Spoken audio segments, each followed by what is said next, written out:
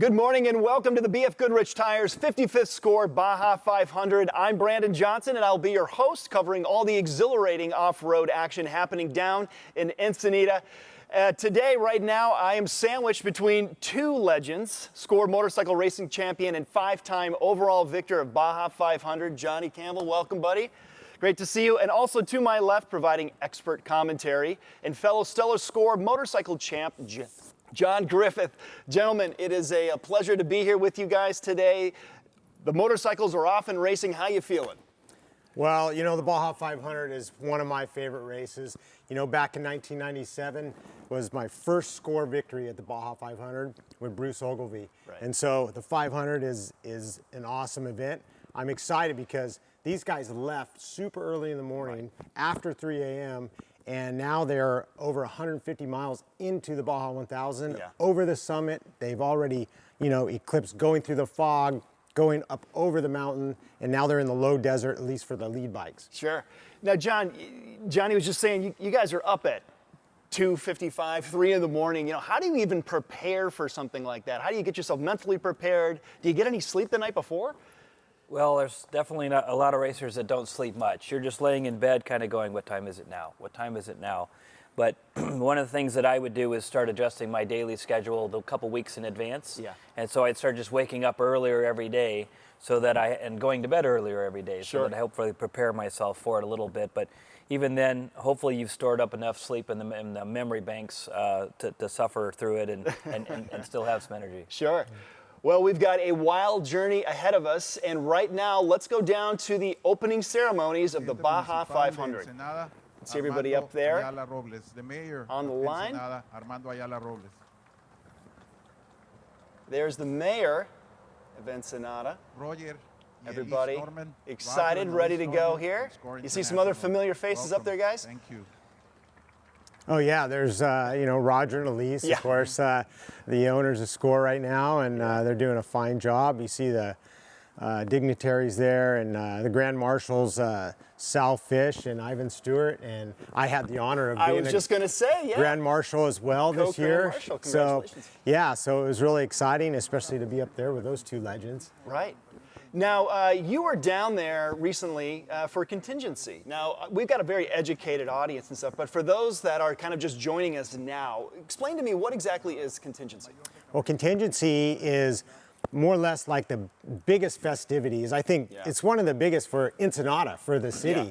You know, off-road racing is like their World Cup, their World Series. It's exactly. You know, off-road racing is just huge. Right. And so contingency is when all the competitors line up their cars and they roll up to the platform and be introduced, but you know, they go through a row with all sorts of vendors and sponsors, and you can sign off for these different contingency prizes, you know, depending if like you know, if you finish the race in a good position, maybe this guy's going to give you a barrel of fuel. Maybe this guy's going to help give you a discount on radios.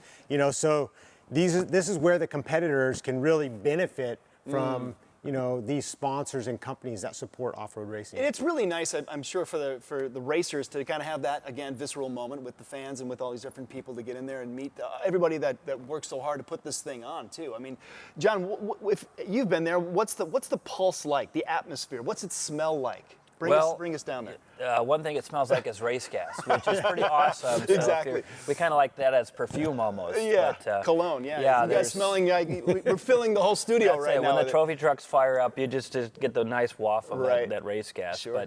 But no, there's a lot of energy. The fans are crowding nearby. A lot of the trucks and teams will bring extra stickers, so there's kids running around, stickers. So you're handing out some stickers for your sponsors. Everybody's excited because the race, you know, you've had a lot of work to build up to it. For sure. I know for me, as soon as I get across the border into Mexico, I feel a little bit of relief, like, okay, so all this preparation, the building of the bike and everything else is kind of over. You're now headed towards the race, and so contingency is just one step away. Yeah. At the end of contingency row, they usually have a tech inspection area, so that kind of forces all the teams to have to go through there.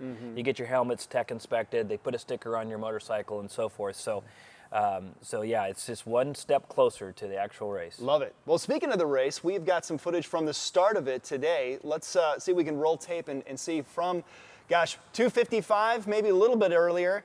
Guys, okay, here's the moment. Right before that green flag flies up, what is going on inside your body? What are you thinking? Is your stomach flipping?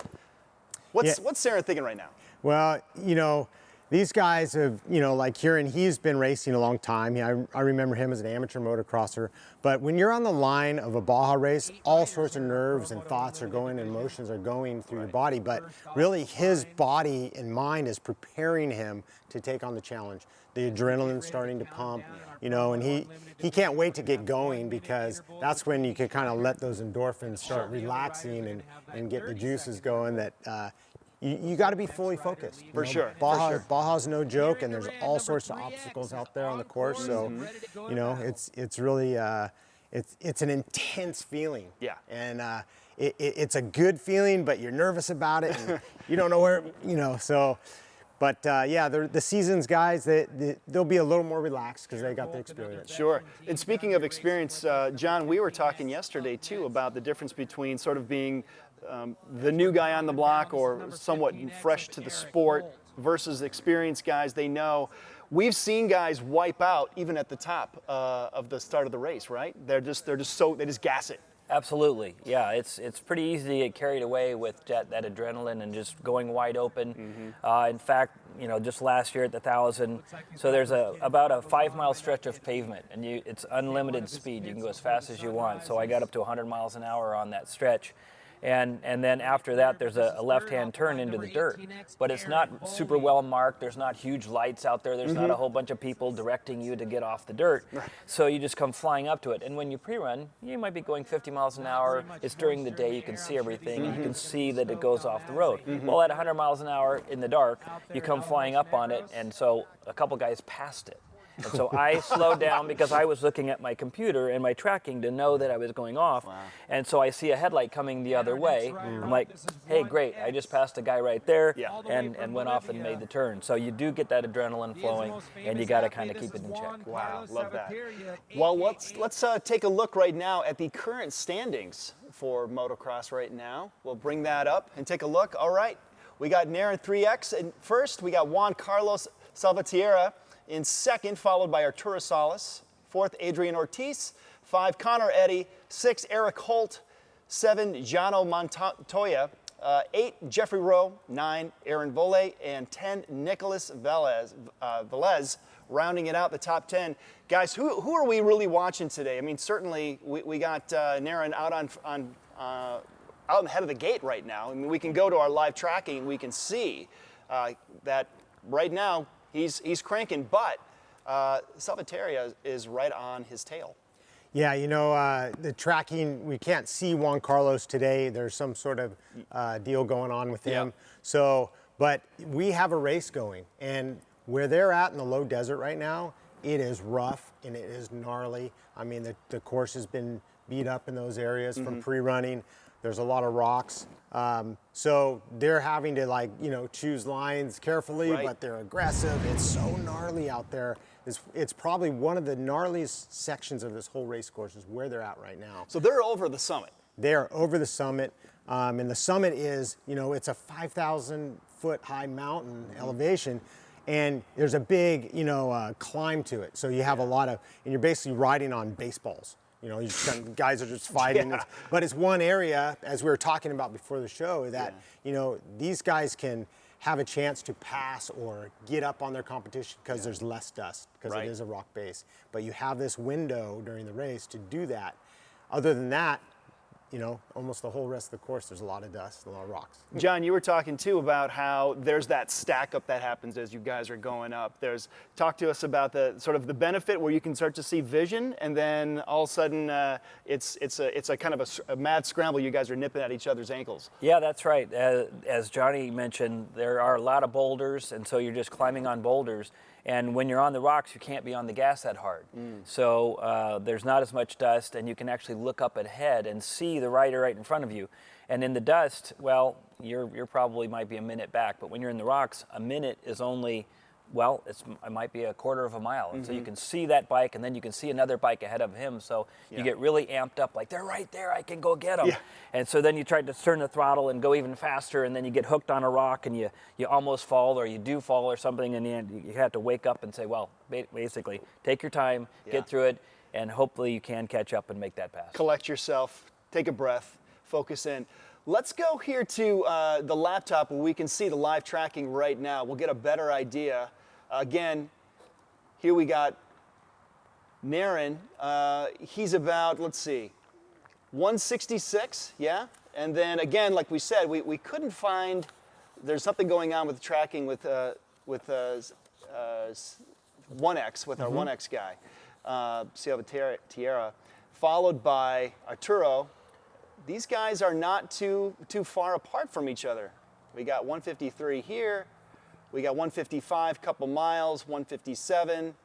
At what point are these, in this area, once they get over the summit, are they just really opening up the throttle? Are they full chase mode here? Yeah, you know, the area they're at right now is wide open. They're at the lower part of what we call Laguna Salada, a massive dry lake.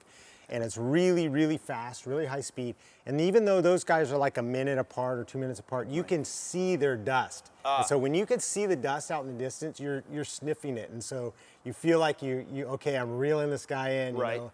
And they want to be able to, you know, get up on those guys and then be able to make a pass. In an area like that, the course is pretty wide. And there's different line selections. Sure. So it's like, okay, to get out of the dust and just get that breath and, you know, dodge a few rocks and bushes, you know. So, but yeah, it's this really high speed area, really risky. But they could definitely see their competitors right now. Speaking of seeing competitors, what do you think is happening out there with 1X? Why are we not able to get a read on him right now? Is it just a technical glitch? We can see everybody else. Yeah, you know, these devices, they're not perfect. Yeah. It's a good system, but sometimes, you know, these things happen and you can't. It's just like technology, you know. Well, you know, we're kind of breaking some real ground here today. I mean, what we're doing with this live streaming and just all the technology that's being incorporated into Baja is pretty amazing. I mean, think about where you guys started to where we are today. I mean, does it kind of blow your mind a little bit? Yeah, it does for me. I know 1992 was 91 was my first Score Baja race, and we didn't have tracking. We still had little stub cans where you went through a check and they'd put in a little like poker chip to show that you'd been through there. And so now we have these live trackers that you carry on the handlebars. There's one tracker, and then there's a Spica device, which is a small one that you carry on you, like in your fanny pack or in your camelback or something, and the riders have to transfer that from one rider to another. So usually there's multiple, you know, there's two devices that can send a link, and even Score may be able to track it, and you're still being tracked on the course, so they can make sure you didn't cheat and cut the course. But sometimes the live tracking that we're able to see on the web may not work. So one of the other points, that 3X, he's coming up right next to Highway 5. And so that is a spot where a lot of racers change teams, change riders. So so the 3X, it's possible, since the one rider rode over the summit, they did the desert floor, they've got over to that spot. So it's a possibility, there's usually a Baja pit there. And then so the guys will swap out. So sometimes a team might have, you know, it's hard to have equal talent or equal speed of riders. So you might have, hey, this is my real guy that does some good technical stuff. I'm going to have him do the summit. Sure. And then you get somebody that just tears it up on the desert floor and is super fast. Yeah. So it's possible that the 3X or the 1X, they could be changing riders. Sometimes guys say, hey, I'm going to do all 250 miles or 300 miles, and then I'm going to change. Yeah. So that guy might be tired. So we're in an opportunity right now where the 1X could leapfrog past the 3X because the rider changed or didn't change, and he's tired and you got a fresh guy. So it does offer an opportunity for more racing. It's all about that strategy. Okay, so let's go to the race day event schedule right now and see how the rest of our Saturday is going to take off here. Obviously, 3:30 a.m. moto race had started. 8:15, we're not too far away from the four-wheel vehicle start. At 10:15 a.m., we'll see the last vehicle off the start line. And then around 1:30, we'll have a projected first moto finish. Around 5:30, projected first four-wheel vehicle finish. And then tomorrow, 6:15 a.m., finish line closes, 20-hour time limit. The Baja 500 comes to a close, and we'll see who is champion. Who do you guys think right now? I mean, are you feeling strong with Naren? Do you feel he's going to be able to complete his team? Or also, is there anybody else that you guys have been watching over this past, I don't know, couple years that you're really loving seeing out there? Yeah, you know, I really like the moto field right now because there's like 4 or 5 different teams that are kind of like equal level, you know, and they all have been down there enough time now where they have some experience. And it's just, you know, in Baja racing, it's about your planning and preparation. You know, that is a big chunk of being successful down there. And so we'll see who one of those teams, where there's Kieran Niren and 3X, you know, the 1X of Juan Salvatierre, there's Connor Eddy, I think he's on 9X. There's also Arturo Salas, 11X. Guy stole my number, by the way. You didn't copyright that? No? But yeah, I think like between these 4 teams, you know, one of them's going to be the victor. We got a battle. Yeah, we got a battle, and you can see by the tracking right now, they're all pretty close. Cool. And, you know, but, you know, we're only 160 miles in. Anything can happen. Anything can happen. It's a wild in Baja. journey. It's the Wild West. Speaking of wild journeys, guys, let's go back to the race before this. We're going to throw you guys a really cool package of what went down at the Baja San Felipe 250. The King Shock's Score San Felipe 250, presented by Baja Vida, attracted some of the finest drivers and teams in the off-road racing community. The race began with a flurry of engines roaring to life as competitors sped off into the desert, kicking up massive dust clouds in their wake. In the trophy truck class, Australia's Toby Price was the top qualifier, powering his way to a time of 5 minutes, 39.616 seconds, followed closely by Mexico's Gustavo Vildosola Jr. and USA's Bryce Menzies as the top 3 qualifiers. San Diego's defending race and season champion Luke McMillan roared through the Baja Desert to defeat a massive 285 starters. Second at the finish line after qualifying 6th was Mexico's Alan Ampudia, who ran a patient race, just under 7 minutes behind Luke McMillan. Finishing 3rd in this race, driving his number 7, Bryce Menzies. 8th overall in winning the Score TT Legend class for the 2nd straight year was veteran Score champion racer Gustavo Vildosola Sr., along with second driver Ricky Johnson. Las Vegas' 3rd-generation desert racers Thor Herbst and his younger brother Pierce Herbst won the Trophy Truck Spec class over a Score record 43 starters in this popular class. In just their 3rd full Score season of racing, their first Score class race win also gave them not only the Trophy Truck Spec point lead, but the overall point lead with 133 points. Providing another top trophy for Mexico's popular Ampudia family of Papas and Beer Racing, Rodrigo Ampudia drove the fastest UTV in the race, defeating a Score record 67 UTVs in 5 classes. Former industry executive and champion Score desert racer Craig Scanlon debuted his new Polaris factory racing team in San Felipe. Scanlon won the rapidly growing Pro UTV Open class in his new SCI Motorsports number 1831 Polaris Razor Pro R. In the end, it was a battle against the clock as drivers approached the finish line, their determination unwavering. With every second counting, they summoned the last reserves of energy to cross that threshold of victory. The stage is set as we move to more heart-pounding action and unforgettable moments in the thrilling world of off-road racing with the BF Goodrich Tires 55th Score Baja 500. I'll tell you what, 250 is no joke. None of these are any kind of a joke. There's nothing really funny about it. Do you guys have a favorite from the 250 to the 1000? What's your favorite? Oh, mine's the 1000. 1000, right?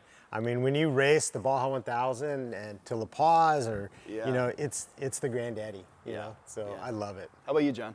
I would say the 500 is probably the favorite event as an overall thing. The 1000 is certainly one that you want to win. That's the cherished prize. But the 500 is usually the most fun as a team because you start and finish all the time in Ensenada. Your team is together the night before. You finish the race, you're all together again. So all the riders get to meet up and then talk about the race. And sometimes the 1000, when it's like to the tip, you finish your section, and if you're on the northern half of the peninsula, you probably turn around and you go back up to California. The riders keep on going and the team keeps on going, and you don't get to hear all of those things of what happened to each rider, and they're like, oh man, I almost hit a cow, or I did this, and I came off the bike, and we got it back together, and wow, I didn't even know that happened, but I'm just glad we won, or something like that. Wow, wow, amazing. Well, from 2 wheels, let's go to 4, guys. Let's take a look at the trophy truck positioning for today. bring a graphic up here. First position, Luke McMillan, number 1. 2, Alan Impudia, number 10, Bryce Menzies, followed by Andrew Myers. 5th, Tavo Vildosola. 6, Steve Oligas. 7, Larry Rossler. 8, Gustavo Vildosola Sr. 9, Rob Mac McKernan. 10, Roberto Romero Jr. Fellas, is there any surprise seeing Gustavo Sr. up in 8th place already, coming after these youngsters? Yeah, of course, he has an amazing partner too, AMA champion Ricky Johnson. Yep. I mean, you can't say enough about that guy. He's been professionally driving and racing all his life, basically. And so that's Gus has a secret weapon. Is anybody going to be able to take on the McMillan team? Can anybody take on Andy up there in first? So is there anybody? I mean, obviously Bryce and Impudia, Impudia is always going to go 100% no matter what. I know Tavo, he's had a lot of challenges with his truck catching on fire, a lot of issues, and he's serious all the time. So I mean, like that top 5 is going to be a pretty aggressive grouping. Yeah, and I would say that we've got an opportunity for some good racing today. There's a couple teams that have upgraded to 4-wheel drive trucks, and so there's a little bit more of a level playing field right now because the top 5 are in similar equipment. And in years past, we had some 2-wheel drives and then the newer 4-wheel drives, and so the McMillans had the latest, greatest equipment. Right. And now Tavo, Impudia, there's several others that also have that same high-end equipment. So Impudia has always been incredibly fast. Yep. And so it kind of reminds me of Robbie Gordon in years past, where incredibly fast. It was just like, could he keep the truck together? Sure. And so Impudia drives the wheels off that thing. And then Bryce Menzies is also usually almost always out front at some point in the day, and it's the same thing. Can you keep the truck in one piece? Can you keep it on the Fenders flying on the everywhere. course? Yeah. And not implode or have a part go bad. And another guy to watch out for is Toby Price, where his vehicle caught fire or had an issue. He was leading the race at the San Felipe, so he's going to be starting from far back in the field. Right. And then the Vildosolas both have really put a lot of effort into their team the last 2 years. New equipment, new trucks, and I see a lot of their posts on all the work they're doing pre-running. So Tavo's got a shot at it as well, for sure. All right. Let's take a look at Class 1. Up first, we got Cody Parkhouse, number 127, followed by Brad Wilson, 153. Cody Reed, 168. In 4th, Adam Castaneda, my apologies. 5, Al Torres. 6, Kyle Quinn. 7, Brendan Gaughan. 8, Kevy Knott. 9, Damon Jeffries. Fellas, what makes Class 1 a little more exciting? Does it make it more exciting? I mean, there's so many different classes here, and there's so many different ways to run this race. Do you feel any other types of vehicles have advantages over others? Let's talk a little bit more about Class 1. Yeah, Class 1, unlimited buggy, basically. Yeah. They can have, unlimited things, just power and suspension, and tire size, just like the trophy truck class. So they're very competitive, obviously, and I really enjoy the Class 1 because it's a buggy, it's open wheel, it's exciting, Yeah. I mean, don't get me wrong, trophy trucks are amazing and Sure. stuff, and they are, the top dog, but it's like the Class 1 you get that kind of pioneering buggy feel, but unlimited. And so it's a very competitive class, you know? I know some of my friends, like Justin Munyon rides with Brad and stuff, and those guys are every bit as fierce as the trophy truck class. John, the other day you were saying how, with age comes the cage. Should you transition from 2 wheels to 4, where would you end up? Would you be more in kind of a buggy thing, or are you like, heck that, I want to take that trophy truck, let's let it rip? Well, with usually the costs involved to run a team or do a team, you go wherever you have an opportunity. Yeah. And whether that's a UTV or a Class 1 or a trophy truck, whatever, most of the time it starts in a UTV because that's probably the most affordable. So, but wherever you have friends that invite you to ride, that's probably where you end up and have a good time with it. Sure. Well, we took a look at the trophy trucks, but there's also the trophy truck spec And in first place in first position, we got Thor Herbst, Jason McNeil in second, Travis Williams, 277 in third, Mike Marsal in fourth, Elijah Kiger in fifth, Ryan Millen in sixth, Pat Sims seventh place, Brent Fox at 8, Christopher Polvardi in ninth, and Joel Ducey in 10th. You know, these youngsters, I mean, there's something about Christopher Polvardi about how he is just taken over right now. And you guys can't see it right here, but over here to my right, we've got a little tiny buggy, and that's kind of where it all started for Chris. Is that what it takes for these guys to really break in and really kind of dominate the sport? Do you got to start young? How old were you when you guys started out? Well, the progression, I think in any motorsports now is incredible, because you look at the bike side, and these kids have the Striders, and they have the little electric motorcycles. You know, it's like we never had that. You know, we started on XR75 and a clutch, right away. Right. But so the kids are getting they're getting acclimated and experience for balance and skills at such a younger age. You know, so it's a progression for sure. For sure. Can you go and jump in a trophy truck and stuff after, like, life after bike, or yeah, you can. Okay. And you have some experience with terrain reading and how everything works.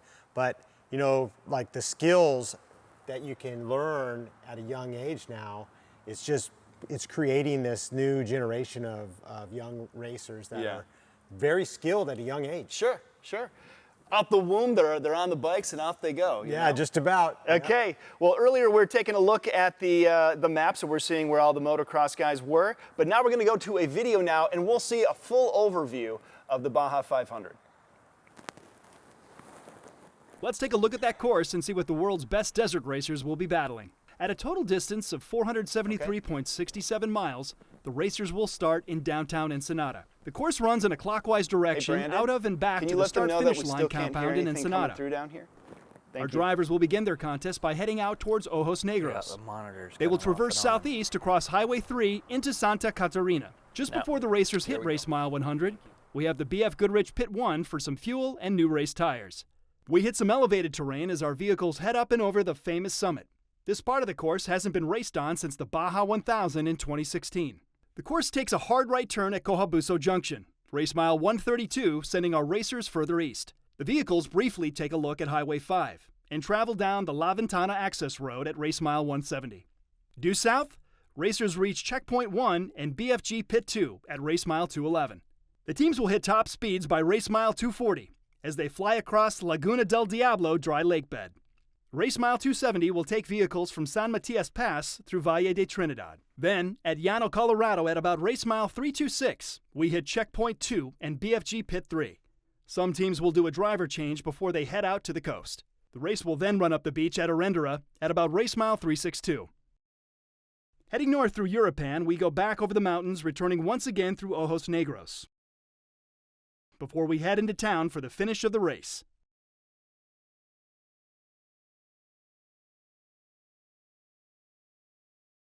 Yeah.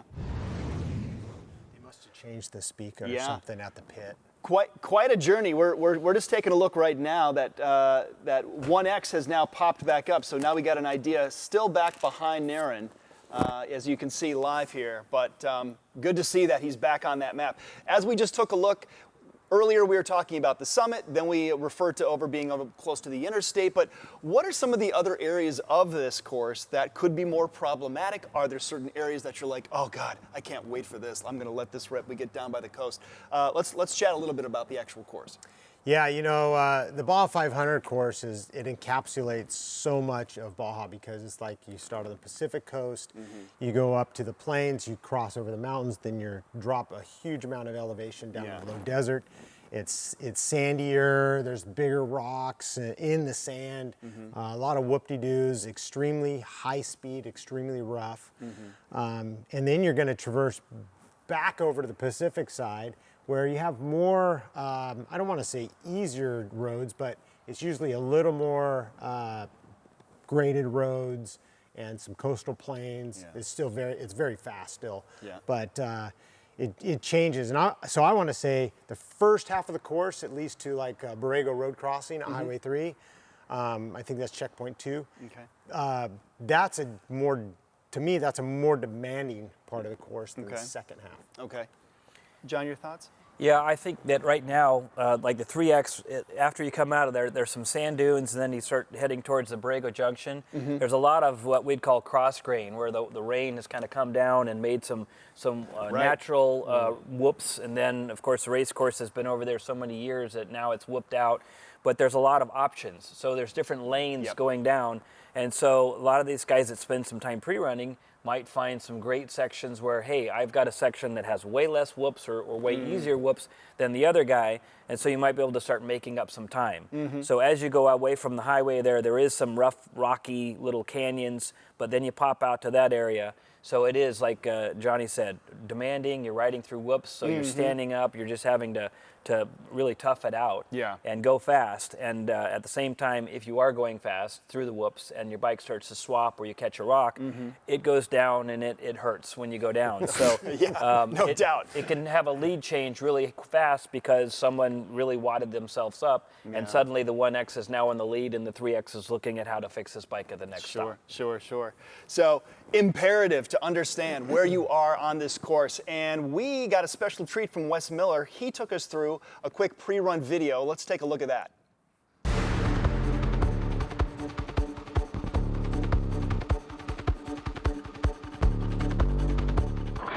One of the more infamous sections on the race course this year is the summit.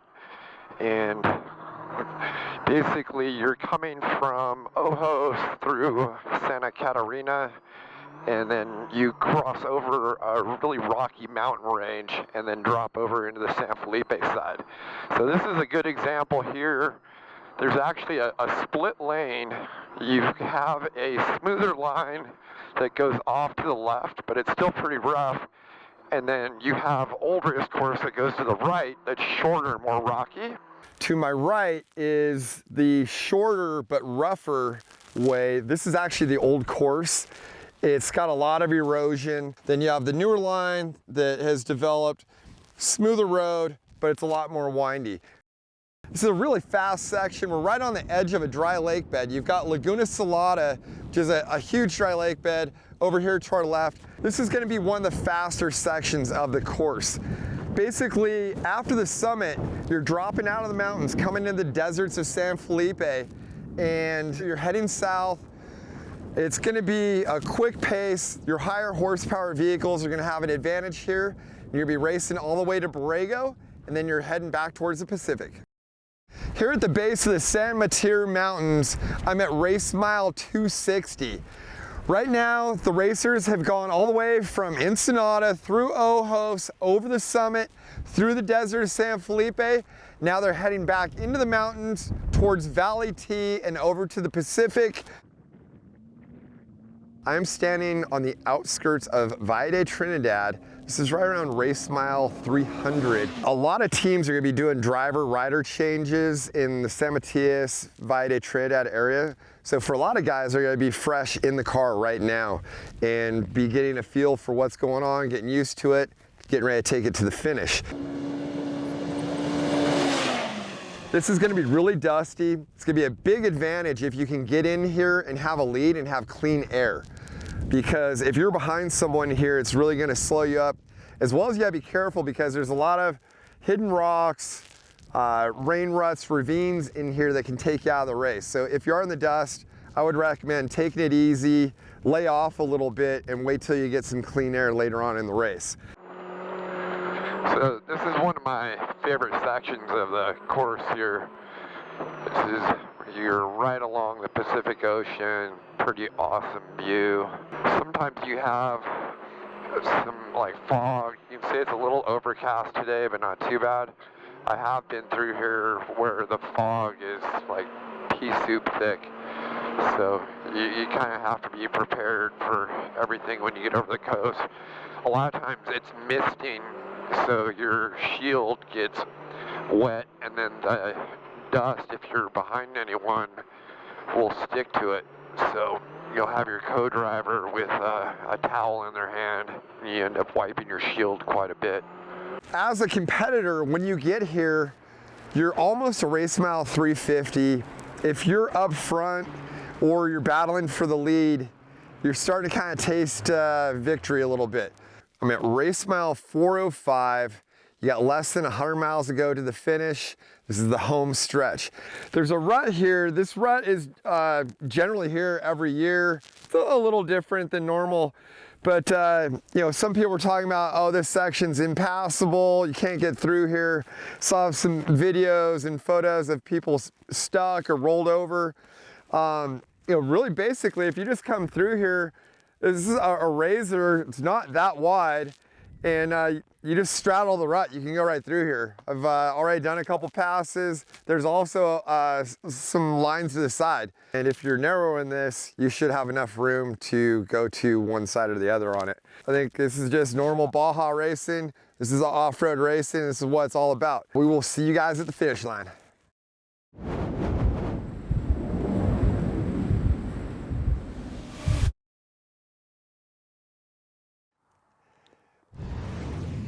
Yeah, John, you were just making a remark on how easy it is when you have the right equipment to do, or the right vehicles to get through those massive ruts. I mean, we saw Tavo race mile 405. He got stuck two-wheel drive, though.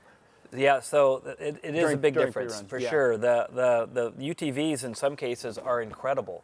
A lot of the trophy trucks now use them to pre-run, and like that Polaris Razor he was showing, those things with four-wheel drive can go just about anywhere. Right. Like we were talking, you know, showing the summit and over the rocks and through ruts and stuff. So they really just make it a lot easier. But of course, then you got the pressure and the speed, and you're trying to win, or you're leading, or you're trying to catch up, and so you end up taking different lines, or there might be dust in front of you, and you slide into something you didn't see. So yeah. It's always a challenge. There's so many hazards out there, guys. You know, from the fog, from the dust, from the rocks, from the. John, you were just saying that there could be a car coming the other way, could be surfers coming. I mean, yeah. You got in a moment's notice, things can change. You know. Yeah, that's for sure. You know. And it's June, so we get the June gloom on the beach. Fog has always been an issue at the Baja 500 because of the timing. You know? And so that's like Wes was explaining, his shield gets mist on it. Because even when there's not fog on the coast, you're going to get that coastal mist. For sure. And if you're behind somebody, that turns to mud. I mean, you got to have tear-offs, or you need to have something to wipe your shield. What do you do? I mean, what if you're blasting at that point, and then all of a sudden you can't see, you go blind? Yeah, you know, most racers are savvy enough to have some sort of plan for that. You know, like if you have roll-offs or tear-off on your goggles. Yeah. You know, a lot of guys just use a cloth just to wipe. And if you tear that off, is it just like? Whew, yeah, it's literally torn off. Yeah, see you later. Yeah. In motocross or you know, what we use is you could just use a tear off and just drop it in the car. Wow. Or drop it, you know, and keep going. John, you ever have any hairy moments out there? Oh, sure. Yeah. Let's talk about that. You know, there's definitely, as an experienced racer, and that's one of the things that we'll talk about probably all day, especially when you get to the four-wheel, and we were talking about young guys versus the older guys. Sure. Baja experience is really a benefactor, and you know, I'm using my hand on my goggle most of the time as the windshield wiper, because you get whatever 6, 8, 10, whatever the tear-offs might be. But when you're along the coast, there's a lot of population that lives nearby. So San Vicente, other little towns and villages, there's locals that are out there fishing. They don't know about the race necessarily. So not everyone hears that there's going to be a race. And then there's surfers or somebody like that is on some kind of they got out of school and they're going to spend the next couple weeks down in Baja. So you never know when you're coming around those corners. So in the back of my head, I am always thinking as a racer on those roads, you might not be the only guy here. And so you want to stay on your side of the road. Always be thinking when you come around a blind pass, there could be a car coming the other way. So it has to be in the back of your mind, and hopefully preserving your body to keep racing. Yep. Stay upright. Well, we can see Luke McMillan coming up here. He's moments away from being first truck off the line. We can see some fans crowding up, rooting him on, getting ready to go. It's got to be just surreal, you know, when you see that big LED screen in front of you and you get to the 3, the 2, the 1, and it goes all green, and there's no turning back at that point. It's just got to be intense. Yeah, you're on race time, you know. It's Yeah. like you got to go. If you're not moving forward, you're wasting time, you know. Sure. So you want to be moving forward at all times, and but again, you have to really just be cautious where you need caution, you know. Right. I always tell people, how do you succeed in Baja? How do you win? Well, it's like there's places you race and there's places you survive, and pre-running will help, dictate where those areas are, or if you see a crowd, you know, there's a jump they built or something like that. So they're excited, you know. But when you see a crowd, it's like, take that extra precaution. So when they're building jumps for you guys, I mean, is it part of the pre-run, or you're literally out there the day of the race and all of a sudden you got a massive jump in front of you? Yeah, kind of both. Oh my gosh. Like a lot of times when you're pre-running and anytime you come close to a village, you know, and you know where there's like a sand wash or something where it's easy to dig, you know, you can, okay, maybe race day there might be something here. You know? But then other times there is some surprises out there, and the spectators are just enthusiastic and stuff. But and a lot of times in my career, it was like, okay, there's a crowd of people, the dirt looks like a different color, that's not normal from pre-running. You slow down, you know? Common sense. Yeah, certainly it looks like you can just go wide open, but Looks like Luke just took off. Yeah. Didn't waste a minute for us. Okay. So we are underway with the trophy trucks. 1 minute intervals for our score. Exciting, exciting. Yeah, I would say that there's a lot of the team members right now on those trucks where they're seeing their driver leave, and they know that the last couple months, in many cases, of work, of prepping that truck, testing it, they go out and drive them. A lot of times you guys see these guys will pre-run and they want to actually put their real race truck in the dirt to make sure one last shakedown. Yeah. So the night before or the 2 nights before, they're probably redoing everything, rechecking everything. Sure. And then as the driver, as the rider, you're kind of on there, you know, you're trusting in your team that they got it right. You're looking at your temp gauges, you're seeing if things are overheating. I know sometimes on the motorcycles, the guys will leave their bike idling for a long time. Really? You start seeing them push out coolant on the start line, and you're like, hey dude, shut that thing off. Yeah. So anyway, there's just nerves and there's things going on, but a culmination of a lot of work. Oh my gosh. The drivers are excited. They've been pre-running forever. Yeah. So now Luke is like out there on the course and heading through town.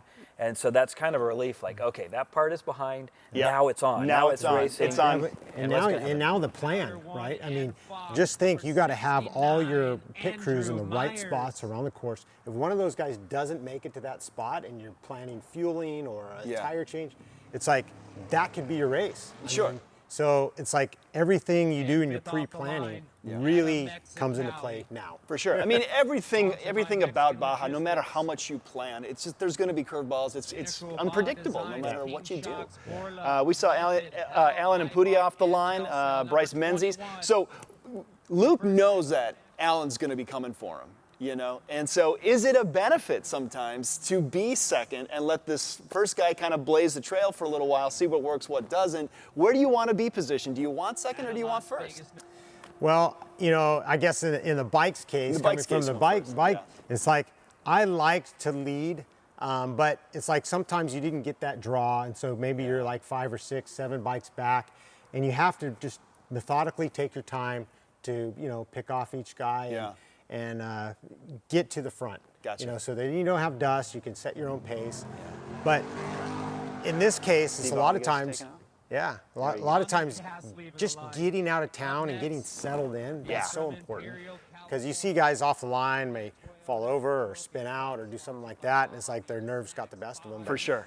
But just get to Ojos and then start racing. Just get to Ojos. Well, someone who'll probably be there pretty quick, Larry Rossler.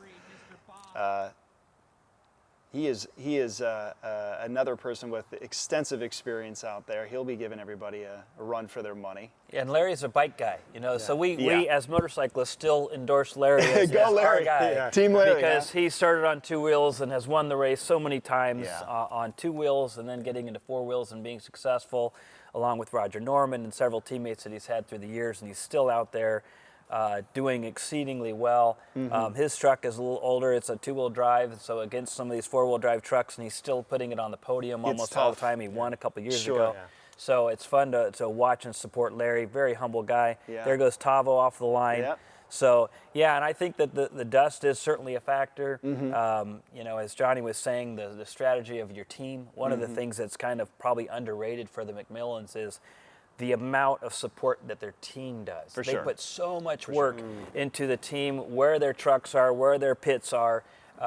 You know, the better teams will actually have their trucks sometimes the night before already down in position, as opposed to driving out on some road. And one of the things that I was talking to some racers down there this week, Highway 3 that cuts across from Ensenada down towards the desert floor is littered with potholes from the really wet winter. And so the trophy trucks that are pulling, or the truck teams, chase teams, are towing their trailers, and there's these huge potholes, in some cases like a foot deep, which will blow a tire off a rim. So they're moving around on the road to find the smooth area. Well, today there's going to be cross traffic going both ways.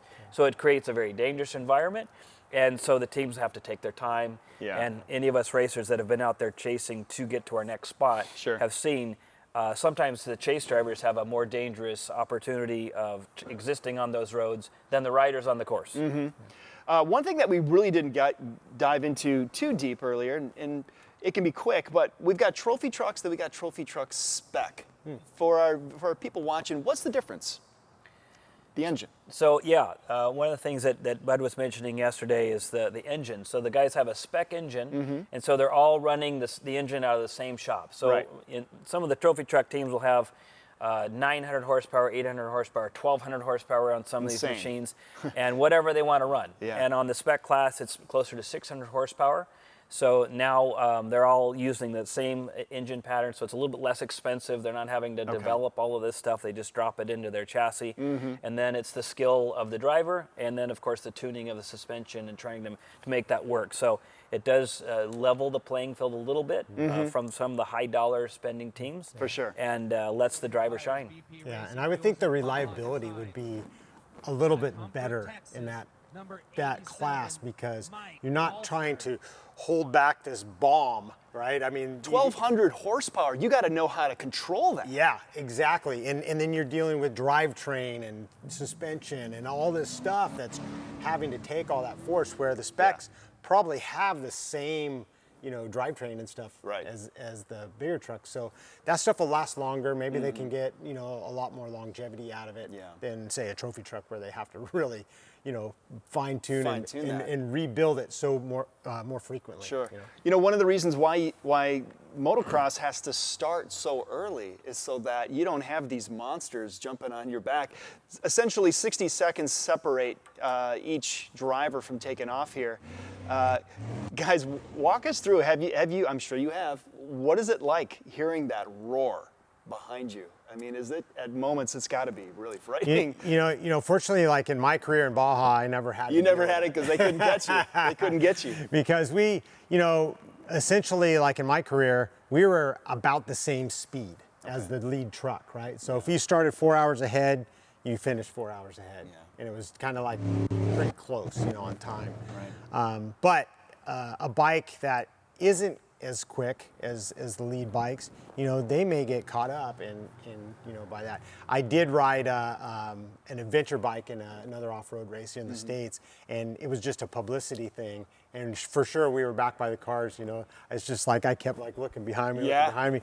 Okay, I could see him coming, like, you know, 5 miles back. I'm pulling off now. You know? Well, I can give you a first-hand experience on it, because I'm a little older and slower than Johnny. But so I've been racing in the 50 Pro class these last several years, and the 40 Pro before that. So we start towards the back. So in many cases, Johnny and his team would be out in the front, and we'd be 30 minutes behind them to start with. And then we're older and slower, and that plays into it as well. Of course, if you have any kind of trouble, your bike breaks down, you're fixing your bike. In a Baja 1000, that might happen several times. So you can be hours and hours and hours behind maybe your own schedule, but most of us racers are committed to bring it to the finish. And so sometimes there's a fifth or sixth rider that has never even got on the bike yet. So you really want to give everyone a chance to ride and get it to the finish, get those points, also prove to yourself that you did it, accomplish it, even if you're not going to win. So, but yeah, I've had Rob Mack come up behind me, different drivers, racers. Sometimes one race I actually rode on 3 different teams to help them get their bikes to the finish. But yeah, the trucks come behind you. Usually, for me, I would much rather have them pass me at night because their lights are so big, so bright. Well, that helps. You actually see the light bouncing, Sure. the hillsides lighting up in front of you, so then you know something's coming, and Sure. then you usually turn your head around and go, they're still a half mile behind me, but their lights are so good versus a motorcycle that has maybe 2 lights on it and Yeah. 120 watts or 200 watts worth of juice, and they've got a gazillion watts. So, Yeah. but during the day, it's a little bit more sketchy because you can't see it. So most of them are equipped with sirens, so they'll flip their siren on, and you hear the siren, and You hear they're coming. and hopefully that gives you a chance. There are some sections on the course where the road is very narrow, and Yeah. the bushes are very dense, and so you can't just pull off. So that also plays into your fear factor on trying to get out of their way, because you're like, hey, I'm going to try and get out of the way. So we always tell the riders to hopefully like put your leg out, to put your hand out or something if you can to indicate to the driver, Sure. I know you're back there and I'm trying to get out of your way. And I know will you're say coming. in the last couple of years, SCORE's done a really good job with the trophy truck drivers too, on kind of telling them, it is a life or death deal for a motorcyclist. So please give them a second chance. Turn the horns on. absolutely. Give them a chance to get out of the way, and there's a lot less close calls. Well, I'm not big on hearing a siren, but I would sure like to hear those engines down there. I wonder if we could get some natural sound down there, fellas. Let's hear these trophy trucks let it rip. Let's see if we can get down there. Looks like Cameron. Looks like Steele. Cameron Steele. Yeah. Yep. Here we go, 7-6. All right, here we go. Plug your ears. And Cameron's one of those guys that's also a bike guy. Yeah. We do a lot of riding in Mexico together, and Rip to Cabo, and the Baja El Beach Kamal Bash coming up, our Tortillas, charity Big run, Shocks. and so Cameron's well aware. He's very cautious with the bikes. Talk to us a little bit about the charity run. So the Baja Beach Bash, Cameron Steele, myself, and Tim Morton, we got together several years ago, 15 years ago to be exact, and it was a time when Baja was having a little bit of some bad news and stuff, and so we got together and said, hey, let's do a trail ride, and let's get people back to Baja, and let's do this. So we did that, and we do it in July, so we'd ride along the coast and had some really nice spots and trails to ride. Yeah. But the basis became centered around the Rancho Santa Marta School and Orphanage south of San Vicente. Wonderful. And Rod and Tina, they have done a tremendous job with this school. And it was originally put together by Bill and Kay Lawrence, and they would teach underprivileged children trades. So if somebody had a disability or something, they taught them how to weld or how to farm or carpentry and stuff like that. And that's how it began. Oh, wow. And then now it's evolved in one of the most desired schools in Baja. How are we seeing Australian duo off-road racing getting ready to expand? You're talking about doing charities and stuff. What are some of the other ways that the sport is really starting to swell out there? How are we also getting the word out about this? Yeah, well, I think technology like what we're doing right like now. we're seeing today is amazing right? and stuff. But myself and Scott Harden have been the last few years got together and started working on what we call the Handstands at 100 initiative, and that's bringing, promoting, preserving, and taking care of desert racing. We focus on the motorcycle side mostly, for sure. But there's certain groups like that we're trying to promote and let people know. I mean, we have such an amazing history, and desert racing is an American-born sport. Next to dirt track, where else in the world is this type of racing? Yeah. Well, I'll tell you what. I grew up in Bloomington, Minnesota, in the suburbs in the '80s, and I had a Team Murray 20-inch bike or whatever, and we were flying off jumps, and I was buying you're probably in the magazines that I was looking at. I mean, there's just nothing more thrilling about about just getting out here in this beautiful open nature and connecting with it. I mean, sometimes not in the way that you anticipated, but when it's beautiful, it is beautiful, and when it's tough, it's tough, John. Yeah, I would say that Baja, Mexico is an unbelievable place. Yeah. And for those of us that get a chance to go down and ride in it and experience it, go up in the mountains, down to the desert floors, to the ocean, right on the beach. I mean, where else can you just rip up and down the beach on a motorcycle? You know, we relive our on any Sunday Number days 6, with Malcolm Dan Smith Myers. and the whole troop there. One of the things that happens pretty quickly, really the race community, a lot of us, treat Baja with respect and love and admiration. So like Johnny and his group going to orphanages. Our race team is Hero Racing, and we have helping everyone reach out. And so we typically also try to bring clothes and other goods down there for different charities around Ensenada or San Felipe. Malcolm Smith still continues to this day. His family brings things down to Baja, and so many racers do. And so the next time you're coming down, like we'll actually just load the truck because we know we're going to be heading down to the tip or something. See some of these communities, but it also is usually because of all the love and things that the Mexicans have done for us. Yeah. So helping us in the middle of a race, in the middle of the night, I had a guy give him. It was so cold. We weren't planning a rider change. I was supposed to change out to give a bike to the guy to go up to the top around Mike's Sky Ranch, about 4,000 feet in the 1,000 in November when it's really cold. So I just had a jersey on. I was freezing my tail off. Yeah. We had problems, so we were hours behind. I stopped. The trophy trucks were catching up, and I was right next to. They had a fire pit going. And I asked them, and I said, hace frío. I'm cold, I'm cold. Yeah. And, asked them, did they have a jacket, camisa?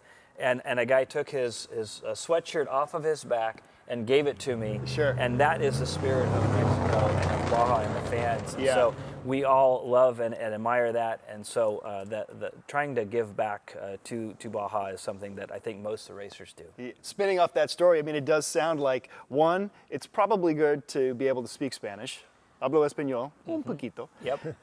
And then also maybe have a little spare cash on you for emergencies when stuff goes wrong. Yes.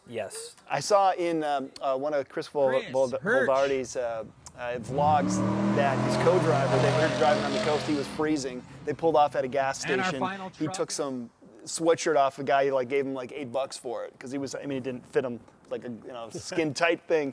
But yeah, to your point about hace frío, it gets chilly out there, and they don't have any windshields. They're out in their vehicles freezing. So, and also too, one thing I didn't talk about is when you guys start the moto starts off, it's cold, it's dark. What happens internally as you start to see the sun come up? And how do you And plan that's for Cody Parkhouse things like that? out of How do you Long adapt Beach, to those California. temperature changes. We're moving. Yeah, well, you layer up. I Yeah. mean, if it's cold and, in Baja, we're averaging speeds of 50 miles an hour, plus sometimes. And so you're getting that wind chill factor. For sure. And some sections of the course may be rough, so then you're making some Wilson. heat. But some might be just, pretty smooth. So, and so And you our have third to, driver to the line kind in of Class 1. going pre-running and doing your homework, and like John mentioned earlier, pre-running at actual race time, and then you can figure out what to wear and what's the best case, so you're not cold, you're not hot, but, Yeah. you get comfortable. Just right. It's kind of like porridge. The other thing you mentioned about the sun coming up, that's difficult because so many of the races we do out of Ensenada, we're going east. And so the sun's rising up and it's right in your eyes, and if you're not first bike, you're in the dust, then it creates, even more visual issues and hurdles. So having the right goggle lens and the right shade, we used to put some tinted visors around our visor just to give us a little extra when you're going in the sun so you can, actually manage through the course. It's incredible to hear kind of really the challenges equipment-wise, vehicle-wise that you guys had in the 90s and back in the day to where these new competitors are coming in with these new bikes and new stuff. And, does it give them the edge? I mean, how were you so successful? Were you just born with it, It's pretty amazing. Oh, I know. I think you ask my mom and she's like, oh yeah, ever since he was a little kid, he was an adventurer, Sure. And so And I love two wheels and stuff, but Sure. it's just a different era. I mean, the technology didn't exist, and so we didn't know. So it's like when I first started going down to Baja, it was like there was no such thing as internet, cell phones, tracking devices, Right. GPSs. It's just, you just went. Yeah. And it's like, okay, you tell your wife or girlfriend or whoever you got, your buddy chasing you or whatever, say, Sure. okay, here's the map, you go here, and I'll see you there. It's going to take me about 2 or 3 hours to ride this section. Yeah. If you're going to go through it. And, okay, what do we do if you don't come back? Well, just stay there. Don't leave. Yeah, that's You about know, it. I'll set up the smoke signal. Wait till you get word. Yeah. And then, so it's, it was a different era, different time. different And time, So for sure. now you have all this technology. I mean, look we're watching the I race. know, this is and incredible. tracking and here you see the class ones. Now we're into class ones now. Yep. Brendan gone. He's about ready to let it rip. Yeah, and 6. one of the things that I would say too about a comparison of old days versus new days, especially like the class ones and the trophy trucks, as a fan, if you ever get a chance to go down to Baja to see these races firsthand, I would highly encourage you fans that are at home. It's amazing. You look at some of the A-arms, some of the tie rods. I mean, you got tie rod ends as big as your fist on some of these trophy trucks. And then you look at the brakes and the calipers and how they do put the bikes or trucks together. And Got it's just that amazing for me right-hand as a tech drive guy class to look one at car. how they build this thing. But when you look at those trucks, they're amazingly different than what we saw 20 years ago. Yeah. But on the motorcycle side, it actually really hasn't changed much. So in 1991, I was riding a KX500. That bike weighed 230 pounds. It had 63 horsepower. It had 12 inches of travel. It had disc brakes at both ends. It had cartridge forks. It had a shock, very much like what I'm still riding today. Okay. I have the same amount of horsepower. It's now a 4-stroke fuel injected. But honestly, it's about the same machine. So Larry Rosler was racing in the race against me in 1991 and was going pretty much just as fast as what the guys are doing today. So the technology for the bikes, really not that much different Interesting. than what we had roughly 30 years ago. But you look at a trophy truck back then. Yeah. They had 16, 14 inches of travel. They had maybe 300 horsepower. And now from 300 horsepower to 1,200 horsepower to 36 inches of travel and quality travel where the wheels and the track is not changing and the toe in and all this stuff. So their machines, and so people ask me about why aren't the bikes beating the trucks anymore? They used to always win. The bikes used to always win. I said, well, there's several things. Speed zones, the time of day that we're starting. We're now racing at night in the morning. They're not racing in the night at all at this race. They'll be in the day all day. They get the cush. Their machines are insanely good. And then you have 30, roughly in many cases, trophy trucks. So the chances of having a couple of them have a clean run with no flat tires, no breakdowns is really good. Yeah. Versus like 3 top-tier motorcycle teams or something that are all slinging it, and chances of them having trouble, that's more likely with 1 of 3 or 2 of 3 might have some trouble. Wow. Now we're moving into the trophy truck spec division. 3, 2, 1. Travis Williams about to put the pedal to the metal. Off they go. Good turnout. Still a little overcast down there, though. But once they get out in the Baja, the sun will come up, or is out, actually. Yeah, I mean, I remember a few years ago this race being so hot. Yeah. And we were melting people on Laguna Salada. And it was like 130 degrees. I mean, Unbelievable. It was extremely hot. And since then, Score's learned a lot, and they have hydration stations actually out in the middle of the desert now, so that hey, you got some riders that are overheating or whatever, and they need help and support. Places where you can't even get a support truck or whatever. They've initiated putting these safety spots so that guys can get rehydrated and continue on. Yeah, that's amazing. Yeah. Well, guys, we're going to go from here down to the track, and we're going to check in with Rat and just get a real in-the-moment experience here. Rat, take it away. Driving another Hertz Smith Fabrication built Score trophy truck, sponsored by Terrible Hertz, Monster Energy, BF Goodrich Tires, King Shocks, KC Highlights, Borla Exhaust, and Mechanics Wear. Number 263, Ryan Millen, and EJ Herbst. Not sure who's behind the wheel. I believe that is Ryan Millen. EJ's going to bring it in. And 263 is Owen Green. Up next, I call him the Crazy Cowboy. He's out of Eunice, New Mexico, driving for Lone Coyote LLC, Trail Ready Wheels, ES Motorsports, City Light Shine, and the Justice Brothers. Number 211, Pat Sims.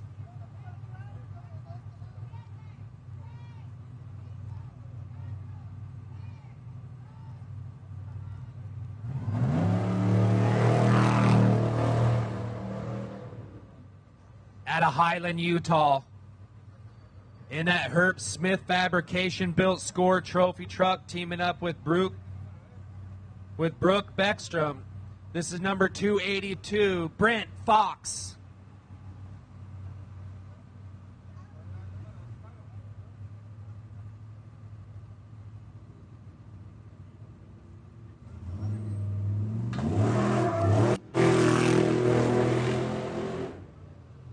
Out of Hemet, California, driving for Optima Batteries, Ford Performance, Steel It, VP Racing Fuels, Vision Wheels, Rigid Lights, K&N, Fox Shocks, Kicker Audio, Toyo Tires, and FK Rod Ends, number 204, Christopher Puvordi.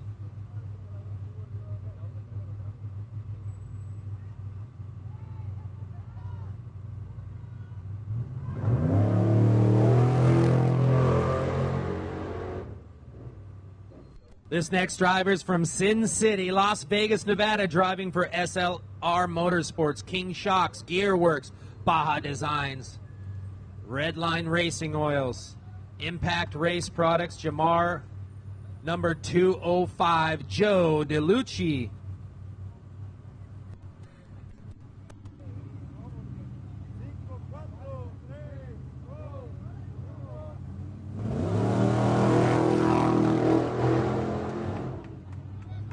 In the Alumacraft TT, driving for Hagel Lumber, Alumacraft, Baja Designs, Maximo Oils, Universal Forest Products, and BF Goodrich Tires. Out of Somas, California, number 246, Ethan Hagel.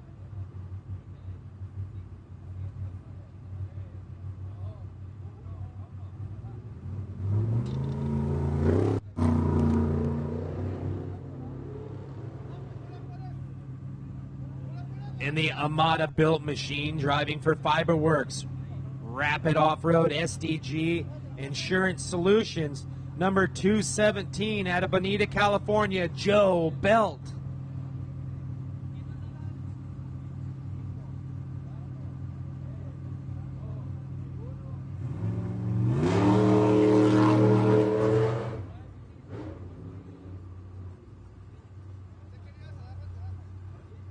Our next racer's out of Mexico City, Mexico. Sponsored by Monkey Business Workshop, Monster Energy, Quaker State, VP Fuels, Anti-Gravity Batteries, and Hostile. Number 260, Santiago Creel.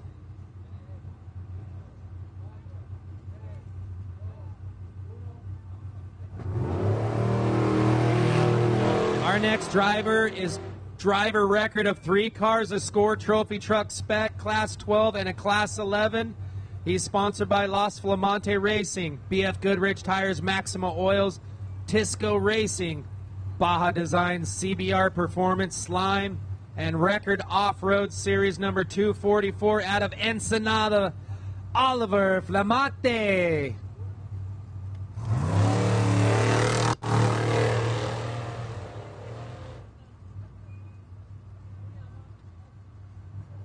In the Geyser truck, hailing from Long Beach, California, driving for F&L Racing Fuels, BF Goodrich Tires, Method Race Wheels, Baja Designs, Fox Shocks, Pro Eagle, PCI Race Radios, and Heatwave Visual, number 207, Mason Colin.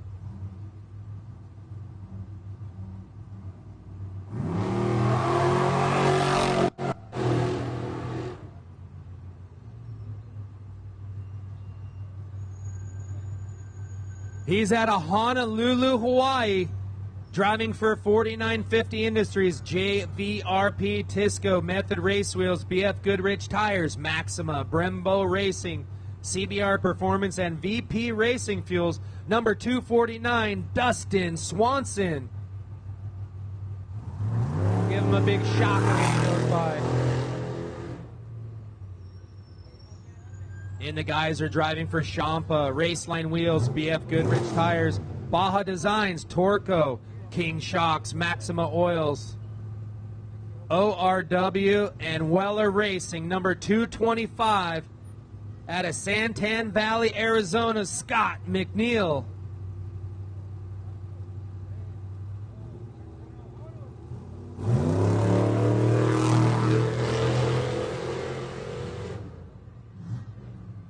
Out of Murrieta, California, driving for Brenthel Industries, Baja Kits, King Shocks, Method Race Wheels, FK Rod and Steel It Coatings, Maxima USA, Yokohama Tires, and Rigid Industries, number 273, out of Murrieta, California, Jordan Brenthel.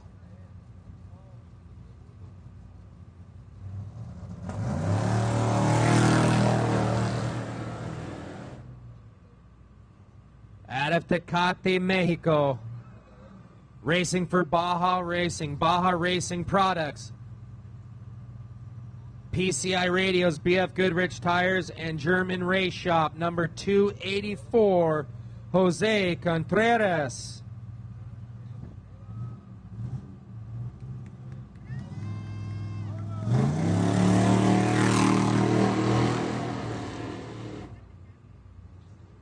And another Brenthel-built score trophy truck, driving for DNA Carpentry, Reno Motorsports, BF Goodrich Tires, and Brenthel. Number 266 out of Reno, Nevada, David Ziegler.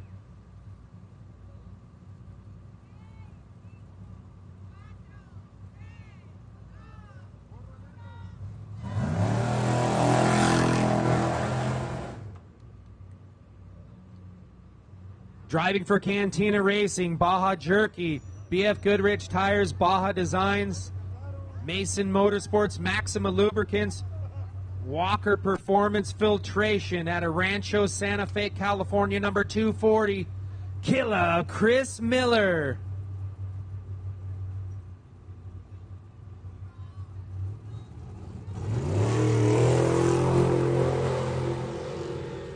This next driver is just 16 years of age, racing the whole season with us. He's out of Las Vegas, Nevada, sponsored by Fox Shocks, number 227, Jack Olagus.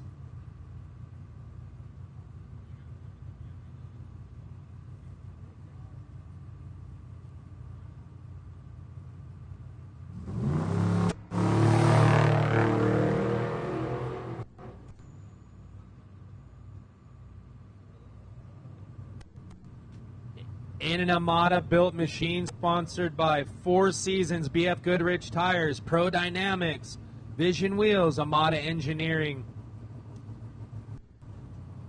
Out of La Paz, Baja California, number 231, Carlos Ramos Murillo.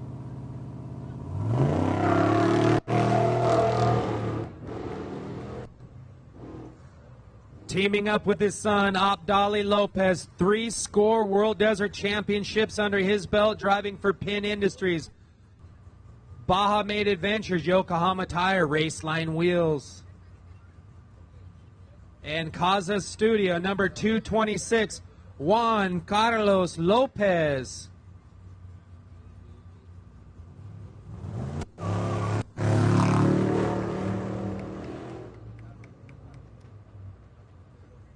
Out of Colton, California, driving for Toyo Tires, Rigid Industries, Lawrence, Jamar, Buggy Whip, and Green Army, number 285, he's Superman, the general of the Green Army himself, Justin Davis.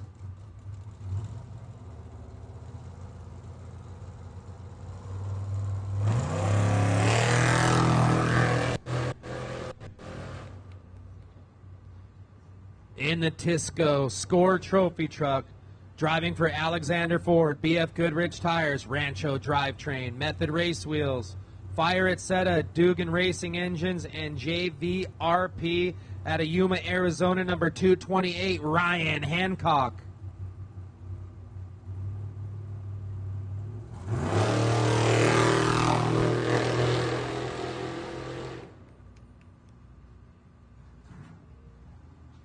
out of Los Boreales, Baja California, driving for Can Do ATV Rentals, Industrial Finishes, and Lake County Corporation, number 270, Jimmy Diaz.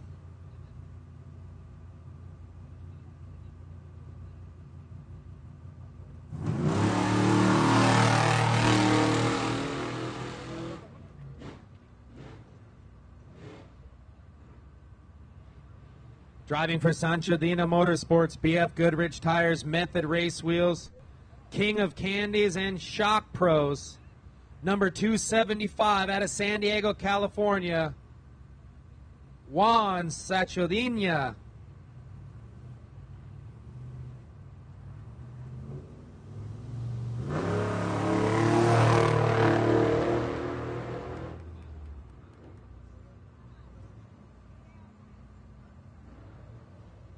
Out of Denver, Colorado, driving for King Shocks, Maxima, Impact, Baja Designs, and of course, BF Goodrich Tires, number 232, Chelsea Magnus.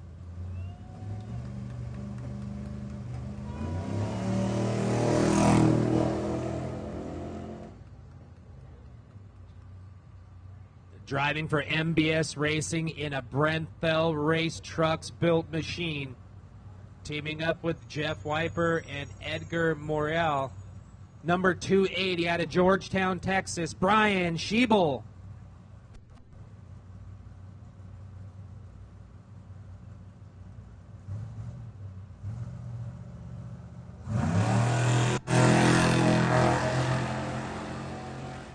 And this will be our final score trophy truck to leave the line. He's a local boy out of Ensenada, in that Mason Motorsports built Score TT, number 200, last year's Score World Desert Champion in our Score Trophy Truck division, Jorge Sampitro.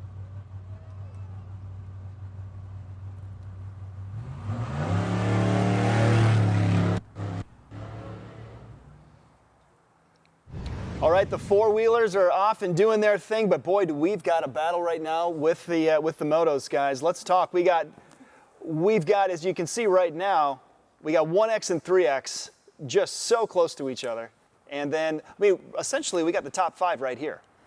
Yeah, overall. The bike race is definitely heated right now. They've just eclipsed the lead bikes at 213 route mile, and so now they're at the Borrego crossing. But really, right now, there's 5 bikes that are in contention. Yeah, got a race. Yeah, and I'd say right there, right after they cross Highway 3, so you see where the 3X is at. He's kind of made a corner. Usually there's a BFG pit there, but they start heading due east, and that's just rows of whoops. There's a couple optional lines there for them to take, but pretty high speed. And so the 1X, 11X, 13X, 9X, really, like Johnny said, they're all in it. Yep. They're close enough. Probably a lot of the teams have swapped riders. They got a fresh guy coming on. Some of them that didn't change up there by Highway 5 might be changing at Highway 3 at the Borrego Junction. That's a pretty common spot. So we're going to see an opportunity for some tops, some changing, guys that get on. And so it's an exciting time. The fans are going to see lots of action down there. So that's exciting.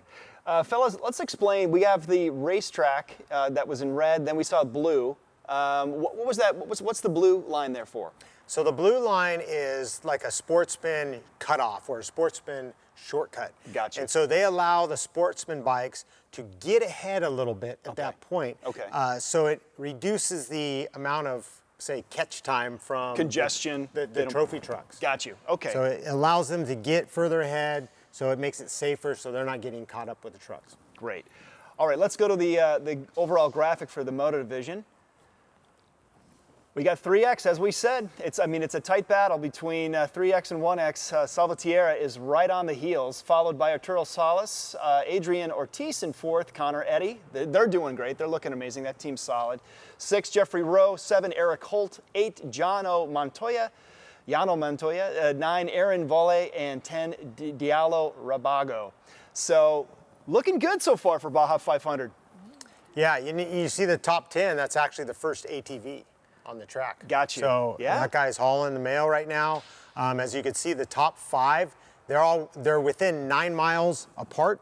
So we have a super race going on. Yeah. You know, thus this far into the race, and it's going to be amazing to see the outcome of this Great. thing. Yeah, and the fans can look at the race mile there and notice that race mile 210 versus race mile 28. So the train that they're on right now, that 2 mile gap, some people might go, yeah, he's 2 miles behind. Well, right now they're probably doing 50 to 60 miles an hour, so about a mile a minute. So that's only a 2-minute lead in many cases. Sometimes they get to a lake bed and it might even be less than that. For sure. So sometimes when you're watching tracking, it's like, oh, they're really far apart. Yeah. Well, that's because that's really fast and he's still in the slow stuff. Sure. And then he gets over the summit or something and now it tightens back up again. So it's a little bit of a yo-yo.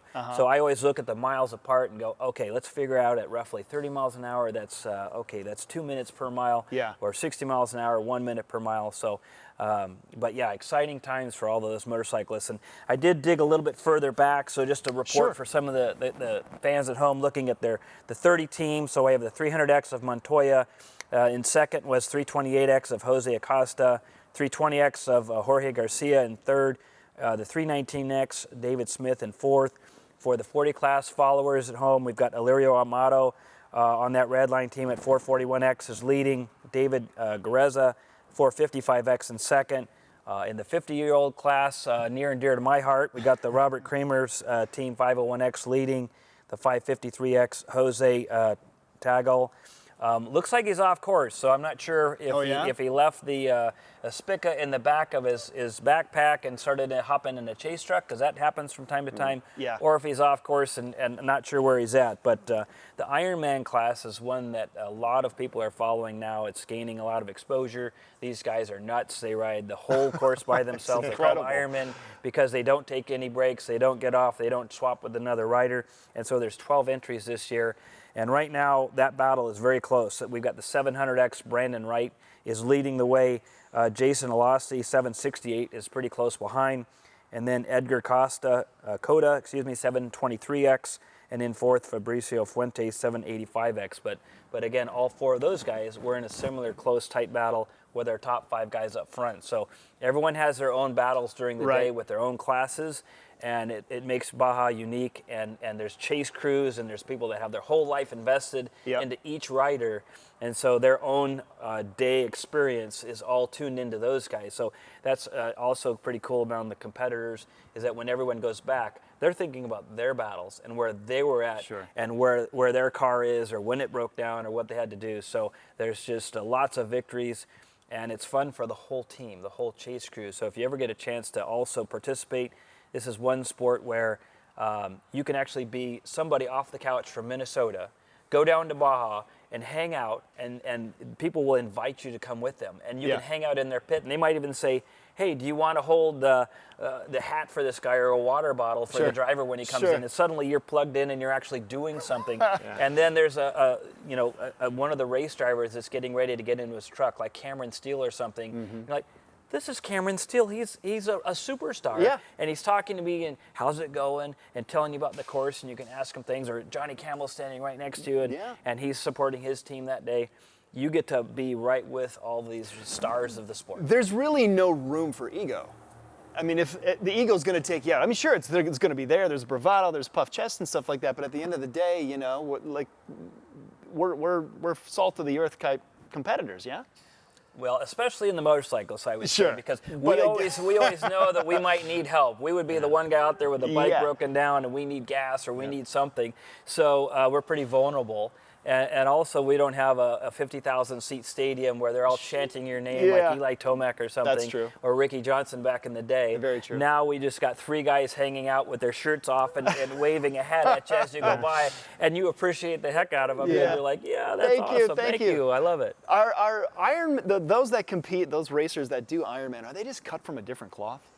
Yeah, those guys are so super tough. You know, it's like, man, because I know the terrain they're on right now, just getting to Borrego, like traditionally in the Baja 500, this is really a traditional course, I would call it, where you start in Ensenada, go over the summit, go to Cabuzo, go by La Ventana, all the way down to Borrego. And usually when you get to Borrego, it's like, you know, if you're that rider that's done that first section, it's like, okay, you know, we got the bike this far, now let's hand it to your next rider, and let's go, and you get to kind of shake that down. Sure. these Ironman, they don't get that chance. They Yeah. got to go, okay, well, guess what?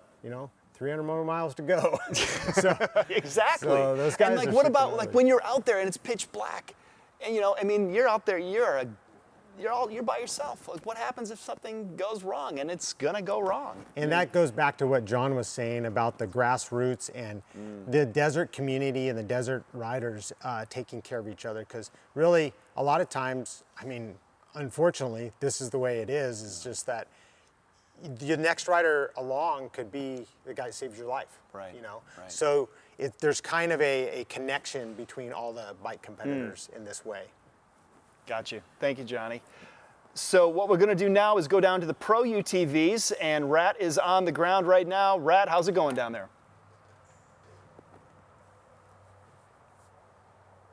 Racing, VP Racing Fuels, Vision Canopy, Sparco, Pro Eagle, and Boxo Tools, number 1831, Craig Scanlon. Brandon? And second off the line, out of Alpine, California, driving for Factory Polaris Racing, Yokohama, Motul, Vision Wheels, Rugged Radio, Fox, Ride Baja, Mexican Insurance, Baja Designs, and Simpson, number 1871, Wayne Matlock.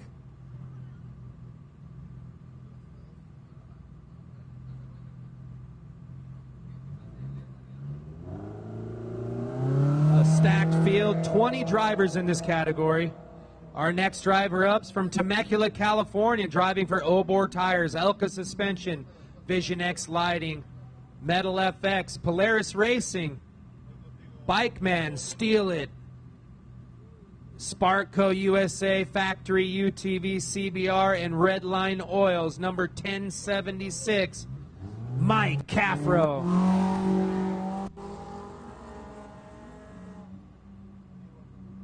And this next driver is out of Las Vegas, Nevada, driving for SCI Motorsports, Polaris, Rockford Fosgate, Progressive, VP Racing Fuels, Vision Canopy, Sparco, and Pro Eagle and Boxo.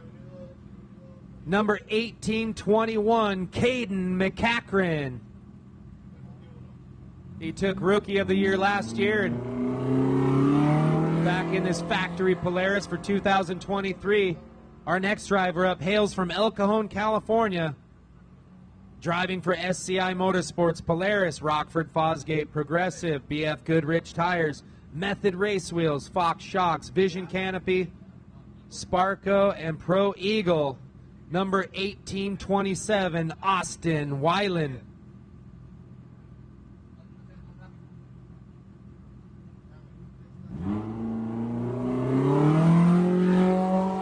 Making his way from Draper, Utah, driving for Hangar 15 Bicycles, Polaris, Lone Star Racing, Fox Shocks, Method Race Wheels, BF Goodrich Tires, PCI, and ATC, number 1867, Mike Pratt.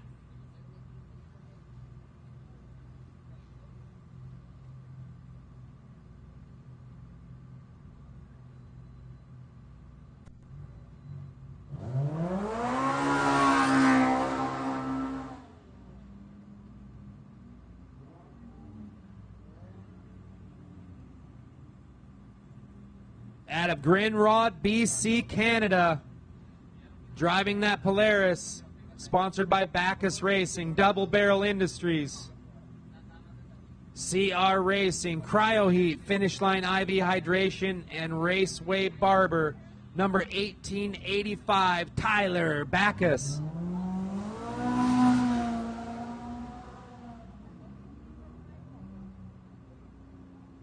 This next driver is representing for SCI Motorsports, Polaris, Rockford Fosgate, Progressive, BF Goodrich Tires, Method Race Wheels, Fox Shocks, VP Racing Fuels, Vision Canopy, Sparco, Pro Eagle, and Boxo Tools, out of El Centro, California, 1896, Brock Hager. Out of Bakersfield, California, driving for Cognito, Monster Energy, Polaris Razor, ITP Tires, KMC Wheels, Fox Shocks, Baja Designs, FK Rod Ends, Savage UTV, and VP Racing Fuels, number 1869, Justin Lambert.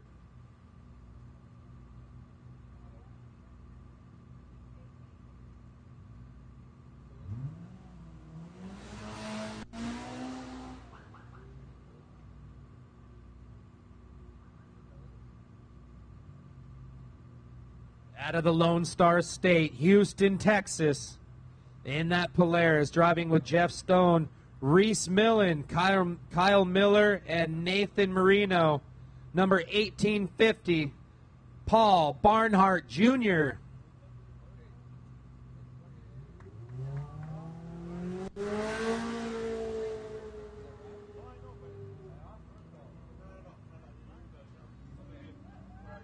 He is a past World Desert Champion in the UTV division. He's Ironman in it with his girlfriend Emma Cornwell, driving for Factory Polaris, Union Graphic, Method, Tenzer, Assault, Baja Designs, Monster Seal, Seal Savers, and KMI Clutching, number 1895, Caden Wells.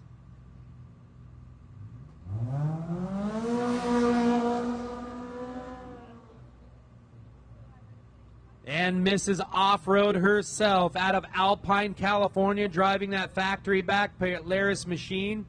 Sponsored by Yokohama, Motul, Vision Wheels, Rugged Radios, Ride Baja, Mexican Insurance, Baja Designs, Shock Therapy, Switch Pros, Cruise Armor, Heatwave Visual, and Baja Vida, number 1854, Kristen Matlock. Driving for Polaris Factory Racing, Tenzer Tire, Lone Star Racing, High Lifter, Baja Designs, Fox, Method Race Wheels, Rugged Radios, and Shock Therapy, number 1886 out of Prescott, Arizona, Brandon Sims.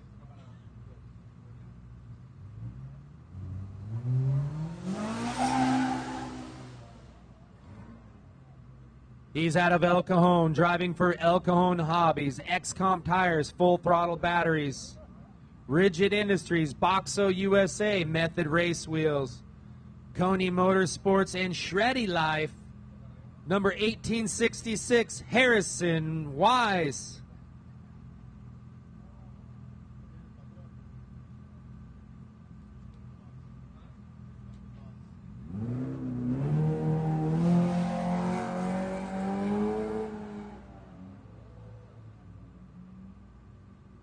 He's hooked up by Bilstein Shocks, Vision Canopy, Maxxis Tires, Hostile Wheels, Polaris Razor, Metalcraft Products, Amsoil, and Sparco, number 1881 out of Winchester, California, Doug Matag.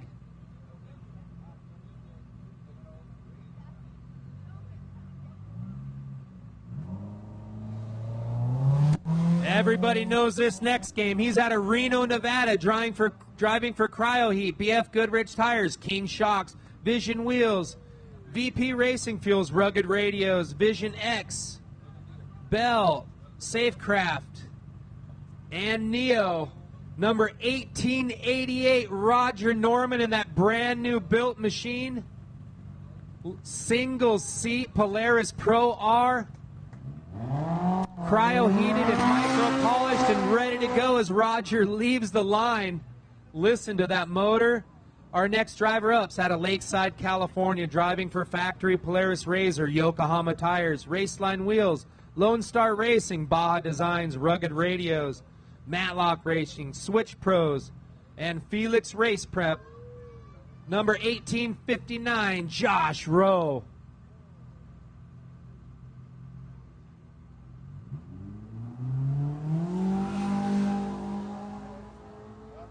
Out of Encinitas, California, driving for Homemade Motorsports, Star Mount Systems, King Shocks, Signart Graphic, Vision Wheels, Nitro Gear and Axle, Living the Van Life, HJC Motorsports, and Hagen Enterprises, number 1870. His first attempt in this brand new Polaris Pro R, Brandon Walsh.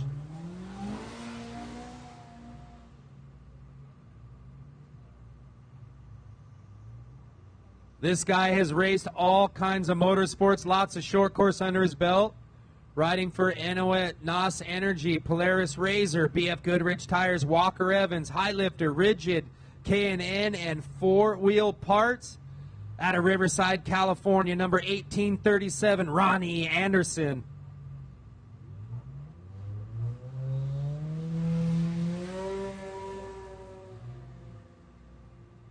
Out of Huntsville, Alabama, Driving for Quantum Racing, LWI, KMC, Evo, and Barska Bros, number 1868, Bernie Gomez.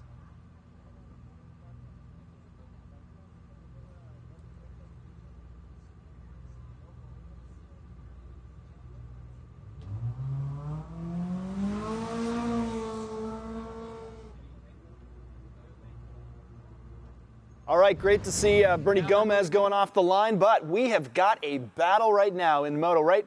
I mean, it is, they are on top of each other, guys. As you can see down here, 3X still where he needs to be, but if I zoom in a little bit, if I come in closer here, guys, look at this. Look at this, they're stacked. They are just, I mean, moments ahead. We got Connor Eddy here, 224, the distance to there, 224.5. I mean, they are neck and neck. Now, talk about speed. How did Naran get so far ahead like this? So Brandon, take a look and mouse over 1X again. And something important for the fans to know at home as well. Yeah. So notice that it says 7 minutes ago. So 7 minutes ago, he was at 224. Right. So his transponder is not working very quickly. So Arturo Salas now says 0 minutes ago. So that just popped up. That just happened. That's his location. So what's really happening is the 1X is right on the rear fender of 3X. Wow. And so it's a heads-up battle. And so the fans that are near the course, hopefully you're getting a chance to see these guys, because the last time we checked it, when they were both 0 minutes, they were right nose to tail. Yeah, I mean, if you look up here in the upper left-hand corner, this guy's refreshing every 60 seconds. Right. So in 27 seconds, we're going to see where these guys are at. But to your point, John, we have got a heck of a race happening right now. And then the transponders on the motorcycles also, on their backs or on the bikes, are usually only checking in every 5 minutes or so. Right. So they come up and ping. So even though you refresh 60 seconds, their transponder maybe hasn't pinged with the satellite to show you and update that. So, but yeah, we've got a whale of a battle on our hands for motorcycles. Yeah. Yep. And this refreshes. They're still in the same place. Oh, nope, maybe not. Where'd he go? He might be on top of him now. Let's zoom in real quick and take a look. Coming a little more closer. Yeah, the 1X has been a little bit hit and miss today. Yeah. And unfortunately, sometimes that just happens. And okay, fair enough. The motorcycles have some antennas. So with the Score Stella tracker, you have a UHF antenna that you usually try to position up. You've got two satellite trackers that a lot of guys put on the front fender. They try to have it in an open line of sight.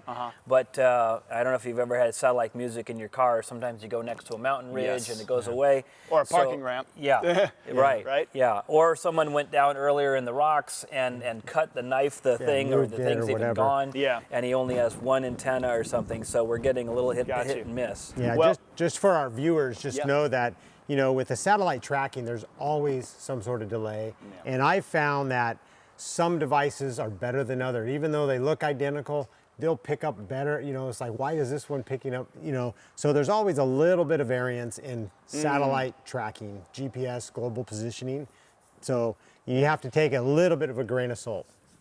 Well, obviously 3X and 1X got a close battle. They got that throttle full speed. But I'd be remiss if I didn't talk about something tragic that did happen this past Monday with Juan Zanino during pre-run. His career came to a tragic ending, guys. The dangers of going maybe too fast, pushing a little too fast.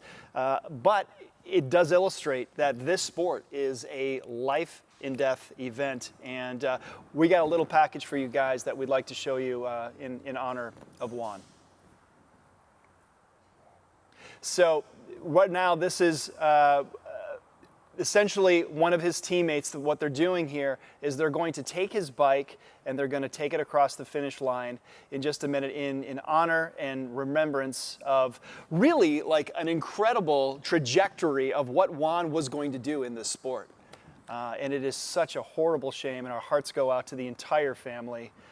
This guy was really just had an incredible career in front of him. Yeah, our condolences to his friends and family, and it just shows how gnarly Baja racing is. And I've lost friends along the way in my journey. Yeah, you were telling me earlier this morning. So you know, it's an unfortunate part of our sport. It's in all motorsports. Yeah. I think Baja in particular, or desert racing, because there is so many different variables and obstacles out there. And so yeah, it's tragic, and I just, you know, my heart goes out to the family. Yeah, very, very sad. Yeah, and it This also, is the actual moment here where they're going to bring it across. And like we were talking earlier about the brotherhood of motorcyclists, the moto guys, again, because of that vulnerability, the no cage of protection, we always know, and most of us, anyone that's been riding long enough has probably crashed, broken bones, been in the hospital, those kind of things. So when a rider's down, we all typically stop and ask, "Are you okay?" You give the thumbs up if you are okay, and then away you go, and you keep on racing. And even these guys that you really, really want to beat, you need to beat them for the title or whatever.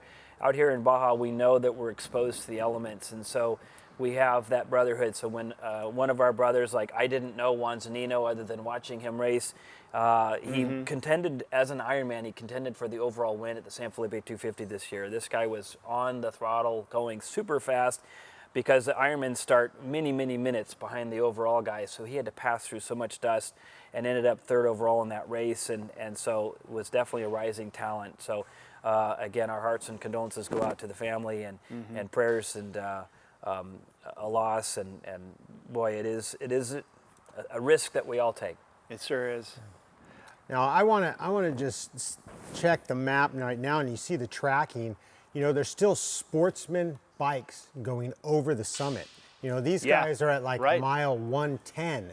You can see the lead bikes that have gone past mile 210 now.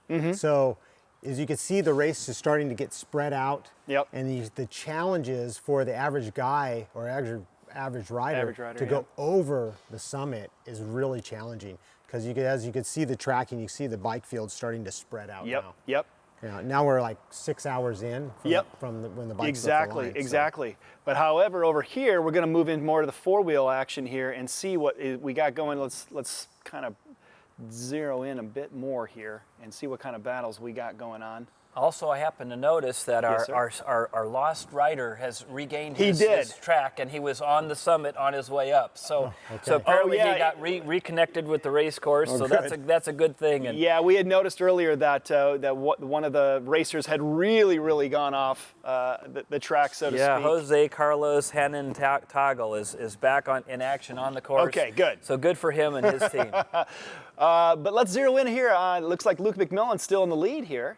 What else we got here? Yep, we got Alan. So far, so good. And I'm going to have to get a little bit closer because these guys are really... Let's let the satellite adjust here for a minute. I'll try to get even closer if I can. Yep, and so there's a speed zone. Once you get off the highway, they're wide open on the highway, and then you see it make a left-hand turn. Yep. Kind of where 21 Ville de Sol is at. Here we go. They're still in a speed zone for a couple miles in the dirt, which is incredibly challenging. So what's top speed in those areas approximately? So they have a 37-mile-an-hour speed zone through the dirt, and there's some challenges, there's some hills, there's some valleys. You're going around houses, which is why they have a zone, so that people aren't going wide open. Right. So the trucks will have a speed limiter. They'll push a button on the steering wheel, which will regulate their speed. So then they just try to drive, and they still have to use brakes to get through some of the tight areas. Yeah. Motorcyclists, we're usually looking down at a speedometer on the bike or on our satellite.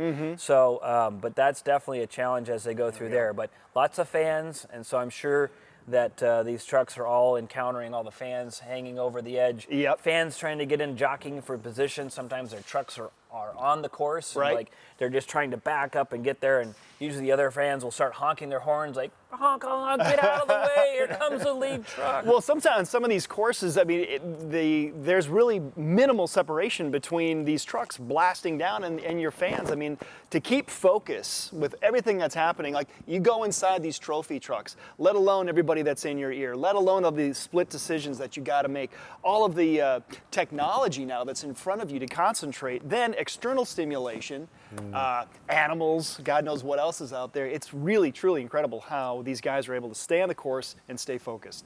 This is what sets Baja racing apart from any other style of racing in the world. No other sport like it. We're going to take a quick commercial break, pay some bills, but we'll be right back with more Baja 500 after this.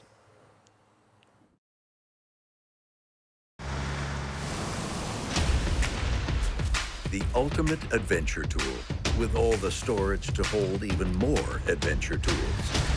The all-new, adventure-ready Bronco Sport.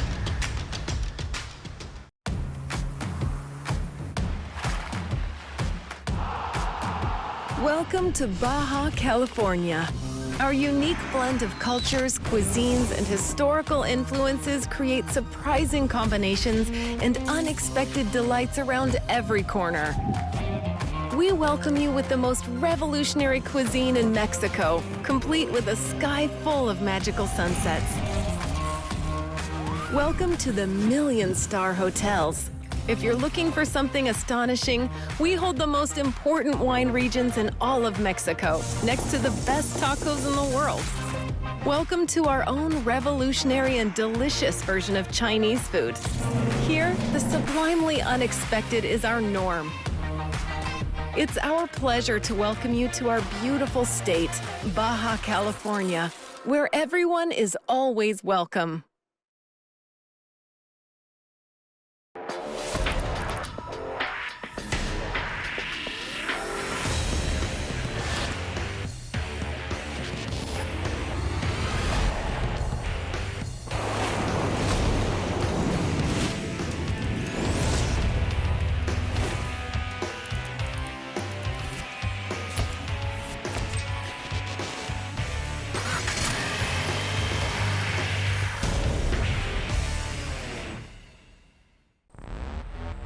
Make your days count.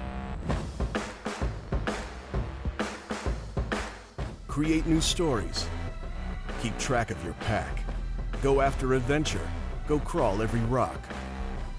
Conquer your playground. Explore every route. Go further. Go faster. Don't ever miss out.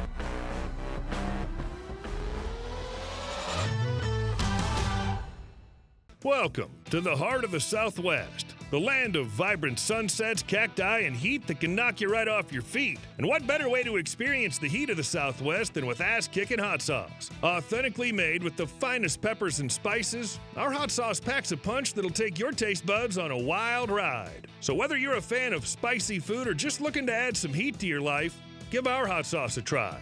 Ass-kicking hot sauce, the perfect way to heat things up. Have an ass-kicking day. Welcome back to Baja 500. I'm here with Johnny Campbell and John Griffith. Here's the current track position right now. We got McMillan and Pudia. John, you were just talking, I mean, it's inches out there right now. These guys are so close to each other. Yeah, I was noticing on the tracking that Empudia is only 0.3 of a mile behind Luke McMillan, right? Which, because he started like a minute behind, means he's probably on adjusted time ahead of the race. Of course, then you start stacking it up for guys that might have started 15 minutes behind, and they might even be leading the race. So right now it's all in. These guys are just going for it, and maybe for Empudia it might be an advantage to be in second because Luke's out there having to spread that crowd that you were talking about, and but he's going for it. I love it. We are going to we're going to try to get to an in-car here in a minute here. All right. Let's see who we got. About to, one thing that we got Alvarez. This is POV of Alvarez right now. But one thing that we really didn't talk about maybe for our audience is what's the difference between ATV and UTV? Handlebar, steering wheel, what do we got? It's actually quite different. One, obviously what you said is handlebar, steering wheel. The UTV has a steering wheel, but then you're also strapped in and you have the same conditions as you would be in a full four-wheel race car. Got you. In ATV, you're closer to a bike because you're exposed. Right. You can fall off and go boom. Yep. And when you look at the tracking, if you see an A, like 1A or 6A on the tracker, that happens to be an ATV. For sure. Yep. Now look at this POV. You really get a sense now as they go through Ensenada, you get a sense of the environment right here. Very rare moment to have some kind of an in-car like this. Really, really kind of cool, getting an idea of the surroundings and obviously what they're up against as they've got to navigate through all this traffic and pedestrians. It's really I'm just so amazed now. Again, like from the maps to this coverage, it's really fun to have this visceral experience. Yeah, as you saw, the POV is what they're doing. They're having a ceremonial start that is downtown in front of the convention center, and then they'll run the guys up through town, restage them, and then restart them when it's safe to actually race. You know, when they get on the outskirts of town. So many crazy logistics that you got to do just to get out of town. Yeah, you know, in the old day, we used to just fire off and start right from there. But you know, Ensenada has grown, the population, progress, and so it's just become increasingly difficult and more risky to, you know, go full speed right out of the city. So, SCORE's taken all sorts of precautions for safety and to have a clean race, and so they're having to, you know, progress and adjust and as progress is. For sure, as progress is moving forward. And it is something like the fans got to see going through a city. As you go down around on this race course, so like they're going to go through San Vicente, and you're actually going through a village, through a town, and you're on the highway, and then now there's some speed zones, so they might be going 37, in some cases 60 miles an hour on these highways. But you are going right through, right past the OXXO, right past the gas station, and the fans will, you know, be pumping their gas and then looking over and cheering you on as you go through. You might be turning a corner and you're heading past somebody's house and stuff, and so when you're pre-running, you might have time to actually go and eat at a restaurant in someone's house where they have some seats there and That's stuff. great. So yeah, it's through the villages, and another area where, again, us as riders, drivers, become fans and fall in love with the place, because they're really opening their own villages and towns to all of us racers. Literally and figuratively, you're at the dinner table with them. The way that the community in these villages embrace Baja is really a beautiful thing, and it's something I'm sure that you know, every year they know it's coming. You know, it's gonna get a little loud for a while, and it's gonna be exciting. So they get some extra Christmases coming through, I guess. You know, it's a big celebration. Yeah. Taking a look now, just down back on the map here for the four wheels, the trophy trucks. Luke's still out front. We just refreshed. Tavo right here. And we're wondering Pudia's transponder apparently isn't reactivating because it's saying 6 minutes ago. So he's probably still in second behind Luke, but you don't know, and you're just going to wait for it to ping and register again, hopefully soon. Yeah, only a little bit. Yeah, it's putting Alan back here. Yeah, no, these guys are, you know, just getting out of town. They're being cautious. They're, you know, getting settled in. How the vehicle's working. The, you know, suspension's warming up, and you know, feeling the tires and everything. And so yeah, they're racing, but you know, these top guys, they know their equipment well. They've been in this situation. It's like they want to get to Ojos and get out in the hills and really get warmed up and start dialing it. Yeah, you can see what's coming up ahead for these guys too. Yeah, see, Luke McMillan shows that he's almost to the valley in Ojos. Once he jumps down there, there'll be a little bit of high speed running. They'll have another speed zone as they go through the village and the road crossing at Highway 3. But this is, you know, a very populated area and a popular place to spectate. So you got to be careful. I mean, I know these guys just want to let it rip. They just want to get. It's got to be restrained by a speed zone. Sometimes it's got to be challenging, but we must put safety first with so many people out on the roads cheering them on.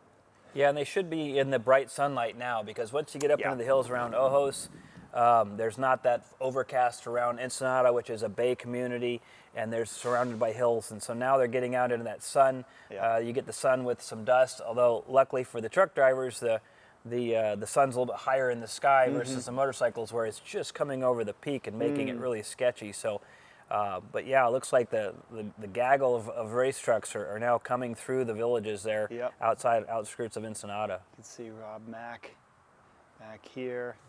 Gustavo. You can see the one. You got senior, and then you got junior over here. Yeah. Now, let's talk just for a second about, could there be some sort of a potential rivalry between father and son? I'm curious to explore that relationship. Obviously, they love each other, and it's been in the family forever.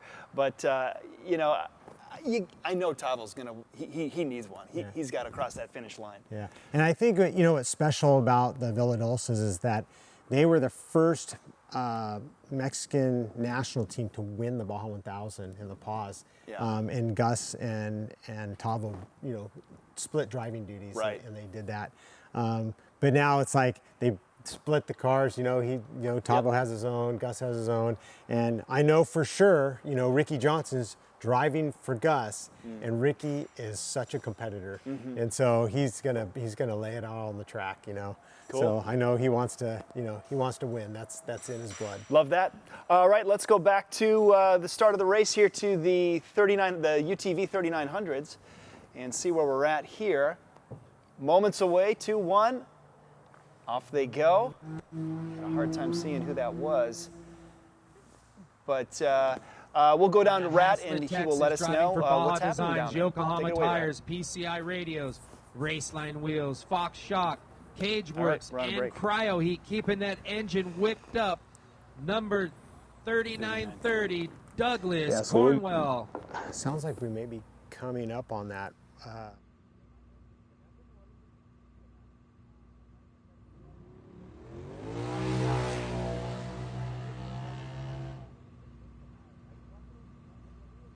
Out of Puebla, Mexico, driving for Garage 18, Patamore Race Car, X-Labs Racing, Vision Wheel, Maxima Racing Oils, and Water Sport.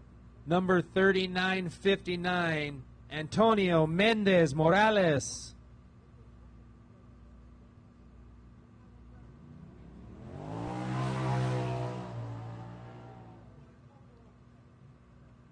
Driving that Can-Am X3.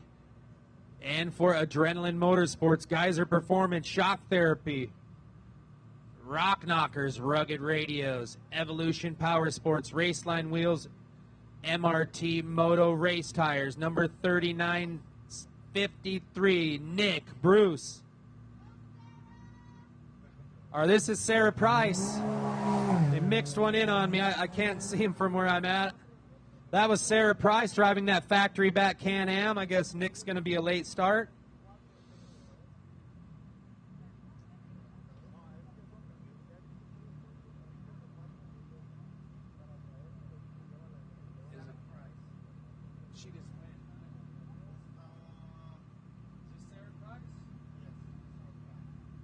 So this is Sarah Price. She's out of Mojave Valley, Arizona, in that factory Can-Am. Here to do work. She said she misses Baja, and she's back.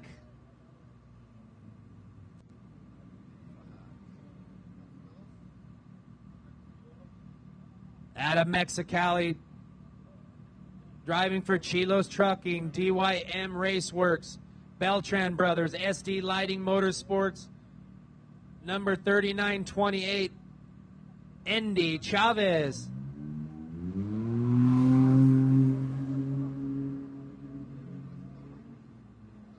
Out of Yuma, Arizona, driving for NRG Innovations, GBC Tires, Method Race Wheels, GG Lighting,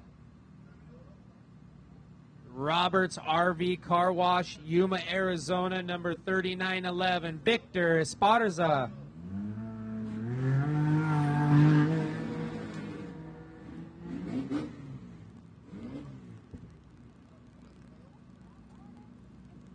Now we're moving into the 1-2-1600 class. First off the line is out of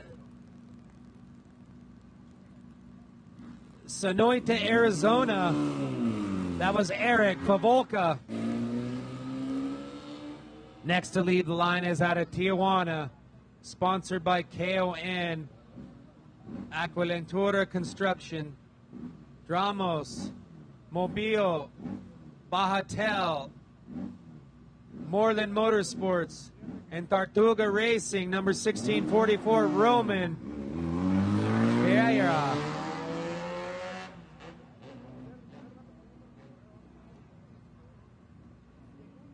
Driving for Chong's Express, Nunny Shocks, and Fox. Number 1681, out of Los Cabos, Baja, Jonathan Sanchez.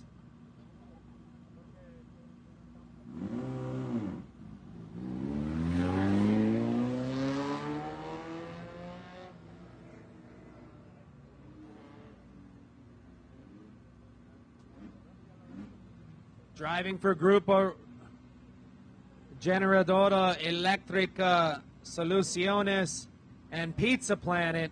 Out of Tijuana, number 1631, Ramiro Escobedo.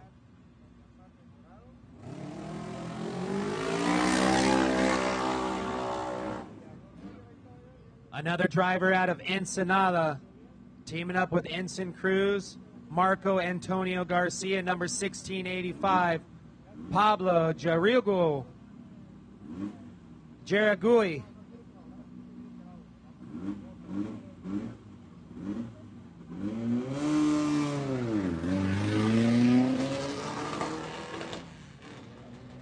His first season as driver record, he's out of El Cajon driving for FJ Willert Contracting, BF Goodrich Tires, King Shocks, Raceline, Baja Designs, Maxima, and Powerbox number 1606, Matt Willert.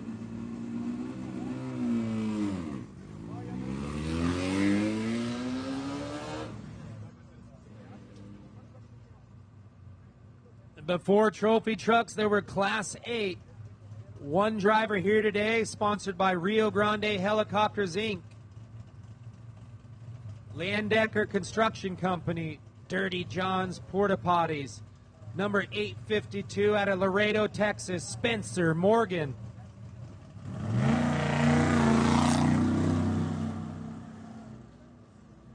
Now moving on to Class 5 Unlimited. Your winner from San Felipe off the line first out of Helena, Montana, sponsored by Method Race Wheels, Morgan Motorsports, Checkers, Rugged Radios, and Baja Designs. Number 508, Mike Sullivan. Teaming up with Mike McClintock. Second off the line in Class 5 Unlimited out of Ventura, California, driving for Tenzer Tires, Ultra Wheel Company, KC Highlights. Number 525, Martin Anguiano.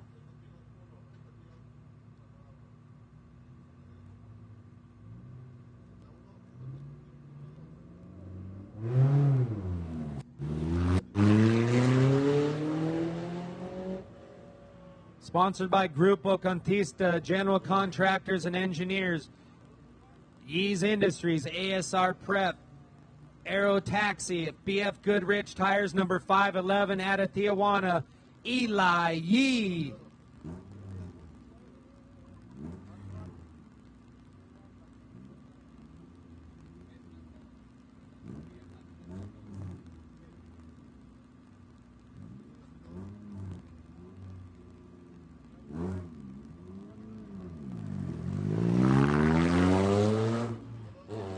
Up next is Class 5, 1600.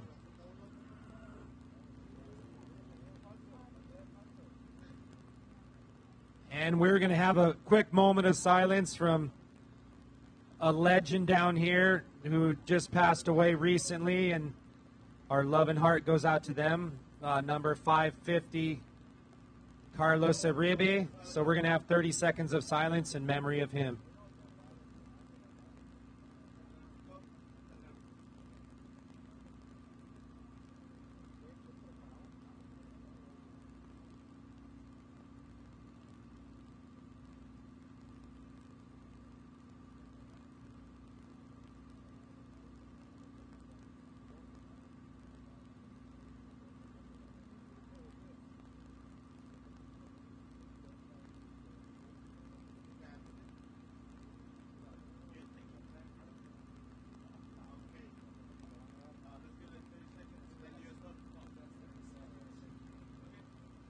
All right, he will be missed.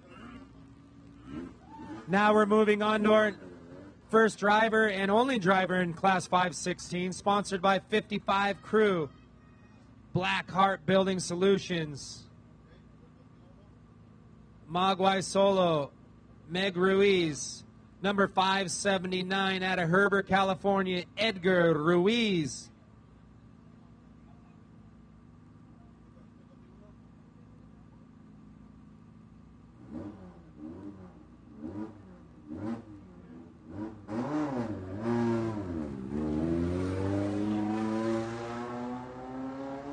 Now we're moving into the Arrive and Drive program, the Baja Challenge class. Up first out of San Diego, California, the guy with the biggest smile out here, driving for Weddle.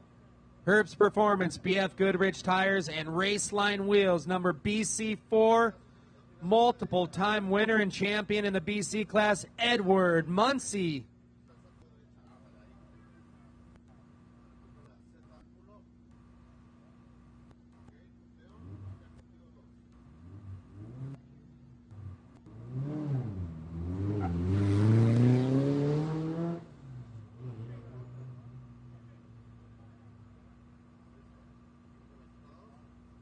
Out of Benicia, California, in the BC7, number BC7, Randy Slezak.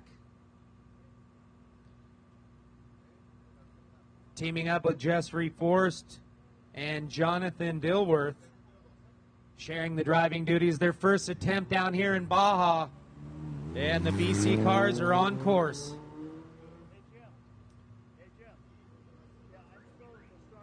And our winner up next is Class 7F, and he won San Felipe, giving him that number one spot, driving for Bilstein Shocks, Yukon Gear and Axle, Maxima Racing Oils, Ride Baja Mexican Insurance, Sign Art Graphics, and K1 Race Gear. He's out of Encinitas, Justin Hart.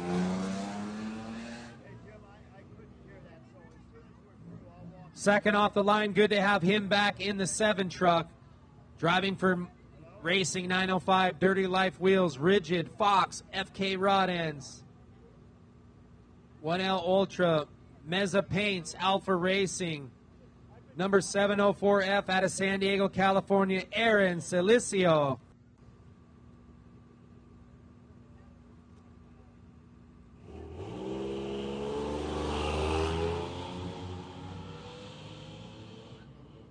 Our next driver up is another legend down here out of Ensenada, driving for Quaker State Motor Oil, Estero Beach Hotel, BF Goodrich Tires, Bilstein Shocks, Revolution Gear, and Big Bear Vacations, number 700F, last year's champion, Gerardo Novello.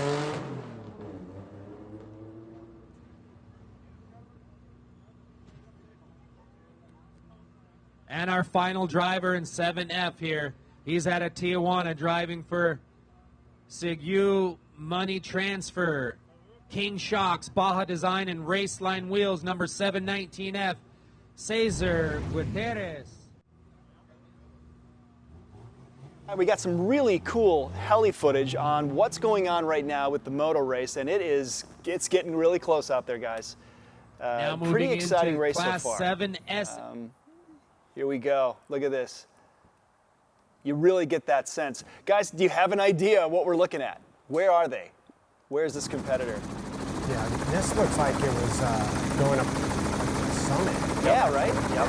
Earlier today. This was earlier today. You know, you can see the sun's really low. Yep. You know, but you could see the challenges, the bike pitching, moving up and down, just hitting rocks, dancing on the rocks. I mean, look at that drop off, right? Anything can go wrong.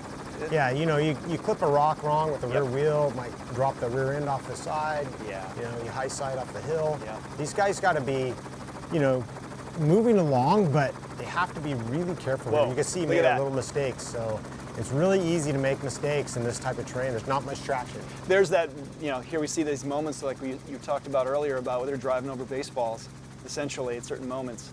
Yeah, and now you got to go downhill on those baseballs where you don't have any brakes. Yeah. And, you know, everything's going sideways, so it takes a lot of balance, a lot of skill to get A lot down. of focus. Yeah.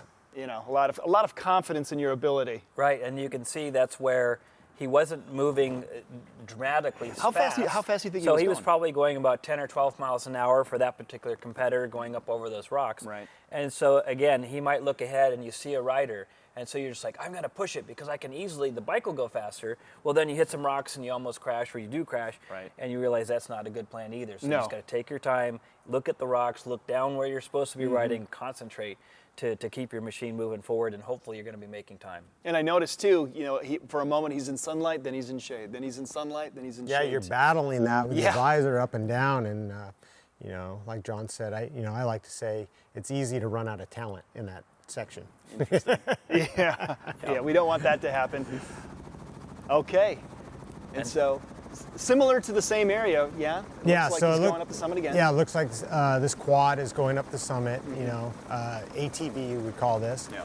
And he's a little more obviously balanced because they have he's not Much on more two wheels, stability. Yep, so there's of course. stability. But the negative effect is that he's hitting more, with the front end. Sure. Picking it's- two lines. Yeah. So hey, these exactly. ATV guys are no joke, man. It takes a lot of effort to ride those. Even though you don't have to balance as much as a bike. Yeah. They're hitting so many more things with that front end, Right. and it takes a big toll on How are your guys' wrists? I mean, are they cracking? Oh yeah. I mean, look at this. I'm not even. Mine are cracking. Yeah. Maybe that's from drums. Yeah, I've but- had carpal tunnel surgery, Yeah. and my elbows released and the nerves and stuff. So it takes its toll. You guys are tough too. I think we'll have another clip coming up here in a little bit. Yep, here we go. Another moto clip. See that dust that we're talking about? Look at that whole trail of dust right there. Yeah, it just hangs. Yeah, and so it does. one of the things as a racer, you hope on race day, and usually because you start early in the morning, the air is very still. And so the dust will just hang there. And then as the sun comes out, it starts to warm up. Then sometimes you get a little bit of a breeze. So as a racer, you really hope for a breeze. Right. And then the smart racer stays upstream. So if the wind is blowing from right to left, Yeah. you stay on the right side of the course. If you're going to try and make a pass, you're probably going to try to pass on the right side of the guys so that you can see. So Sure.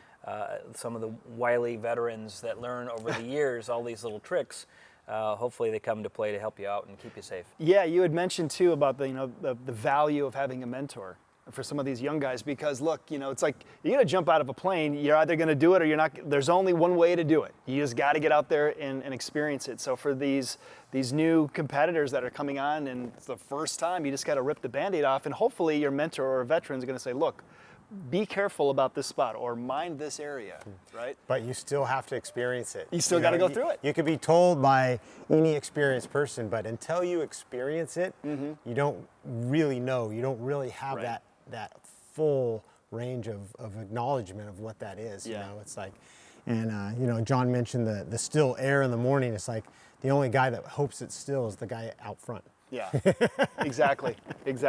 Right. And then when you're, like Johnny's mentored several riders over the years, Colt Newdall and others that have gone on and won races, and Justin Morgan, who's now like a co-pilot with Larry Rosler. But these guys, there are some racers that have the aptitude and ability to learn and take that information and then put it in play. And then there's also been some riders that, I've talked to through the years where you kind of coach them and it's in one ear and it's out the other. Right. And the only way they're going to learn is by themselves making mistakes, and other guys can learn from you giving some wisdom. So Yeah. it looks like right that's there, true. you saw that summit. They were coming up at the top of Right the to the summit, top. where all of a sudden you break through and you see the vastness of the low desert. So Yeah, beautiful. really beautiful. And really section. green this year from all the rain. Yeah. So pretty Yeah, nice. that's the other thing too, and how the weather can affect the course as well too. Everybody goes through the pre-run. That's going to start to affect the course itself, and then obviously all these other people going through that course is getting manipulated in real time. Yeah, for sure. The rocks and stuff, sometimes they'll clean off. The trucks come through and they're big, huge tires. I mean, some of these guys have 40-inch, 42-inch tires, wheels. Right. And they will sometimes make it smoother because they'll come through and they'll clean off some of the lower rocks. Right. Other times you come through, you pre-ran it and it was pretty good. And then someone has hit a big rock and now there's a huge boulder that wasn't there Massive 2 days obstacle. ago. And so you're always just going read, react. You look at what's ahead, just like this racer right now. Yeah. And he's crossing, and so you go left side, right side. I always like Okay. to ride on the high side, Right. so as a hill goes from left to right or and so forth. So typically the water runs downhill, so the deeper ruts would be on the low side. Okay. So there's some thoughts that you kind of learn through the years too. Yeah, you can see he's just cresting the summit and now he's on his way down. You can see all the loose rocks and what he's having to negotiate as he goes down that hill. And Right. it's, he has the right body form right there. He's standing up and he's balancing and being able to manipulate his bike. Yeah, you can see him trying to do the best that he can. And you see how he's riding on the high side, and then he goes to the low side. He's trying to find the smoothest spot. And then, you know, this part of the summit there was actually like, Yeah. almost concrete. Yeah, just these like minute changes that happen in milliseconds, your ability to adapt to it, it's pretty incredible. Well, we are going to take a quick commercial break, and when we come back, more Baja 500 right after this.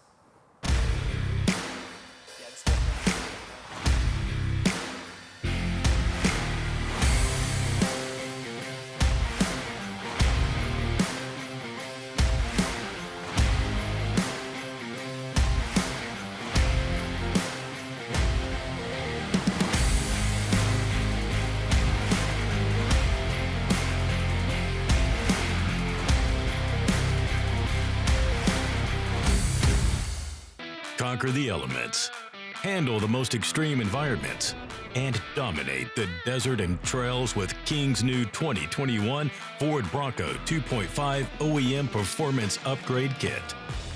All kits are 100% designed, manufactured, and assembled in our Southern California facility. See why we're the first choice for experienced off-road racers worldwide and order your Bronco kit today.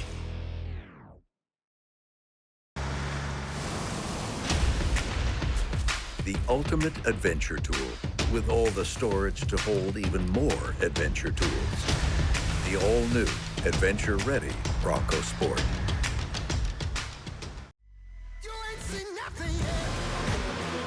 Yeah, I got that right turn. We're good.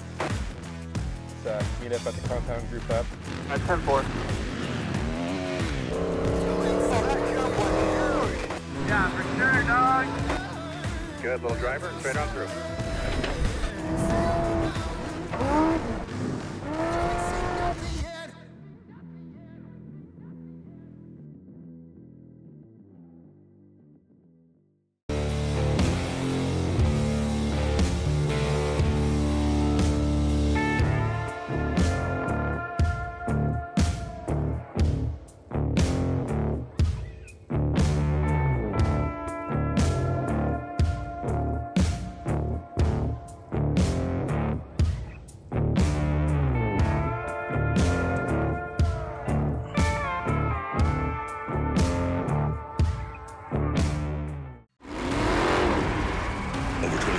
Of off-road racing dominance, proprietary patented race technology,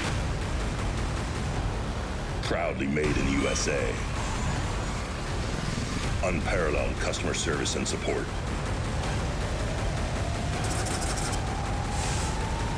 the choice of champions, King Shocks, the leader in off-road shock technology.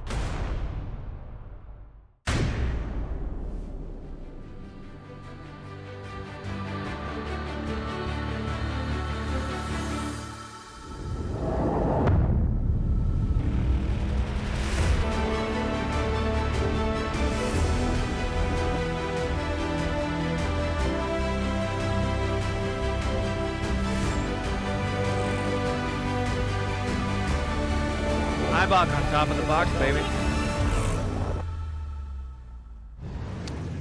Welcome back to Baja 500, guys. We got a race right now between Alan Ampudia and Luke McMillan. Luke McMillan out first, but it's anybody's race. And in just a moment, they're about to cross right over. You can see right there, mile marker 49.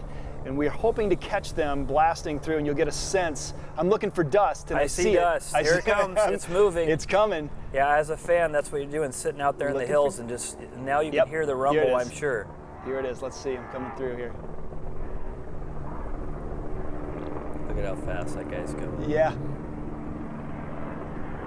And to your point, John, it just lingers. Look at this, just dust. Okay, here we go. Here's Luke. Look at that, just bouncing. One of the best handling trucks This is our race leader, Luke McMillan, in the trophy truck, coming through race mile 49. Woo! Look at that. I mean, that looks fun. Yeah, that's a great section of the course. It kind of weaves around. It's got some jumps and some turns and berms. It's super fun. And we'll have Alan Ampudia in just a minute. I'm assuming he's right there. Notice a little breeze as the dust is now moving from right to left on our camera shot here. Here comes the second truck. That's helpful for Ampudia for sure. For sure, he knows. number 10 in second place. In just a moment is going to be coming We right. see a helicopter Here up in the air. Yep. That's another thing fans like to enjoy is getting an air show. we go. Yep. There's Alan. Never pulling punches. He's cooking. Yeah. And off he goes. Boom. Nice. How much distance do you think he's covered in the air at that point? Oh, he's 40 feet? Yeah, at least yeah, right? 40, 50 feet. I mean, he's probably going, 70 miles an hour. Yeah. Up there, so. And he had to hit the brakes slightly as he turned the corner. Right before that, you start to see the truck sit down and then let up, and then he hits the jump and lets off the brakes and gets it airborne. So here comes a third truck, it looks Okay, like. we got This is Tavo. Tavo, yeah. Villadosla coming up, number 21 in third. Yeah, he's flying as well. All these guys. That's Menzies. That's Menzies. He must have got Yeah. by him, huh? Yeah. Interesting. So yeah, this did an update on our track on our main map here. It Yeah, still that's the thing. says The tracking, like Johnny was saying, take it as a grain of salt because sometimes there's people that doesn't show up, right, and or they're not working just right. So Yeah. good to see him up in the battle. It says live, but it's not totally exactly live. It's. I mean, look, we're out in the middle of Baja here. Like, what we're trying to pull off right now is no easy feat. But I mean, look, we're still getting incredible footage. We've got incredible helicopter footage. Oh yeah. I mean, this is great. We're able to ourselves able to see things that we just have not seen before. Yeah, and that's really exciting. This technology it's groundbreaking for this style of racing. This demographic hasn't had this type of vision. It's like you see the truck go by on a road crossing, and now you can see it in the middle of the desert. Yeah. So that's awesome, and that's what this sport needed was to be able to see inside what's actually happening on the course. Well, it goes back, Johnny, what you're talking about, this whole visceral experience, like you have to go through it, right? You can sit here all day and you can tell me what it's like, but I'm not really going to know unless I'm out on the track and doing it. And so as each day goes by, as our technology gets more and more advanced, we're able to bring the viewers closer in safely. But again, we had in-car footage stuff. We got stuff from the helis going now. We've got right here, right now at race 49, mile marker. And I think it probably helps even some of the families too. They're like, oh, there goes Dad, there goes Mom.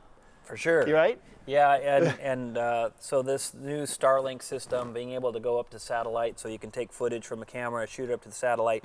We can capture it here in the studio. So all of you fans that are watching at home, this is only going to get better. Score International is really trying to invest and make the show even better, to just capture and let you have a window into what's really going on out there, as many of us have seen through the years. So we see another helicopter, which is always the heads up. Now we can see some dust. That's got to be Tavo. Let's see. He's following him. He's tracking right along with him. So these teams will often rent a helicopter with drivers. Sometimes they're volunteer, their service as a helicopter. Johnny's team had helicopters for many years to basically just track their vehicle the whole time. That ain't cheap. No, it's a big effort too. It's like you have to set out you have one effort for the racing, but then you got another effort for your aircraft.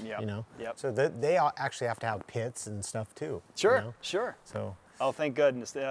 We're freezing up a bit, keeping us in suspense. But I think that is Tavo. Let's see. Nope. Is it? Wow. Okay. Different color car than what I've seen in the past. This truck. Yeah. White. This was a darker gray this time. Okay. Yep. Good for him. He's in action. All right. So we got Tavo in fourth. From what we have in front of us, then, is that going to be Olegas? Is Steve in fifth? Let's see. Let's zoom in a little bit and see how close behind our next driver is to Tavo. 51. Yep. And then right behind Olegas, we got Larry Rossler coming through too. He's no stranger. I feel like he's somebody that can be very, very patient and just take his time. And then the last minute, he'll just Larry is. He just knows this so good.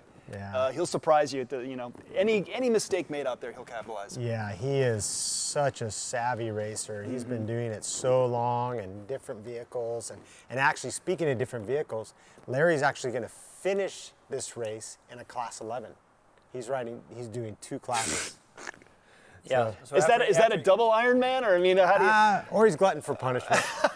Yeah, he'll get out of his truck, like probably at Borrego Junction or something, and then wait for this other truck to come and catch up, and then he'll hop in and do more because he just can't keep still. I think that nice 40-foot blast we saw of all our drivers coming through. That's got to wake you up. Are these guys at mile 49? Are they still excited? I mean, the motocross, heck, they're almost 7 hours in right now. They're already halfway through. I'm sorry, not motocross, but motor. But for these guys, I mean, are they still? This is revving up for them now. Yeah, they're fresh now. They're fresh. The race is on. Yeah. They've gotten through all that populated area in Ojos, and now they're really, really on the gas, and they're in a good section too. I mean, this whole area all the way to the summit is awesome for the trucks. It's just a lot of back and forth jumps and berms. It's really, really fun. And I think a lot of them will be focused right now on the summit itself, because that is one area for the trophy trucks where they actually have to take a serious amount of time respecting, because you can go off the cliff. You get a wheel wrong, you hit a rock too fast.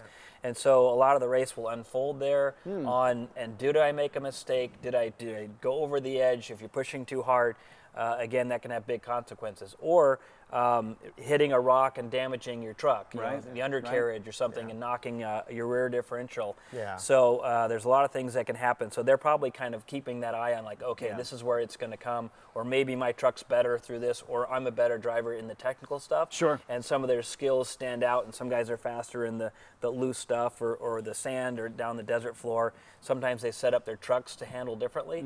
So the steering speed and the mechanisms and so forth. So there's probably quite a few of them that want to get through that. Also, in many years, we've had one truck that will break and be right in the road. Block the whole thing. And block the whole thing, and actually Bottleneck. basically change the whole course of the race. Right. And so a team could potentially lose 20 minutes, 30 minutes just waiting for them to get out of the way.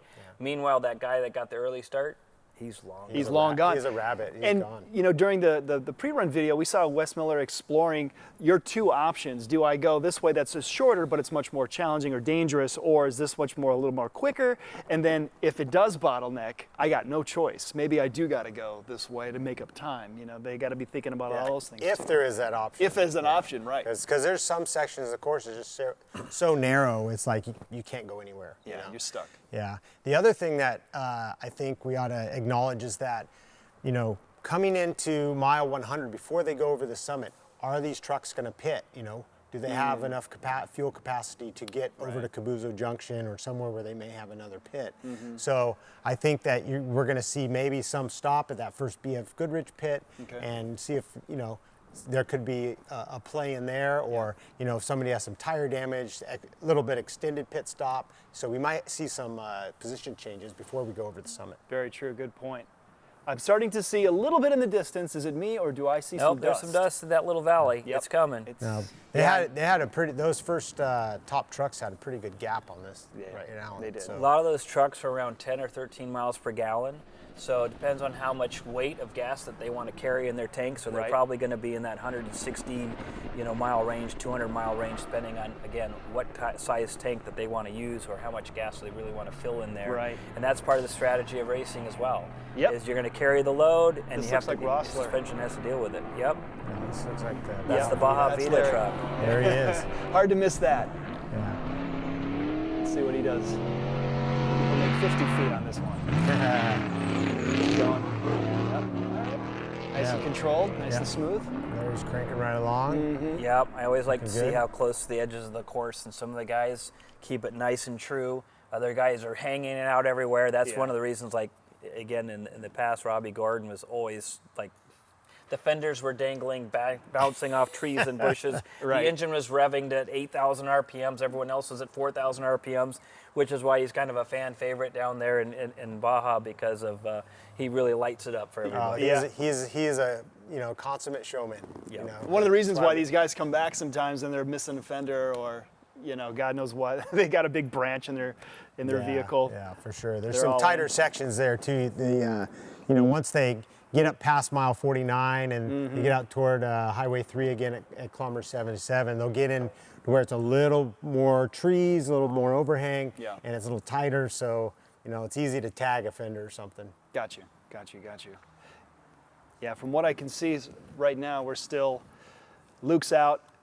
Alan Impudia is back here, which maybe do you think he pitted? He all of a sudden on this map here, he's way back on 163. If we go here, here's Alan, and so here's that's Luke. Notice it's 13 minutes ago. And yeah. that's where, again, his transponder is not pinging as often. Right. So we're kind of lost, and Menzies is not even on the whole thing. He's not even there. So he doesn't register right. That's one of the things where it helps to have eyes on the street there and people on the ground. So that's nice that our camera was there to show that Bryce Menzies, he's definitely in the battle. Absolutely. Because he didn't 100%. start up front. 100%. And so those top three guys are probably on adjusted time, got to be just real close. Yeah, they're neck and neck for sure right now. I think that's the only challenging part about this technology too, is that we're sort of at the mercy of either a camera marker 49, or hopefully we can try to get another one somewhere. Oh, more dust. More action. More action, exactly. Here we go. Let's see what we got coming through. Yeah, and for you fans at home, come down to Baja. You can stand right next to the race course. You can hear that rumble. See these guys get air. Yeah. Some guys camp out, put their tent up, spend the night. It's something it's a bucket list item for sure. So yeah, that looked like that actually looked like the Myers truck from the Fox truck. It was TE. Oh, I think that was Steve. Wasn't it? Olagus is a Team Ford guy. So okay. So I don't know if we got another truck I wouldn't coming. think he's in a Toyota. Okay. Let's see who's coming now. But he might have got passed back there. So. True. Very true. Here we go.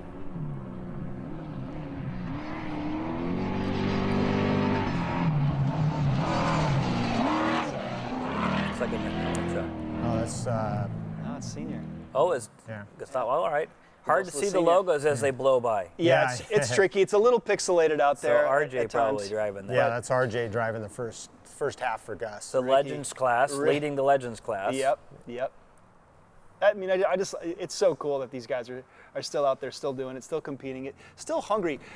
That's another question that I want to kind of bring up is, what is it, after you guys take this pounding, this beating, what is it that brings you back over and over again? You know, once you're bit by the Baja bug, it's hard to leave, you know. Yeah. It's hard to not participate in whatever level, and it's just fun altogether, and you know, just the adventure, and whether you're a crew guy, a chaser, a racer, there's something to do down there. It's super fun. You're gonna have an adventure as soon as you cross the border. Yeah. And I would say that also for guys like Gus Senior, your experience can help your performance.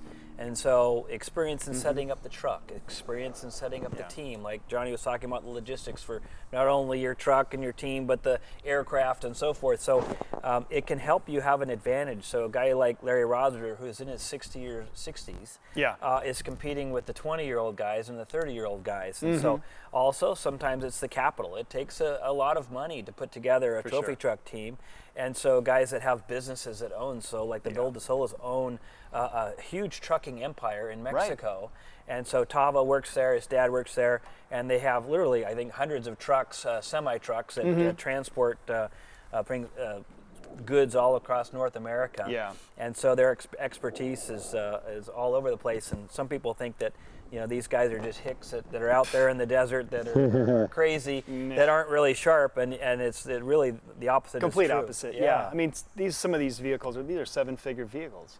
Right. You know, I mean, it's an enormous amount of work that goes into maintain, take care, and be able to control something that is that expensive and important. Right. So, still looking for a little more dust. We saw some other trophy trucks blast through. Is the course in this section now that we got a lot more traction, or I'm sorry, a lot more traffic actually, obviously all the bikes have gone through, is it starting to change now? Is different grooves coming in? What's the feel of the course like, say, mile 49? Yeah, I think, you know, mile 49, we've obviously only had like A handful of the trophy trucks go through. So from pre-running, it's probably not changed much because the bikes aren't going to change it all that much, you know, and the ATVs. Yeah. But you know, when these high horsepower vehicles start coming through with big suspension and 40-inch tires, things start moving around. Rocks start moving around. You know, so as you go each vehicle, you'll see some more wear and tear, and it gets a little more challenging. Maybe some more silt and stuff. Yeah, and one of the things that us moto riders are constantly doing is we look at the dirt.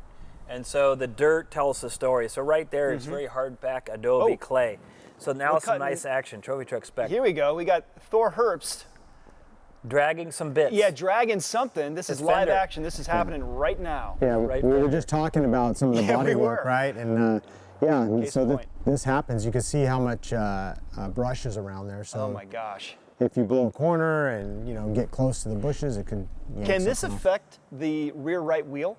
I mean, could shrapnel get in there? Could we? Is this whatever there is that's hanging off the back there? It seems luckily it looks hazardous. like it's just along for the ride and far enough back to not gouge on the tire or something, unless he had to reverse and back himself out. But I mean, he could still even hit a rock. Something could pop. Who knows? Fortunately for these guys, they're running really thick, like BFG tires and so forth. And they're fine. And not like an Indy car where the tire is so thin and it's a slick or something. Yeah. So,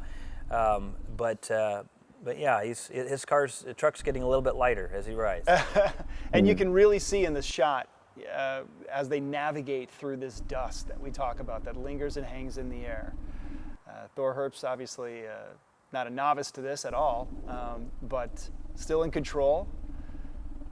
And the other thing is, a lot of times on the trucks, that happens when they're passing another truck.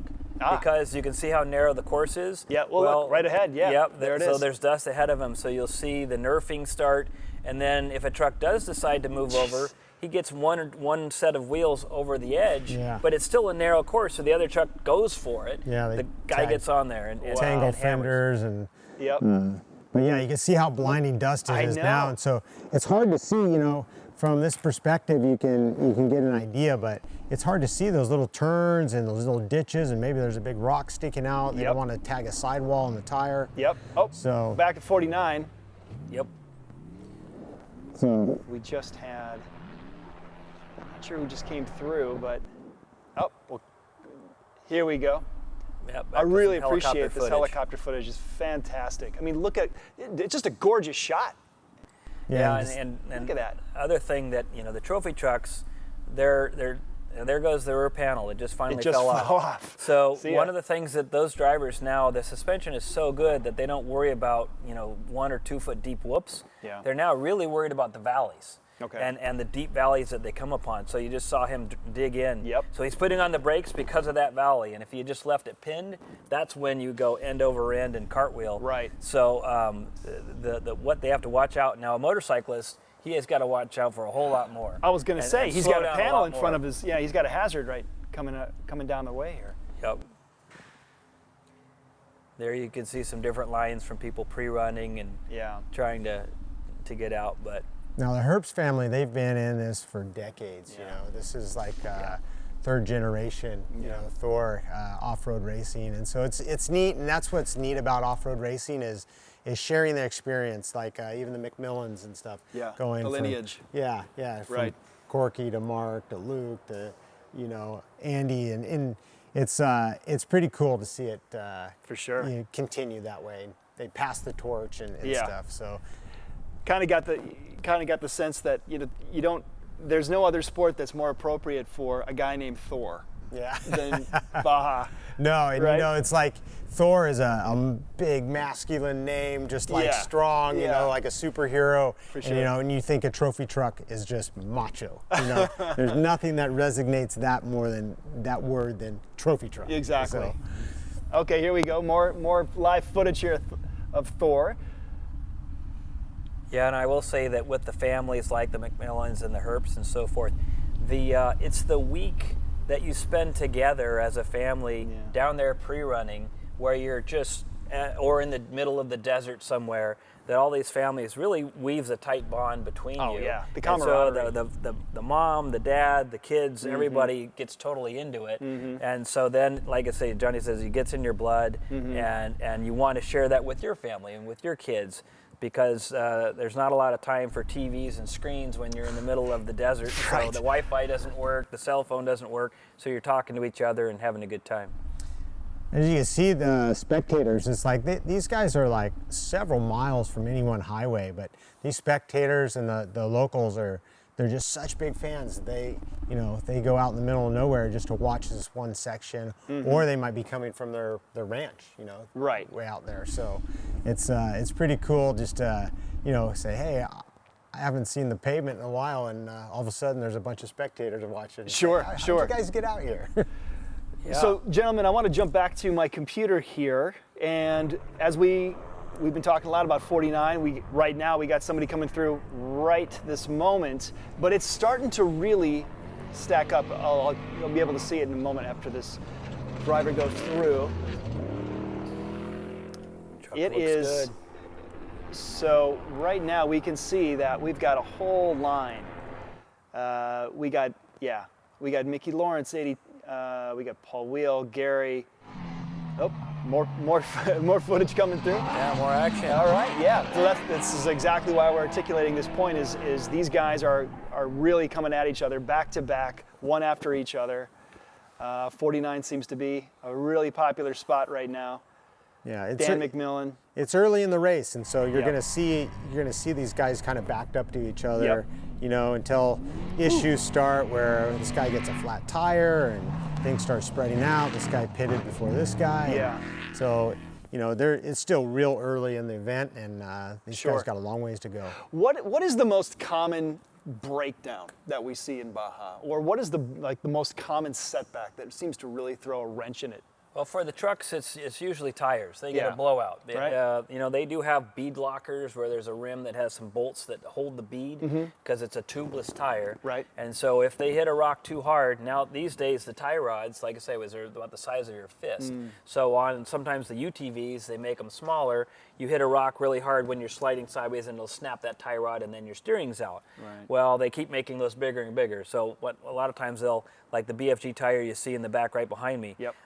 Those little bolts around the circle, those are bead lockers holding the bead to keep it from pulling off. But when you have a 7,000, 6,000 pound trophy truck sliding sideways, hitting a big immovable boulder, it'll blow the tire right off the bead or cut right through it, and then they have to get out. So then it's the race for the co-pilot to jump out, hit the air gun. Some of these guys have a hydraulic lift where they push a button and it lifts the truck automatically from one side. Back in the old days, there's a jack, and some of the UTVs still run a jack, and they'll go back and pump the thing up, get the wheel off, jump back in.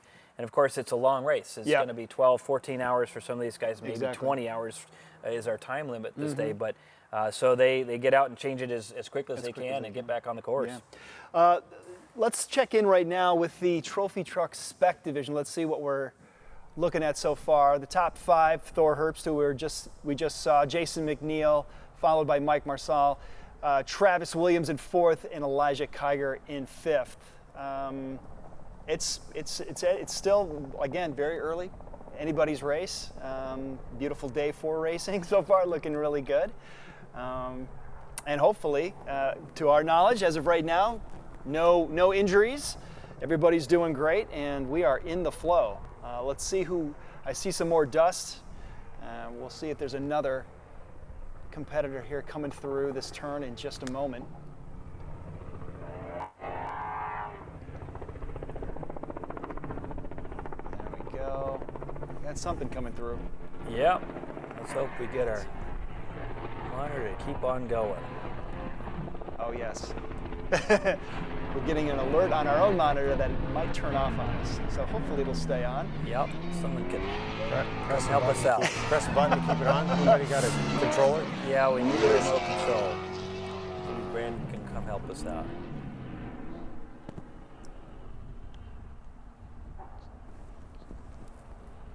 Let's see. I guess we're kind of locked in here. Yeah. So I was just checking out front on the motorcycle side, it looks like, the last time I checked here, it looked like 1X has eclipsed 3X on the tracking. Okay. And so they're... Oh, one moment, Johnny. We got a little live in-car action right here. on. And here again, you see the kind of going through a town or a village or somewhere remote. Yeah, this is coming into Ojos. That's what it is. Okay. So he's in a 37-mile-an-hour zone there. You go through this blue gate, we call it, and then you hop on these dirt roads. And so he's just coming into the village. Just about some of these telephone poles holding the cables and wires. Yep. This is usually where you see a whole bunch of the local village kids will come out. And when you're pre-running, they'll put their hands out to give you a high five. So we always try to slow down and give them the high five and help take care of them. Looks like we lost our monitor. Yeah, gentlemen, we may need a little help at this moment. We've lost our monitor down here, so we don't have a live feed. But we can talk about exactly what you were referring to, Johnny. Let's just for a moment jump over to the moto. If I pull up here on my laptop here, I got to find them first. I'll pull out for a moment. There we go. I will zoom in. Yeah, so it looks like now the top 4 bikes are coming into Valle de Trinidad. Okay. This is a speed zone. They're on the highway right now. Okay. And so they're going to drop down into the village, and then once they surpass that, then they're heading out to what we call the crossover road. Okay. That basically takes you from Highway 3, the inland highway, to Highway 1 on the Pacific coast. Oh, okay. So this road is it's high-speed graded road, a lot of blind corners and things. Okay. Cliff on the side, Wow. Big embankment. So the riders really got to be focused going over there. So, but the one thing that since we came back to the bikes is that 1X has eclipsed 3X. So that's 1X has eclipsed 3X. So that's taking the lead. Just real quick, we just saw another trophy truck fly through, but this is sort of some breaking news that we really wanted to fill you guys in on, and it is getting interesting. And 6 it's hours. close. I mean, look at those four bikes are nose to tail. I mean, for Baja Racing, that is an unbelievably great race. That's fantastic. And these guys are almost 7 hours in at this point. So 7 hours in, guys, or 6 hours, 50 minutes. What are you feeling? So they're right there at that corner. That's Valle de Trinidad. Right. There's an unbelievable taco stand that everyone has to go to. And You have so no a lot of choice. guys might be switching riders right there also. So they may have a guy that runs all the way up the desert floor, turn at the corner. Sometimes there's a Baja pit that's right by that corner. Most of the motorcycles are stopping every 55 miles or so.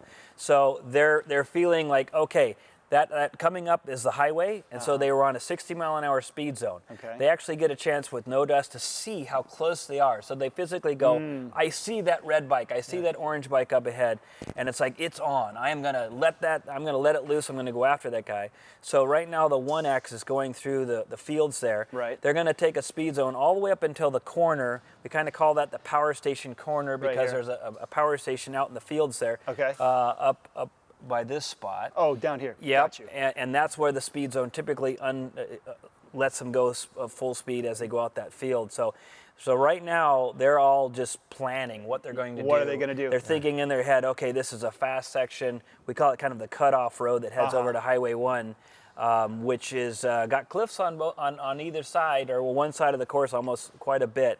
So what is your thinking? How did this? I mean, part of the race, but how did this happen? How did 1X take over 3X? Do you think? So I know that they were getting close on the desert floor, Right. and there was a ton of whoops that run right next to the highway, and then they go past the windmills now, and that section has probably knee to hip deep whoops, and so typically you get a guy that is excellent at riding that, is in really good shape. Maybe they even changed a rider and he was a fresh rider versus a guy that's already got 80 miles on it.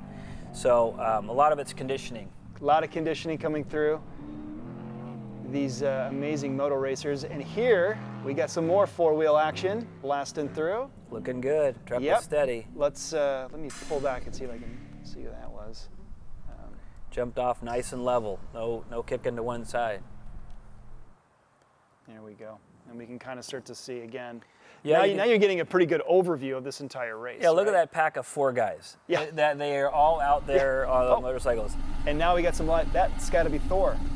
Looks like could be Thor Herbst. Yeah, there's probably quite a few trucks right now that are missing a fender. That are all banged up, but it certainly is could be confirmed Thor. it's Yeah. Thor. Yeah. That's Ojos. So he's crossed the road and now he's headed in. Yeah, and the last we checked, he was leading the trophy truck spec class. Correct. So he's entering that speed zone. He'll be slowing See that down. thing wiggle? The rear end is sliding around quite a bit. Wow. Look at him go. This pullback is a great, look at that shot. That's just gorgeous. So that's the valley near Ojos Negros. Yeah, it's a. What do you guys think the temperature is down there right now? I think Ojos probably isn't high 80s? too hot right now. It's it's probably around 80. Okay. You know, could be because we're still in the early day. That's true. Early It's part still of the like day 10. What is it? Yeah, and the desert floor right now, I've got 82 degrees at San Felipe, which is unseasonably cool. Really, Yes. for normally our June Baja 500 race, it's often 100, 110, 115. Gotcha. So all of the racers really hit gold this year. and the trucks are going to appreciate it. The bikes are going to appreciate it. It's one reason they start bikes so early is to get them, avoid the hottest part of the day in the desert floor. Wow. That's fantastic. Well, it looks like still Luke McMillan out front for the trophy trucks. We certainly have got our race cut out with 1X, 3X going on. And let's see. And then, of course, Menzies is in there somewhere, so he We- could be right there upon, Which is, upon Luke. for someone who's so outspoken, it seems uncharacteristic that we don't see this guy out there on our map or anything. But we know he's there. We know he's all in. Throwing back a Red Bull or something. Yeah, we'll see if we can get an update for you guys, for you fans at home. Yeah, it'll be exciting. I think once when the trophy trucks get to the summit, see who pits at that BF Goodrich pit. Yep. Who takes fuel, who doesn't, and a lot of strategy at this point. Yeah, and maybe at that point, when they're doing fuel, they got to check the tires, and anything can happen at that point. And then it's like go over the summit. Hopefully, we'll see if somebody tags a sidewall on a rock or something. Right. And, in that remote area, you don't have any support. You don't have a chase truck. You don't have anything that could help you out. It's like you're on your own. That's the most remote part of this whole course is, literally from the top of the summit to Cabuzo Junction. It's just so far out in the Is middle that of the about a 50-mile gap, or how far to the nearest highway? Yeah, more or far? less from Nuevo Junction, the bottom of the summit, Right. to Cabuzo Junction is about 50 miles. It's about 50, yeah. And it's the most remote, most risky part of the whole Right. race because it's so far out there. All right, here we got some more in-car action. This is Alvarez. Yep, leaving the official start line where there's no, at this point, no speed limit on these guys for the asphalt. Okay. Until they get to the dirt, and then they'll jump back down to 37. So he's letting her eat right now. Exactly. I know on my motorcycle in the morning at 3:30. Yep. It just feels weird to go wide open, like let it go full to the wall. Right from the stop. Yeah, right red. from the stop. Cold. I've been trying to keep the bike off, so I'll let it run for maybe a minute or two before the green flag. Yep. But it just seems like I shouldn't be going 100 right off the bat. Does So not I seem usually right. ease into Look it. at all these spectators off on the side here too. That's so great. Yeah, Yep. in one of the Baja 500s, I co-drove with Cameron Steele, where I was the navigator. Right. And we started that same spot. And I remember, like, just taking off, and all of a sudden you're doing 130 miles an hour, like that. And it was like, 130 is fast. Yeah. And honestly, for your eyes, especially as a motorcyclist, but a truck driver as well, but your eyes are trying to catch up. Yeah. And as when we get in the dirt and stuff too, there's an experience where your eyes are kind of bouncing. For sure. And they're not capturing. And then after a while, everything gets set in, and then you can see well, and you can track, and you can focus. But there's a lot to be said for riders that come down to Baja for the first time and are like, how do you see going 50 miles an hour through this roughy rocks and all that stuff? So The mind has got to calibrate to the body, and then the peripheral vision, everything else, you're up against so many different factors at that point. yeah, and Wind in your face, I think light. this camera too has a smoothing component to it. One of these things about these GoPros now is they smooth out so much to give you a great video that doesn't make you sick to your stomach. Exactly. But at the same time, they make it look like there's nothing going on. Yeah, So, it's kind of like when they showed, like Wes showed some of the courses, like, wow, that car's working good because it looks so It has smooth. the best suspension I've ever seen. Yeah, well, while Wes was talking, there was just a moment where you could hear it in his voice. I felt that I was, myself, my stomach was like, oh my goodness. Yeah. I mean, that is bouncy. And I kind of love that we got to see that. Yeah, and the truck guys, you know, that's one thing. They're buckled in, so there's a lot of them. The Hans device. They've got a 5-point seat harness, and so they're locked in, which us motorcyclists aren't locked in. No. But we have a little bit of freedom to move. So like when we see a big, like a casing, a bump that we're going to hit, or a G out into a valley, we'll brace for it. We'll stand back. We'll stiffen our muscles and stand up. Trophy truck guys, they just know they're going in, and so they're sitting on that seat base. Now, fortunately, they got 36 inches of travel to hopefully control it, but they're in for the ride. Yeah. And he's going to go to a left-hander pretty soon. Yep. Oh. Is this Thor again? We got no fender. It might be. Yep, this is Thor Herbst in the trophy truck spec. Two different choices there. He goes right. Yeah, the race course bends to the right, so Yep. he's coming out of Ojos, and that's some section that they've used over and over and over. It is totally hammered. Yeah, you they can blocked see that how big off. the holes are. Yep. You know, these. See the fence? Yeah. Right through the fence post. Oh wow. And I've caught that barbed wire, came right up to a barbed wire fence in the middle of the night, and came around a tree, and it was just like, oh my gosh, throw on the brakes, almost hit barbed wire fence, and go, wow, I might not go that fast anymore. Wow. You can really, wow. Look at You all see the how close, you spectators. see how, he almost hit that tent. Yep, that's where the smooth close. lines are at. So you try to get us right up by where the people are parked, because it might be smoother. So Alvarez on the left here. Where's he at now? Now he's in off- that speed zone. Now he's in a speed zone. He's in So that 37, going through the village, heading out of Ensenada. Okay. And then juxtaposed to Herbst, how fast do you think he's going right now? He's bouncing all over the Oh place. yeah, he's cranking it up right Yeah. now. Probably averaging about 30, 25 to 35. Yeah. But in the car, you feel like you're going a million miles an hour. Of course. Well, look at this. He's But hitting it's these- rough. these You ruts. can't see the little valley that he just hit, that these chasm. grooves. If you overcharge it and you nerf in with your front bumper, you're gonna potentially hurt your truck or hurt yourself. Yeah, both. Wow, here we go. This is really great to see this live action on both camera shots. And they're still early in the race, Yeah. so again, you don't want to do something to ruin your whole day this early. So you hopefully get in the flow and keep it moving and pass the truck to the next driver. You can see Thor. He's in that blinding dust. I mean, look at look, both of them. Yeah, both camera shots. There's just dust everywhere. You get done with the race, are you just spitting mud for a couple days? Yeah, we've had races where it's, you're battling and stuff, and it's like you're coughing the stuff up for a week, your it seems lungs have got to just take a beating. Yeah. Yeah, you don't want to reuse those handkerchiefs, that's for sure. Yeah, no, thank you. And then once everything's all said and done, and what is the recalibration that you have to do just as a person? Back to Alvarez here. How do you guys decompress from something so exhilarating? Yeah, obviously there's a fatigue factor and a recovery time, you know. But it's, you take a few days off, and, for our team, we always wrote race reports and what occurred during the race. Good idea. How was the bike? How was the race? How was the crew? What was your ride like? What did you feel like? And we'd all collaborate on that. And Past so notes, sure. we go to the next race and resolve some issues that we had, and hopefully we do better next time. Yeah. Yeah, sometimes it depended on how your team did that race. That'll If make a it was a difference. win, there's a lot of effervescence, and you're still feeling good about it. Yeah. You're thinking about your section, how it went well. If your bike broke early, or something happened, or someone did some crazy thing or stupid thing and crashed, then you might be frustrated and why am I doing this? And then a couple days later, you're like, okay, let's get ready for the next Let's one. go again.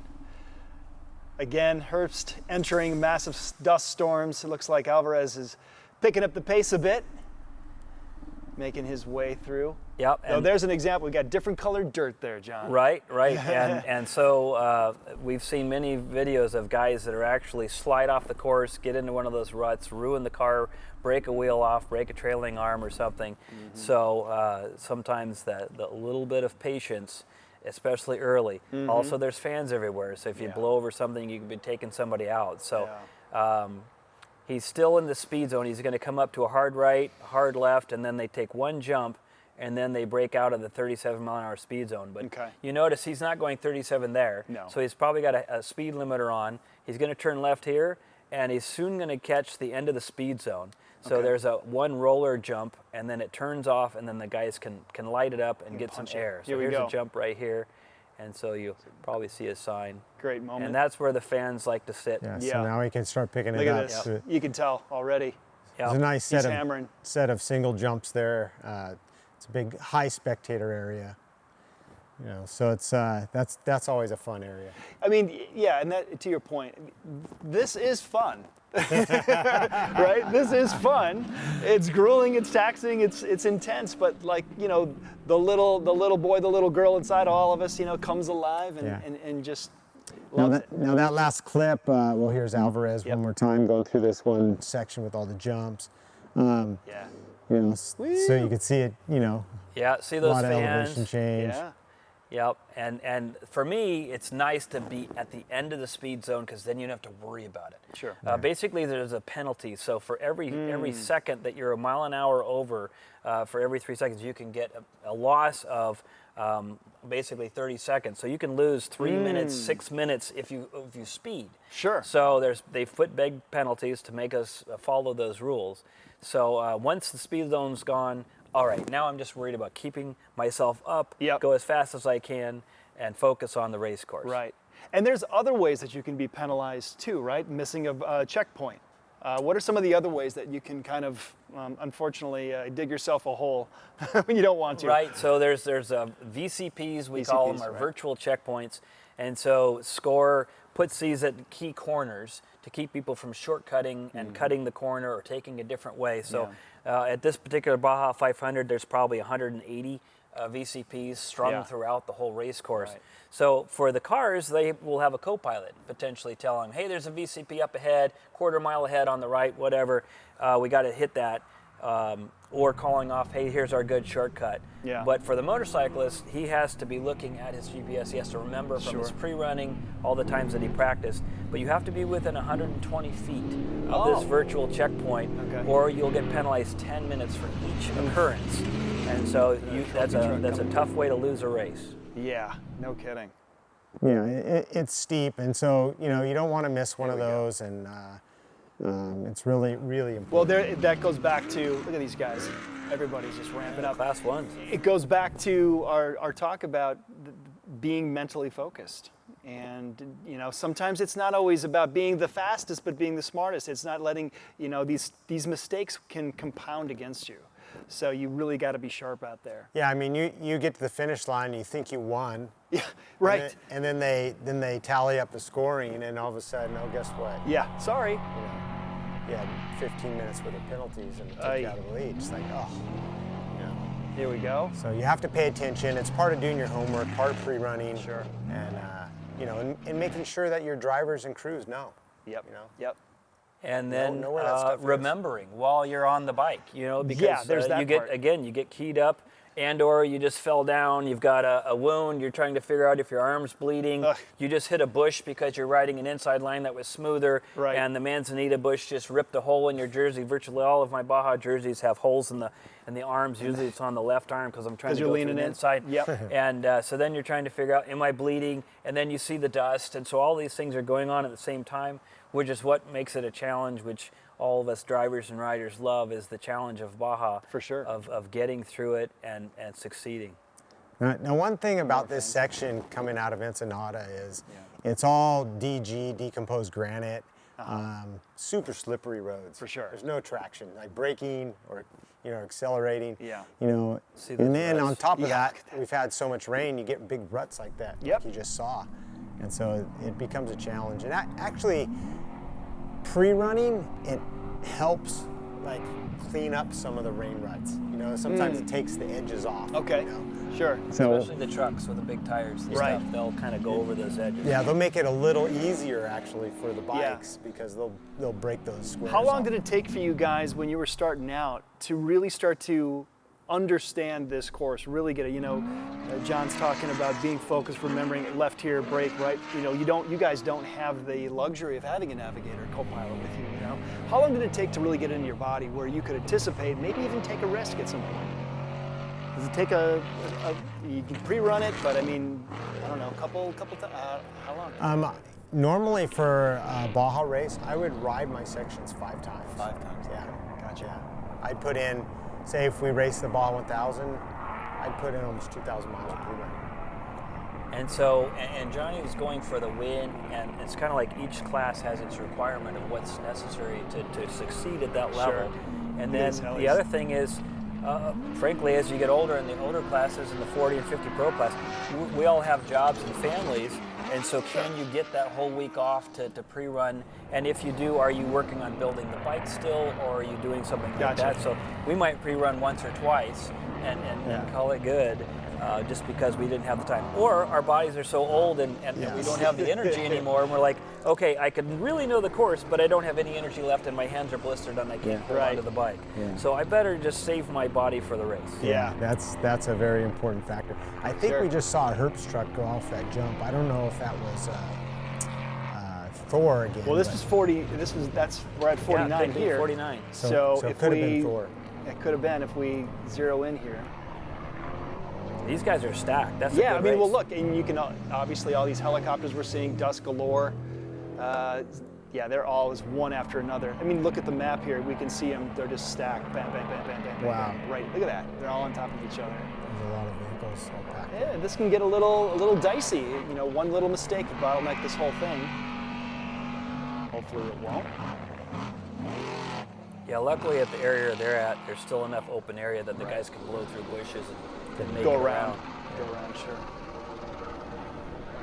Yeah, but it makes it exciting, and as the race wears on, they'll get more spread out, and you know. But you know, going back to our bike race, man, it's stayed tight, and they're pretty far over the halfway point now. For sure. You know? So they're on their way. They're on their way to the Pacific side on the crossover road, and you know, last we checked, 1X was leading, Juan Salvatierra, and it's head still of the Kieran Neary team. Kieran Neary still, yep. Yeah, from what I can see. It does look though that like 1X is ahead. Yeah, so they're well on their way. But we still look, 1, 2, 3, 4, 5. They're still real close. Yeah, and at this point, there's still tons of racing left. For sure. They're just over halfway. For sure. We're 6 hours into it for those guys, Yep. and they got another, 4 to go. Yeah, that's sure do. Here we go. We're seeing all of these a mix specs coming through. Big four-wheelers just barreling down. One thing to point out now is that we've been watching this section for a little bit now since the lead trucks have gone through. Yep. You see the dust hanging now? Yeah. So now the terrain's starting to silt up a little bit. Right. There's a little cushion on the road, and so these guys are starting to wear the road down a little bit. So then when they're coming through and they hit that little jump there, they got to be careful once they land, right? I mean, because if it's getting silty out there. Not really. Not too bad? Not in those vehicles. That's you true. know, those vehicles are pretty robust and they can handle a lot. Maybe in the other classes, might be a little more tricky. Yeah. Okay. Well, we'll see. We just had a moment there with Alvarez.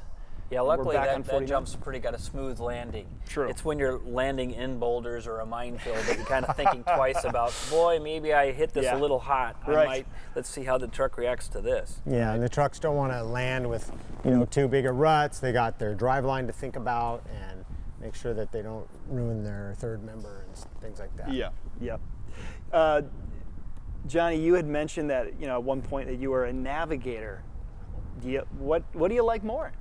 Obviously, I kind of know it's sort of a rhetorical question, but what's that experience like being a navigator? Well, I've navigated obviously in a trophy truck with Cameron. A bigger navigation job is in the Dakar Rally. I rode with Robbie Gordon in 2 Dakars. That's 2 weeks of racing. And the job there is more intense because there's no pre-running, there's no directing where you're gonna. Like here is a marked course and you can pre-run. Sure. And you have a GPS line. In Dakar, you don't. You have a book. Got you. Yeah, that's all you got. Tell them where to go. Right. But navigation is intense. The driver's relying on you to feed them imperative information. Yeah. So we don't crash, we don't wreck the truck, we can go as fast as we can go, safely. And so it's a fun job. It's entertaining. Yeah. I much rather. But knowing you, you'd probably want to be. I'd much rather drive. Yeah. And just to have that control of the vehicle. For sure. But overall, both is very entertaining. You know. Both good time? Yeah. Well, speaking of bikes, let's check in and see where we're at right now. I know we had some heli footage that we'd love to show you guys here. Here we go. Let's see who we got down there. Can you guys make out who that is? Not quite sure, but, and then we go from there. So maybe out front there, this is Naren. I'm not so sure, because I think this section of race course is after the summit, and that's a big wash going up to Cabuzo Junction. Gotcha. So this is race mile 120-ish, 115, somewhere in there. Yeah, on the helicopter, they have to download the footage and then send it to us so that we can load it up here and put it on your cameras. So it's not always directly not exactly live. Not always direct. But so. still really, really cool to But see yeah, this. you can see how this rider's back on the bike. There's rocks and there's holes in the terrain. You can see his bike kind of kick up once in a while.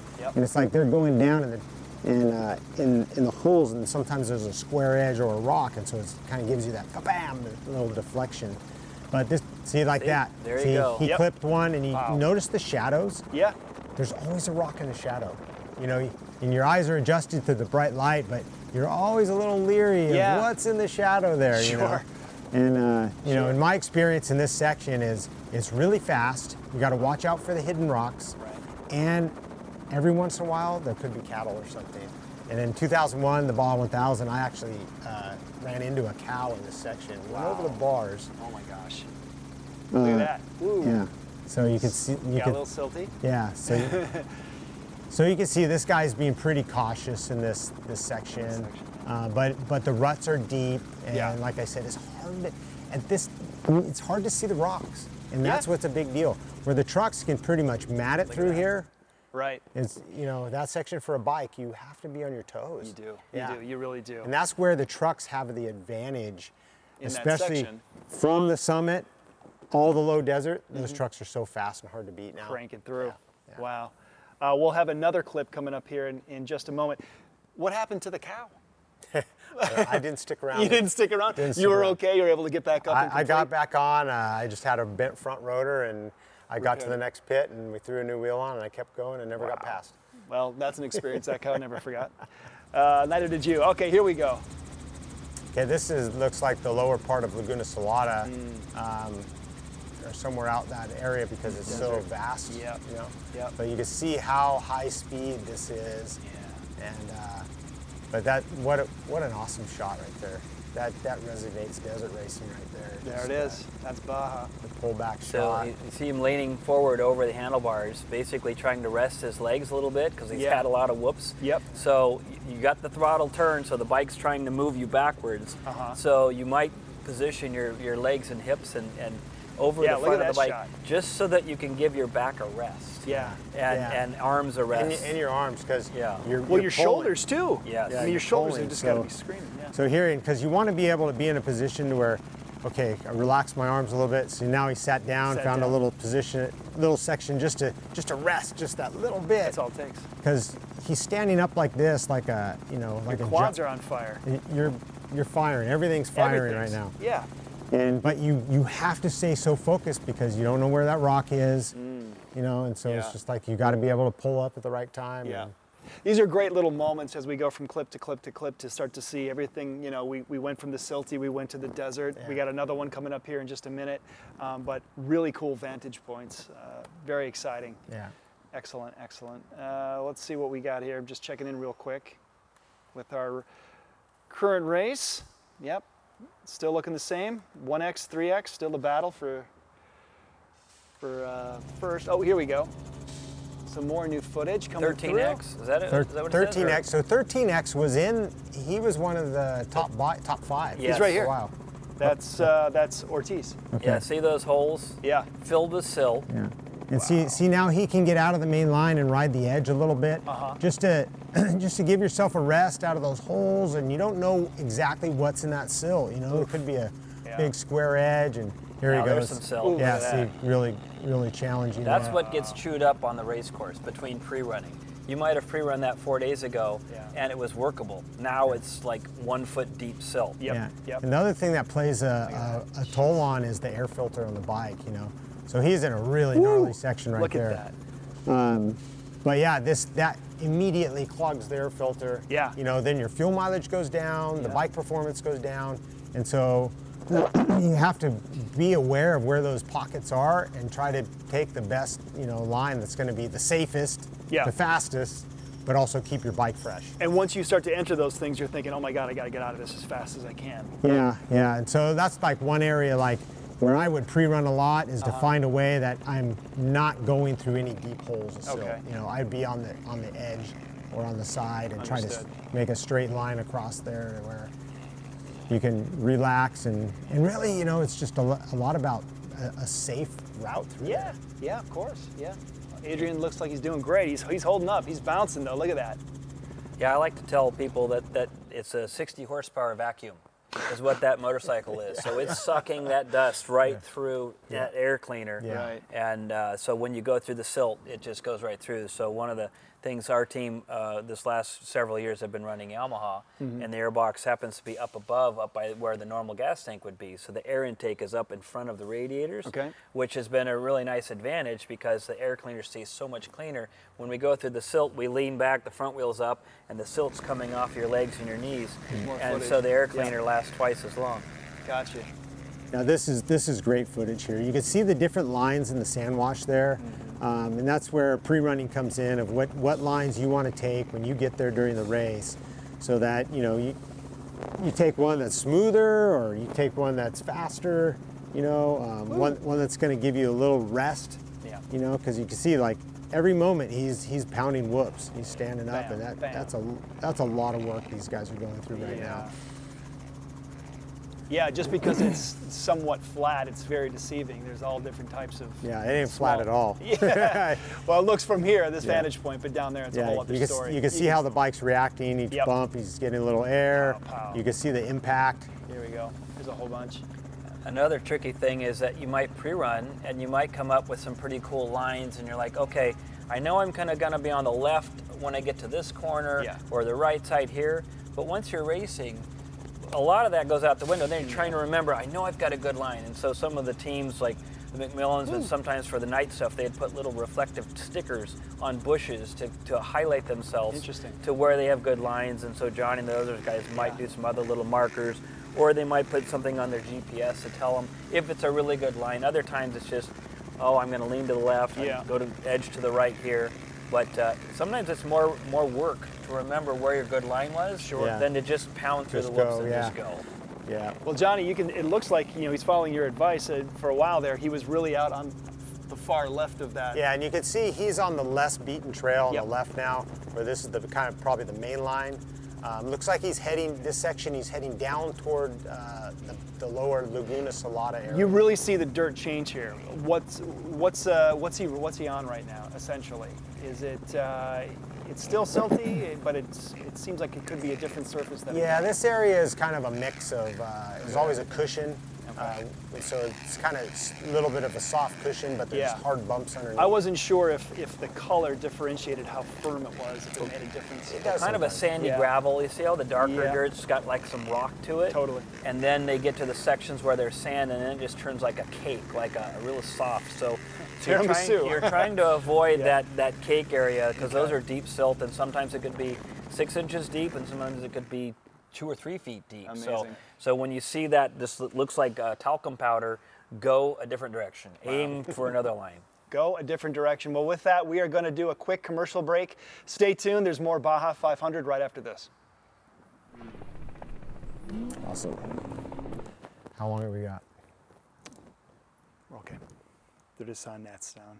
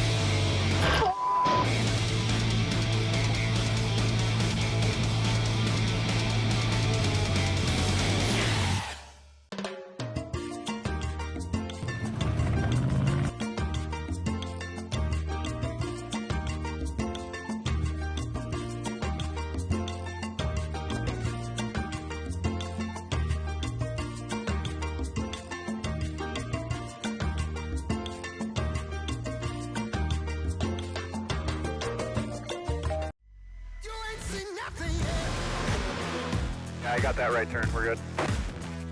Let's meet up at the compound group up. At 10-4. Yeah, for sure, dog. Good, little driver, straight on through.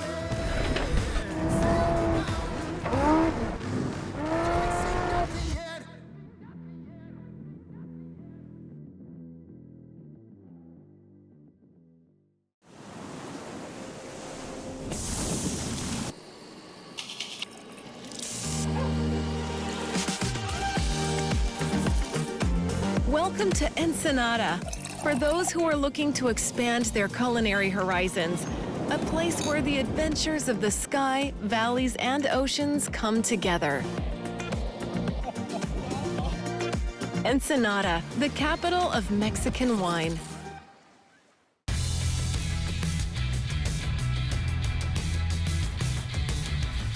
The finishing touches of any off-road vehicle are the things you add to make it your own.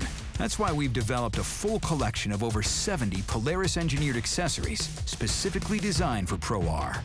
Created in partnership with some of the biggest names in the off-road aftermarket, there are custom wheels and tires, full aluminum doors, steel rock sliders, stylized mirrors and bumpers, innovative storage solutions, Rockford Fosgate premium audio upgrades, and even a high-visibility rigid chase light to help groups stay together.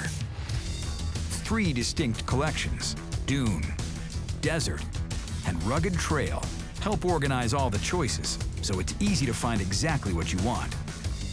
Every single accessory was developed in parallel with the vehicle itself, so the look is seamless and installation is easy.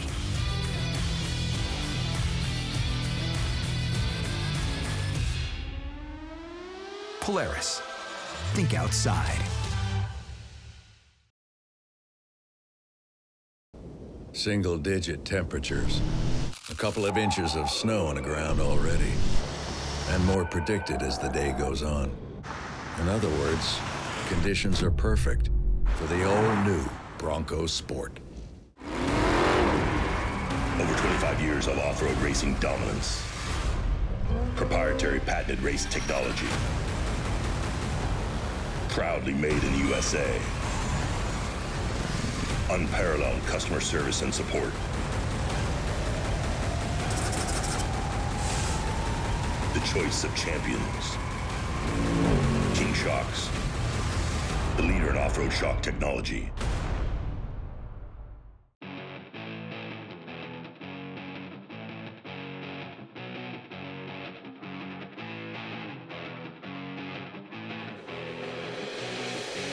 A love of off-roading is what drives us here at Rock Jock 4x4 by John Curry. And it was John Curry's own off-roading adventures that inspired him to push the limits of his vehicles, build the best performing, strongest, most durable products on the market today. That's what he's been doing since the 70s. And it's what he continues to do to this day. Progress and innovate new off-road products for your racing and off-road vehicle needs.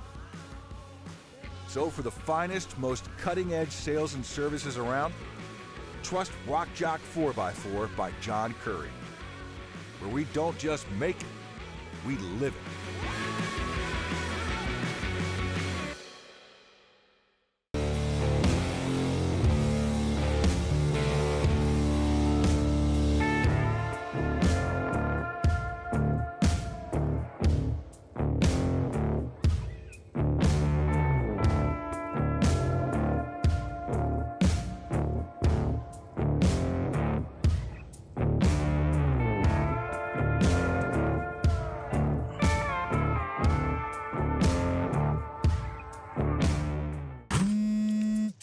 Hey, Dad. What are you up to, bud? Oh, nothing much. I think it's time I bought a new lawnmower, though.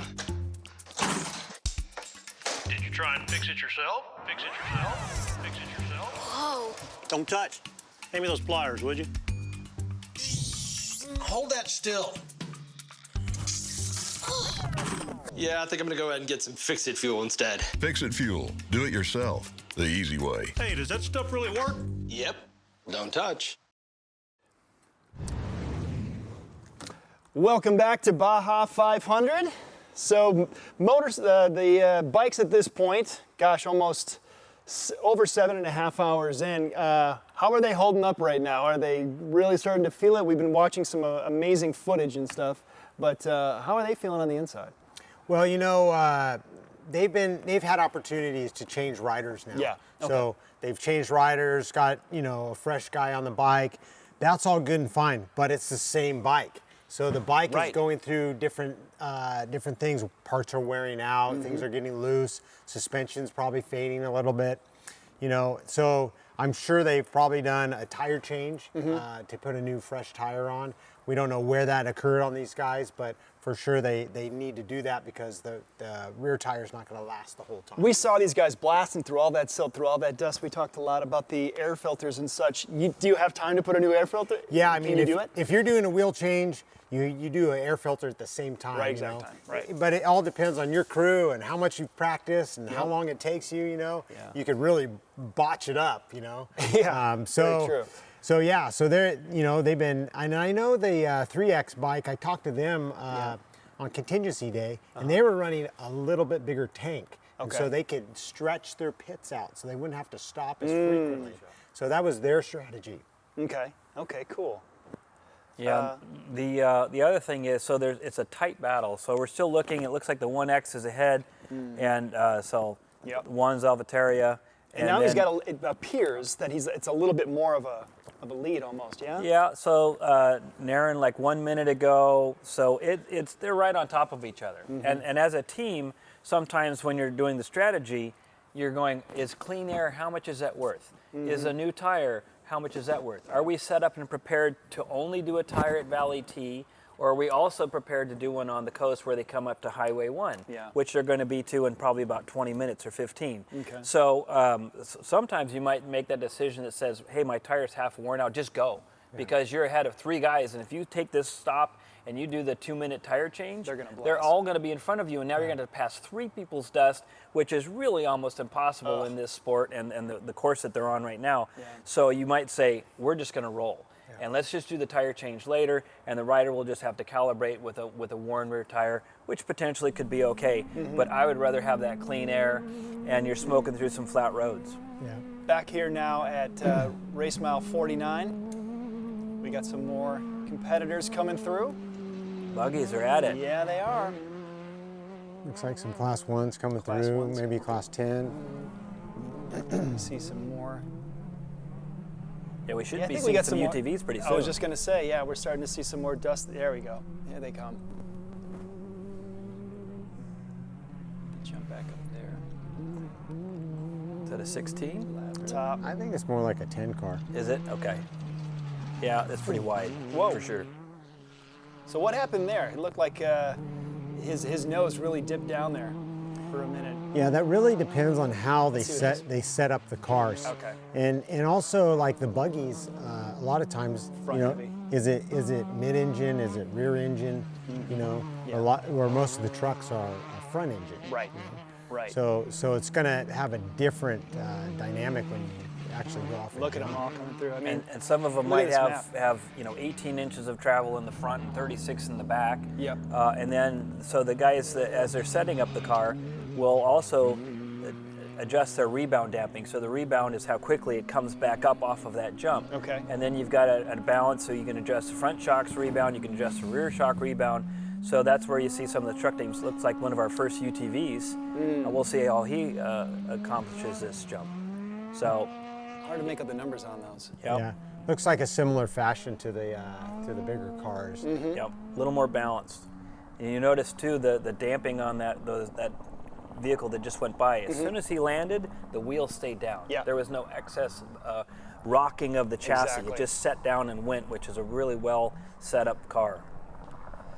So if I come in here, 49, yeah, that might have been Duran. Typically, whenever you see a helicopter, that usually means good things. It usually means there's a hot dog or a team that has a big investment in the race. Yeah. So it might be a class leader. Here we go.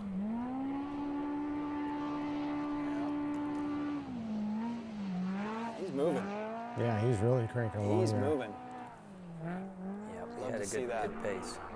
But I always love to see the open wheel cars and watch the wheels move up Yeah, and down. like their arms or something. Yeah, it's really cool. It's like some sort of insect or a dinosaur or something, you know. Yeah, you see Perfect environment. The suspension just articulate just up and down. You notice how level that last car jumped over the jump and really wasn't getting kicked. So a lot of things you see when if the front end's down and the rear end's high, that, especially for a motorcyclist, can be a bad thing. It means you might be going for a trip over the handlebars. Yeah. So some of these guys try to have the front a little higher and the rear a bit lower. Right. So when you hit bumps, the rear end has a really slow rebound to keep it more stable.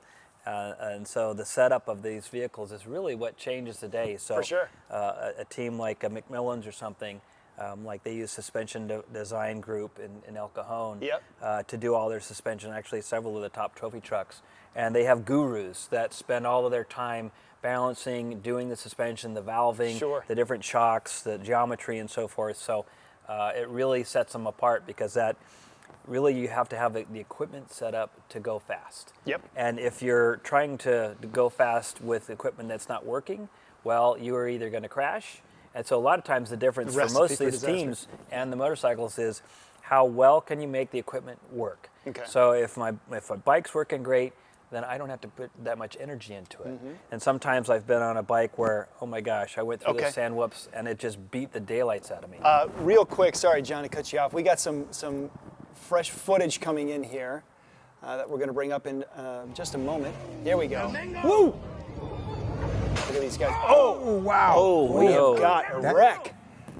That looked like Cameron Steele in the rear there. It might have, yeah. I'm not sure if it was Cameron. It was definitely a green. It was a green. A truck with green on Yeah, it. definitely. And we saw, like, obviously there's so much commotion going on. And this is a very highly populated area. It's very, very dangerous down there.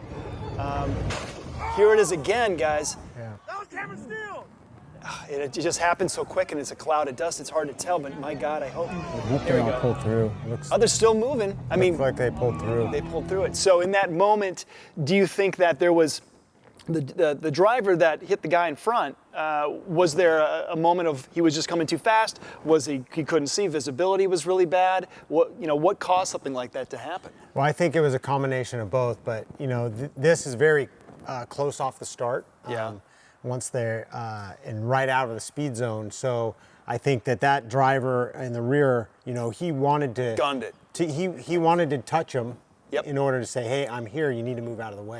Okay. We usually call that a nerf. Yeah. But it just happened to be in the air. Yeah. Air nerf. Yeah, Exactly. and that was the section, it looks like it came from someone's phone, right where we were talking about the speed limit ending, right as they entered the village. And all of those series of jumps where we watched our in-car cam get some air and it looked pretty nice and everything was tidy and clean. Yeah. And in that particular video, the trucks are going for it. Yeah, and that whole hood looked like it just came once right the off. speed zone comes off, some people just, again, hammer down, I'm going for it, I know these jumps, I'm just going to light it up. Yeah. Whereas the other guy was letting up a little bit for the truck in front of him, maybe being a more conservative driver. And that's where you get so many different personalities and drivers that attack and maybe are crazy and stupid, making some bad decisions, and others that are going to hey, this is a long race, I don't want to ruin my car right now and hit somebody, or there's fans nearby. And so that's where you got all these different brains and mentalities and people out there, and some people get some reputations along the way. A bit of a flex to your point, Johnny, of him saying, look, I'm here, I'm ready to go, move it. Yeah. I know that there's people out here, but let's go. Yeah, I'm so good to losing see. time. Yeah, losing time, and so good to see though that as that dust did clear, it did look like that next car or that next truck was able to just keep continuing. So no bottlenecks, and hopefully no more collisions like that. No injuries. No injuries. Yeah, heavy stuff. All right, let's see where we're at right now. We're still in the far as mile 49 goes, we've been getting cameras on that. Here we go, back to 49. I see some dust. We got some more vehicles coming through. Man, the bikes are still stacked on each other. 1, 3, and 11 are on top of each nose other. to tail coming. They're coming up to Highway 1. Here we go. Yeah, I mean, just an arsenal of vehicles coming through here. 237 entries this year for Baja 500 from all over the world. Yeah, that's an amazing entry. That's incredible. It's really solid. I mean, probably in the height before, say, like 07, after the Dust to Glory came out and stuff. Right. It's like it was so popular. We probably had over 300 entries in a race like this. Yep. But yeah, 230 is a nice solid number. Yeah, for sure. Looks like we got a little bit of a, there we go. Yeah, and if you're a spectator at home that's watching on scoreinternational.com and you're watching this race, Baja 500, and think, that is incredible, what you guys are talking about, Baja, how do I do this? Yeah. There's actually a class of the Score racers where you can actually rent the race truck.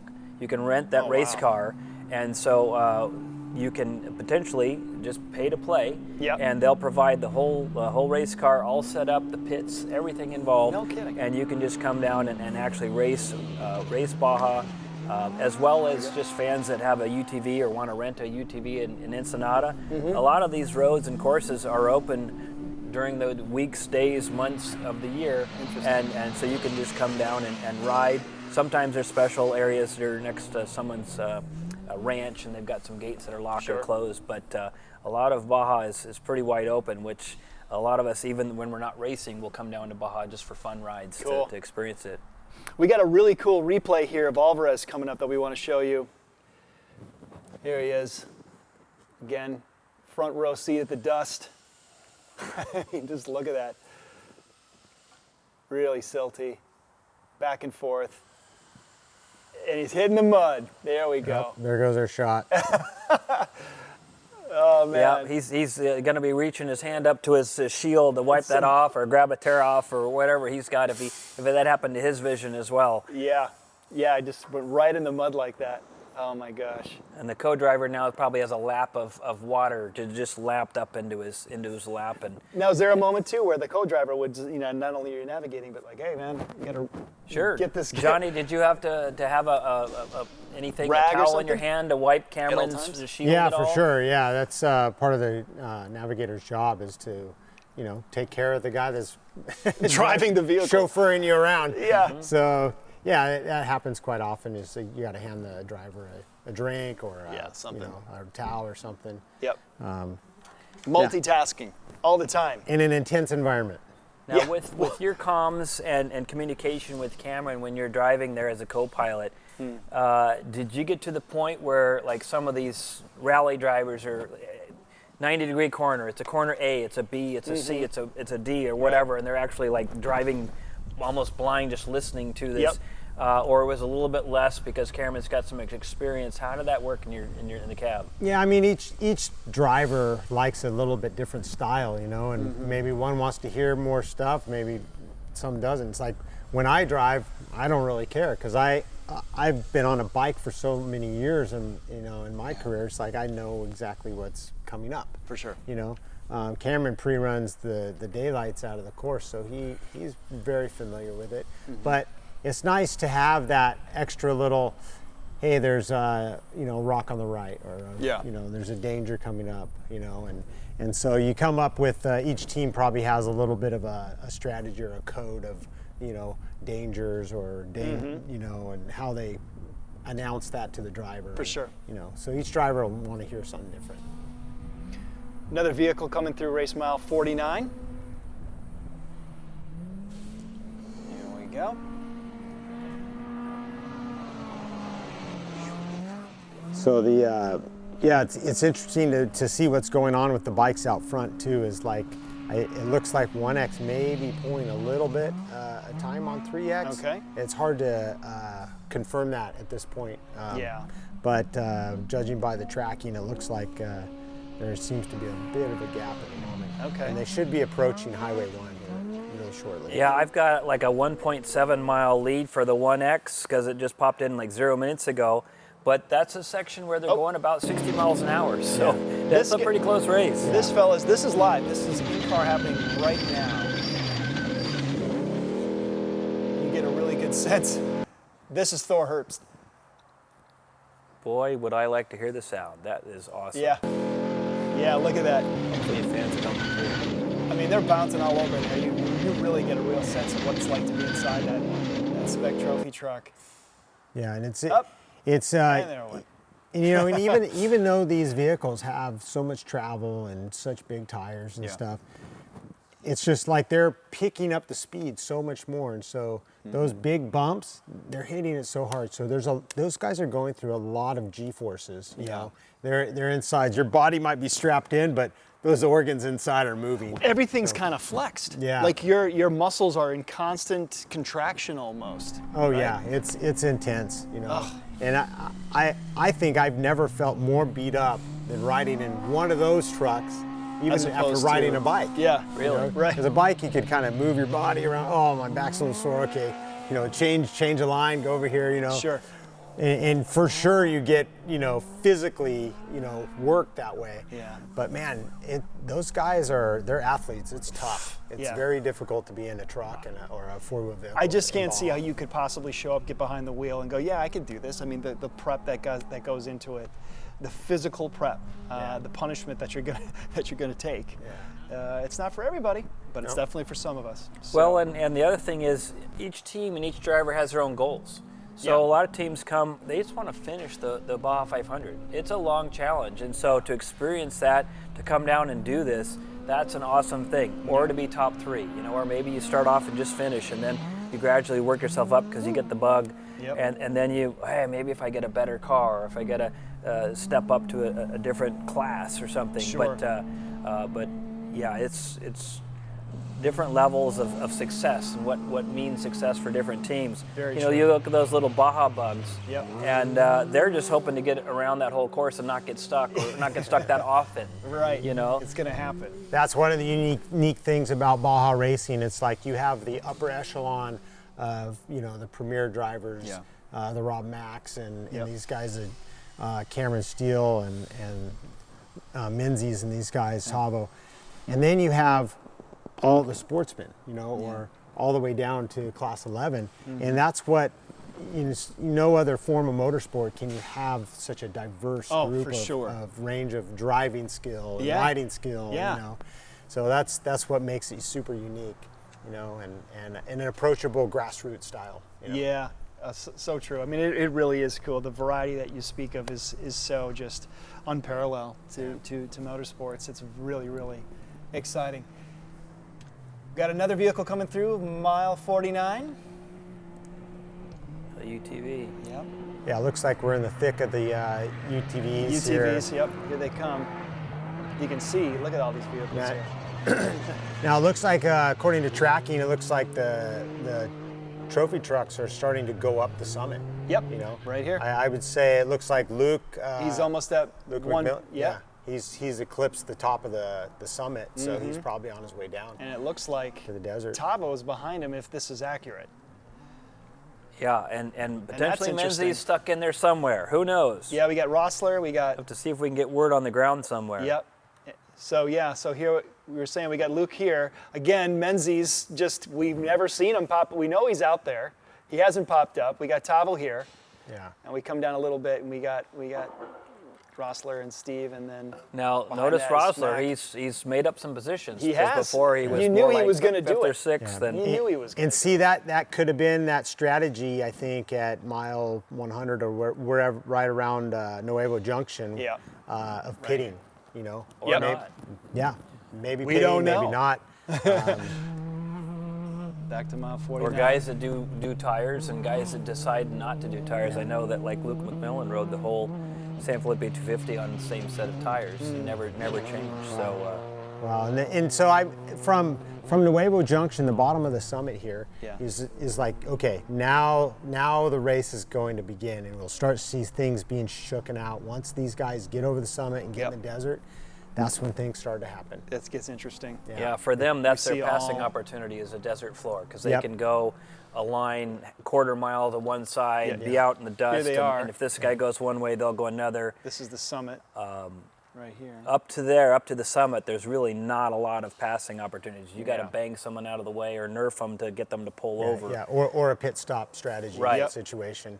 So here's all your nerfing action. So, Yeah. but now you'll You know, start but to, now you know, from coming here down. on, you'll start to see some things happening, like who's going to start gapping the field, or you Sure. know, is there a tight race in there, or you know, things will get spread out. Spread out, yeah. Phew. Right behind him.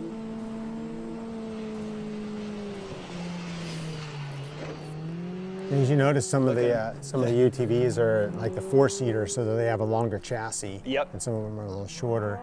You know, sometimes the longer chassis is a little bit better for stability in the bumps, but the shorter car is a little bit steering quicker. And get around the Yeah, more corners. responsive. Yeah. For sure. Yeah. For sure. Yes. So, plenty of dust, plenty of UTVs and such coming through. We got. Yeah, the UTVs have been a real big commodity for SCORE.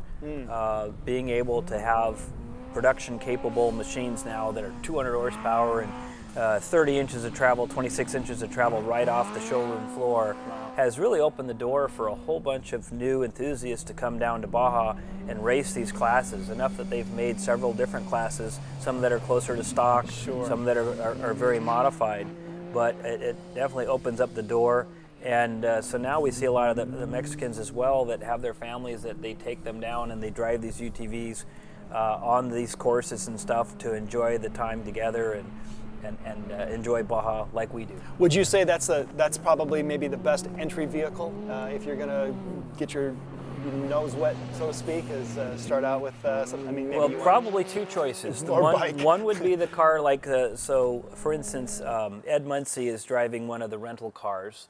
That they have the class that's made up of the rental cars with the Subaru motor in them. Right. And so that's the least amount probably of investment to just hop in, have a car and the team and everything. Right. If the UTVs are probably the least expensive race vehicle, but you're still spending whatever 20 or 30 grand to buy that vehicle, and then you got to put wheels and tires on it and so forth. So that it is a step above. But to enter the sport and to start competing and to start challenging the course, that's probably a great way to do it. Yeah, agreed. Yeah, and to a step further on that is, you know, the bike has always been the grassroots easiest entry vehicle. Sure. Because it's you can buy a bike off the showroom that's, you know, you put another 3 or 4 grand into it, you can go to Baja and race. Gotcha. Right? Yeah. You know, where you go to a 4-wheel vehicle, you're gonna quadruple that expense. Yep. But usually the bike is an entry into Sure. you know, off-road racing. But for sure, the side-by-side has filled this gap, right? Because you can, you know, again, go purchase a production vehicle that's pretty much, you know, it's almost there. Yep. And then you got, for sure, you got to put money into it to make it race savvy. You Yeah. know, the right cage, right spec. Sure. Meet all the safety There's all these standards. different components of fine-tuning it. Right. So it's kind of filled a gap, because even like a bike guy, like all my life, to see what the guys spend on the cars and how much money it takes to get in it, you're just like staggered, right? Because you're focused. You've been in this box with a bike for all these years, and you know how much things cost. Yeah. And you go, you're gonna spend that and go race. that? Oh my gosh. So I feel like the side-by-sides kind of filled that void. Yeah. It's a step to get to, Sure. you know, whatever level you want to get to. Yeah. And again, like we've been saying all day, you're never going to know unless you get out there. You know, you're going to have to test it. You're going to have to try the bike. You're going to have to try whatever vehicle you got and see how you do it. Life's short. Why not now? Exactly. Interesting you said. It's my wife's motto. She always says, if not now, when? Yeah.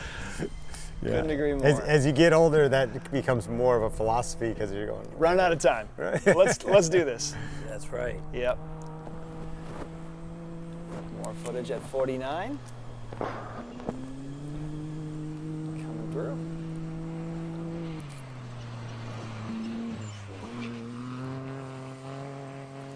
Bikes are starting to head. They're like San Vicente. I was just going to say. You seeing that? Yeah.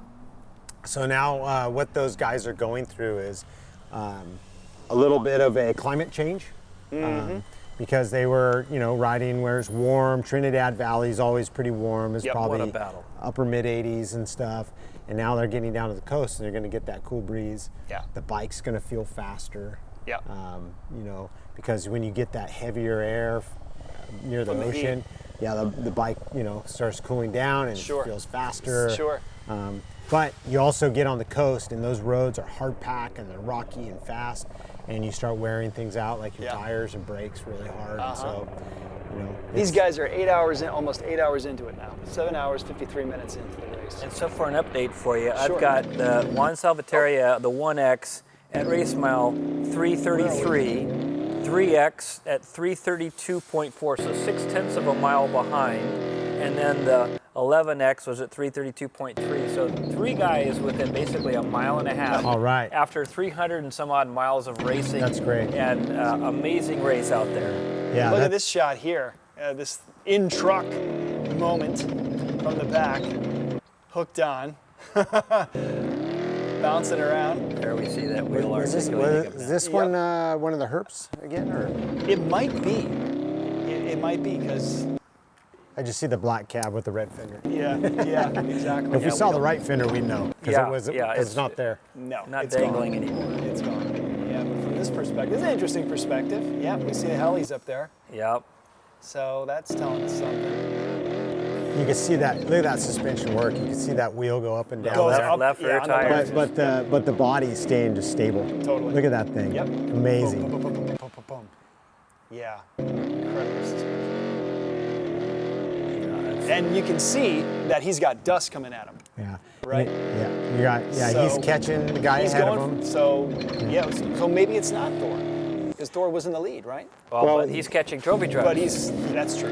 Class 1s or Very trophy true, trucks, very he's probably catching. Yeah. But also you can see what's cool from this perspective is like, look what these guys have to carry. They carry 1 or 2 spare tires there on the right. Yep. There's a whole drive line and drive shaft strapped in there just ahead of that. You got your sand tracks on top of that in case you get stuck in something deep, There's a fire extinguisher. And ahead of that, you can see the cooling fan right behind the cab. So this is E.J. Herbst we're looking at right now. So I was right. You were right. You were right, sir. If you say Herbst, you got a shot because there's a few of them. There's a few of them, in the field. Exactly. Your chances go up. They sure do. Alrighty. Look at that. I mean, you're just inhaling dust over and over. Yeah. You get your helmet on. Well, and what the 4-wheel guys have is what they call a Parker pumper. So they have these clean air systems that has an electric fan motor that blows forced air into your helmet through a tube. Right. And so then you have your helmet and you have like a skirt. Yeah. And so that blows that way you can have forced air to blow the dust out. So you're not ingesting. Filters it for you. Yeah. So it's nice to clean air filters. These guys could drive deep into the dust. For sure. Unlike us dirt bike guys that have nothing. You guys, we just eat the dirt and you taste it and you spit it out. And then you grab and for you your go home. camelback. And you're breathing hard. And you're so breathing sucking hard it and you down. just like grab your camelback and take a mouthful and do something with it. But yeah, I mean, like, look at that dirt. Look at it. Dust Yeah, cloud. exactly. Pow. So he just hit a silt hole. For sure. The truck in front of him and it just poof. Oh, look, it's almost like they slowed down. And that's where those guys are, thank God that they have a cage. And us on motorcycles, when the guy in front of you hits a silt cloud like that, you're locking on the brakes and you got nothing. And you're just like, oh, I hope I make it through here. Okay. And especially during the day, it's not as easy to see brake lights, right? At night, you'll be able to see something, maybe some sort of a hue. But yeah, they have these guys have an amber light on the back of our vehicles, and it's pretty easy to see. Pretty intense. But you see the dust. So basically, when you see the big poof, you know you're coming up to it. And when they're right on the, like these guys are probably nose to tail, so he's on right on the back of him. Yeah. But yeah, you just see the poof cloud, and you're like, oh, I better slow down because he just hit some silt. Yep. Versus the normal, like that right there is more of a white dirt, white dust, right. which is a steady stream. Okay. And then if they hit a silt hole, it'll usually be pinkish or brown. Interesting. And so it's a different color. Know your dirt. And as a rider, you see it. So Here we go. Here Back we go, to some back action. to Hurst. So there's more of that lighter dirt, the dust that we see. It's not too bad. He's cooking too now. He's moving. Also, that's where the GPS comes into play as well for the navigators. Like, if you're coming up on a competitor and it's super dusty and you can't see the route, so you don't know if it turns right or left, it's like at least the navigator has his GPS to say, okay, there's a left turn coming up. You know? So at least you get a little bit of knowledge of where the course is going. You know, when when you're approaching another vehicle. Sure. Orientation is key. Yeah, and you certainly hear stories of some of the drivers driving by braille. Just going for it anyway when they try to make a pass in the dust or something. Yeah. So I just got a heads up. That's Ryan Millen driving that truck right now for EJ. Oh, really? Yeah. Okay. Looks good. Yeah, he's doing great.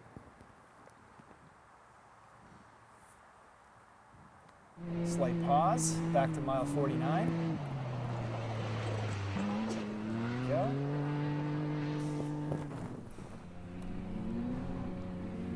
Plenty of white dust. Moving. Oh man, those Here we top go. three We got are a still four-wheel coming through. nose to tail on the motorcycles. They're all in the same. They're all in the Yeah. same shot. Yeah, I know. This is a great race. Yeah. I did get an update on that truck that rear-ended? tagged up. You know, everybody's fine, but when that happened, it did damage the oil cooler on the truck, and so Really? yeah. Do we know who it was? It was the 16 truck. 16 So truck. I don't know if I think Arciero started, so it might have been Ryan Arciero in that, but Cameron Steele truck. they said that the truck ahead of them kind of brake checked them, and they got into them, and then so anyway, the steel truck's out. Sure. Yeah. So, Oh, it's out. yeah. Oh no, they had to So- retire it. Yeah. You know, gentlemen, I mentioned that we had 237 competitors here.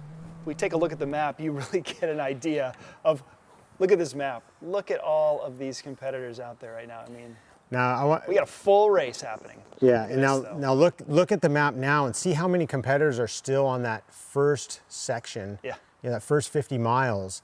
So the lead bikes now they're going to be coming back north, and hopefully Could they hit that? Yeah. There is some. I think there is some return course there. A little bit, right. And so You're right. they have to clear that course in order for those guys to come back in. They're coming up on 350 So- right down here.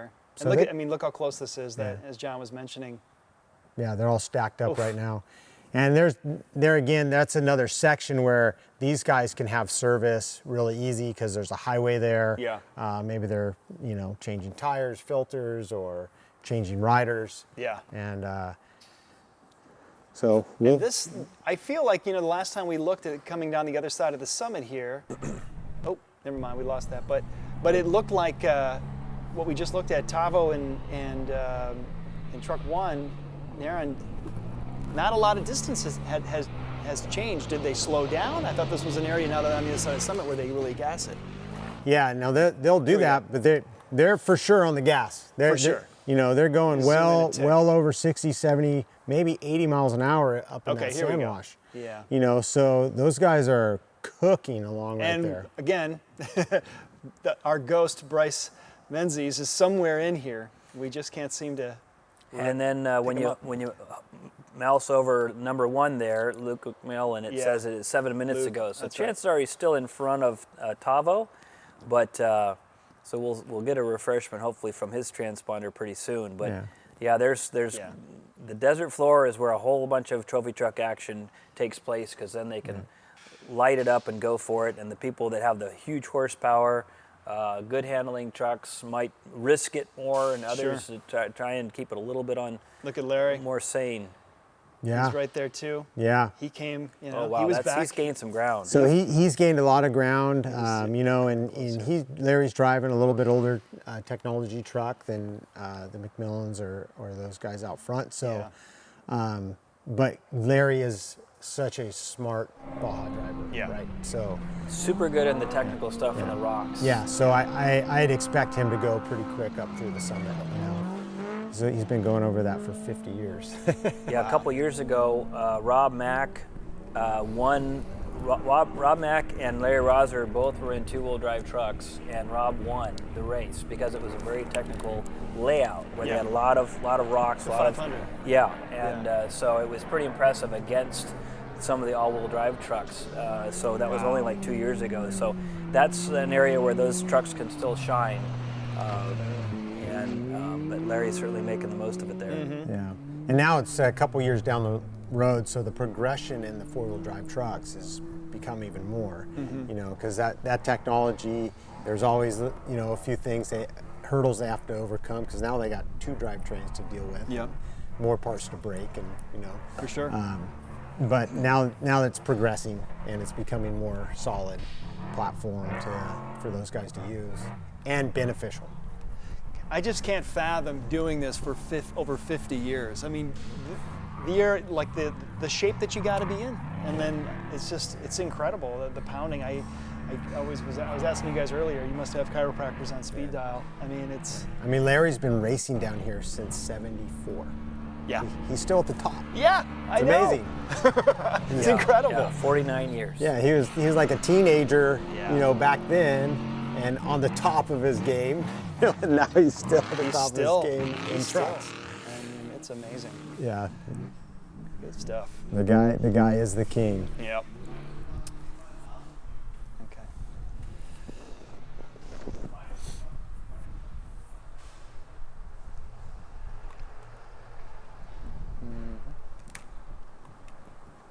Still another shot here at mile 49. Plenty of vehicles to come through. Okay, I got an update. Looks like Luke McMillan just pinged 1 minute ago, and he is behind Tavo. So it looks like Tavo and potentially Bryce Menzies again is the unknown wild card. Yeah. But so it looks like McMillan had some trouble coming down the backside of the summit or something. Yeah. Maybe they had a tire or something. But so he's no longer in the lead. So we've got a potential new new leader. And the section they're in right now, at the bottom of the summit going up to Cabujo Junction, there's multiple ways to go. I sat in the driver's meeting last night, and I know from history, there was always a choice. You could stay in the sand wash, and it's about, 14 miles or so of sand wash, or you can jump on the high road and take either way to get to Cabuzo. So there's multiple ways. So whoever did their pre-running and did their homework right, we'll take the advantage there. If you don't choose a road, then any road will do. So select wisely. We're going to step away and take some commercial breaks. Stay tuned.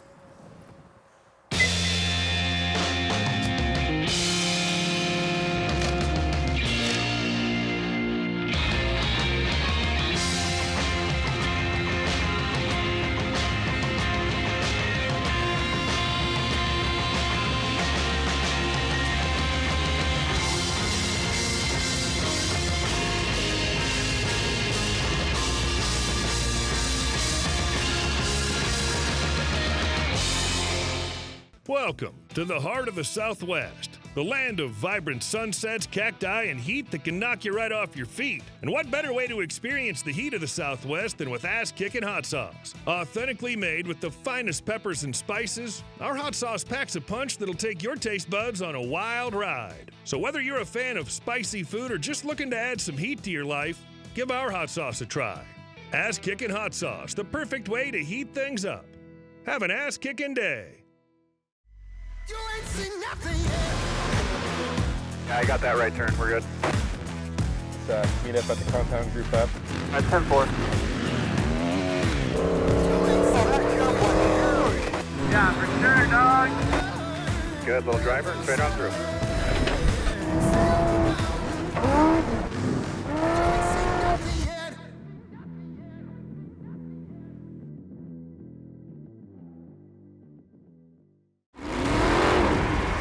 Over 25 years of off-road racing dominance.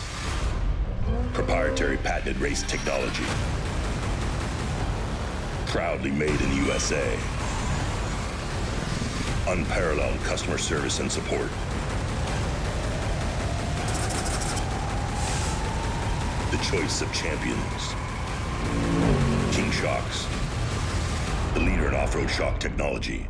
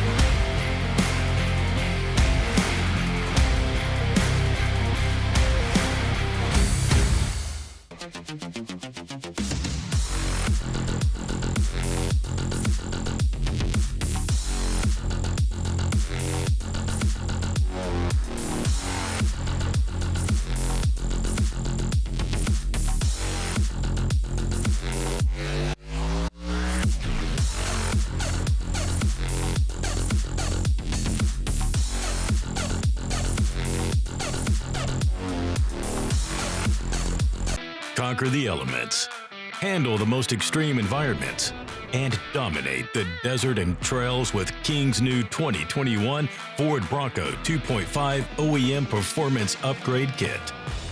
All kits are 100% designed, manufactured, and assembled in our Southern California facility. See why we're the first choice for experienced off-road racers worldwide and order your Bronco kit today.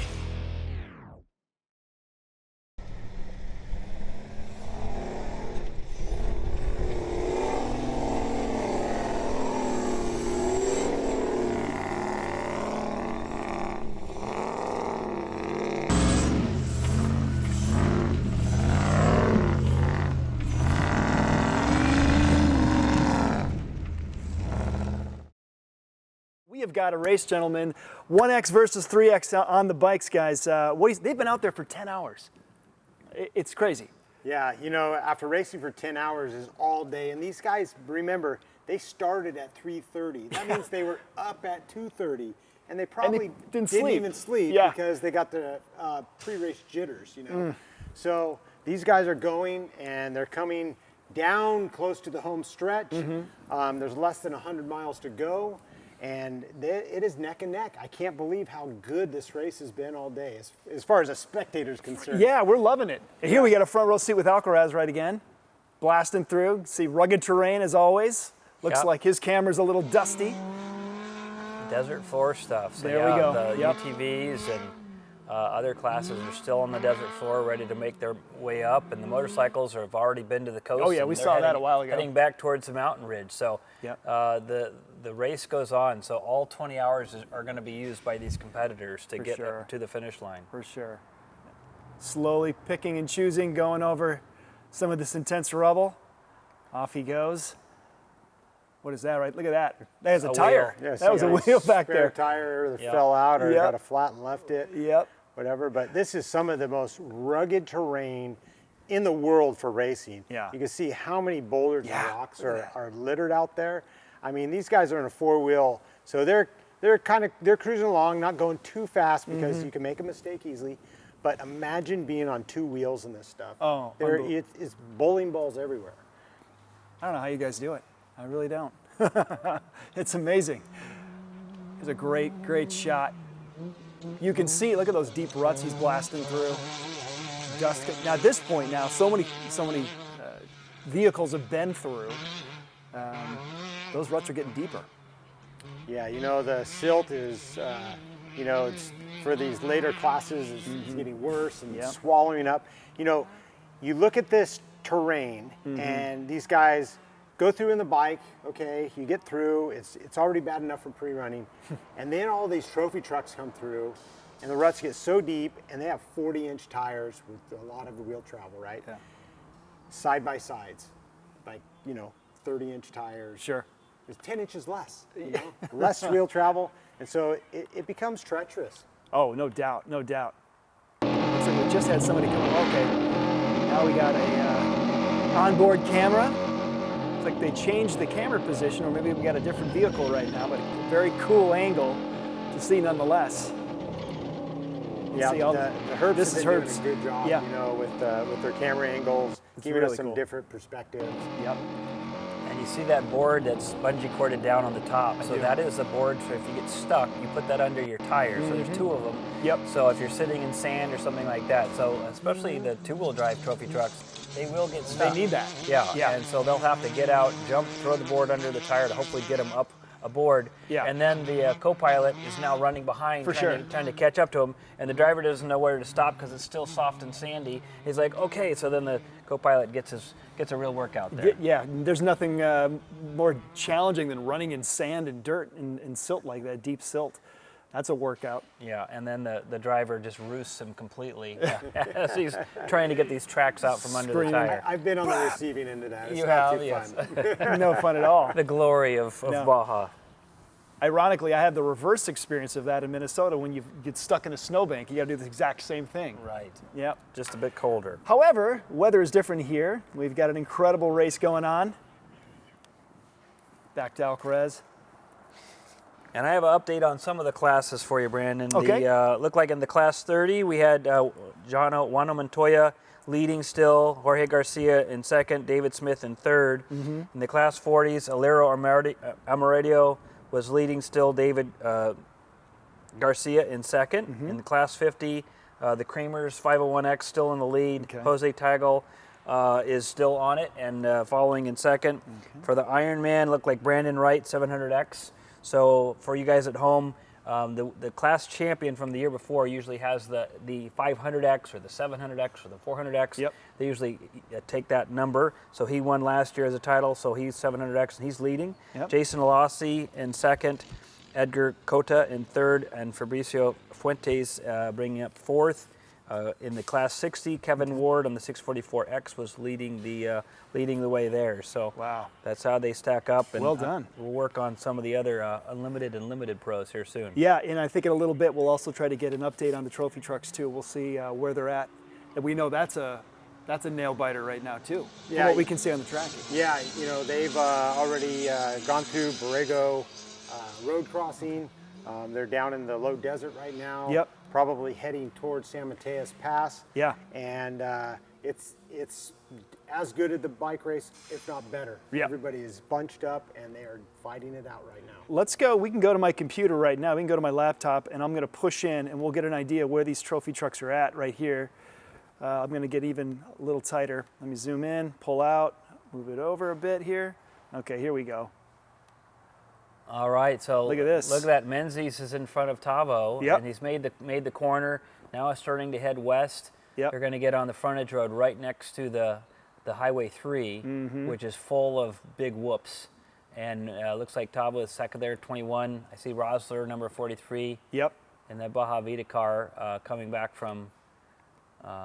We've got the. Looks like we got the leaderboard graphic right now. We'll bring that up to get a better idea of where everybody's at right now, because sometimes they're not pinging. We don't know where they are. We've seen people. Luke McMillan come on. Luke McMillan is disappear. the big wild card. Yeah, to talk about Luke, you know, we don't see him on the board. You know, it is showing he's way back. You know, I got a note here. It says he's far back. So I don't know when that updated or not. Yeah. But you know, Luke could have had a problem. I'm not sure. We can only speculate on that. Yeah, you can see roster down here updated 0. You know, that's current. Yep. Tavo 1 minute ago. Bryce 7 minutes ago. So who knows? So he's got a bigger lead than that, right? Yeah, right. Yeah. Exactly. Then we move back a bit. Mike Ways. That's 10 minutes. And then Rob Mack. You got Mack pinged in. Yeah, he's pinging in. So yeah, hopefully we'll get that graphic up for you, and we'll be all set. We'll have a better understanding of what's going on. And somebody find Luke McMillan. Yep. Donde está Luke? We'll find him. We need to zoom out. Okay, so we'll bring that leaderboard graphic up right now for the trophy trucks. Here we go. Bryce is in the lead, number 7, followed by Tavo.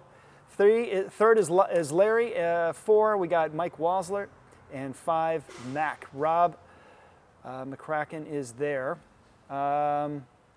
Tight race. This is really, really cool. We got it from both ends. We got it from the bikes. We got it from the trophy trucks. A beautiful day for racing. So far, so good. Baja 500 is looking great. Yeah, it's been a great day, and probably, I would beg to say, it's probably the coolest weather we've ever had for a Baja 500. Yeah. It's incredible. Yeah. Yeah, that's right. And on the motorcycle side, we continue to have the 3X, the 1X, and the 11X. And the 11X hasn't pinged for a few minutes. But we believe that all 3 of them, it's going to be a photo finish for sure. Exciting. And then the Eddie team is in 4th, a little bit further back. But probably a tighter Baja 500 than I've seen in years. I can't remember one where that was this close, all that closely in. And going back to the leaderboard, guys, no Luke McMillan. We don't know. Yeah. So this is really interesting. This is the guy that started out first position, and now he's just vanished. Yep. It's a mystery. Yeah, we know all the obstacles out there, so there's plenty of reasons to potentially get, have a truck trouble or a tire flat or something like that. So, looks like Menzies having a good day. Yeah, going back to where Menzie is currently located, is this an area where they can really start and actually, I have an update. Yes, please do. 1 minute ago, Luke McMillan, mile 209. And he's going 40 miles an hour, so maybe he had a problem. Yeah, there might have been some sort of situation that put him back. Yeah. Well, you figure the numbers are going to come up. If you're racing in Baja, you can't win every single race. Baja gods are going to come back. You're going to have that failure. You're going to have that issue. You're Sure. going to have something break, something overheat, whatever it is. Yeah. So, and most of us have been amazed at the consistency of that team to be able to win. I mean, Baja 1,000 and 500 and St. Felipe 250. So it's just kind of unheard of. So maybe the luck is kind of changing a little bit for some of these other teams. Are having great. Menzies has broken the last several races, has been leading or challenging for the lead. So. We'll see. They still have a long way to go. Good point. Good point. They're just at the halfway point for the trophy truck class, so we'll see. I mean, there's a lot of racing left to do. For sure, for sure. Now, in the area that they're located at right now, at least what we see from tracking, let's talk about that area. Is this an area where they can really open up? It's looking good, but they're coming to the below the summit. This area down here in the Borrego area Alcaraz too. Is, it's really open. There's multiple lines. Okay. Where the section that they're going into right now, where they're paralleling the highway for a little while, correct, is really rough and really gnarly. There's not a lot of lines in that little area. Okay. But in general, this open desert area, there is places to pass. There is places to get out of the dust. Yeah. There is, if they did their homework, they could find the smoother line, the faster line. So we'll have to see how it comes out. And primarily sand whoops. So at that point, it's primarily sand, not a lot of big bushes, not a lot of big rocks. So a lot of dust. They can get off. And if it is dusty, you can potentially move. Right next to the highway there, you're kind of locked in because you got asphalt on one side and there's sometimes a fence on one side. But in that area, there is some freedom to move. They don't have to be so precise. Okay. So they can go wide. As they come up to the pass before San Mateas, there's still some room for passing, and they go through some windmills and stuff. So that is they're probably letting that engine eat pretty good. There we go. Here we go. We got some live race action happening. Somebody tearing through. Let's see if we can make out a number. 551. 551. Let's bring that up real quick.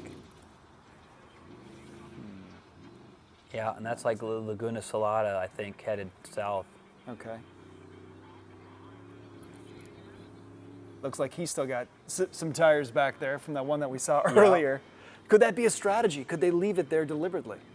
Well, that's probably not very cool. The top teams do. When you see a McMillan or something like that, they don't take the time to put it back on the truck. They're just going to leave it there. They back just to leave it and go. Yeah. And the fans will grab them and run and hide.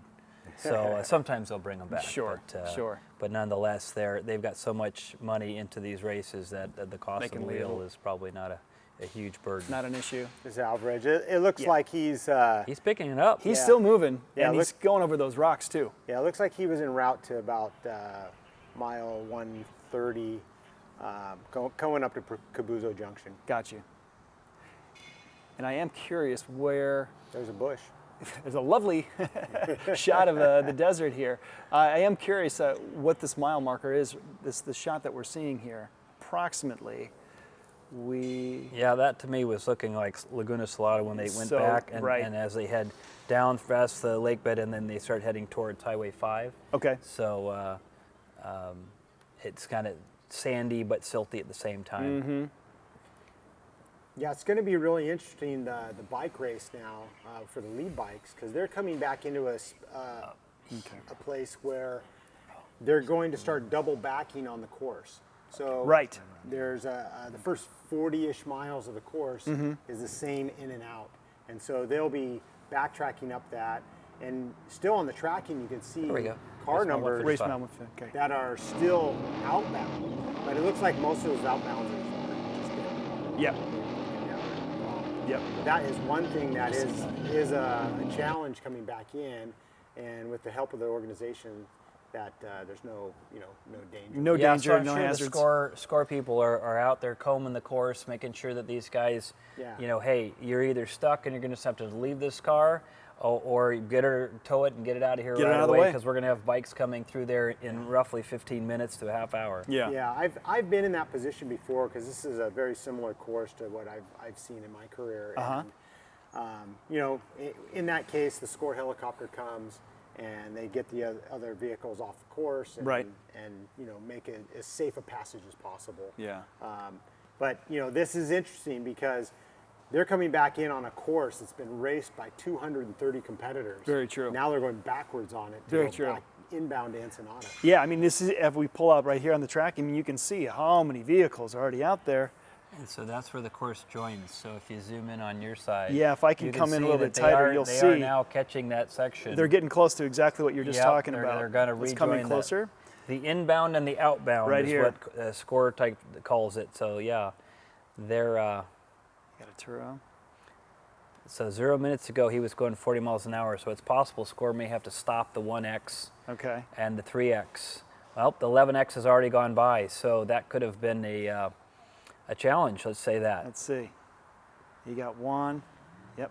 Oh, I think we're going back to 155 again. And Johnny, as you said, the you hope to have a big lead when you're navigating the cars coming the other way. Yeah. And these guys do not have that today. It's going to be pretty on edge for all of those racers. Yeah, there's no comfortable position right now for those lead bikes. They all want to win. They're all really tight. And can you believe after 10 hours of racing, you can throw a blanket over them? I mean, and this gets tricky because you're coming back into where there's a lot of spectators and there's a lot of activity going from Ojos all the way back into town. Yeah. So, looks like we got some drone footage here. Yeah, and any mistake, any slip up, any sliding off the course is going to get you. Is that Bryce? Here's Bryce, and this section is called San Mateus Wash. So this is a great shot. This is where they're climbing back up next to the highway. You see it on the left up there. So they go up this wash, and then they'll jump on the highway for a speed zone and go all the way into Trinidad from there. Okay. But this has always been one of my favorite parts of the course, going up this wash. You can see there's different lines. You can be creative and connect things together. Watch out for a few hidden rocks. But look at Bryce. He's just navigating this thing like he knows it. He's pre-ran this a lot.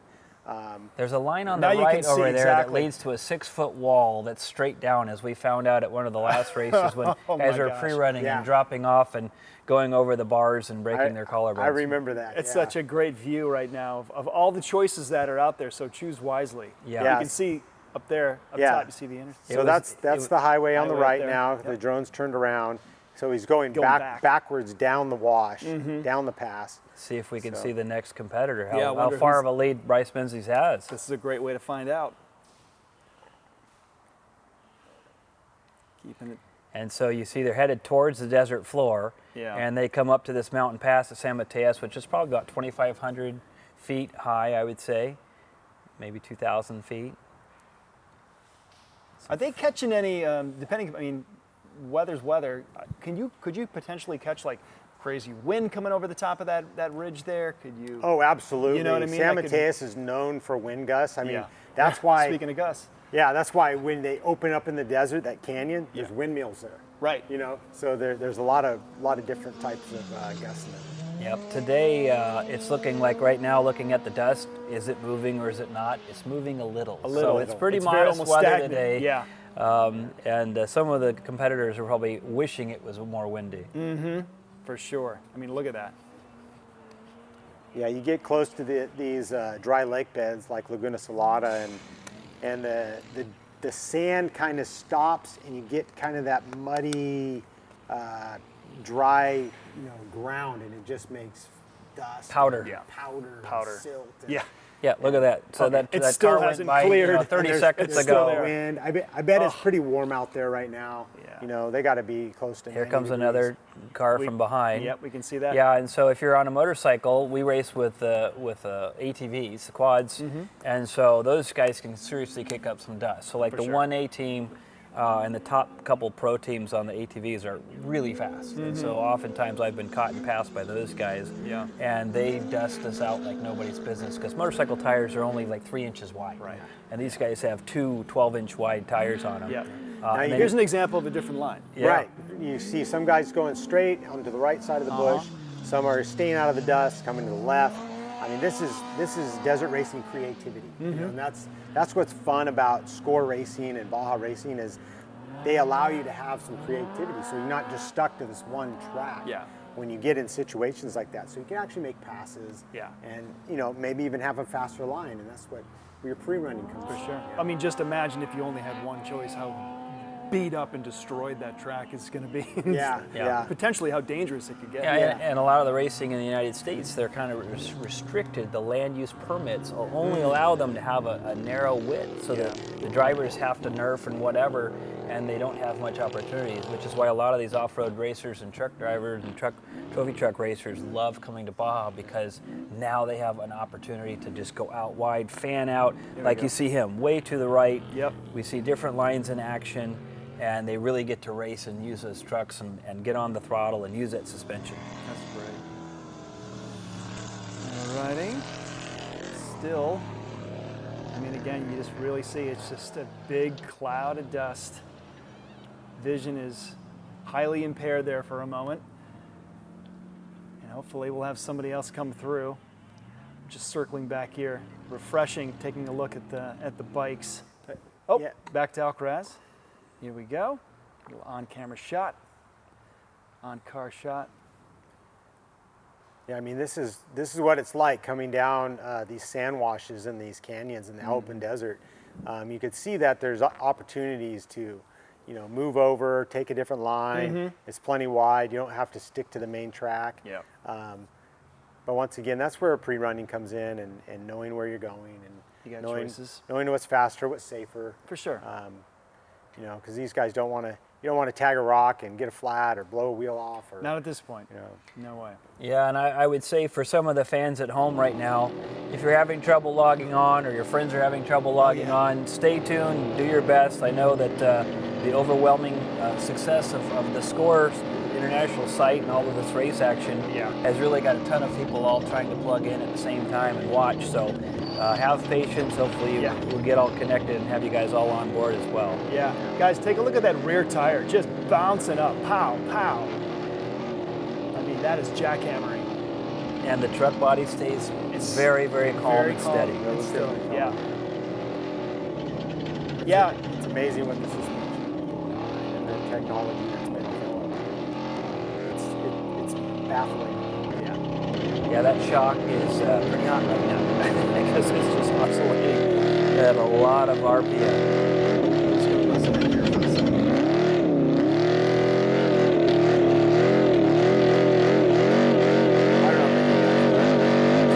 That is sweet music right there.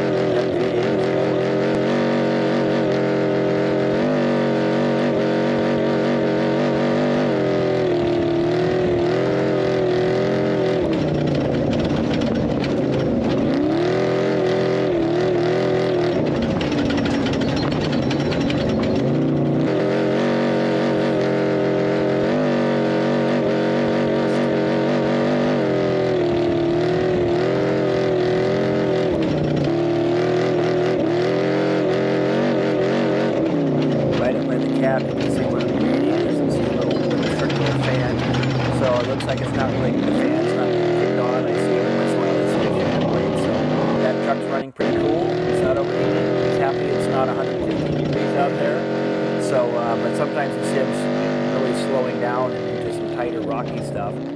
When those engines start to heat up and the fans start to kick it in. They usually have multiple fans on there, so very cool technology. Each one of these race trucks has got a whole bunch of different engineers that work on chassis, suspension, transmission, and the expertise that's involved in trying to get these things set up so they don't break. It's pretty amazing to me. Yeah, I mean, it's, again, just being able to see Baja right now from this perspective is really, really special. It's really cool to just literally be in the car with these guys. Now, did you see there was one guy broke down there? Yep, we just passed someone. But what's mind-boggling is how much water it took to flow that wash. It must have happened this winter when we had all these rains, because a lot of times these washes are full of vegetation. Maybe there's just a two-track that kind of winds through it. But look how wide that wash is. It flowed some water this winter. Yeah, and that's one of the opportunities as a Baja racers is that sometimes the course gets worse, like on the hills with ruts. Usually the ruts just keep getting bigger and bigger and worse and worse. But sometimes the washes will smooth out. So you're going, man, I hope that some of those whoops are gone because before that was just knee to chest deep whoops the whole way. And boy, I hope those are gone because it would be nice to be nice and flat and smooth again. Yeah. And us motorcyclists really appreciate a nice smooth wash to give us a little chance to breathe, sit down for a moment, rest, get your water from your Camelback, start drinking on that thing to rehydrate and keep yourself moving. Well, you guys earlier were touching on all the different ways to shift your body weight to adjust to, the fatigue and just the pounding you're taking. But on the break, we were also talking a little bit about holding on and calluses versus blisters and all, and that was kind of an interesting point you were making, John, about how you could still control the bike, but you were constantly moving your fingers in different ways so that you could just get yourself around these blisters that are forming. Right, Maybe chat about that for a minute. Yeah, especially, for some of the classes, a lot of the score motorcycle racers are, they have normal day jobs and stuff like that, so they can't necessarily ride. As you get to the pro classes, you get some younger guys and they might ride and race all the time, or they're sponsored to do that, and they can build up calluses and they'll be riding miles and it doesn't really do anything like Johnny in his time would just pound out 250 miles like nobody's business. Yeah. But some of us just didn't have as much seat time, so you're going to have to face blisters. And then as you get older, again, you're working more, riding less. But so I'd always try to move my body, and so when something gets sore, you move. So you stand up normally on the balls of your feet, kind of up by your toes, and then you use your arch, and then I might even stand on my heels for a little bit, balancing one leg versus the other. You start to get what they call monkey butt, and you might have to use one cheek or the other. Your hands start to get hot. You can feel a blister coming. Sure. And so some of us use some pads or some tape or something on your hands. A lot of times you ruin your hands when you're pre-running. And when you're in the middle of a section, you might be coming over the summit. Well, guess what?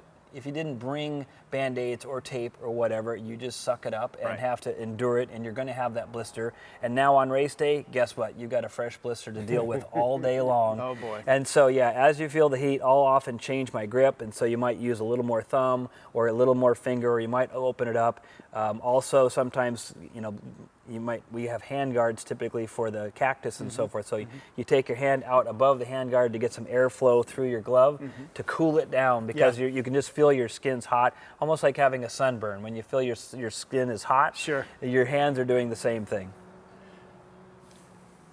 Great points. Back to race mile 155, I believe, or somewhere in that area. We're again seeing different competitors taking different lines. Back to Alcaraz, again, just this big, wide open wash, doing well. To your point, what about these trophy truck guys that are just strapped in? They can't move at all. How are they navigating inside there and trying to move? I mean, is that calf cramping up? The calf's got to be just burning. Yeah, sitting in a seat is, lumbar. Yeah, you're taking G-forces, no matter how good the suspension is and how big a tire you have, you're running the thing hard, and so you're having to take those abrupt hits and whatnot. But it's interesting because like I've done both, right? I've ridden in trucks, driven trucks, and then I've also done a lot of bikes, of course.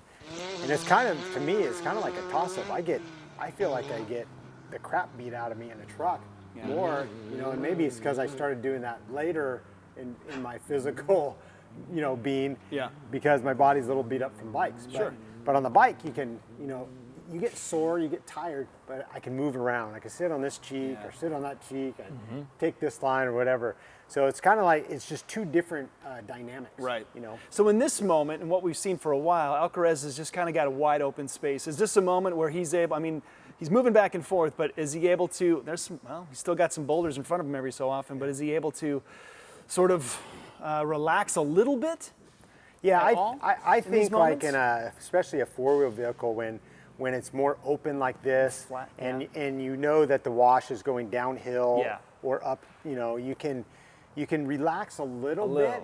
But because you're going to go faster. I don't think you could ever relax. No, but you have to. You have to take breaks, mental breaks.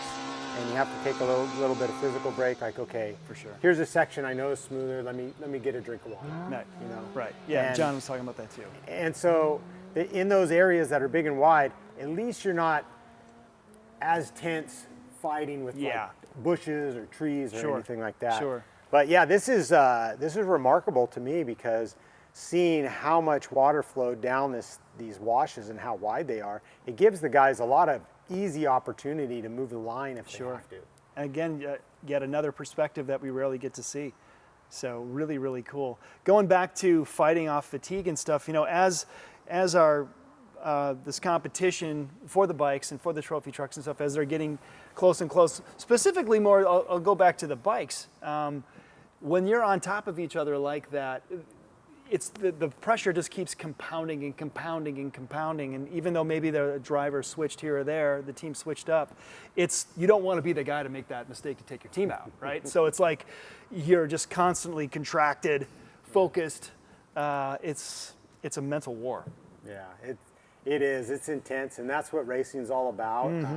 You know, in my Baja racing career, it was like, you know, as a racer, you'd always like to get that cushion, get a little bit of gap, so you can just, okay, I'm just going to ride now. I don't have to push so hard. I'm going to go fast, but and these guys aren't in that position. They're fighting to the finish. Yeah. And so they have to stay focused. There's no other choice. They've been fighting the entire time. Yeah. I mean, like they really, you guys can't really see it right now, but on my screen, you know, we're just reviewing really quick. If you want to go to my laptop, you can see these three have really kind of been at it.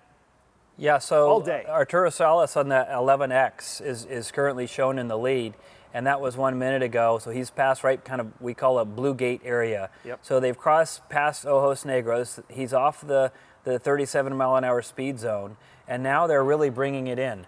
This is going to be the last bit of opportunity in these last 10 miles Aaron just surpassed to catch the guy, pass the guy, or potentially make a mistake where you slide off the road, grab the brakes too hard, going in too hot, slide off, and then give it to the other team. So, boy, those kind of mistakes really kick your tail, and you really feel bad about that. But it's all on the line for those guys. They all know that they're within They're coming range. up on 450. They're so close. Yes. They're so close. They're so close. It's only a matter of time. And what I mentioned before is the section they're in now it looks totally different than when they came out this morning. Right. You know, one, it's daylight. You know, they came out in the night. Good point. Oh, here.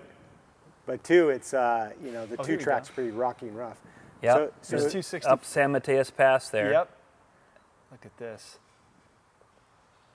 Race This mile is at 265. Yeah, you can see him changing lines and making decisions. Just in that Mike moment. Walzer, okay. Mike Walzer, trophy truck. You can see the acceleration bumps coming. Yeah. You know, that's uphill. So Right. these guys are getting, you know, those acceleration bumps coming up this thing. Driving through.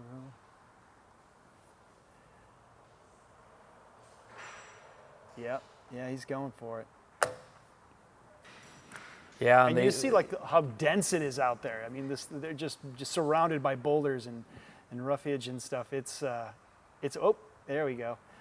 And you see all the whoops in there. And, I was going to say, this wash was perfectly flat, probably whatever the last storm was. Yeah, And before it starts pre-running. out before pre-running and stuff, because one guy hits a whoop and they get on the gas and they put on the brakes, and that makes one little bump.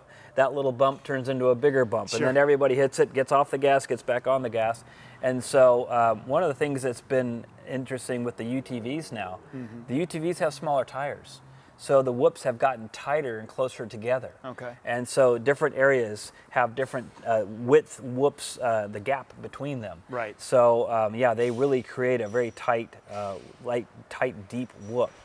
And so as a motorcycle riding on that stuff, you see the different areas over the years. Some of those things have changed. Yeah, just great shots coming back down the course. Right alongside the interstate there. Plenty of choices, different ways to go. Yeah, at some point, we got to see somebody coming through. Yeah, and this is one of those last opportunities where if you are competing with somebody else head to head, you better make your move here, because as soon as they get to the top of this wash, it comes onto a kind of a single track 2-lane road, and then you're going to go up to Mike's Sky Ranch, or actually in this particular case, you're on the road to Valley T, and then the cutoff road. But it's all pretty much nose to tail stuff where you're not going to have very many opportunities to pass. Yeah, this is the last portion of open desert they're going to see, and then the rest of the 200 miles of race course that's left is going to be on a more established road. Okay. Yeah, there's places to pass sometimes, but it's more of an established road for the last 200. Got you. So Yeah. make your move. Yep. It's time to make the Otherwise, it's get aggressive, get your elbows out, nerf people, whatever it takes, and things that most racers don't want to have to do. Yeah. But here it's like, okay, I could make a different line choice and Yeah. go by. I mean, right now it's pretty empty. We got the course that's waiting for vehicles to blast through. Nobody yet. Yeah, that's one of the things, especially as a moto rider, for the guy that starts. You know, you're in the battle, you're seeing competitors. It feels a little bit like a motocross race where you're catching guys, you're seeing dust, you're getting in the dirt. But there are some times where if you get on at mile, like say 200, well, the race is pretty established. You might have passed the guys you're going to compete. So you might not only pass, maybe it's one or two guys the whole rest of the race. Right. And have kind of a lonely race. So that's where, again, this Score Baja racing, you are racing the desert. You're kind of on your own. Yep. And then when there's night racing in the Baja 1000, you're riding by yourself, you're seeing ghosts, all sorts of crazy things. In the middle of the Hallucinations. desert. Yeah. We just saw a heli go by, but I don't think it was tracking somebody or going to somebody. Maybe something happened. Yeah, I was just looking at the start order of the Pro, Moto, and Limited, and you know, 1X started last in the class. So that means that it's quite possible his adjusted time at the moment is leading the race. Interesting. So we'll have to keep an eye on that. For sure. You know, it looks like by this, if they started a minute apart, I'm not sure what they started a minute apart. Yep, so Sarah Narin started first, the 3X, and then it was Holt 15X. Volley 18X was third off the line, so that's 1 minute, 2 minute. So 3 minutes back was Salvaterra, the 1X. Right. And then the 11X of Solace was 2 minutes behind him. So it's going to be a photo finish and a clock finish where people start having to look at their watch. Yeah. Solace right now is at 452 mile marker. That was updated a minute ago. Going 24 miles an hour. Back to 155 here. See some dust coming. Yeah, it looks like the 11X is leading It's still. in the lead. Yep, still in the front. And he did start behind the other guys. So if he physically ahead and on time, that's a nice feeling for the rider. Of course, you're still thinking, oh crud, there could be some penalties. Right. But you got to handle first what's on the course in front of you.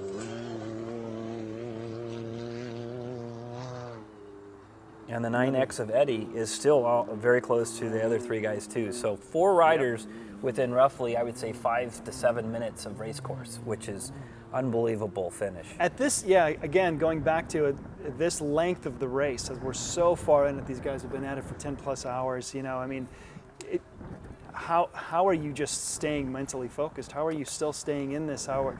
It's quite a testament to all these racers to just stay upright, stay focused, and just remain in it, because anything can happen. You know, it's really about crossing that line, and then we'll assess the numbers and the time later, but I think just getting across that finish line is quite an achievement. Yeah, and here's a great shot. Yep. One of the Herps trucks. We got some heli footage coming through.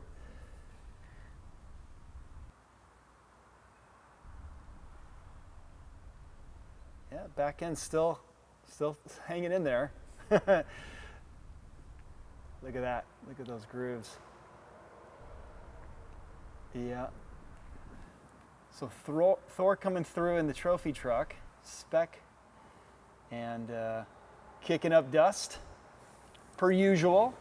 And I would say that for those guys in that battle, sometimes the battle itself is so intense that it keeps you motivated. You don't have to have any other motivation. You're not worried about that, but you are still hit this line, hit my marks, don't make a mistake, and trying to flow, keeping the bike, using your balance, and that section coming in that they're on right now, really slick. As Johnny said, it's been cleaned off now. There's like a glaze on the top of that hard pack. Yeah, a few lingering rocks or something. Right. Possible. And so they're now like fighting for every inch, trying to maintain. Also, there's a lot of fans that are now At getting this in time, position. There's more people coming out. Yeah, too, they're coming out to watch the trophy trucks, which will be there in a couple hours. Yeah. And so they're getting into position. So as a bike, you're now seeing cars going the wrong way or fans getting out of the way. I've even had some fans pointing me a way to go, which was not the correct way to go. Oh. And they're like, go this way. And you have to look down at your computer going, no, the computer shows me going straight. Sure. So you're, Trust the computer. it's pretty tricky.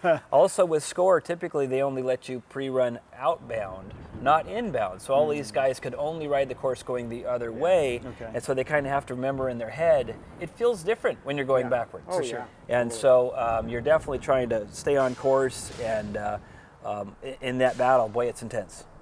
Back to Herbst.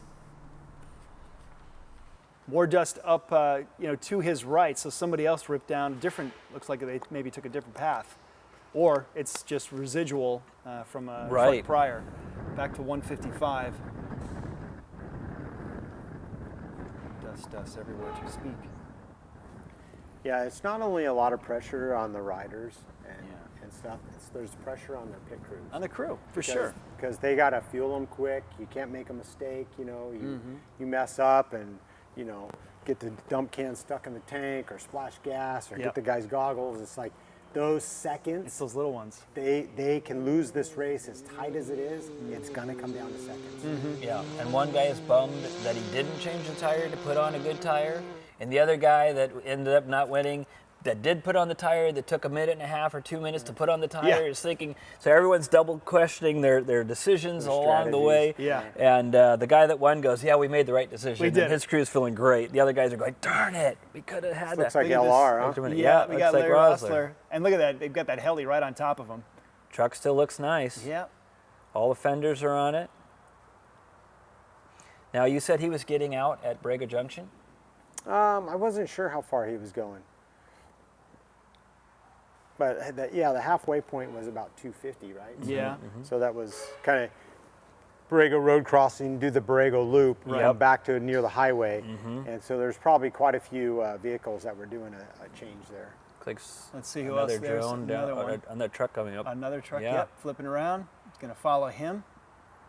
See if he can catch him.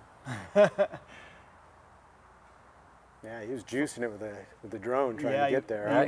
He was. He's using the zoom to gain some speed here. Guys all kind of taking the same line so far. You can see the dust in the foreground from that probably was Larry. You got a battle. Yep. So. Oh, there's that's Senior. Gus. Oh. Yeah, Bill DeSola Senior. Yeah. The Legends truck. Now probably Gus is in the truck now because I think RJ drove the first half. Yeah. Right. Very cool. Yep, we see some helis in the air. They're following something. Yeah, we got some Legends here. Now you can see that other truck looked like it took that other road to the left. Correct. So that's. And that's been something that's kind of new in Score in probably the last 5 years. The level of competition in the trophy trucks. There was a point where drivers didn't change. You talk about Ivan Ironman Stewart would drive a whole Baja 1000 all by himself. Wow. And a lot of the drivers did that, and they would just run the whole thing, Rob Mack and all these years. And then Luke McMillan and some of the drivers started to team together. And so you'd see Luke McMillan last year teamed with Rob Mack and decided that having a fresh driver was going to gain them the speed to win. And I always wondered, how do those guys stay awake? How do they stay sharp for 24 hours or 30 hours or something? That's just insane. To speak to that, I asked that same question to Ivan last night at the drivers' meeting. We had a little time together before the event. I said, Ivan, I remember racing you in '98 to La Paz, and I had Jimmy Lewis was my partner, and we pretty much split the race in half. I said, when I got to the finish 20 hours later, I go, you stayed in that seat the entire time. I go, how do you do that? How'd you stay awake? How'd you, and he jokingly says, Johnny, he goes, if you want to stay awake, you just put the pedal down further and further, and your eyes get more wide and wide. And he said, just kidding. He goes, I drink a lot of coffee. Just coffee. But he said that, you know what? He goes, really what kept him going and true racer form is the adrenaline. Yeah. He just, the job was done when he here's got a cool shot. got to the checkered flag. Yeah. Gentlemen, where are we? What are we flying on right now? in this particular area. Does this look familiar? I think we're up in the mountain range, Yeah, clearly, probably on the cutoff road, I think, Okay. heading towards Highway 1. Race Mile 400. Oh, Here we go. he's closer to the coast then. Yeah. Okay, that's where Santa Tomas. He's So- coming down the hill. You think? This, I believe, is like European area. Okay. Yeah, this might have been after Santa Tomas. All right. Okay. No, I could be wrong. This could be. Another great No, it shot looks- of the terrain. Yeah, it kind of looks like Santa Tomas, huh? Yeah, 400 is Urupon, so Okay. So I was initially right. yeah. Initially. But you can see Take how in beautiful it slow. is. I was just going to say, I mean, we've had some incredible photography so far from the drones, from the helis. Beautiful coast shots, beautiful ocean shots. Then we're in the car. We're right down there on the racetrack. Here we are taking in some of the beautiful lush green. Yeah, and there's a lot of wineries in the area wineries, too. yep, So yep.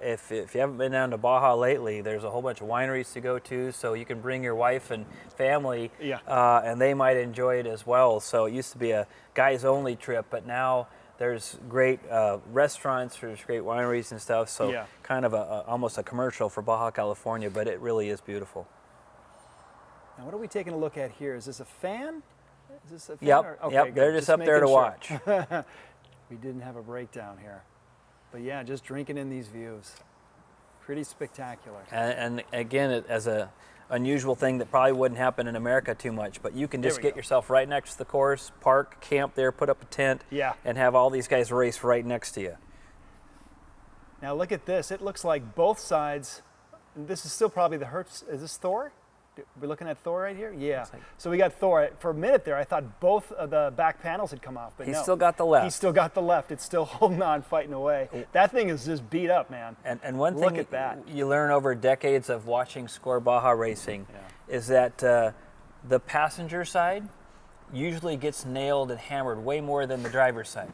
Because the driver sits on the He left doesn't want to do and it. he knows his dimensions really well. Sure. And if he's going to go sliding into something, he'll just let the passenger take the brunt. Right. Guys, I just checked the tracking on 11X and 1X, and they're literally 2 miles apart, and it updated like less than a minute ago. Wow. And yeah, they're route mile 459 right now. So really close. Yeah, they're coming into it. They'll be in the finish line, the timed finish, really quick. Cool. Great drone shot here as we. Yeah, fly he's along not Race up to Mile the speed 400. zone yet, but it's still on out there. Wow, that's an amazing race. An amazing comeback by 1X because apparently, it looked like before Arindia, he had kind of had a mistake and dropped back a little bit. Yeah, something we saw for a moment there. It was 0 miles per hour, so whether the bike broke or here something. we go. There's some racing side by side. Oh, yeah. Great pre-shot. Definitely going to get in front so he's not eating the dust. He's going right into it. And you see the UTV just He's decides, you know what, I can't see, so I'm just going over here. I'm going to mow down some easy ups or something.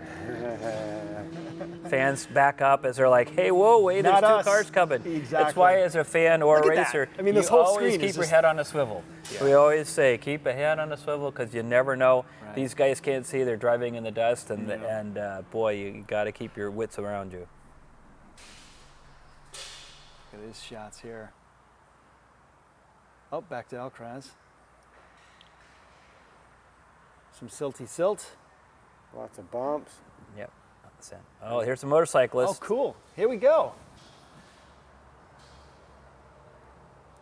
Okay, that's race mile 400. That's so 400, yeah. Yeah, So just after Urupon. I was going to say, we know that spot. We've seen that. Yeah, you can see there, the penalties for missing your corner mean that you could be off an edge, down in the bushes, trying to pick your bike out from a tree or something or a bush, which would really throw your whole race off. And so the leaders all had to go through here, nose to tail. Also, you see some vistas where they're high enough up that they can see up the valley and see that dust and go, he's right there, Good push, point. push, push. And just intense for all of them. Yeah, it's a beautiful vantage point to really take in the whole track, see the whole environment. We're seeing everybody come through right now. All different kinds of vehicles are coming through race mile 400.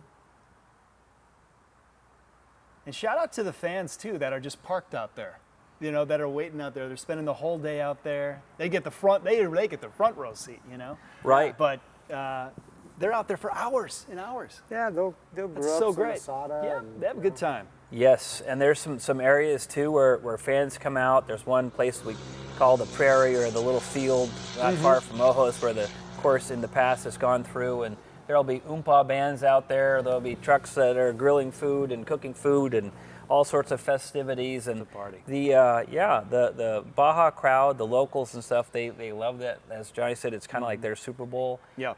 And they enjoy it, and they come out and watch, and it's been great over the years to see the number of the fans grow, and then a lot of the Mexicans that are competing. So their friends and neighbors are racing in the race. For sure. And they can root them on.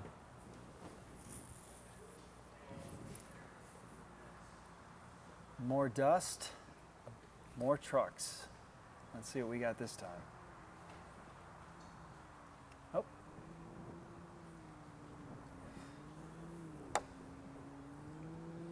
Again, those grooves get deeper and deeper as the day goes on.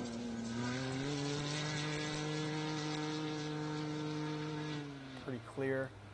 So now it's clean line through there? Yeah, it's a long road. I mean, this is mile 150. 155, you got a long ways to go. There's a long Yeah, ways. they're only 1/3 of the way through. Yep. Those UTVs will be racing into the night. Into the For night, sure. yeah. Yep. They'll be using their Baja Designs lights, and they'll, you know. Yeah.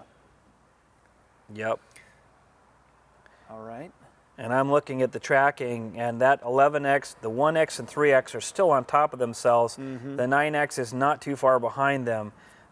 It's an amazing finish for all the motorcycles to be in that snapshot, and boy, is it going to be exciting. They're close, yeah. Just to see those guys come through, and they'll be pushing it. And I don't know, for some of you fans probably remember a couple years ago where the trophy trucks, the McMillans and some others, in the last session where they're at right now, one of them went off and backed up and went the wrong little way, and there was a tent and there's easy ups and stuff like that, and they're trying to, they didn't even want to take the time to back up. Yeah. And so someone, the fan says, go this way. And so all of that chaos happens because of that pressure. It's like, they're right there. You do not have the time for any mistake. Right. And so all of these, a lot of that's happening right now with these three motorcyclists that are just dueling for the win because they want to claim themselves as the Baja 500 For sure. overall moto winner. Yeah. Just drinking And that exciting. It looks like a cemetery there. Yeah, I remember this part of the course we've used over the years, and there was always one shortcut you could take, you know, down that way, but it's forbidden because it's shorter to cut through the cemetery. But of No course, kidding. Yeah, but of course, you know, that's a big penalty. Of course. So SCART will add VCPs now in that area and put they'll one up go on the top of a hill. Exactly. So they'll go all the way out the road there and make that hard right at that intersection, and then go down the hill rather than, you know, it used to be like, oh, you could just clip over the hill and go straight down there. Well, no, you can't. Sorry, you can't do that anymore. No.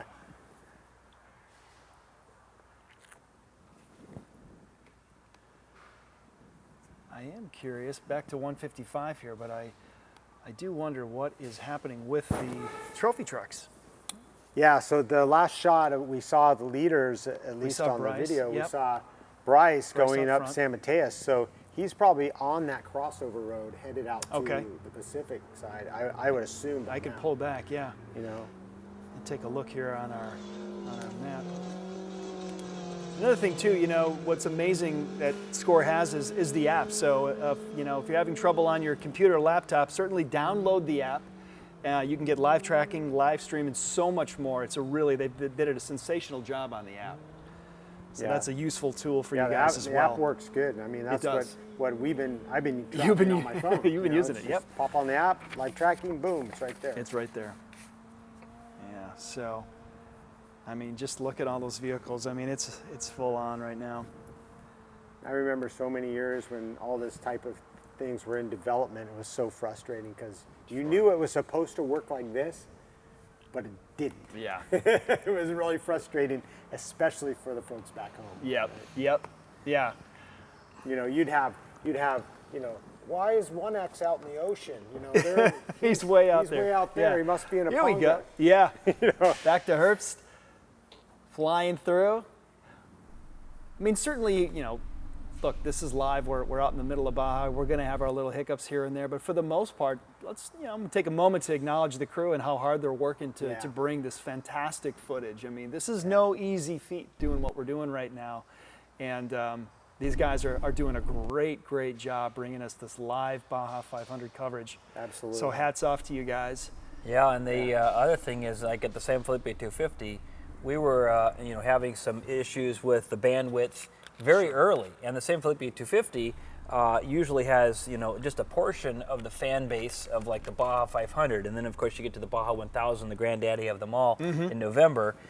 So they go back and make the bandwidth 100 times bigger, and then wow, you fans have filled that up. Yeah. So we appreciate all the fans tuning in and watching, and we'll continue to try and build this thing up to take care of you all. This is, I look at this right now and it's a beautiful day, the sun is out, but boy, going through this at night, pitch black, you're at the mercy of just that one line right there, and that's it. And who knows, anything could jump out, something could happen. You are out there. Look how remote that is. Yeah. The technology that's come a long way in the lighting side is really amazing. I mean, the amount of light output that they could put on these vehicles, these guys drive just as fast at night. It's incredible. Yeah. They might back off a little bit for corners and here and there, but they're still going for it. Yeah, they're still definitely going for it. Bikes are typically down, 3 to 5 mile an hour speed average, because there's self-preservation, and how many lights you can potentially hang on a bike is not that many, or the output, the stator output is not big enough to hang too many on there. So sometimes you can't see like over the edge, so it gets you 150 yards out or something, but then it looks like there's just like the edge of the earth is falling off. Yeah, exactly. And again, the consequences of being wrong with your decision on a motorcycle are very, very high. With a truck, you've got a little bit of cage around you to protect you. But I always find it interesting. It's like driving through a tunnel. Yep. And so you just get this tunnel vision. You only see this so you can really focus on the terrain. Yeah. But then you miss the mountain hills. Like during the day, you go, oh, I'm now up in here, and I've just passed that. Now this is what's coming up, and you recognize it.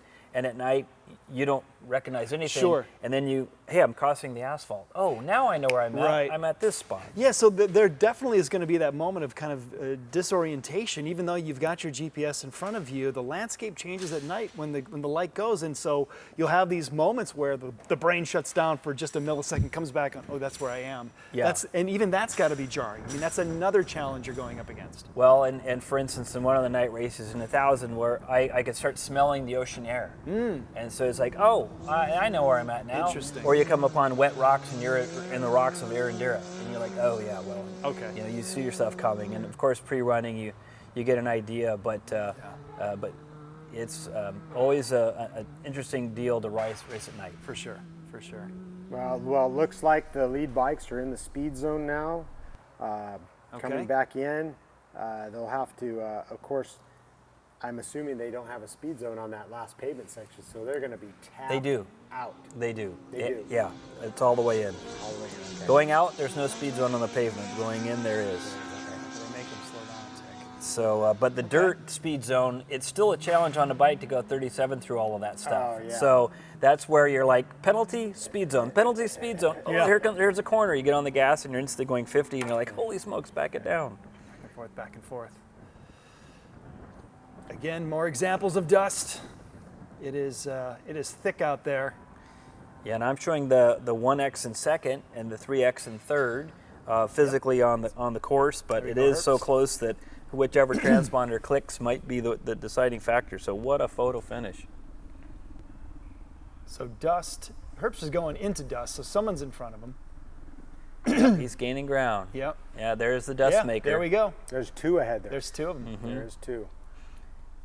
Yeah, that's why they always warn you as a motorcyclist or quad that's going to be getting passed is when a truck comes to pass you, pull over and be really careful about pulling back onto the course, because there's oftentimes in the dust there's another one tucked in, or a third one. In this particular case, 3 trucks within a quarter mile of space. So you pull off, you make sure it's clear, And by then, in most cases, if you're getting passed by trucks at this mile marker, your day is probably kind of tough anyway. But you're going to soldier on and try and get the finish. Now we heard earlier at the race start how loud these engines are. In a situation like that, when it's cloudy, it's dusty, you pull off, you got your helmet on, you maybe got somebody in your ear and stuff. Can you hear well at all? I mean, these things are super loud, but you still could make the mistake of going out too early. No, in many cases you don't hear them. So their exhaust usually goes backwards. Now, if you're a fan with no helmet on, you can kind of see some dust, and then you hear a little bit of growling of that motor. But with your own bike going, you've got your own engine just going. Some guys run with earplugs. I do typically for long stints. And so with that on there, you're not really hearing. So it takes a siren and actually pretty close to you before you hear the woo, woo, woo, to like, oh my goodness, they must be right behind me. So you try and get off. But yeah, you can't hear a lot of the engine. And when that siren goes, is that the driver that's initiating that, or is that the navigator that initiates that? Usually the navigator. It's the navigator, okay. That's another job they got to do. Yeah. So here we go. We got a bike coming up, race mile 400. Yeah, I know this guy's sitting down quite a bit. He's probably pretty fatigued. He's, seemingly he's still going pretty good clip, but he's definitely not going as fast as those other guys that went through here. Yeah, and you also know on this section coming up, not where they're at right now, it's pretty smooth, but coming up soon are some really deep rutted, whooped out little hills and stuff. So sometimes you're going, I'm going to save my energy right now because I'm kind of tapped out, and I'll save it and use it up ahead because this is all I've got. Yep. So going back when we saw Herbst blasting there was someone in front of him. Well, that happened to be the other Herbst that's in front of him right now. So nice, a family battle. It's a family battle. It's getting personal. So we'll cut back to that in a minute and see how that's panning out. Back to race mile 155. These guys coming through. Hey, I saw a course arrow that's still on the course. That's great. A lot of times those things get knocked down and people are like, hey, we had plenty of arrows out there. And you're like, well, they were there to begin with. Yeah. Another great shot.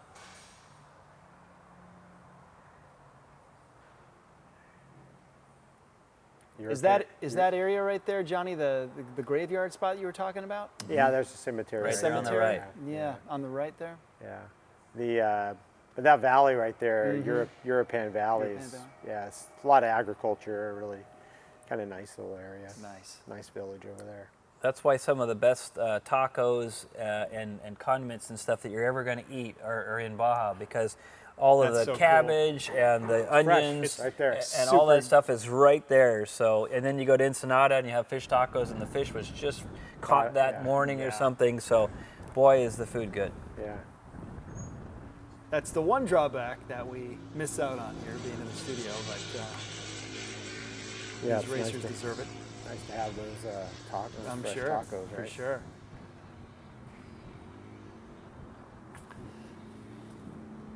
Alrighty. Still. Well, it looks like the 11X is coming around to the official timing loop. Cool. Well, gents, I think at this moment we will go to commercial, and then when we come back, we're going to check in with those bikes and we'll see where they're at. So don't go away, guys. There's more Baja 500 coming up right after this. The ultimate adventure tool, with all the storage to hold even more adventure tools. The all-new, adventure-ready Bronco Sport.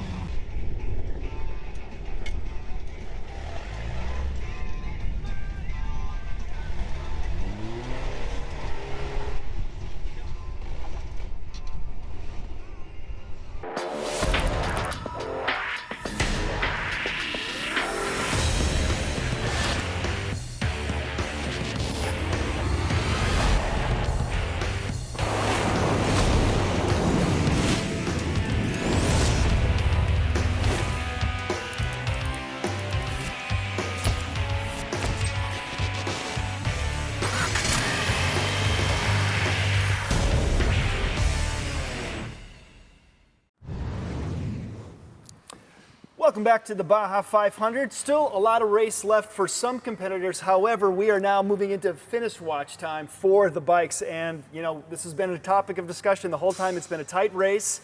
Cannot wait to see how this thing finishes. Right now, we got a box here to the right, camera right, for when the first bike crosses. So that's queued up. And at this point, it is anybody's race. What do you think? Well, it looks like that 11X Solace team is kind of pulled themselves into the front row. Yeah. They started behind the other teams. They've moved past, and Solace was actually part of the 1X team in the past. So that rider has formed his own team, and so interesting to see if he can get his first Baja 500 win. So that'd be really cool. Was there a reason for that choice? Yeah, I'm not sure. Yeah, I don't know. I don't know the politics on their team. Okay, but understood. All I know is it made for great racing. So whatever the disagreement was, or if there was a disagreement. If there was one, yeah, we don't know. It was just like, you know, they made two teams, they made more competition, and it's been a phenomenal It's been race to watch. fantastic, yeah. Agreed. Here we go. So we'll see them shortly coming down the finish. Yep. But wow, what an event. I mean, you know, I've been in a position, Baja 500, Sure. seconds apart. I got the losing end of it. Yeah. But you had to push and push and push, you know. Was that a 9-second difference? Is that what you were telling me? Yeah, on that one? I think it was 9 seconds, and, Ugh. and it had to be around 2000 or around 99 or 2000. Right. When I think Steve Hingeveld and Jonah Street, they eclipsed myself and Tim Staub, and wow, what a exciting event. I mean, it made for good racing. Yeah. As a racer, you were just like, ugh. For sure. Were you guys on XR650s back then? Yeah, we Is were that what you were racing XR650s. All right, the big red. Yep. The Yep. debut year of that machine and everything. So exciting times. Exciting for sure. John, you had a stinger at the Baja 1000, yeah? Yeah, we were behind and managed to catch up going over the summit, and ended up, the other team then, we were neck and neck, and then not long after we passed them, then they ended up running out of gas because they didn't get topped off in the dark at one of the Baja pits. And so then we kind of cruised in. We had a lead by 18 minutes, but then the next morning woke up to find out that we had been penalized 20 minutes and lost by 90 seconds. So we had our victory in popping champagne on the boulevard there in Ensenada, but we all, you know, you always know that the penalties in the morning, you got to check because you're never quite sure. That's rough. I mean, that is really kind of bittersweet. Even though you cross the line first, you still got to wait. There's a delay before you can truly celebrate. Yeah, you know? yeah, there's a delay, you know, and I think eventually the technology will catch up to where then we'll know. We'll know when they finish. Right away, for sure. And, but for now, this is exciting. I mean, these young guys have been battling all day. It's so fun to see these younger generation come along and start carrying the torch for Baja Moto racing, and they're doing a fine job. I mean, we've had 4 teams, and that you know, throw a blanket over them almost the entire event. I mean, you can't beat that for competition and good racing. These guys have been out there for 11 hours and 9 minutes. Wow. Full throttle. That's incredible. I mean, it's just been, again, hats off. We couldn't ask for a better race. Yeah, and in fact, talking about being on the course that long, Johnny, you were just telling us about the Ironman. Who's the lead Ironman? What place is he in? Yeah, so Brandon Wright, he's actually a friend of mine. I've driven down and ridden Baja a lot with him. Guy's tough as nails. But he's currently like 15th overall bike. Wow. And, you know, soloing. I mean, this is no easy feat. And for this guy to pull this off, it's amazing, and or for anybody to do it. Yeah. So Good for him. Yeah, super stoked for Brandon, and hopefully he can pull it in. Got a lot of Brandons out there. Yeah. On the track and right back here. You know, So, and he to boot him a little more. You know, he's a working class guy. You know, this isn't something he does all the time. You know, it's like he rides dirt bikes a lot, but man, it's like he's got a family and everything. And it's like, And I've got him at race mile 396. So Brandon Wright on the 700X at race mile 396. So he's still got 473. So about 74 miles left. Yep. So so his work's not done yet. Not yet, Yep. but He's getting there. He's getting it done. Yeah, I just saw mile 155 there. It looked like Sarah Price's Can-Am go by there. Yeah. Yeah, you know, there she is. We mentioned Sarah Price a couple hours ago, but we really didn't get into the phenomenal female competitors that we have in Baja. It's really great to see. Yeah. Kristen Matlock. Yeah, Kristen Matlock, and we've seen over the years some great women that have come through and stuff. But you know, Sarah, she's been on a Baja terror lately. You know, she did the Sonora Rally, she did the Nora Rally, she went on the Trail of Missions with Cameron, and now she went down to came down to Ensenada, pre-ran, and now she's competing in the Baja. I mean, that is Baja for like 2 months solid. Wow. What an amazing She's got to be in feat. incredible shape. So, yeah. She's love what you do. She loves what she does. She's super competitive. But it's really neat to see the girls get into it and just go down and be competitive, have a good time. For sure. Yeah, and you mentioned Kristen Matlock. So her husband Wayne Matlock and Kristen, they both race in the UTV classes. And Kristen has beaten Wayne several times in the races and stuff. So they have their family rivalry as well, just like the Herps. For sure. And so they both are incredible drivers. Cameron Steele's wife has driven in the past as well. So there's a whole bunch of multi-time champion. Heidi's done a phenomenal job, and maybe even to this day, the only woman driver record in the trophy truck class. So, but she's won several championships in Class 7 and 6,000 class, and she's, Heidi's broke some barriers for the women. We're starting to get a little activity down at race finish, and as I go to the tracking here, we can see 11X has definitely come into the city here. Arturo is looking good, and followed by, right behind him, 1X and then 3X, respectively. So any minute now, we should have ourselves a result. Closer and closer, but still lots of race left to go as we take a look on the left at race mile 155.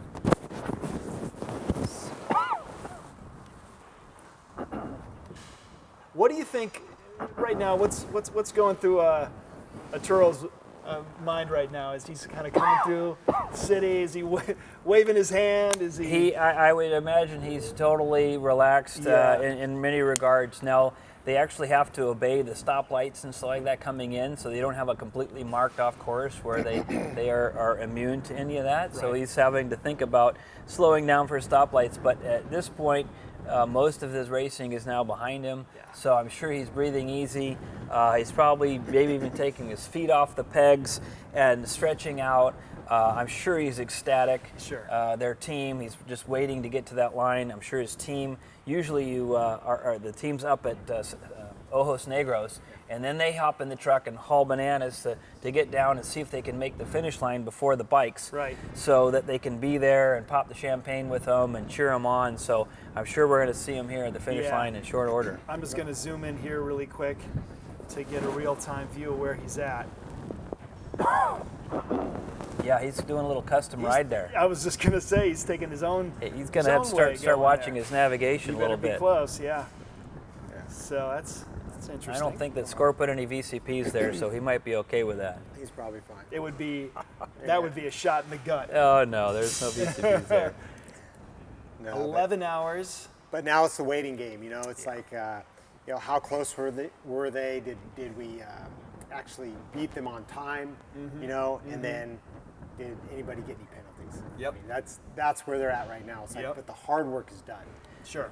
Yeah, our goal was, if you couldn't be the first to cross the line, can you be within 10 minutes?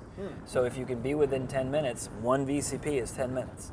So that's where all of these teams are kind of like going, hey, you might be fourth. Oh, here we go. But can you be within 10 minutes or even 20? Here we go, coming through. Pumping his fist, yep, celebrating. So that was 11 hours, 15 minutes. Arturo Salas, first to cross the finish line today for the bikes. A big hug. Boy, that's got to feel good, man. Getting all the way to that finish line. Teams are kind of like going, hey, a you lot might of hard be work. fourth. Look at Okay, that bike. You can tell Can it's you all be just within 10 minutes. Or It even takes a 20. beating as well. Yeah, looks like we're in the KTM there. Yeah, it's an incredible feeling to cross the line So first. that was 11 hours, 15 minutes. Yeah, they did a lot of hard work, and Team coming in, giving hugs, congratulating, people taking photos. Yep, other riders on the team. Yep, race partner coming in. Getting all the way to that finish line.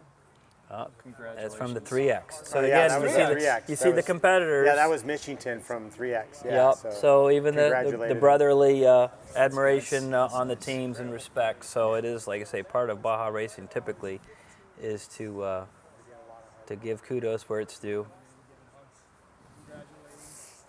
And inside, I'm sure he's hoping that they have a penalty. Right. Or it depends. I mean, the starting order in which I saw was 11X was in the back, I think. So even the brotherly admiration on the team. So when you come back, are you so exhilarated? Yeah. According to that, it looks like 1X started last. That's what it looks like. Oh, wow. Did they go for a rear start? Well, he did finish last of that thing. Interesting. Okay, on this sheet it was. Well, you've got probably the right order. Yeah. So how many minutes back was the 1X from the 11X? Getting the thumbs up. 3 minutes. 3 minutes? Okay, so there's still a shot. There's still a shot, and you never know. We'll have to see, because they were close. They were so close. Is Arturo at this moment, obviously still pumped through with adrenaline? Is he just, could he slam a liter of water right now? Is he just so hungry, or are you just so full of whatever that you're not even thinking about it right now? Are you just like parched? Are you? What do you grab first? I guess the champagne bottle, yeah. Yeah, and also it depends on where did he ride from? Did he do like 250 miles to there, or did he get on at Ojos Negros and go to the finish? Sure. So that'll depend on how fresh he is, but he doesn't look too phased. I mean, yeah, he does. He looks pretty composed. Pretty composed, pretty fresh. Yep. Yeah, and I would say the Baja 500 is, especially if you divide it up with your teammates, a little bit like a half marathon versus a full marathon, which is the Baja 1000. Yeah, true. At the Baja 500, everyone's still pretty fresh. Your crew is still pretty fresh, even though they got up late and they started at 3:30 in the morning. They're still fairly fresh. Whereas at the Baja 1000, man, everyone is just wiped. Yeah. Riders are wiped. Chase is saw. wiped. Everybody's just like, man, you're happy, but you're almost falling over and asking someone else to hold the bike for you. Please take this bike from me. So, from what I'm seeing on tracking, 3X should be next. Should be Naren. Followed by 9X. Is the 1X in there somewhere? Let's see. I thought that they were. Yeah, I thought. Did their transponder quit working again for some reason? It could have.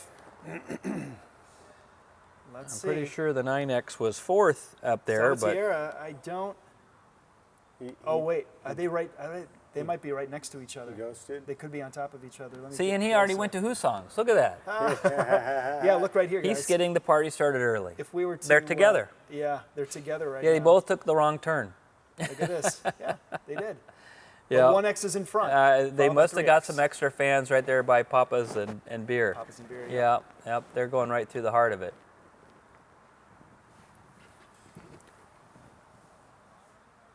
So in a little bit, once that bike goes up on the ramp. So what that tells me is that those guys are, pre-run heavy, where they pre-run it so many times they don't ever look at their gauge. They're just going by. And a guy that's not as pre-run heavy is able to watch the course on the GPS. Right. So up goes Arturo.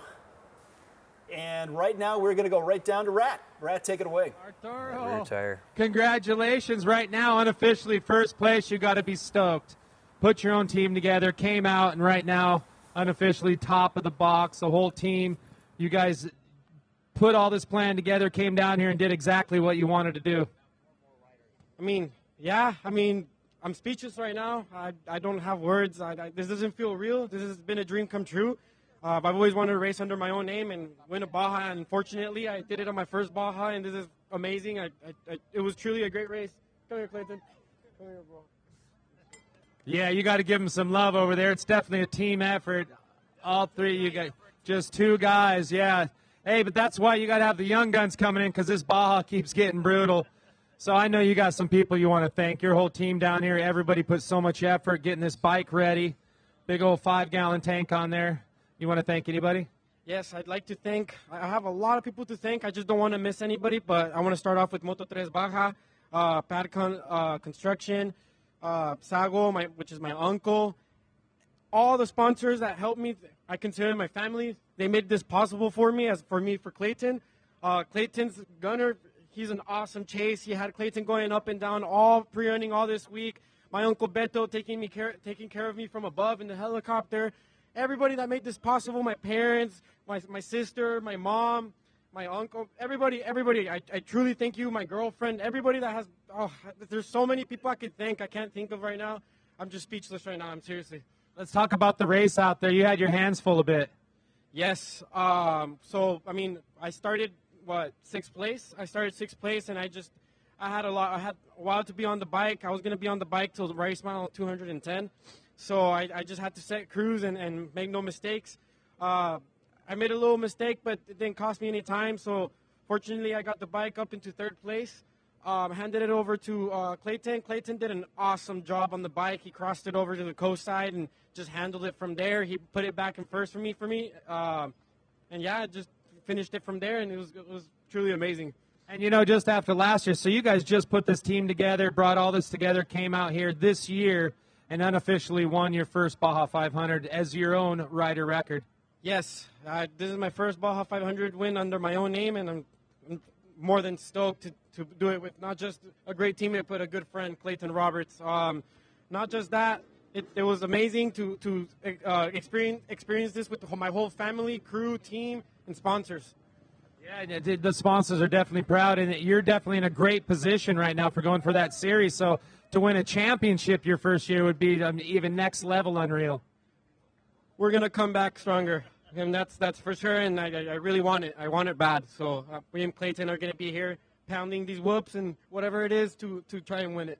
You guys going to try to stick with the two rider effort, or 1,000 maybe add a guy or two?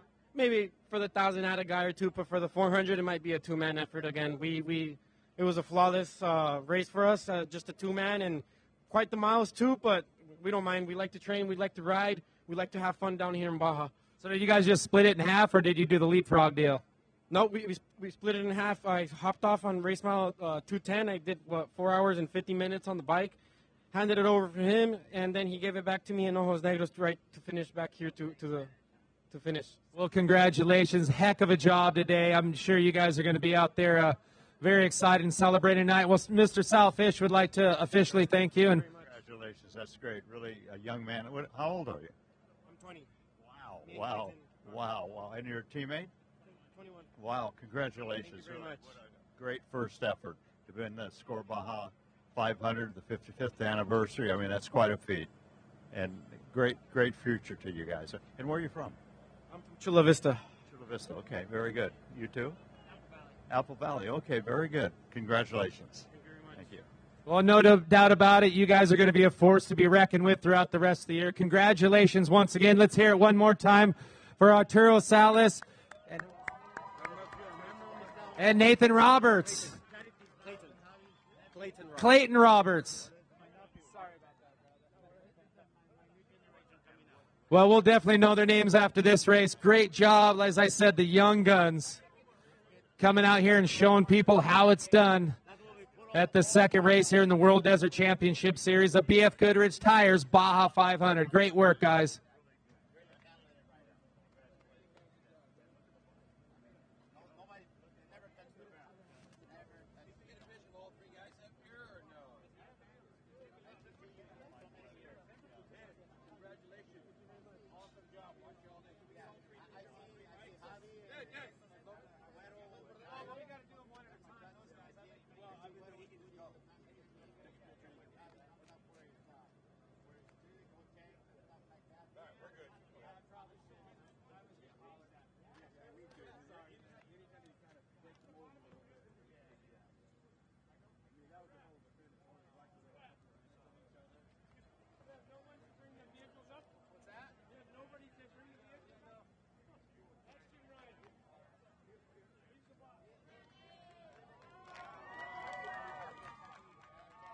Big round of applause again.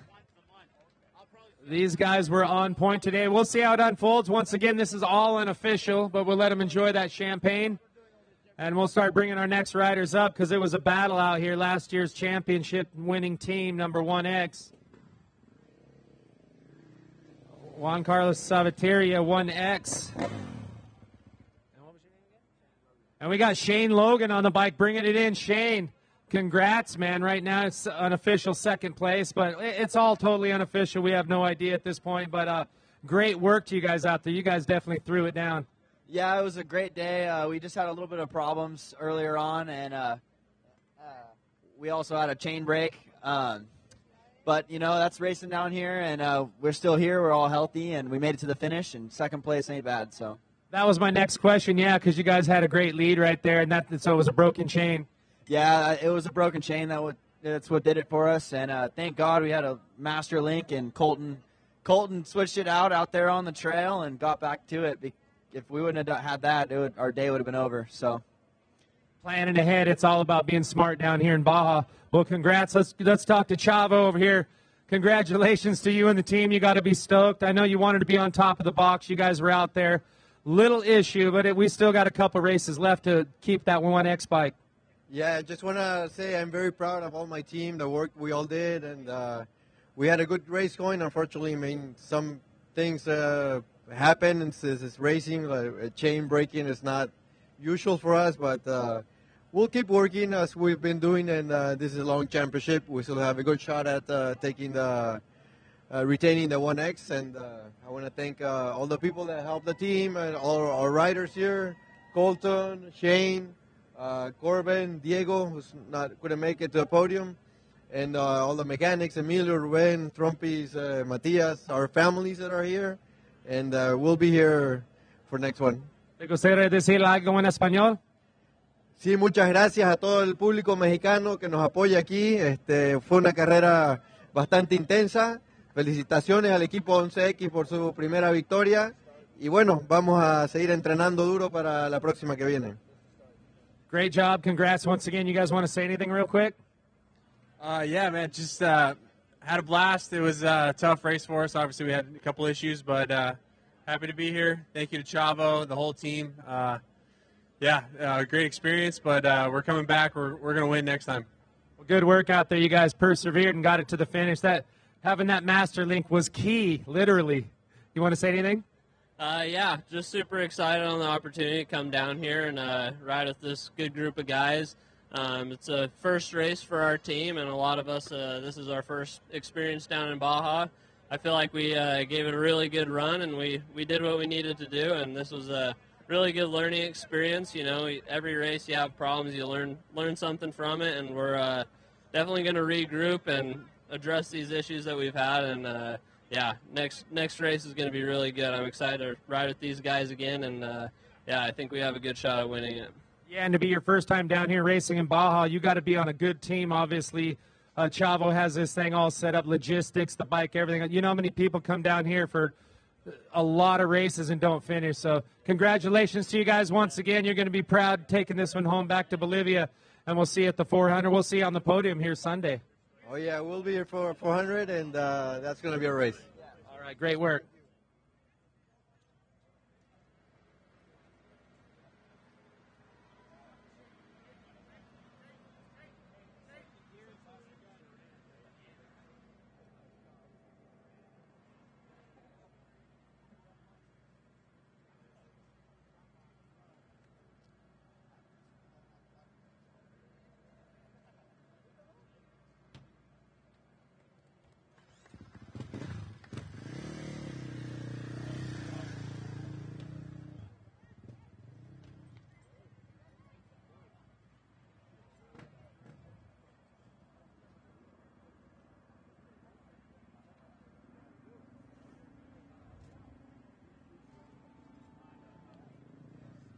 All right, unofficially third across the line here, 3X.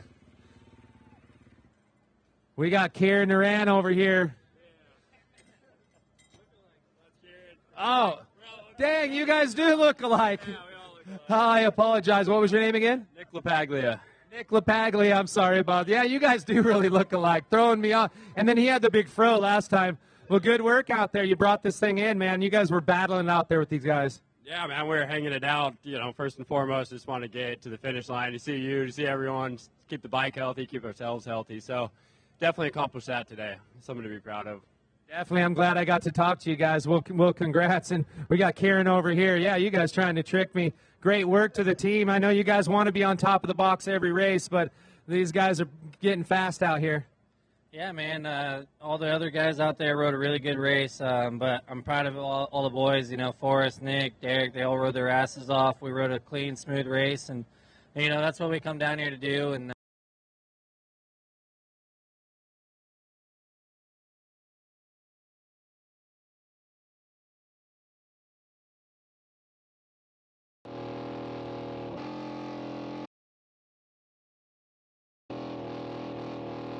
Come into your first.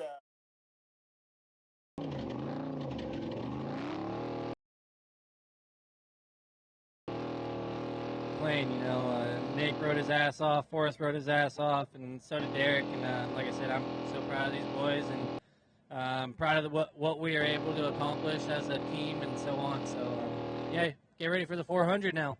Get ready. I know you got a lot of great sponsors. You want to thank some people? Yeah, I'd like to thank Red Eye, Kingsman, Deus Customs, LaPaglia Racing, Thrill Seekers, Nuevo Camino Speed Shop, Accurate Shade, AEO, Alpine Stars, 100%, Bell, Moto Cuts, AHM, Brandon, wherever you are, thank you so much for helping us build an amazing bike, man. Super appreciative of you and everybody's hard work, and yeah, just can't thank everyone enough. Well, you're going to have to write them down next time, because after this season's going, you're going to have a lot more sponsors. Congratulations to you guys. You guys want to say a couple quick words? Derek Ossenbauer, he's always ready to say something. He's always got a story for us. How you doing, man? Congrats right now and officially third across the line. Right, yeah, thank you, Rod. It was a good day out there. It's rough and gnarly. Borrego for me was it was quite the get on the bike and hold it wide. These boys they're pinning it, and it was war. It started right when I got on, and it didn't stop until here. So it's cool. The level's risen, and everyone's working hard, and it's great to be here competing with everybody. And these guys work their butts off. And Kieran built such a beautiful machine for us. It was a really, really good day, and we're stoked to get here and get a finish. Well, if it was easy, you'd race NASCAR. Yeah, I know. You just turn left. That's it. You want to say a couple quick words? Yeah, it's so cool to see all the bikes so close. I feel like last year we had some good races, but it was always kind of spread out, and to have everybody on top of each other, it felt like a real race, and not just a race against the Baja, but against each other too. And so that's bitching. That's what I want to see. And for me, I'm actually really frustrated right now because I was struggling with some bike issues, but I'm just stoked that we got the bike to the finish. And but I felt like I had more in the tank than what I was able to do. And I think we want to win after last year. I think we're having fun. This year I'm like, I want to win. So yeah, I'm stoked that we made it, but I want to be coming in P1 for the next one. Nothing like that. Once you do it once, it's like, hey, it's that adrenaline drug. You got to be on top of the box. What kind of issues do you have with the bike? We're not quite sure yet, but I don't know if it was electrical or what, but I just kind of lost power, and I couldn't get the bike to go as fast as I needed to go, and we're not really sure. It seemed like it remedied itself, so maybe there's some loose wire or something. Who knows? But we'll rebuild and figure it out and come back and have it all. You never know where those chupacabras are going to jump at you out here. They'll get you. All right, congratulations, you guys. Job well done.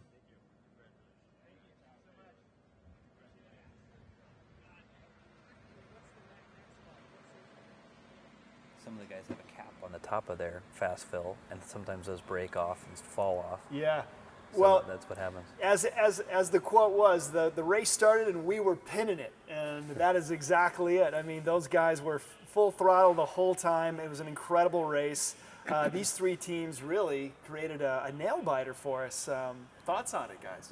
Yeah, I'm really encouraged and excited that there's this new generation of Baja moto racers, seems like there was a little lull, and then now it's like with Arturo's team and Juan Carlos's team and now Kieran's team. You got 3 heavy hitters. For sure. Those guys put in good efforts. Their bikes seem to be solid the whole 500 miles, and it's like, wow! It's like we got some racing. The 400 is going to be interesting. This 400 I mean, is going to be another something. duel. Yeah, for you know, sure. and the pace will be more intense because it's a shorter race. Yeah. So anytime you shorten the race, it's like the pace gets more compression. Yeah, gets tighter. So I'm excited to see what happens at the 400. I was really pumped and engaged today with this race because we had something to talk about every moment. So really 100%. cool. Yeah, excited and Good stuff. I don't know. What do you think? Well, I definitely love the racing. Having 4 teams within a couple of minutes all the way to the end is really unusual. I mean, normally it's a half an hour lead or something like that. Some team doesn't have any problems, the other team had problems. So I also look, I work for Motor Marina USA. We don't have motorcycles for dirt bikes. Yeah. But for any motorcycle manufacturer, whether you're Beta or you're Honda or you're Kawasaki or whatever, hey, if you want to have a chance to come down and race in Baja right now, get a team, support some riders. Yeah. Or if you're a business that wants to have a chance at Score International and people looking at your bike cross that finish line first, there's a whole bunch of racers that would love to be sponsored and helped out. And as far as budgets go, it's pretty inexpensive to have a motorcycle team that could win a race. Yep. I mean, as far as that kind of notoriety. And so jump into the sport. Call up some racers. They would love to be supported by like that Siren Naran team. All of those guys, most of them are doing it on their own. They're paying for the bike. They pay for a lot of the stuff. They might have some sponsors that kick in some tires or suspension work or something. But in general, there's not much. So they love the support, and it's a chance where you could actually be winning the race for very little effort. So excited about that. When I heard about his bike, sputtering and having some issues, I can tell you from my experience on our team, last couple of years we've had. So one of the things is these guys have fast fills. So they go to the stop. In a race like this, you have very little time. So you pull in, we run a cap on top of our dry brake, which is a quick fast fill. And so you pull that off, the guy puts in the can, dumps it in, and if you have time, they have a rag, they'll try to wipe the dirt off. Right. But whatever dirt sits on the top of your quick fill gets pushed right into the tank. So you have dust and dirt. And so at each stop, every 55 miles, so basically they probably had 10 different pit stops, you're shoving dirt into the tank.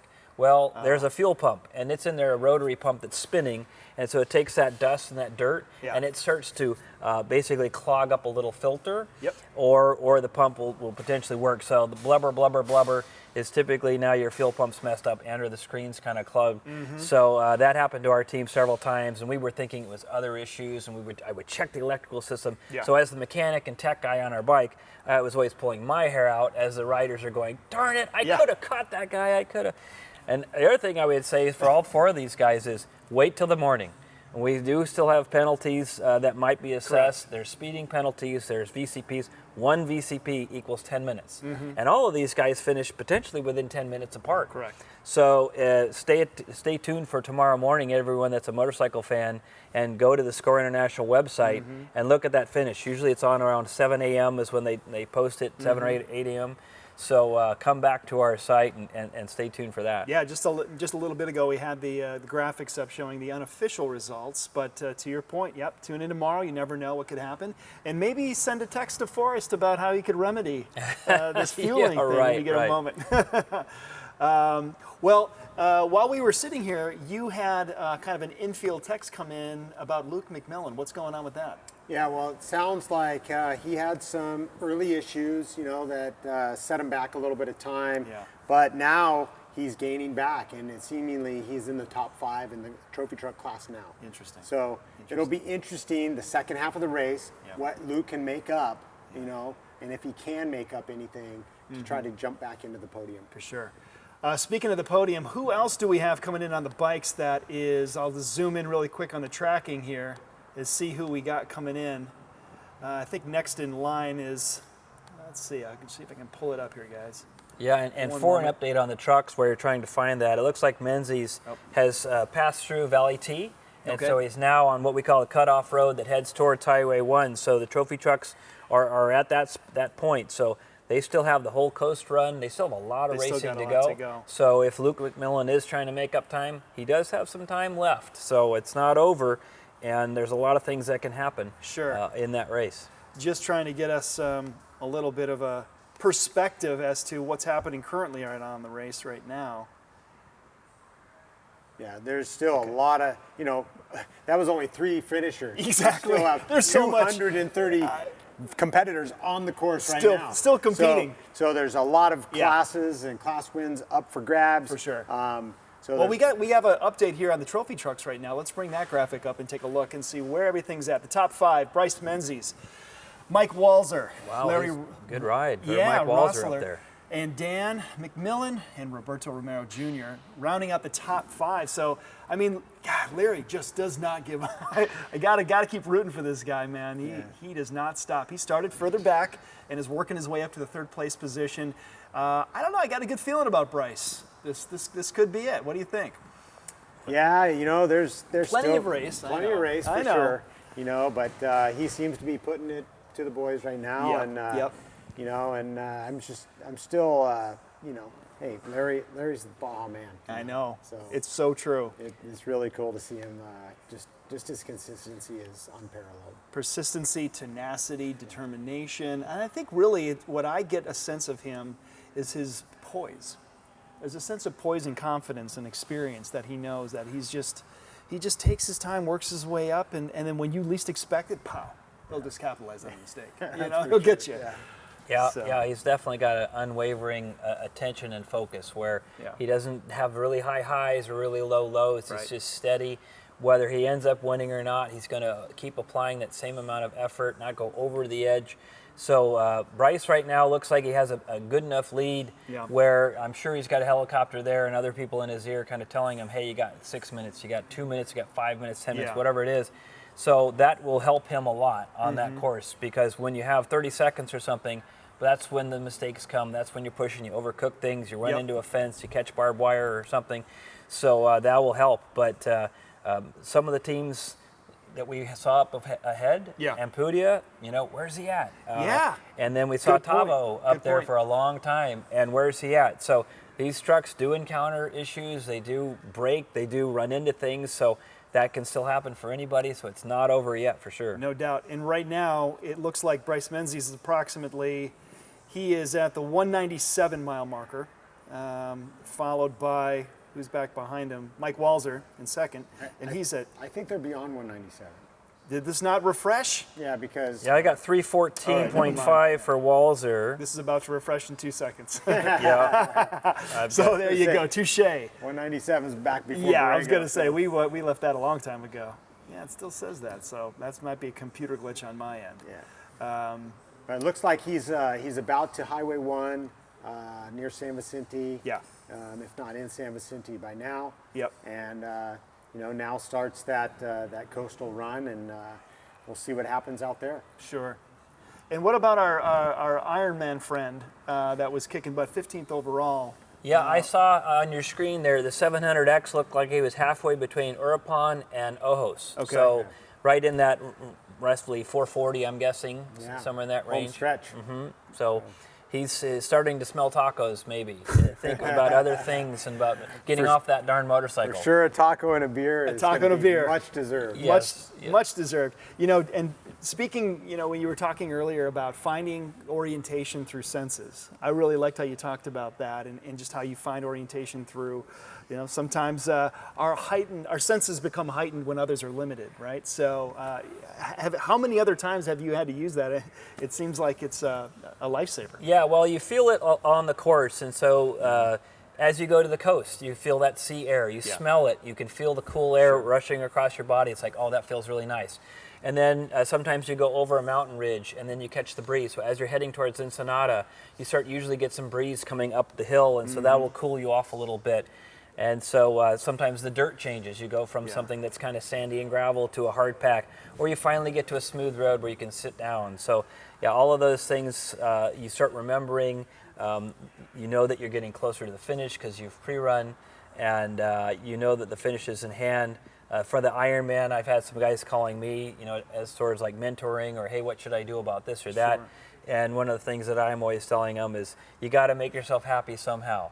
So like in a Baja 1000, if you need to eat ice cream or a Snicker bar or whatever, whatever it takes to put you in a happy spot to keep you going, do it. You know, it might not be the best calories or the blah, blah, blah. Yeah, you do that for the first half of the race. That last half of the race, it's just like keep your mind going and take care of yourself, make yourself happy, whatever it takes. Whatever it takes, yep. And that's really kind of the motto for Baja, whatever it takes.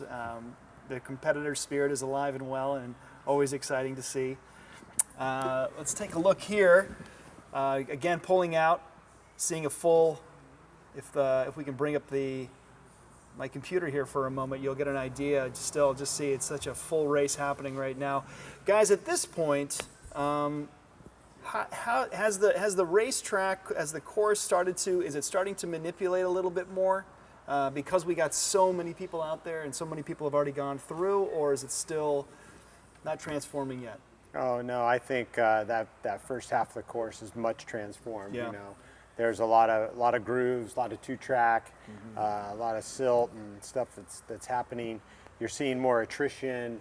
You know, breaking parts and tires and things like that are happening out there. Yeah. And you got to think about, okay, right now we're at 3 o'clock. You know, it's going to get dark by 8. Right. And it's like, so 5 more hours. These guys, there's going to be a lot of nighttime. You know, they got a 20-hour time limit. You know, nobody wants to see that time limit. No. But the fact of the matter is, you got vehicles even before the summit. Yeah, I was just going to say, look at 90. Look at right here. Yeah. Or even back here. Yeah. You So they're in the race. They're coming back. Yeah. They're in the race there at mile 70. You know, so it's still a long ways to go. There's still going to be a lot of things happening. One thing I haven't talked about yet today, guys, is on the bottom here we get to see elevation. You know, do you guys, are you feeling that at all, or is it really, it's not too extreme, but does it play a factor?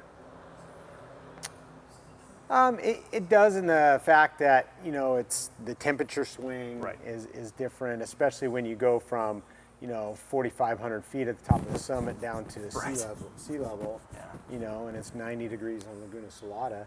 So, you know, you feel it. More of a temperature thing. Yeah, the body feels it. The vehicle feels it. Well, I was just curious just about breathing. Sometimes, you know, you go to a higher altitude. We're not going crazy. It's only 5,000, but still. Yeah. I think at this event, it's not too bad. Well, I would have one caveat on that, which is that if you're on the bike and you're not making mistakes, like when you go over the summit in the rocks, everything's pretty steady. Your breathing, your heart rate and stuff is pretty good. If you fall off the bike and then you're picking the bike up and then having to, back in the days of kickstarting, or you're hitting electric starter or push it up a hill or pull it over the ravine that you just went off, suddenly now you're at 5,000 feet and you're breathing like crazy. There you go. And you're getting hot and all this stuff comes rushing, your blood rushing into your head and stuff. So it can affect, especially on the summit side, because that's pretty tough riding, but it is slower. Whereas they come across over like the Mike Sky Ranch side, usually there's smoother roads and there's not as much physical exertion unless you make a mistake. Right, and very true. We've seen how these mistakes can really be it's such a determining factor in so much. I liked hearing about, you know, we don't always get as much updates as we can, but it is interesting to hear kind of what does happen when these guys come back, change braking, how they're able to just repair on the fly. Again, going back into that planning, preparing for what's ahead, using your experience, understanding this course. Hats off to those guys for being able to make those quick decisions and getting themselves back up there. It's pretty exciting. That was very encouraging by you know, hearing that Colton Eck was able to, you know, fix the chain so quickly and stuff. So you know, maybe he had the right tools on him, and you know, I always prepare my guys with the proper tool bag. You know, that has a spare master link, a chain breaker, you know, the wrenches to fix the basic things. So being prepared in Baja, that's part of it. You know, for sure. You got to have the right tools to do the job. Tools to get the job done. Yeah. Let's check in real quick. Sorry to go over you there. We're going to bring up a graphic here on the trophy truck specs. We got Jason McNeil in first, EJ Herbst second, Mike Marsal in third, Christopher Polvardi, in fourth, and Thor Herbst in fifth. Top 5. Looking good. We got a battle of the Herbsts happening here. I wonder if Thor's going to catch him.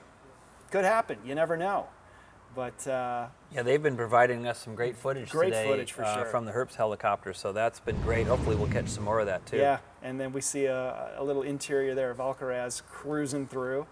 He's getting lots of camera time today. Yeah, and it's he's doing really good because it's like he's just keeps moving, keeps plugging along. Yeah.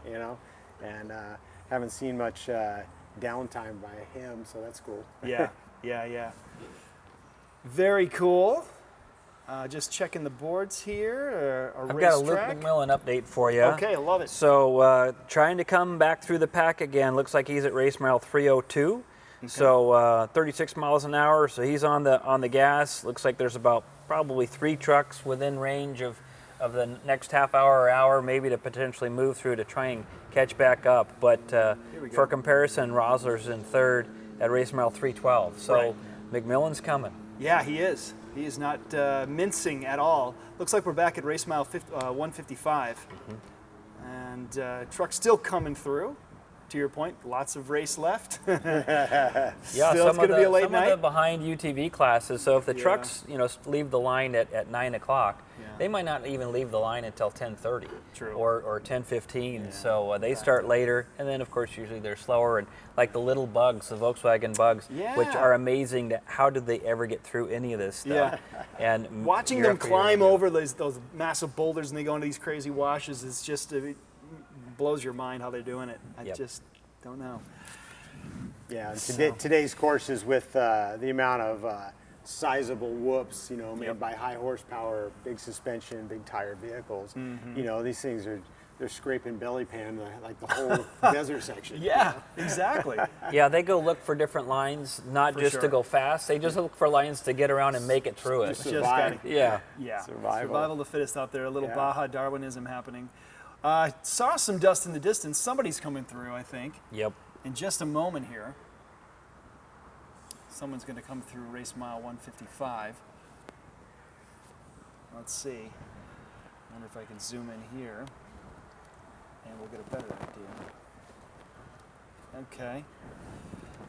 So,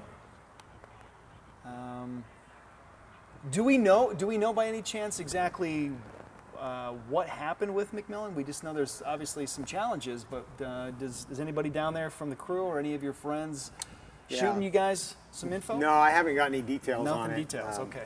Yeah, who knows? It could have been a flat tire or something. Yeah, okay. Okay.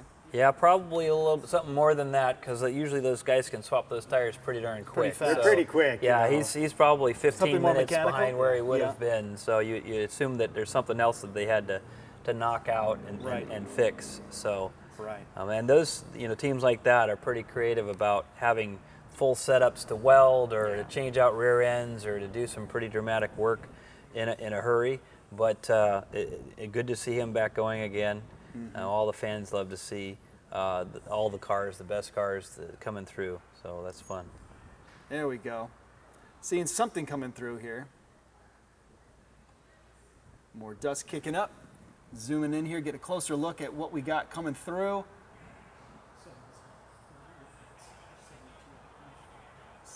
There it is. And just like again, the later we get, the more dust there is. Because as Johnny was saying, it just keep getting more and more beat and deeper. Yeah.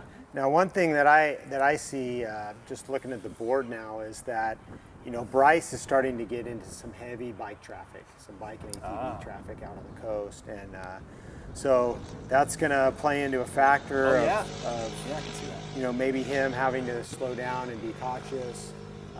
Will it allow Wasler to catch up potentially?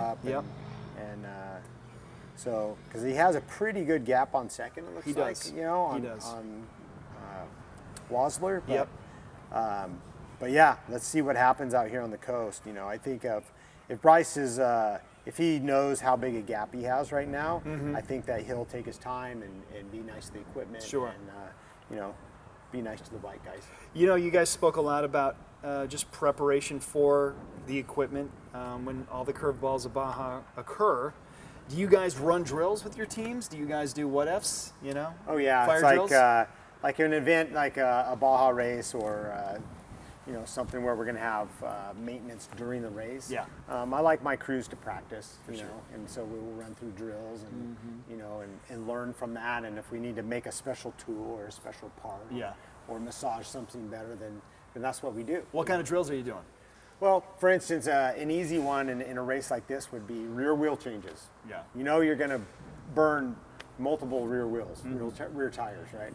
So it's like, okay, you have to have a process on who's going to change the rear wheel, what tools does he like to use, So, I have a process of how I like it done and what tools to use.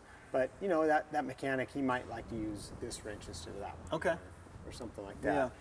But, we do things to where modifications on the bike is we'll chamfer the rear brake pad so the rear disc goes into the rear caliper a lot easier. Okay. We have wheel spacers that are radiused on the outside so that it doesn't catch an edge as it goes into the swing arm. Right.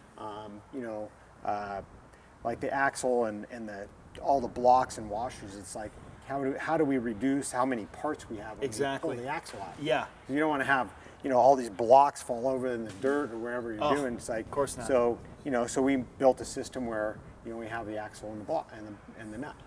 Everything else just stays in place. Pop it right in, you're good to go. So we learn things like this over the years. Sure. And then of course the process to actually maintain the bike quickly. Right.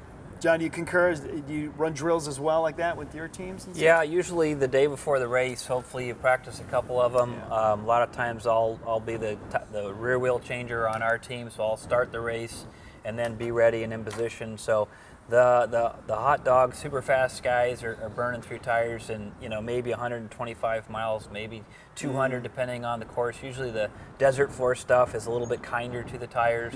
The rocks and the hard pack tear them up.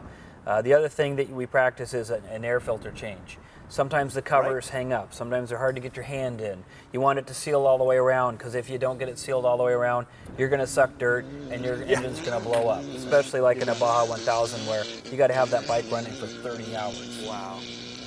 Yeah, and to your point, as you said, we just keep seeing more and more dust as the day goes on. We talked about that. A powerful 60-pound vacuum cleaner, as you referred to it. Yep. Sucking in that dust, so make sure that air filter is clean. Yeah, and the other thing that Johnny mentioned, and like the Clayton Roberts or Colton Eck that put on that master link. Right. A lot of Baja, and it's hard to instill into the riders, but it's the never give up. Think with your head what resources are out here. We talked about it earlier of like potentially asking for some Mexican fans that are sitting next to you for gas or for zip ties or tape or anything to help. So, did you even know that there's a master link on the bike? So you train your team that there is a master link on the bike. Then it's like, do I have the tool? Well, some of the guys, especially in the motocross world, their dads have done most of their maintenance for them forever, and they pretty much just get on the bike and go. Yeah. And so when you take a pure motocrosser down here, they don't know how to work on the bike. Right. So how do you get a broken chain that's now wedged between the cases out? Yeah. Look at this. Here we go. We got Bryce Menzies here, trophy truck leader, at race mile 348, and he is tearing. What a great shot there. On the coastal plain coming down. You got the helicopter. And Bryce just doing what he loves to do. Yep, I think this is the southernmost portion of the course before they get along the coast and then start heading north. Yeah, look at that.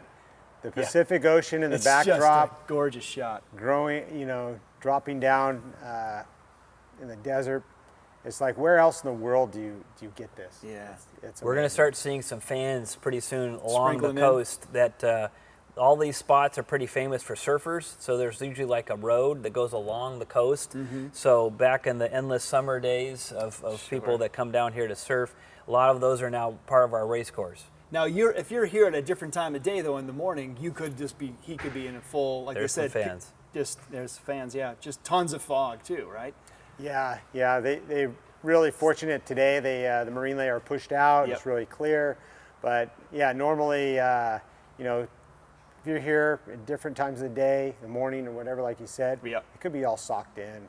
And the UTVs, who we already saw, are still back at race mile 100. They may be here at night. and Yeah, it may be true. foggy for them. Yeah. So Yeah. that's why you hear the stories of the drivers that are like, "Oh man, the fog was horrible." That's You're very thinking, true. I never saw any fog the whole time. Right. Well, that's because you got done at a different time of the day. Look at Bryce picking see the line selection. Yeah. There was a straight line that went straight across up that bluff, but he chose to go around because there was a big mud hole there. You know, so he didn't want to go dip himself in the stinky Left mud. or right. So that's a Either moment or. there where perhaps, during pre-run he wanted to do something different, but in the moment he Oof. saw the mud, that was close. Oof. Yeah, like look at that. He knew the mud was there, and He so did. he went there. Anticipated it and went the other way. Yeah. And you see that blind hill Yeah. as all of us caught our breath as Yeah. he jumps up towards Yeah. the fans with their Yeah. easy ups. And Yeah. he pitches it and he still gets air because those guys are just They love it. crazy fast. Wow. Yeah, and when you're racing in a truck and you go up a rise, a lot of times all you see is sky and hood. Yep. For sure. You don't see what's on the other side. Like on a bike, you could come up and you're standing up and looking over, Right. so you can see what's on the other side. And a truck, a lot of time you have a little bit of a blind spot. Sure. You're hoping those fans get out of the way. Get out of the way, exactly. I mean, that looked pretty close for a minute as he came up there. I was going to go back to when we were talking about like the wheels and the maintenance and stuff. Sure. Really interesting fact is like we used to be able to do my pit crews could do front and rear wheel and an air filter and fill it with gas in 1 minute flat. Wow. So on and off the bike, ready to go. Yeah. And that was a really solid pit. The trophy trucks, imagine this, they're dumping 100 gallons of fuel. Mm-hmm. They're doing 2 rear wheels, and they could do it in 30 seconds. Yeah. It takes us 12 seconds to dump 3 gallons of gas. Right. Yeah. But their technology that they have with the pressure pros, so it's pressurized fuel loading. Pushing it in. It's incredible what was designed there for pit stops. I mean, before it was like you're like glonk, glonk, glonk, glonk, or you got a big tower you set up and it's feeding the truck tank. Right. But now with the pressure pro, it's just like Yep. it's like And 100 you're done. gallons. It's incredible what they've Amazing. done. It's like, so a trophy truck could pit for wheels and gas faster than my crew could do wheels and gas on a bike. Wow. Crazy. Gentlemen, I have to say it has been a true honor. We are going to jump to a commercial, but before we do, thank you so much for joining me. This has been a true honor, a true gift, and I'm so glad that we had an incredible race with these two greats with me right now. We are going to set them free, but when we come back, there will be more Baja 500 right after this. Thank you, gentlemen. Yep. Great stuff. Yep.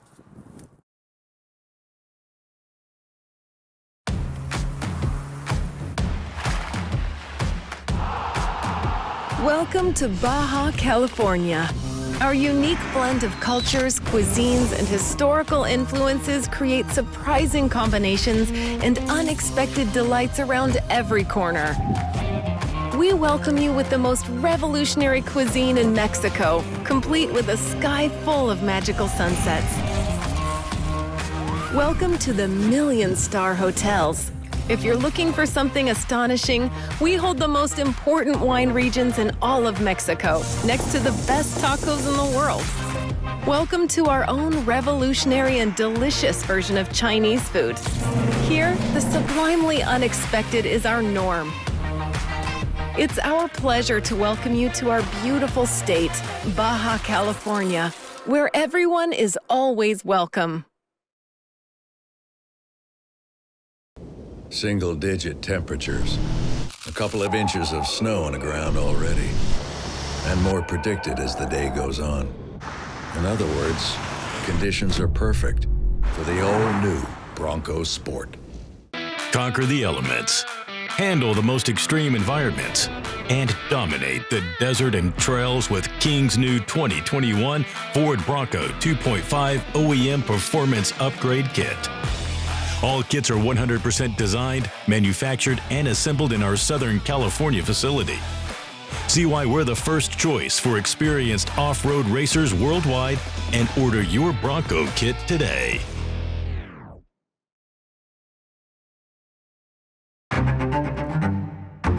One photo that did it all. Somebody climbed the top of a mountain and took a photo. One small road and car there. When I saw that photo, I said, I've got to do this.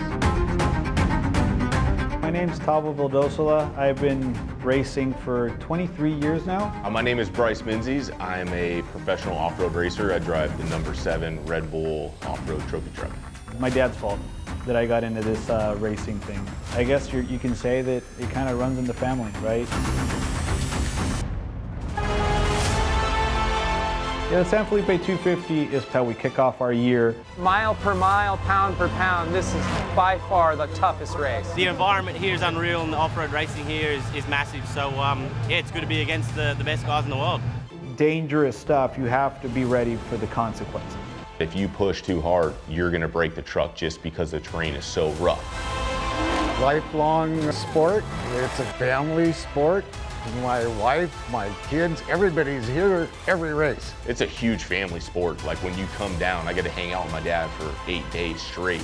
When you're out there on the course and you see, the red shirts, you see the Mexican flag, you see people supporting the 21, there is expectation. Ooh. Absolutely believe that this is survival of the fittest when it comes to it. We're always within seconds of each other. You can't afford a mistake. I'm here to win. And when that doesn't happen, it just pisses me off. It motivates me even more.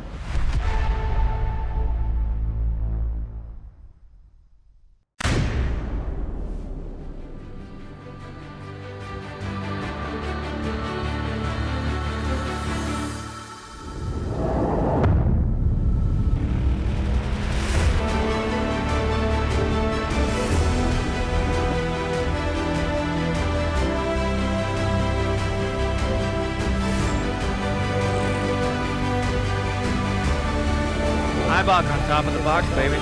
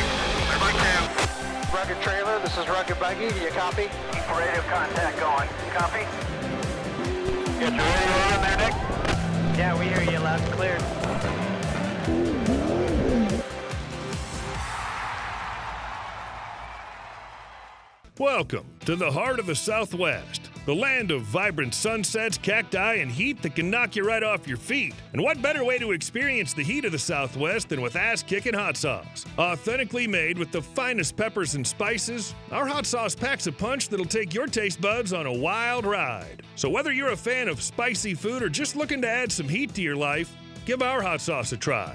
Ass-kicking hot sauce, the perfect way to heat things up. Have an ass-kicking day.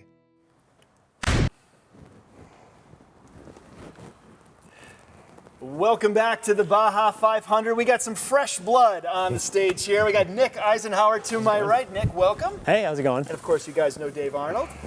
Nick, what are you thinking? What are your thoughts on what we just saw with the final? It's exciting. Yeah. It's exciting. That's a long day on a motorcycle. Yeah. It's a good feeling. You've been there? Not down in Mexico, no, but yes, I've been at those finish lines. I've been on a bike for a long time, and you cross that line, and man, that's a great feeling. Who have you been like kind of keeping your eye on, or who do you like? Who do you? When it comes to me for bike stuff, I'm not super fluent with all the bike stuff. I'm more of a truck guy, buggy guy, so that's why I follow that race a lot. Okay. But man, just anybody out there having a good day, I'm rooting for them. Because it's like, you got on a bike, you're out there, it's you against the world, and against everything. I just hope they get across the finish line. It's so rough out there for a bike, so real gnarly. God bless. Gladiator moment. Dave, throw it over to you. Well, thoughts? Man, motorcycles, I love it. It's my background too.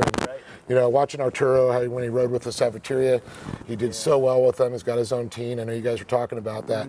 The kid's young. Yeah. He's got a bright future in front of him right now. To watch him go out there, it's kind of pulling for Lepagli and his guys, back there. Yeah. I know Mike from Racing Outdoor, a little Supercross stuff. For sure. And watched them grow up in the Southern California scene there, riding. But I can't tell you how late I am for Arturo. He's such a nice young man. I ran into him other places. He's from Chula Vista.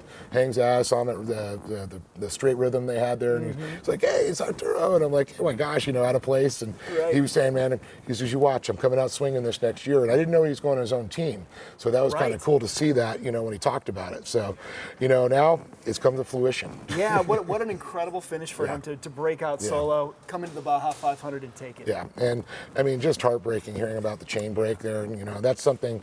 It's not a common occurrence. I mean, it could happen, and I know you guys talked about it. It gets wedged in there, it gets in between the sprockets, gets kind of go there. Luckily, they just had a master link, were able to get it, but a little too late. Unfortunately, it ran out of time. But they were able to fix it and get back up. Absolutely. They still finished. Well, and it's not over yet. We still have VCPs. There's a lot of things that could happen, and like you guys were talking about, 10 minutes that could change an entire podium, and I've seen it happen before. In a minute. Yes. In a minute. I think in a little bit here we're also going to go kind of back to our map video and kind of get you guys up to speed. But in front of me, we're taking a look. Still so much more race left to run, and we saw. Here we go. I'm going to pull back just a little bit, but just look at that course right now. It's just littered with vehicles. 237 vehicles we had entered so far. This is something I know Nick and I have watched over the years. It's something that's not very common. This is a very long race. We get guys coming in, the bikes come in, they leave so early, but the trucks, and then we go back down. Early morning, the guys are going to watch the sunrise. They're going to be coming in. This one's far from over. The 500, let alone when the 1,000 comes along. Crazy. But you got the wide open cars, you got the Class 11s. I was pretty stoked to see the Class 12. We were watching, of course, Alvarez and Doug Satterfield's driving with them, and they're clipping along, passing UTVs. It's something you usually don't see happen there, and that's what's incredible. So we're seeing some change, and it shows the guys that know the area, that have done the pre-running, and that's so important. Yeah. I was down in Mexico yesterday talking a lot in contingency, and some of the drivers were saying, "Oh, I didn't do any pre-running at all. I've driven this before. I know what's going on." And I'm like, you don't want to do that. That's the last thing. Let's see how that works out for you. And you saw the course is starting to deteriorate already after the bikes and some of the trucks. We're seeing the silt start to form, and that could be in the dust. I was talking about night. Yes. Oh yeah, as soon as the sun goes down, the whole world changes. Yeah. We all know that. Yeah, That's the glare. The dust. There's electrostatic. It's stuck to your goggles. Keep pulling off tear-offs. It gets in between there. Yeah. It's so fine. Eyes are bloodshot. Yeah, and then you get a guy coming up on you, and the glare, and it's reflecting off of things, and shadows, and then you're tired. And then everybody knows. If you've ever seen Dust to Glory, of course. Sure, of course. They talk about the cactuses coming alive and things moving. You think you see a person seeing there. So there's so many things going because these guys. It's 500 miles. We think, we're driving on a road 500 miles, I'll be there in 5-6 hours. No big deal. Right. No, these guys, 12, 14, up to 20 hours. Yeah, definitely there are drivers here. They left, the sun was up, but then by the time they get coming, that sun's going down. Oh, there's guys who will watch the sunrise and, and then again set and then watch it rise again. So it's crazy. Nick, to that point, what are some just to kind of catch us up to speed? Tell me some of your fun tales and experiences out there on the track. Let's talk about maybe some harrowing moments where things got dicey. Let's talk about what it's like when the cactus start to talk to you. Yeah, it's usually when that stuff happens, it's after a long, trying day of not the best of luck and not the smoothest of a race. So there's usually stacks and stacks of stories leading up to these points. But it's right there at that end of the day where your navigator's calling corners and you're second guessing him and he's second guessing you because you've been in that car for 10, 12, 13 hours and you're kind of looking at stuff a little differently. And holes look different, silt sections look different, things that for sure, and you're second guessing it. So you guys start to almost debate. You're like, there's a metaphorical arm wrestle happening. Well, it's almost like, you don't want to risk yourself or the co-driver, and he's calling a turn. Like, is he tired? Am I tired? Who's tired? Is this really a turn? And like, oh no, it was actually a turn. Here we are. We're in it. Yeah. So it gets a little challenging. It's usually after you've spent the whole day working on the truck or working on the car, changing tires, getting unstuck, and you're just kind of frizzled in the brain, man. You're just running out of things, and just everything starts looking different. So. Real quick, guys, we're going to toss to the video right now. We're going to take a look at the racetrack, I believe. I just got an update. Let's take a look at that course and see what the world's best desert racers will be battling. At a total distance of 473.67 miles, The racers will start in downtown Ensenada. The course runs in a clockwise direction out of and back to the start-finish line compound in Ensenada. Our drivers will begin their contest by heading out towards Ojos Negros.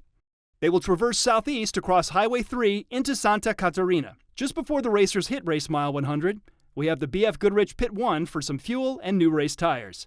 We hit some elevated terrain as our vehicles head up and over the famous summit. This part of the course hasn't been raced on since the Baja 1000 in 2016. The course takes a hard right turn at Cojabuso Junction, race mile 132, sending our racers further east. The vehicles briefly take a look at Highway 5 and travel down the La Ventana access road at race mile 170. Due south, racers reach Checkpoint 1 and BFG Pit 2 at race mile 211. The teams will hit top speeds by race mile 240 as they fly across Laguna del Diablo dry lake bed. Race mile 270 will take vehicles from San Matias Pass through Valle de Trinidad. Then, at Llano, Colorado at about race mile 326, we hit Checkpoint 2 and BFG Pit 3. Some teams will do a driver change. So yeah, here we go. We are back here on the track. We got Mike Walzer, looks like. He's blasting through. No, I know Nick and I were just talking about that. If Ray Griffiths probably got in by now. Oh, yeah. Yeah, that could do changing everything. He was in second position behind Bryce. Let's see. Can he make up that 15 Can minutes? he make it up? That's a big gap. Yeah, I mean, if anybody can do it, Ray can do it. Ray's a quick guy. Him and I do a lot of racing together. We always find ourselves stacked up bumper to bumper when it comes to spec truck racing. So, yeah, I mean, dude's no slouch. It's always great to see these guys pull through. And do you love being down here by the water? You guys are, you face all different types of terrain and stuff, but it just seems like it's such a majestic, beautiful place to drive your four-wheel. Yeah, for me personally, I've actually never raced this far down or any of that stuff. Yeah, but yes, this end of the day, these beautiful scenes, like this stuff we talk about, like that's the difference between when it comes to off-road racing and road racing and track racing and all that stuff. Is like you get to see so much. You're not just at the track looking at the K-rails and look at the walls. You're looking at the world, man. You're seeing these wild places. No doubt. The big wild Nevada deserts all the way down to Mexico. You see all these crazy sights and scenes and stuff. And man, it's hard to focus on what you're doing sometimes because you're wanting to look around. You want to take it in, but at the same time, man, you got to keep your eyes on the road. That is a little bit of a split there. Yeah, it's hard. Well, the 400's coming up, so maybe it's time. Yeah, it might be time for you to have a new experience. Now, last time when we saw Bryce come up here, he blasted it, and he almost. I mean, he didn't take anybody out. This time a little more cautious as Mike came up there, but boy, Bryce came up and dusted everybody. And here he goes. He's hammering it now. And you got to think Bryce comes around some of these corners with all of his pre-running experience and all his knowledge of this place in itself, and he can come up and around that corner with so much, just confidence of knowing that he's good. Obviously, spectators and all that stuff changes, but he knows that track goes up and jogs right off the top. He just knows he can be on the pipe through there. And we can see down here to the right, we still got lots of dust, so maybe not so windy? Yeah, well, it's certain sections you're going to go to. You're going to see a little light breeze, then it's going to get a little windy, and then all of a sudden, it's like where'd the wind go? And then the dust just kind of hangs in front of you. And it's like you get so confused in the situation, you're just like, then you just pray for the wind gods. Please. Exactly. And it's taking that calculated risk. Like, you're going to push through this dust. It's going to go away eventually, but is there something in that dust? Like, that is, it separates the men from the boys. What we talk about is being able to drive hard through these uncertain sections. So of the desert. to that point, where do you personally lean toward? Are you going to be that guy that's going to punch it? Yeah, always. You have to. You want to win these races, you're on the pipe. You're like, start to finish, man. There's no way around it. Like, you can second guess all you need. Yes, you're saving equipment, you're saving this, saving that, but you got to make up the time whenever you get the chance. And if this guy's not going to do it and you can make that speed there, I always go for it. Yeah. So it's always one of those things. It's like, you always say you go with your first answer, your first thought, and the same with driving. If when you second guess you, that's when it's going to cost you. Trust your gut. Yeah, you trust your gut, exactly. And like he was saying, these guys drive this all the time. They know how these trucks handle. Trophy trucks handle like no other vehicle in the world. I mean, you unload that at the wrong time, it will throw in the air, it will flip you over. Yeah. So you got to stay on the gas. You got to keep the pressure. It's a Bronco. Yeah, exactly. It's a freaking Bronco, man. Yes, most definitely. And you see it. You see it pop up, and if you don't know how to navigate that animal, and then you got people, like you were saying, they're like, literally inches, and there's guys that are trying to slap the side of your truck when you're going by, and it's like you just got to trust yourself and trust your gut and experience. Yeah, that's what it comes down to. John and Johnny, when we were up here, we were talking about age versus experience and all those kinds of things, and a lot of the time, in these terrains, using these different types of vehicles, you got to rip the Band-Aid off. There's no other way to do it. You just got to go out there and do it and test it and learn. And it's trial by fire a lot of the times. Have you had any intense experiences yourself you Tons. can talk about? Hundreds, I'm yes. sure. In all the years of racing, we've had tons and tons of I'm sure you experiences. have. Anyone that really sticks out for you? Yeah, I mean, let's think. My brother and I, because my brother's my #1 navigator. Him and I ride together, or I'll ride with him. How long you guys been together? Well, I mean, I'm 33, he's 30, so 30 years we've been together. But, no, but racing. In the car. In the car, yeah, since 2007. We've raced almost every. Busting my chops. No, give me a break. No, we've raced every race together since 2007. So we've done a lot of racing together. We know each other, and I think we have a good bond in the car together because we are brothers. You know, like we can tell when we're getting agitated with each other, or we're able to snap and yell like, "Hey, chill out, calm down." Whereas maybe that outside person's like, "I don't want to hurt this guy's That's a really feelings," interesting point. Yeah, we can sit there and yell at each other, and then next corner, or going left, get on the pipe. Sure. Calm down. Sure. But I mean, dude, we've had some close calls. We've had some serious crashes. We've gone through a lot of it. Luckily enough, pretty unscathed through most of it. Yeah. Well, you're here with us now. Yeah, I'm here alive. All the limbs work and everything, so we're doing good. All faculties seem to be going good. Exactly. Everything's connected. Yep, and we still show up at the racetracks, so we haven't totally wiped out the whole program as of yet. But yeah, Good I mean, stuff. there's a lot of things. We always get caught at the beginning of races. We always find ourselves pushing a little too hard at the start or what have you, and we've had that happen like Barstow a couple of years ago. I was navigating for my brother. We're running out a big long straight off the start. We didn't do much pre-running. It looks good and smooth. Came up, bit us, threw us bumper to bumper a couple times. We found ourselves sitting there, legs crossed, arms folded in the desert, waiting for somebody to come pick us up. So, no kidding. Yeah, it can get rough real quick. So. What's been the longest delay where you've been stranded? Okay, we did a night race a couple years back. I want to say it was like 2016 maybe. Okay. I broke a rear differential in Nevada on the backside of a mountain with no radio reception. Battery died in the race car, cell phone had nothing. I sat there. Luckily, my brother was racing a separate truck at the time, so we were running two separate cars. And I was in front of him. He went by me when we broke. I had to wait a whole lap. Well, just my luck would have it, he had broken a transmission, and they changed it in the pits. It took him, about 45 minutes to an hour in the pits to change the transmission. So it was an entire lap's worth of time, plus the transmission change before he came back through. I flagged him, and I was like, "What are you doing?" I'm like, "I broke a diff. I've been here for like 6 or 7 hours. Like, what are we going to do here?" And he's like, "Oh, I'll tow you back." And by then, we'd both given up on the race, and we're like, "Let's just survive this thing." So he had towed me to the next pit, and then he went on to finish the race. So, but yeah, that was a good amount of time. Then that race started later in the evening. So by the time we got back to our pit, it was probably 2 o'clock, 3 o'clock in the morning. Oh my gosh. Yeah, it was a rough one. Just shredded emotionally, mentally, physically, everything. And you're sitting out there, and you're like, we talk like things come alive. You're sitting out there in the desert with your navigator, and you're like, "Hey, what was that noise?" We're in the middle of nowhere by ourselves, pitch black, no nothing. Yeah. Eat through all your snacks. You're just out there, just like, "Oh man, this is rough. I just want to be back in the pit." Oh my gosh. But thankfully, it's a new day here in 2023. Even this broadcast is pretty special. And Dave, you've been around doing this for so long, and Yvette and stuff. And how is this new sort of technology impacting you? I mean, now the information is pretty much instant. I mean, communication. I mean, one of the great things that we had last time was we had a call in from South Fish, where live from San Felipe, right on the course. Right. Dan McGranahan from Toyota Escondido called in. They were able to give some updates, and that's one of the things that we never got is being able to communicate. Now, what you said too is that a lot of these drivers have Starlinks on there, so they have constant communication. Now, in Nick's case, when he said the battery dies, I guess you could be in trouble. That Starlink's not going to work, but they're pretty reliable and solid. It's a rare, occasion. But now, just bringing the technology that's here, we're able to watch a lot of the stuff. Sure. Like this drone. Here we go. footage. Yeah. This is the drone transmitting down to a guy into a Starlink, back up here to El Cajon. I mean, the thoughts of it. I mean, before that was military, technology that we never even thought would come to fruition. But I mean, Velcro. NASA. That's all I'm saying. Right. There's a Velcro moment, gentlemen. Yes, that's exactly Very what cool. I always say. And we used to use Velcro in racing. It's quite used. Sure. All right, let's get some eyes on this truck here. It looks like a Hertz truck with the red in the back. I know that. Well, Thor's was all destroyed. He lost a panel, so that might be EJ at race mile 265. You got Tim also. So yeah, we got to figure it out here. Yeah, it's always to decipher. Well, especially when situations like this, sometimes the feed gets a little botched, but it picks right up. We're back in it.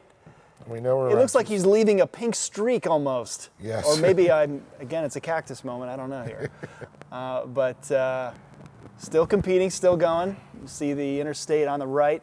We go back down the race course here, and we'll see who else is on their way, making their way to the next destination here. And kind of have to decide for 265. I know we're going to be within a few miles, as drones do have a couple mile range now. Yeah. So it could be a little bit past that, a little bit before that. But Right. it looks like since he's heading that direction, it's got to be past that marker. Sure, yeah, I'm going to track this a little bit better here. If we go to 265 mile marker, let's see what we can find It's out got to be and like see who's in mid-front there. pack of the spec trucks there. Looking Yeah. Just before 300 is where I'm looking at here. Okay. I mean, you could Yeah, be here we go.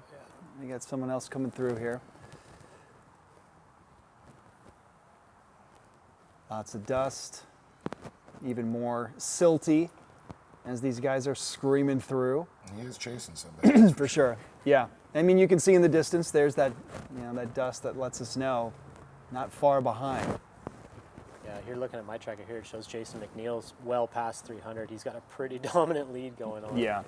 Pretty impressive. And talk about a guy looking for redemption now. Yeah. This is a totally different truck that we saw earlier. It's got a front hood now. Yep. See if that drone, looks like that's about as far as the drone can go, and it'll just flip around. Yeah, it starts to lose that picture there. Yeah.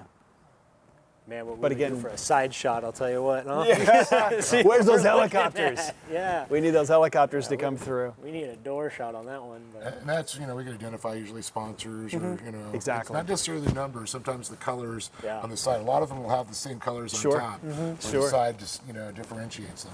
That was something I learned a long time ago, is how important it is to put your number and your logo and everything on the roof of Yes. your car. As helicopters became more of a thing and drone shots and all that stuff, you get that overhead shot and it's like, what am I looking at? Big white roofed truck, like they all look the same. Yeah, exactly. I'm putting my name on top of that thing. I'm putting my Lots of number. branding moments. Tons of branding. It's all Yeah. left blank, especially those two trucks right there. Those are two good marketing spots right there, just thrown away. So you need marketing tips, you let me know. I got you guys. Well, I've next actually time. told a few drivers, you might want to put some of your sponsors in the bottom of the car. 'Cause I've seen you on goes the the road other a few way. times. Yeah, that's it. Exactly. Yeah, skid plates are just wasted space. Use them up.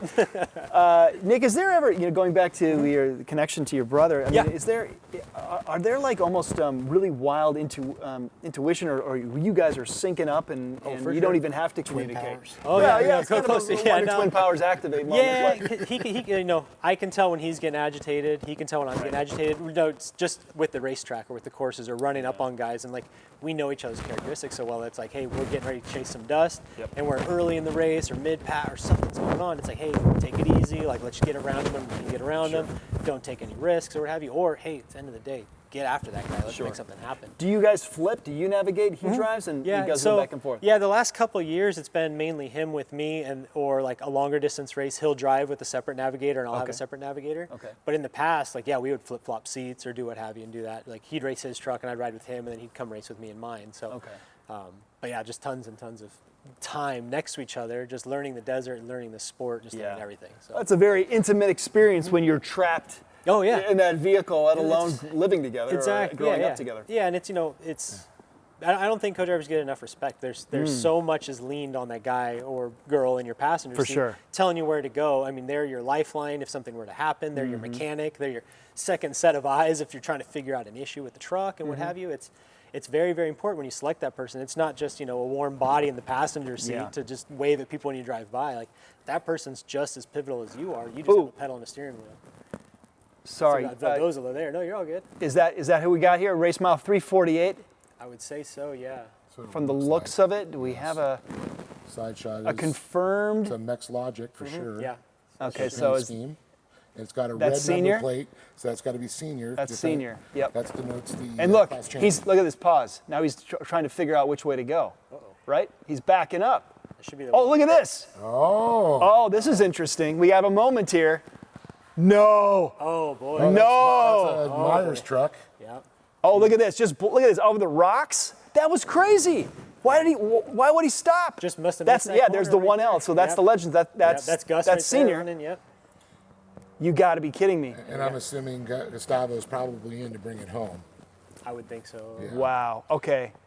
So is that Tavo? No, Tavo was running his own truck this morning, so this should be. think I have the map. It here. ain't. Is it Rick Johnson driving in to the finish? Well, he looked like he just went off the road. Yeah, it looks like Myers. And which was that? Okay, here. Dan Myers, I believe. Yeah, Ricky Johnson should be driving the 1L at this point of the day. Oh, we thought it was Ricky earlier. Let's see. Okay. That's TE Motorsports. I believe that is Dan Wow, Myers. what a really wild moment, huh? I wonder what caused Gus to stop like that. That's why I'm wondering. Well, that's why I'm wondering if it is Gus. Yeah, maybe it was Ricky. 7-time Supercross champion. Probably wouldn't He hesitate. knows when somebody's going to come in and Exactly. give him an elbow. Yeah. Oh He knows how to man. keep the door closed for sure. That's a risky move on both points, especially this late in the race. You know, you got 150 miles to go. If you catch yourself a flat or what have you, especially getting so stacked up here towards the finish, like you could put yourself in an issue. And he's taking this right line here. Well, I mean, we what? haven't seen yet. Yeah, we haven't seen this for a minute. What if he came through and T-boned him, created a bottleneck, and everything? Nah, I wouldn't sweat so much bottleneck in that spot, but yeah, and absolutely could cause some big damage. Well, definitely cause a delay, yeah. a hazard for sure. Well, definitely. Wow. It was, usually, he used him as a burr. Yeah, That's all absolutely. I gotta say. Yeah, he did. I can't say that I haven't done what Dan Myers did right there. I've done that multiple times. You see somebody scratching their head, and that's your opportunity. You know, it's a clean pass. You saw him just absolutely slam down the throttle and blast over those rocks to get out of that situation. He knew what happened. He's like, I got to take advantage of this. Well, you saw the options, like, oh, wait a minute, this is so close. What do I do here? And referring to the navigator. Yes. The navigator's, flipping through. He's probably having his own short circuit, like, oh my God. Yeah, exactly. Grab the moment. Yeah, I loved what you guys said. Is the point is the driver is going to make sure he doesn't get hit on his side. That's a good indication. There it is. Well, he left him hanging. Your turn. That's it. Yeah, passenger sides of the cars always get a little bit more beat up than the driver's sides do. That's for sure. Yeah. Another great example of just having this technology, this drone footage. These are things that you don't always get to see. No, absolutely not. And so, really incredible to have this footage at race mile 348. Yeah, normally these would just be a bar story. Now we all got to watch it. Exactly. It's pretty exciting. Well, I mean, we have to wait, a couple of days usually for social media to see some of this cool stuff. Exactly. Well, speaking of social media, I got to say, Score International's Instagram is off the chain. I mean, they are just fully cranking with updates and real-time action happening. It's pretty exciting. Speaking of real-time action, now I'm noticing the color. Do we have Rossler? Is that the blue? I think that's that not would be right. the ex-McMillan truck. Let me see. That'd be Okay, there we go. Roberto Romo. 33. There we go. Now I got it. So it should be Romo Jr. right Yeah, there. Romo Jr. coming through. What a winning truck that is right there. That's That's a winning chassis, I'll tell you Definitely. what. And it's so cool to see them step up into it, too. Oh, yeah, I was absolutely. And pretty do stoked so to see it. well. So here's a moment. He doesn't hesitate, goes right around. Did And on his tails, though, another truck coming like down. Mason coming in. Is that a McMillan truck there? Would Let's that be see. Luke catching his own truck, or is that Dan? I believe that's. Where's he going? That's Oh, Dan. he's dusted. That's He can't Dan, see. 23. There he goes. Yep. Yeah, 23. And that's good. Romo's truck is formerly Luke's Exactly. championship Championship truck. So Yep. that's what he was referring to. Look at this. Yeah. Oh, God, what an epic shot. So I would Dan think McMillan, yep. this would be Josh Daniels driving at this point. Okay. 348. Yeah. Somebody who's This particular area is really a fun high-action spot all of a sudden. Oh, yeah. It's really turned into that. We haven't seen a lot of it today. Maybe it was a timing thing, but currently right now, it's definitely keeping us entertained. And that looks like that's where that incident happened there, because you could see the split where the option was. Mm-hmm. Epic position if you can for this drone. For sure. right? Yeah, I In the mean, right place at the right time here. I talked to Jonathan Kilborn, and he said, yeah, they're going to have me on the coastal night, as he Okay. says, and I'm By all feeling night. this is probably him. Yeah, so shout out to, again, keep sending shout out to the crew and everybody that's making this possible right now. I got to tell you, Art Eugenio from Get Some, he's given a lot of suggestions, and he tells a lot of these. He knows this like the back of his hand. He knows where to put the photographers, our cameramen, the drone guys, and he knows where the action going to be. He's got that eye. Yeah. Yeah, somebody who knows the terrain, knows the desert itself, as well as understands racing, and he understands the flow of a race and where it's going to happen, where the passes are going to happen. Art knows his stuff for sure. Yeah. Absolute legend when it comes to all things media.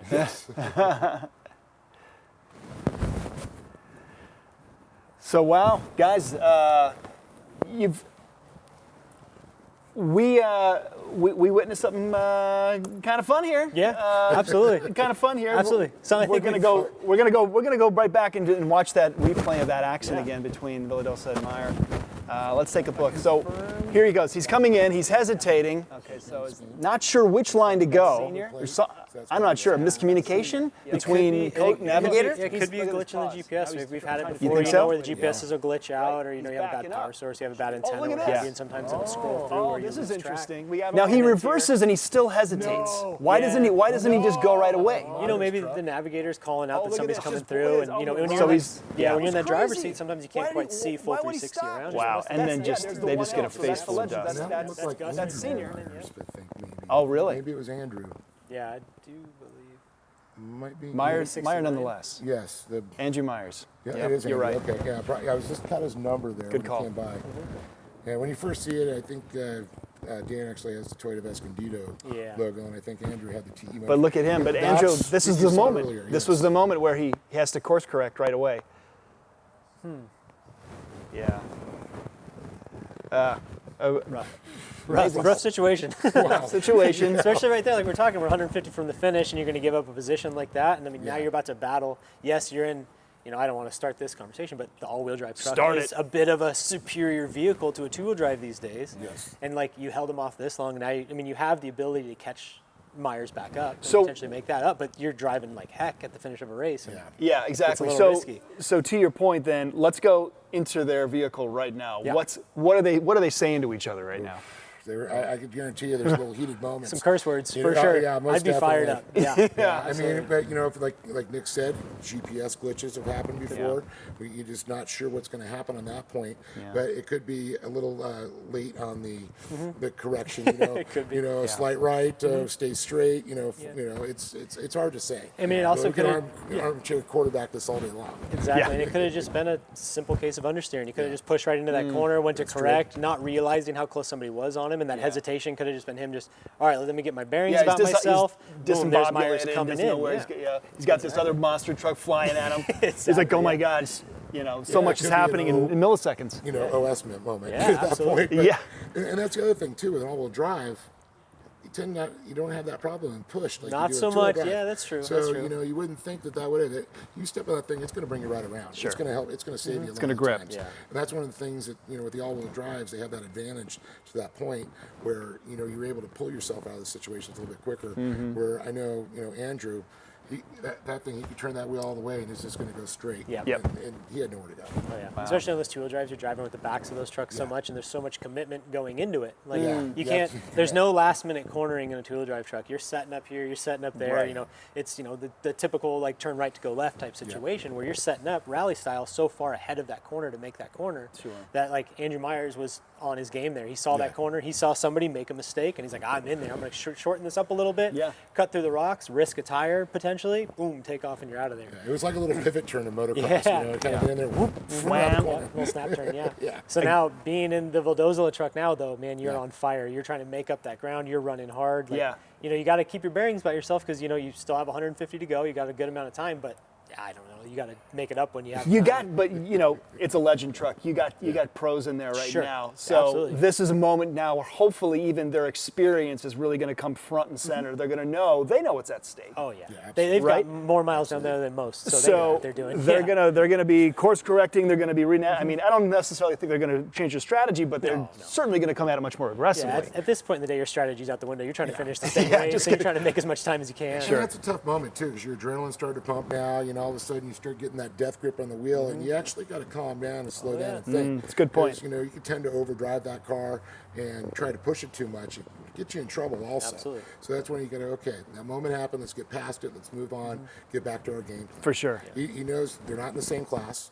Yep. So True. Right. That's one thing exactly going through his head. He's like, all right, guys, let's regroup. Yeah. And if it is Gustavo Vistosa Senior driving it, he's got enough experience down here, and he's such an even killed guy. He knows handling the pressure, and I think he just kind of went, all right, that happened. Let's get past it. And whether it was a mistake by his navigator, he made the mistake. Neither one of them are going to bring it up until tonight. Exactly. It's a bar story for sure at this point. What happened? There's no crying in Baja. Exactly. All right, here we are back at race mile 348. We got Holgis there. Is that what we got clicking? Might be Steve coming down, making his way. Fox truck there. Yeah. I know Steve's got Justin Lofton with him, so. Yeah.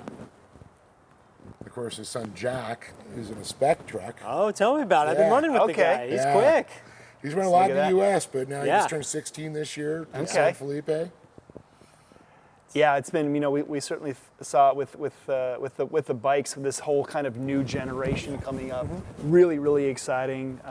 Full throttle entertainment, and we're starting to see it too. Some of these youngsters coming in, 16-year-olds, teenagers out there competing. Well, there's the number one himself, Luke McMillan, making his way around. There's Luke. Yeah. Yep, Luke McMillan. Still in it. Oh yeah, absolutely. You got to finish these things. That's something we talk about. We focus. We were talking about the day getting later and getting darker and colder. Us here on on the broadcast and the stream and everything, we focus so much on the lead pack of guys, right? We talk about that.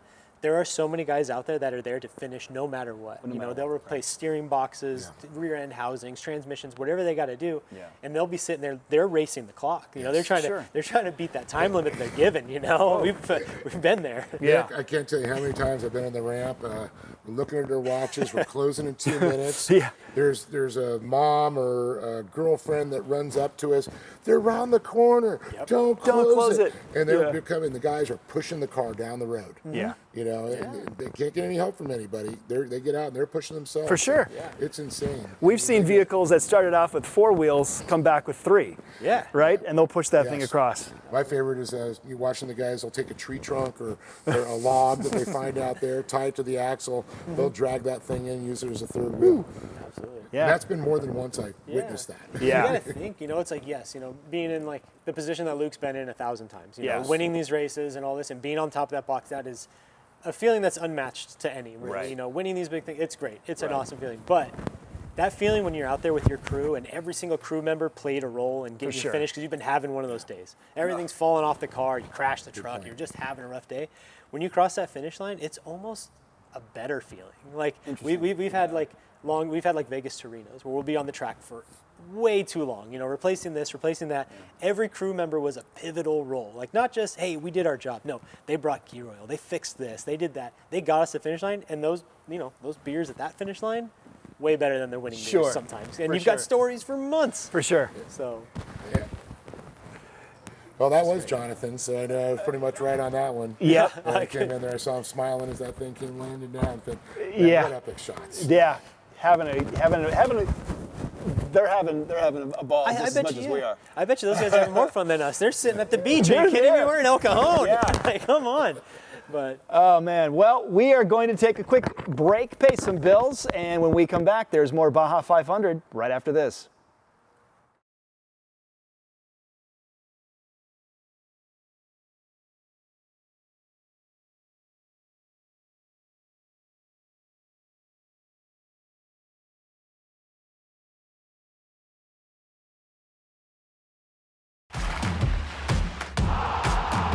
Welcome to Baja, California.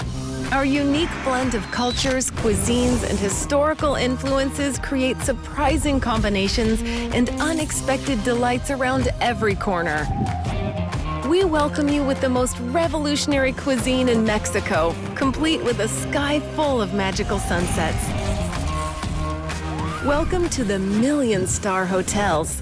If you're looking for something astonishing, we hold the most important wine regions in all of Mexico, next to the best tacos in the world. Welcome to our own revolutionary and delicious version of Chinese food. Here, the sublimely unexpected is our norm. It's our pleasure to welcome you to our beautiful state, Baja California, where everyone is always welcome.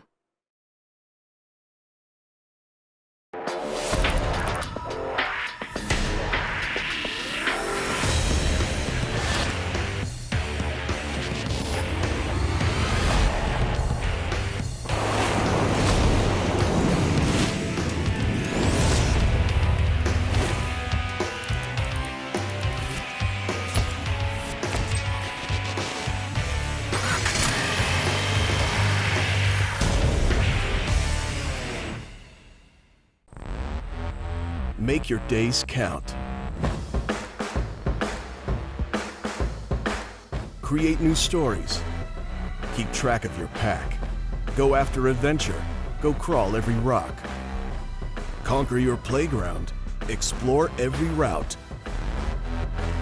Go further Go faster. Don't ever miss out.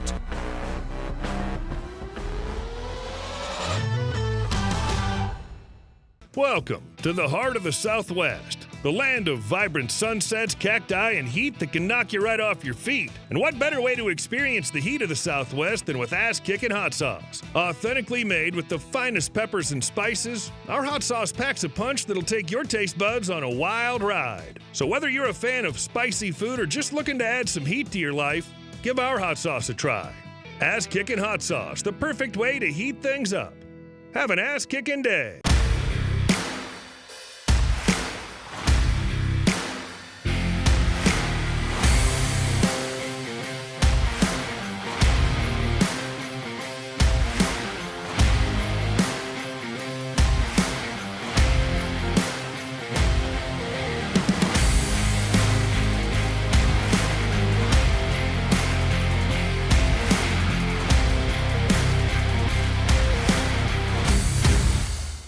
Conquer the elements, handle the most extreme environments, and dominate the desert and trails with King's new 2021 Ford Bronco 2.5 OEM Performance Upgrade Kit.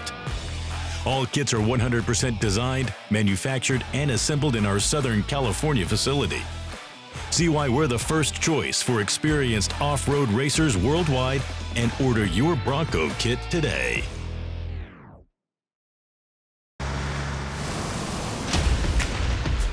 The ultimate adventure tool, with all the storage to hold even more adventure tools.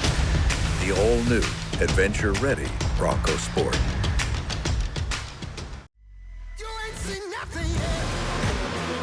Yeah, I got that right turn. We're good. Let's meet up at the compound, group up. At 10-4. Yeah, for sure, dog. Good, little driver, straight on through.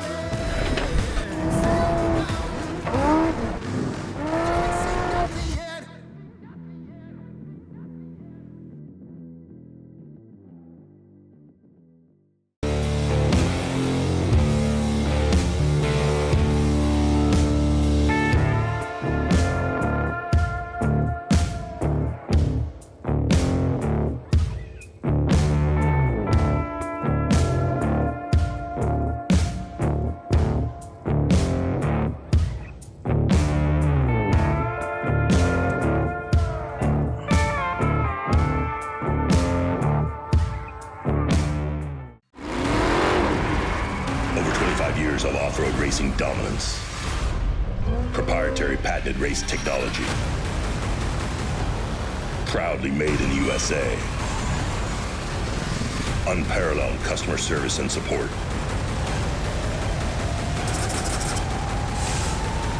The choice of champions. King Shocks. The leader in off-road shock technology.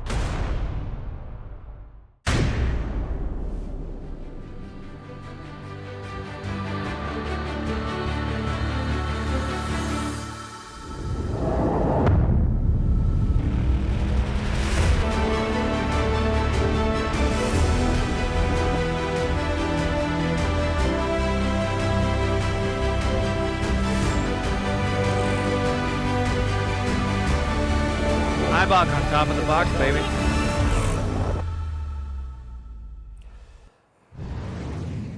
Welcome back to the Baja 500. We were just taking a moment here and taking a look at the trophy trucks. Bryce out at front, followed by Mike Walsler. But we were talking about Larry Rossler. Yes. Now, he's kind of doing like a double duty thing here. Talk about that, Dave. Well, the sponsor, Baja Vida, yeah. They've also got a Class 11 out there. Well, Rossler's going to go ahead and finish this. Yeah. Then he's going to get in some kind of vehicle, get over to that Class 11, and hopefully bring that one home too. Do it again. Mr. Baja.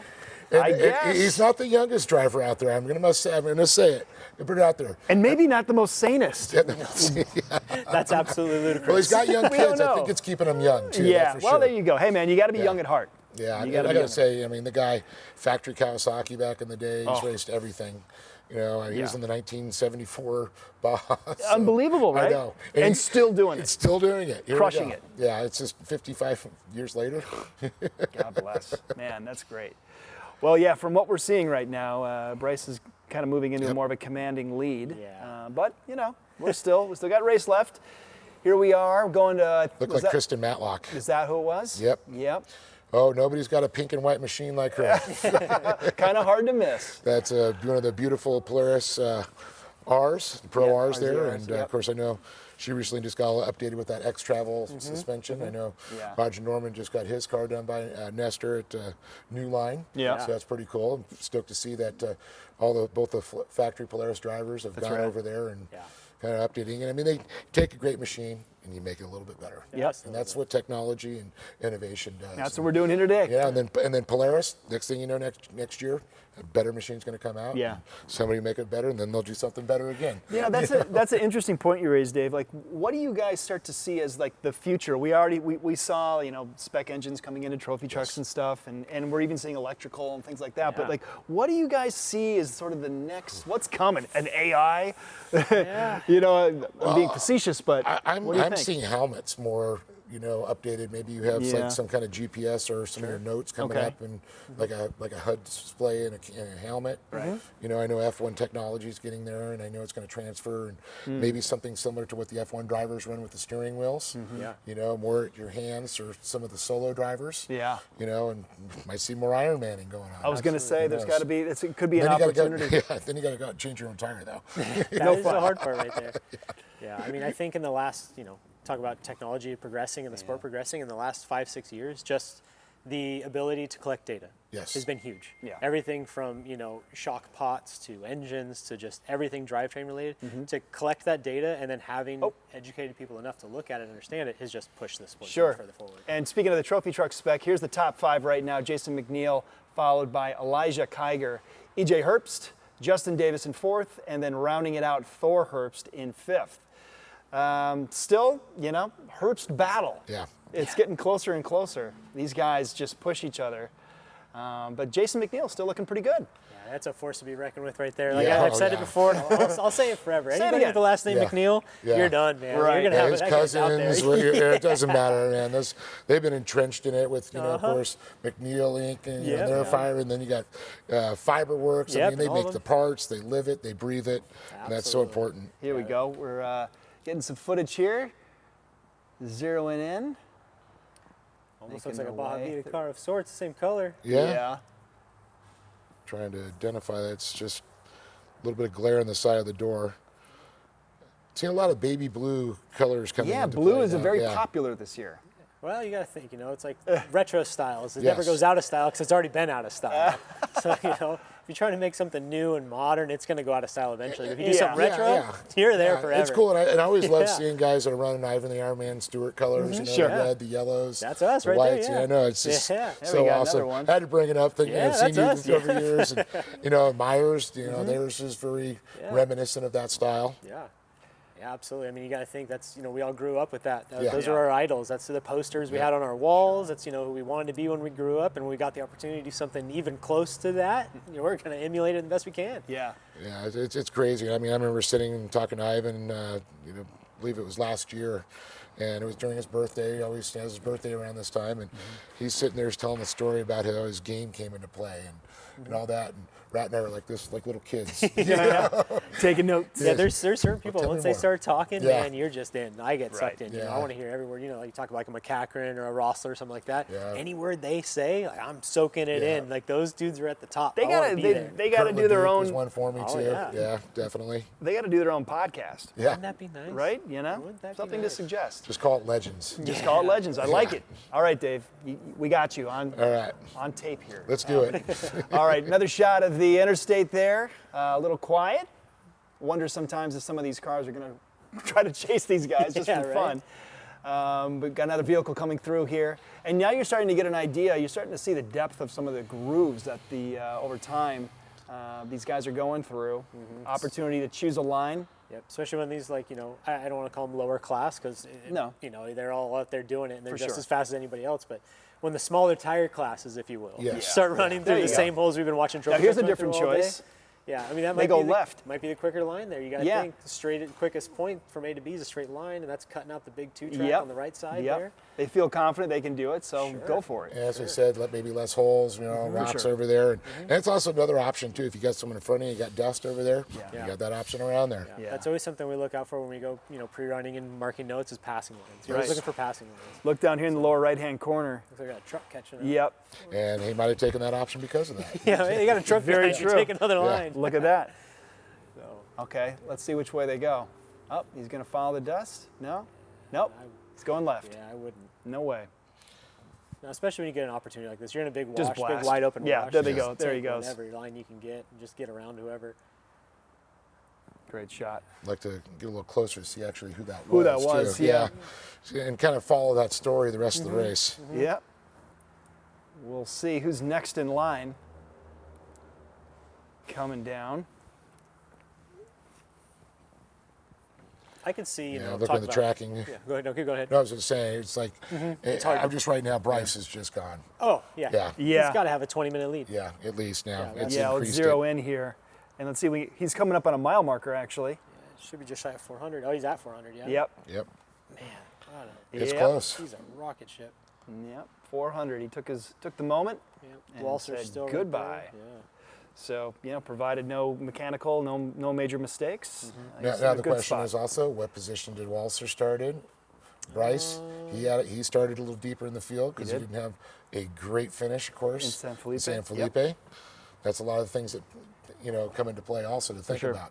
I mean, one of the guys says, it comes down, you're racing Baja, but you're racing a clock. Yeah. And that's what you could be side by side with a guy, but if you started 5 cars behind him and you're maybe an inch behind him when you come across the line, you still take the win because of that. For sure. Yeah, we'll see what happens. I mean, we obviously saw that moment that happened a little bit ago where, on a dime, anything can happen. Exactly. Walser looks like he went off the line 13th. Okay. So, you got to look at that. It could be close. Yeah, that's what I'm saying. It could come down to it.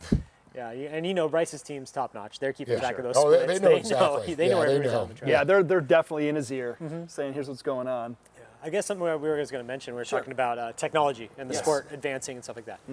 I think having a better understanding of track position in the vehicle would be huge. For sure. It's something that I think with Starlink and with all this and all this technology just getting better every race, it's just going to become better. Before, you'd wait for your pit to radio in, hey, this is your split, this is where you're at.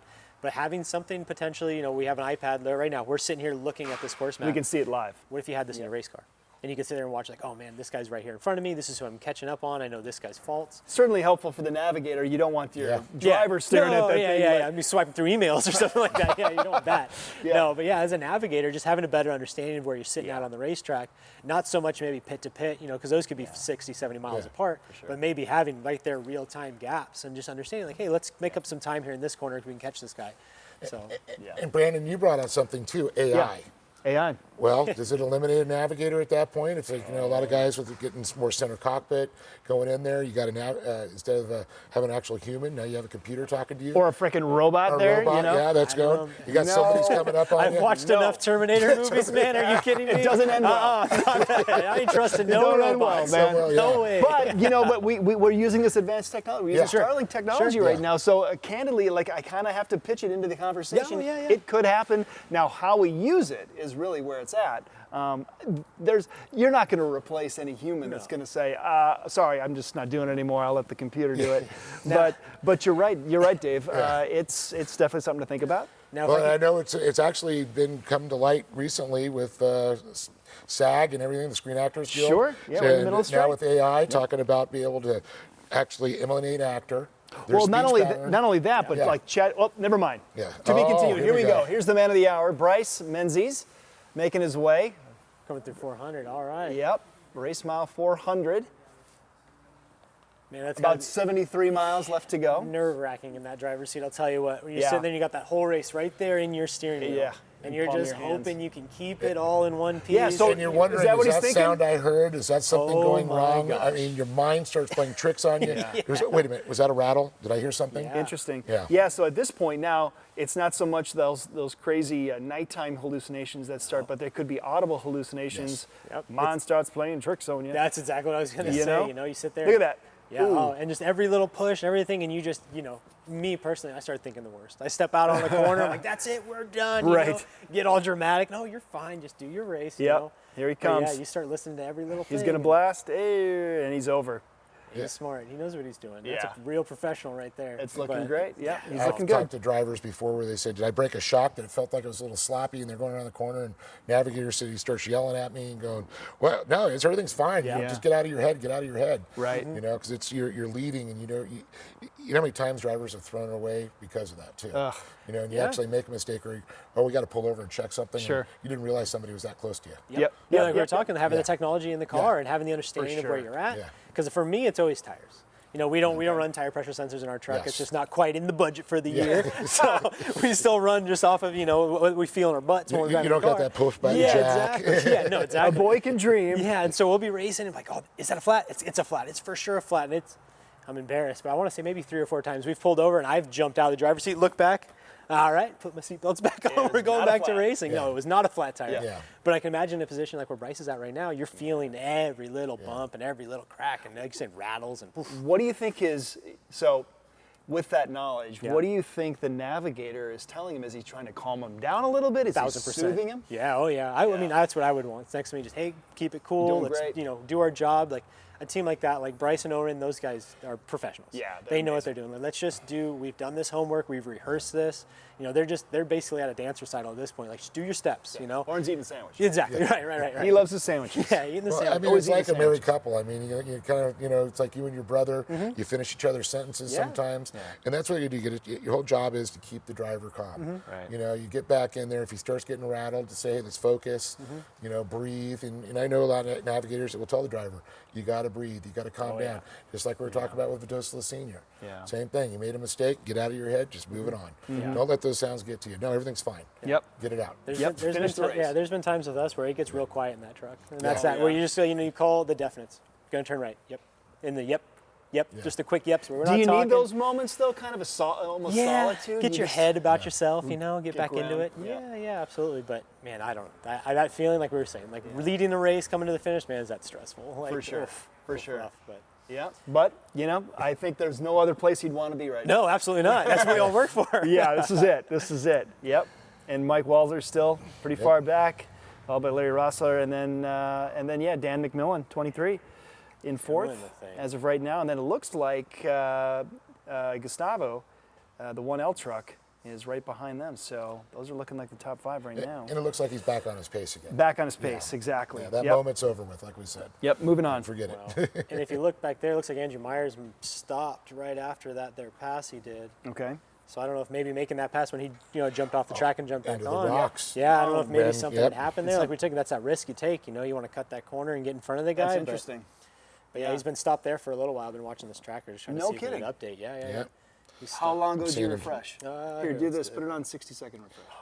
It'll say his miles per hour. Oh, look at that technology. Look at us. Look at me. I'm usually in the driver's Brandon. seats of these things. I don't pay attention to this. Yeah, no, this is great. No, he's still sitting there, though. Okay, good. Yeah, I was going to say, because he looks like he hasn't moved here. But I just worry when they call it Skynet. Just easy. Oh, here we go, guys. More All action. right. You can hear that. You can hear that I can engine. feel that. Yep. Just blasting. That's you a can, feeling, I'll tell you. Woo! And we got a nice scenery shot here at the beach. Yep. Another good shot here. Beautiful day. Yeah. I don't know, man. Sitting on that beach would be nice, though. Driving that truck would be cool and all. Could be good. But That could be good. hanging out down there might I'm be something. sorry, that's gorgeous. What's some of the Nick? What's some of the most intense weather you've come up against? Rain. Rain. I hate rain. Okay. I wear glasses. Talk to me about it. Yeah, I wear glasses. I have to wear glasses and a visor. So usually in the rain, visor gets messed up. You open your visor. Well, I open my visor. I have another visor that gets just as muddy as the first visor that I'd opened to support it. We were doing a race a couple of years ago, and it had started raining in the middle of the night, in the middle of our section or what have you. And we're running through, and we had gotten a flat. I jumped out to change the flat, and the way the truck we were driving, it had the spare drive shaft was close to the tires. Right. And when I was re-racking the spare, I'd happened to grab the drive shaft, just reaching up there grabbing something, got a whole handful of grease, didn't realize it. Glove full of grease. I go to wipe it, wiped my visor full of grease. Oh, no. This is just perfect. And this is like the start of a 100-mile lap, and it's lap 4. We're trying to finish this thing. It's my brother and I, and we're having a heck of a day already. Yeah. And so I had to run that whole last 100-mile lap with the visor open, with glasses, no hope, getting pelted. You know, when you hit 100-something miles an hour and it's raining, oh boy, does it hurt. You'll feel it. And It's I'm like squinting. BBs. Oh man, was it miserable. But you all like pockmarked? Oh yeah, exactly. Yeah. Especially start chasing guys down and all that stuff. You rely on that visor, and when you don't have it, oh man, you know you don't have it. Never make that mistake again. No, never will I ever make that mistake again. Lesson learned. But yeah, like I said, we'd had a long day of racing. We were on that finish line, and I think we finished like 10th, maybe 10th or 12th. Man, we partied like we had won the whole thing because we were there. I'll tell you what. Yeah. So. Yeah. I mean, that's a very dangerous situation to be in. So, Yeah, absolutely. You made it. So yeah. Party on, Garth. Absolutely. Okay. Very good. Oh, so We're watching our tracking here. we're so just we're taking all a peek. looking at. Yep, just circling back to that. Yeah, your 60-second refresh, man. I'll tell you what. It does the trick. Where have you been this whole time? I've I been like here. this. I've been makes doing life this Baja 500 experience here. I've been at home clicking the refresh button. Hey, so where's your brother right now? Well, and I left him. He was in the shop working. So that's what we were doing. We were talking about robots. I was saying if we could find a robot that could prep hubs for me, sign me up. I'll take that robot. Back to the AI conversation. Exactly. Yeah, but no, we run a shop here in El Cajon, prepping race cars, our own personal trucks as well as customers. Cool. And so, running your own business, you work 7 days a week, 24 hours a day. So you guys work together, you race together, you're brothers. Yep. Holy moly. Yeah. There's Well, a lot he's going on. Yeah. Well, he's the last year I've been working alone. But he just put his 2 weeks in recently. So oh, really? He What should happened? be coming full time. I've been waiting for him to come work for me. Okay. Work, not for me, but work together. Yeah. We've got the workload for it, so we're busy. Awesome. But All right. yeah, we were literally he was putting a truck together, or taking a truck apart. Got you. As when I left. So Teamwork makes the dream work, yeah, it's the as only they way. say. Yeah. This sport you cannot do alone. Yeah. Absolutely not. Well, hopefully he's tuning in and being able to I see would some think things so. from the shop and Yeah. stuff. And we know there's been a few glitches. There's actually, it's a challenging situation to be in, but we have so many people piling on right now that some people can't get on. Oh, makes sense. Yeah. Right now, so we It's a good hope. problem to have. Yeah.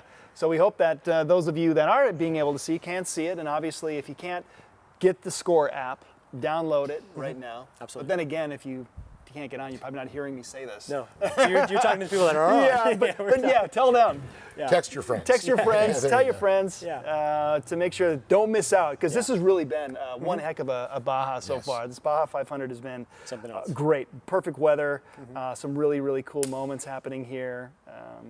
Yeah, it's been a thrill. Yeah, and this whole and plenty of race. We're not even close to done. So yeah, we're focusing here on the leaders, but we've got, if you zoom out, if you come back and you see all these, we've still got a couple hundred guys. We in the are back. 13 hours at this point into the race. Yeah. And the very last guy Here we go. who left the line, Yeah. that's when his 20-hour clock starts. Yeah. So it started here you go. for other guys a lot earlier, but those last guys, the class 11s, Right. The wide open guys. Yeah. But they're going to get there. That's what's the amazing thing. Yeah. Well, like I said, 2-3 minutes to go, and there's a guy pushing a class 11 down the street. Right. Seen Right. Bochito do that a few times. For He did sure. that at San Felipe. For sure. Dennis Hollenbach. Yeah. Yeah, like I look back here and like just picking a random number, like 740. What do you got? The Duran brothers in a 7 truck. They're at mile like 90 of sorts. Okay. That's a long day. Yeah, for sure. We've got a lot of racing to still They're go. somewhere over in here. Yeah. In this area. They're that they're coming up 740 on truck this right there. Yep. Yep. There we go. Oh. Yeah, they're running. Going back to some more drone footage. Race mile 348. We see some dust in the distance. Dan coming And through. Dan. Yep. Exactly.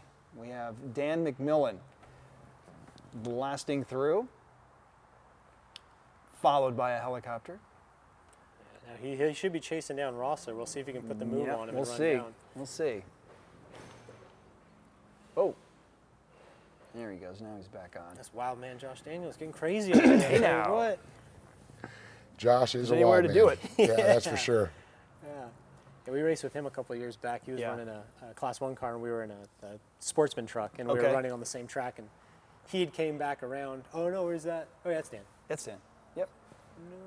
No. Oh, no, No? that's Vildozo over there. Yeah, that's Is that? Where's that Walser? It's hard. We're looking. I don't see. Yeah, we're it. digging. It's not the 1L, no. and it's not 21.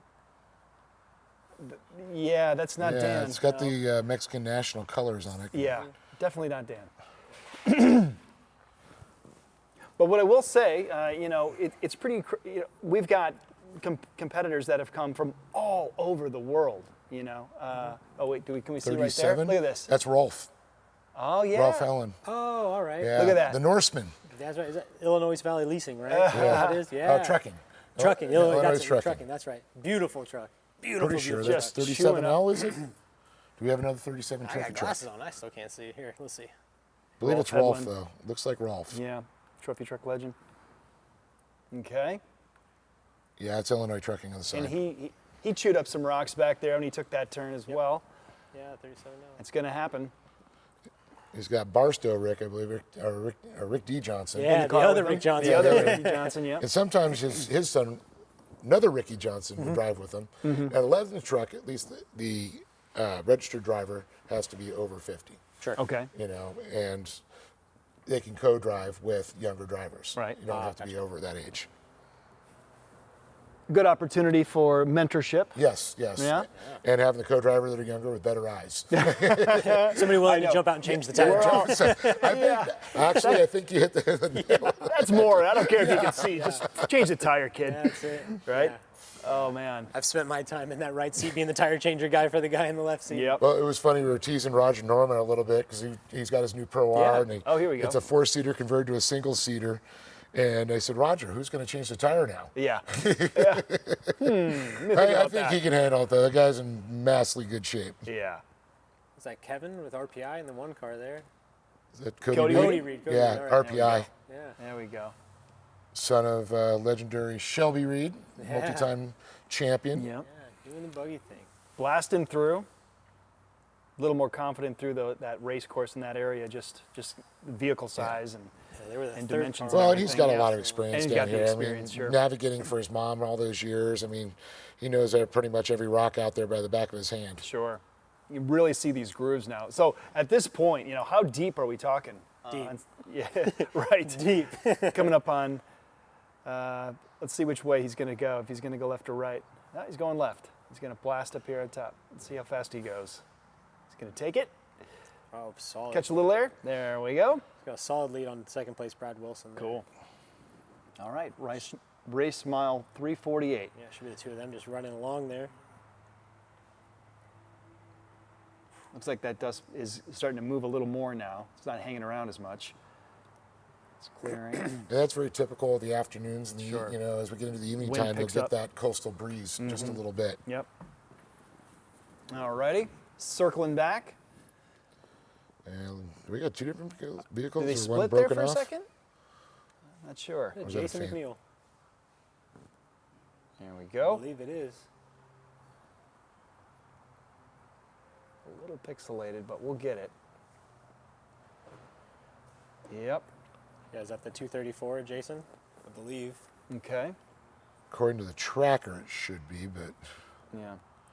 Impressive. Nope. no, it's not. No, that's Lawrence. That's Lawrence. One. That the is that Mikey or is that? Still tricky to say. Yeah. But yeah, you can But see in command, controlling, white looking good. with the Lawrence equipment in there. That's Here's that turn. Yep. Yeah, they're all kind of doing that. They're just They got chewing an up L those in the back rocks of there. it, or no? And here comes somebody right on his tail. I think that's Kiger, no? Could it be? It looks Yeah, like Eli's Elijah. at the coastal. Yep. There he goes. Coastal racing there. Eli Kiger. Yep. Impressive. It's always impressive to see the spec trucks run Yes. down the unlimited trucks. Just sure. the sheer horsepower. Like, you get into these open, like, spec trucks top out 120. Yeah. We'll call it that. Just the average number. Some guys swear 125. Some guys say 115. Call it 120. We're just for conversation's point. Yes. Okay. The 120 trophy it trucks, they were a good 10 mile an hour faster Yeah. in the wide opens or more. And it's like to be able to run that down, that just means he's driving that much harder Yeah. everywhere else on that racetrack wants to it. make up that time. Mm-hmm. You got to drive those things like 1,600 buggies or limited buggies. That's what we do in our trucks. You Yep. just got to never let off the gas. We always make jokes. We drive them like boomers or family fun center go karts. Yeah. Your right foot is a footrest and it's Yep. down the whole time. Then you just kind of trail brake every now and then. But just know if you touch that brake pedal, you're slowing down, and it's gonna take a minute to get back up to Sure. speed. And that's a 263. Yeah. That's a Herbst vehicle for sure. Yep. It's not Thor. Is that EJ? That's It's EJ Herbst. Yep. We got EJ up there. I believe EJ, the son of Ed. Okay. The oldest of the Herbst brothers of Tim and Troy. Right. And then you got Thor and Pierce. Or 5 and Hertz. Riley. There's a lot of them. I know. Yeah, I have a hard Oh, time look at keeping that. all Took a them different straight. line this time. I know the three of them Popped had right raced over trophy carts. I know EJ was still young at that point, so I watched them grow up. So Yeah. it's very cool. There's a lot of kids that come out of short course. What is that experience for you, Dave? Just, you've been around and you've seen these kids come in, you see them develop. I mean, it's kind of exciting. a proud papa moment for you. It is, because I've watched them. I've taught them on the podiums in short course and watched them grow up. And when they got 16, they wanted to come race the desert, and I'm also doing this. Yeah. And to see them excel. Whoa. Ooh, Did wow. you see that? Justin Davis there. Is that Davis, Green Army? Yep. Now it might be. Rigid on the side, yep. Yeah. Might be Garcia driving it. Yeah, Garcia at that. Day, yeah.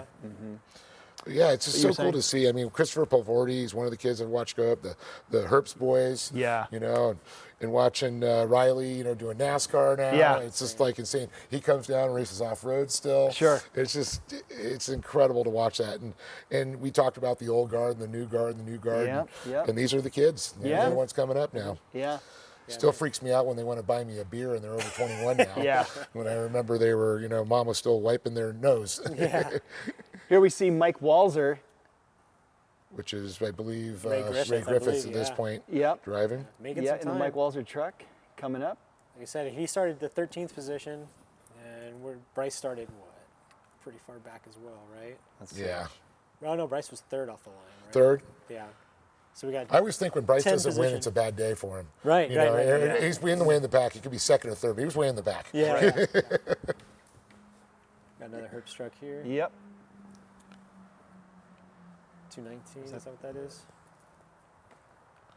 So 17 minutes behind for Thor Walser there. on For Bryce Walzer on Lindsay. Bryce, yeah. I mean, it looks like, that's a substantial lead there, but They were They're every 10 minute. positions apart. Yeah. So 10 minutes are there, so there's only a 7-minute gap, which is a Yeah. lot to make up in 100 miles, It especially the is. speed zone going into the finish. Yep. It's going to be tough. It is. Now, Yeah, I know. barring any VCP violations. That's it. Barring or mechanical snafus. Yeah. We've seen it happen. I'm not going to name any driver particularly, but it's happened to them all. Yeah. We've all been hit by it. Right. Yeah, Baja Nobody's wins. Teflon. Yeah, y'all wake up in the morning going, oh, man. Yeah. Yeah, look at those grooves on that turn. Oh, yeah, and it's Those only are going to get deep worse. As the ruts. day progresses, Exactly. it's just going to get worse and I mean, worse and worse. those vehicles that are coming through at night. The 11 cars. The 11 cars yeah. sure are coming through. Oof. That's all right, though. Those guys are on little, skateboards. The bottoms of those things are nice and flat. They just skid, pounds off of everything. I think they work better than some of the trucks. It's like skimming a rock. Yeah. Boop, boop, boop, boop. Yeah, on some of those things, we saw Tavo in pre-run get stuck at race mile 405 in the two-wheel. Yeah. And he's just bottomed out. It's too deep. The rut's too deep. Can't take it. And 42-inch tires on those things. Yep. And it's still too deep. I think you can get yourself in any kind of situation. The bigger the tire is, the bigger the truck is, the deeper you get into trouble is all that happens. Right. Yeah, that's true. The farther to China you start digging. That's it, exactly. Yeah. So. Yeah, it's incredible. And of course, with the UTVs now, they've gone to, they're going to run 35s on these things. Yeah. And it's amazing because before they come out with little 27, 28-inch tires and, 14-inch rims or 13-inch in some cases. Sure. And now that's another advance in technology that they've gone, the power and all that, and 2.0 motors now versus 1,000 cc's. Yep. It's all technology changing. Well, you go back to tire, you got to think the original Class 8 truck was on a 35-inch tall tire. Yeah. The original was a unlimited monster truck, truck. yeah, it was on a 35-inch tall tire, and that's just insane. I mean, I grew up racing on 35-inch tall tires, and now side-by-sides, UTVs, 35-inch tall tires. It's amazing just over the years, over the decades, really, how it at the time it's relative. Yeah. It's all Yeah. even playing Yep. field. It's relative. But then every so often we have these big jumps in technology, and if you're in a trophy truck and you got $1 million to spare, or you got hundreds of thousands of dollars, sponsors, people who invest. You take these giant leaps up, and then there's some are just doing the best they can with what they can afford, but they're here for the glory and the fun of it. Yeah, and you keep up. But that's the cool thing about off-road racing. When if that happens on the drag strip, you're in the dust. Yeah. If that happens at the road racing track, some guy gets this ultimate grip setup or this ultimate aero setup, you're done for. Right. Off-road racing, you still have to beat the desert. You know, it's like you could have the $2 million race program and you show up and you can pull a corner off the car in the first 5 miles and your day's over. And that guy that's been running that same old truck forever, he's right there. Yep. But it is nice because those advances, those dudes that come in, I never want to down talk those guys because they just advance the sport. Because they do it, we all just chase them right behind, and we're right there behind them doing the same thing. Eventually, it just takes us a little bit longer. Sure. We're buying all their parts at the Kurt Leduc swap meet see a couple what's years coming down later. You see what's coming down the line? Yes, exactly. I'll take that. Yeah. And then that. Yeah, my brother and I joke all the time, like, I can't wait till we go to the Leduc swap meet. We can buy like a Mason front diff. You know how cool that's gonna be? We're gonna buy portals at the swap meet. I can't wait till we find that. But yeah, you know, all that technology, it all just trickles down. And that's something we touched on earlier, how the technology's changed. I mean, talk about when we had four-wheel drives back in the day. Those things broke everywhere. Yeah. And then, you know, first all-wheel drives come out, they were breaking left and right. And all of a sudden, they start winning, and then it's the top 3 trucks, top 5 trucks, and they're all finishing the race. And everybody's like, wow, somebody figured that out. Yeah, and that's what's so cool to see. Yeah, and it's just, you know, you can, you know, moan about it and complain about it all you want, but just advance, work harder, figure it out, make your team faster, drive harder, figure some other little thing, some little nook, some little cranny where you can make that little bit more speed and be there. And that's why it's racing, you know, it's not winning, this is racing. It's time to drink a cup of cement and shut the exactly. Well, I mean, honestly, like Ford, they're looking at what we're doing down here. They're looking at what they're doing with the Ford power plants. They're looking at the diffs and making their stuff stronger. And they're over there, the engineers are checking it out. And tire manufacturers, BF Goodrich is always testing, improving. And, you know, it's just incredible. Yeah, there's no better place to test anything than the desert. Real quick, Nick, pit stop for Alvarez. I wish they would dust off that camera, but something's going on. They got the cone Oscar. up. They need one of those tube art stickers. Wipe the camera. Yeah. But I think it's a lot of his sun flare there, and he's going to give a little wipe there. Hey, thank you. There we go. Wow. See the technology? Much appreciated. Nice. Thumbs up. You guys did great. Oh, going the extra mile. Okay, We're getting a spit shine. That was just, it was on its way. Oh, wow, that's great. We're getting the sticker put down? What are we going to get here? What are we going to look at? So, gentlemen, might be self-explanatory, but what does the cone mean on the top of the car there? It means don't go nowhere. Don't go anywhere. Yeah. Right. So a lot of the time, like our team especially, will rely on, we have like a crew chief, if you will. It's usually my dad. My dad stands at the front. He's in communication with my brother and I. He's sitting there holding us. But just to be safe, he still puts a cone on the hood of the truck in case he gets pulled away. Maybe he's got to dive in to look at something or do something like that. You get tunnel vision, right? Yes, You exactly. know, if they walk out of your vision, okay, nobody's in front of me, I'm just going to go. Yeah, but there could be a dude underneath the car. Yeah. So that cone right there is the cone of savior. You know, you don't go anywhere until that cone gets pulled. Don't let it fall until you watch somebody pull that cone off. Sure. So it's a very, very important thing. So. And that's not something we've ever get to really witness. This is the first time we're able to watch this live. Behold the cone. That's it. Behold the cone. Behold the cone, gentlemen. Yeah. That is Put that now in a your famous diary. cone. Yeah. I'm going to have them autograph it. Yeah, something that's never been spoken of in a live broadcast, but is a well-known thing in all of off-road racing. And that is so true, Here it Nick. is. You're right. That's right. We've never even talked about it. We've known about it. I've never even thought to bring it up. No, because we never get to tell people and watch what we're seeing. That's true. Before, we've always watching that dot. Look at it moved. Yep. Well, it hasn't updated for Look 10 at that. minutes. Yeah. Oh, it moved again. Yeah, right. And then you have somebody here click your tell you every 60 seconds. I didn't know that was a thing. Yeah. Did you update Somebody it? told me. So then I told you, and it was kind of a domino effect after that. Oh, that's funny. Yeah, I mean, it really is cool that to be witness to some of these firsts in Baja. Yeah, and it's, I mean, this technology is only going to get better. The live streaming, the all the stuff, just being able to be in the cars and be able to get that footage and all that stuff going on at the same time, it's so cool because people get to experience, they learn, they understand it better. If anything, it's just bettering everything. Exactly, and now with this, the option of streaming now, we're going to get more eyeballs, which means we're going to get way more people attracted to this, interested in it, invested in it. Wait, not far from us, but there's a lot of kits being made. Yeah. And we're going to have a lot of onboard footage coming for the 400. Can't so wait. just, Can't you wait. Yeah. So that's we're going to be jumping all over the place, from car to car to car. Good. And We're going to have 9 here we go. pictures. The cone is off. back to racing. Here we go. Okay. I think. Eventually. At some point. Shiza. Oh yeah, no, that's something. Skynet shut us down. That's something we've always talked about, like my brother and I especially. So in off-road racing, you know, trying to market this is a very hard thing. Race car, back racing. Back on. But trying to market off-road racing is so hard. Yeah. Because how do you show what you do? You can't explain it. Yeah. You have to experience it. You have to experience it. It's a The visceral only way you experience. spectate an off-road race is the Monday after the race on your cell phone, or on Race Desert or Desert Rangers, or on these forums or what have you, and you get to look at all the updates, and it's just what somebody went out there, captured, brought home, posted on the internet for you to watch. Now it's been beneficial to us because that means we are now in control of our own media, our own marketing, our own everything, and we've used that. But now with all this technology and being able to actually live stream it and turn this into, like, back in the day, you go to like an ESPN show and go back to like a Speed Vision. You know, you got Dave Mustaine out there doing all that stuff, and you can do this cool stuff, and you can actually like get broadcasting and see the racing and see all that. And I see it nothing but great things for this sport. Yeah, exactly. And then we all, as a kid, we've all Google searched 1995 fireworks 250. We've all watched it probably 40 times, you know, and we watched the 8 trucks go through, and like we've all just idolized that. That's what we there's want. Walker Evans. Oh, there's Iron Man Stewart. You know, all that stuff. And who do we have here? Flying through. Is some that broken fiberglass there? 228, the Alexander truck. Alexander, Alexander Ford. Okay. I want to say that's Grabowski. It is Dustin Grabowski. Yeah, was with Evan one Weller of the in the drivers. passenger seat. Yeah. And is it Brock Dickerson? Was it or he's in one of the trucks? I'm drawing a blank right now. I think Dickerson's driving an unlimited truck. Unlimited truck. You're right now. Yeah. So I believe this. Heger used to be in that. Correct. Truck, Yeah. and now he's running for the factory Polaris team. Exactly. Got it. Brock Heger. So Ryan Hancock. Yeah, that's it. Oh, there it is. Driver record. Yeah, sorry. Well, searching for that. Hancock. Yeah. Yeah. That's right.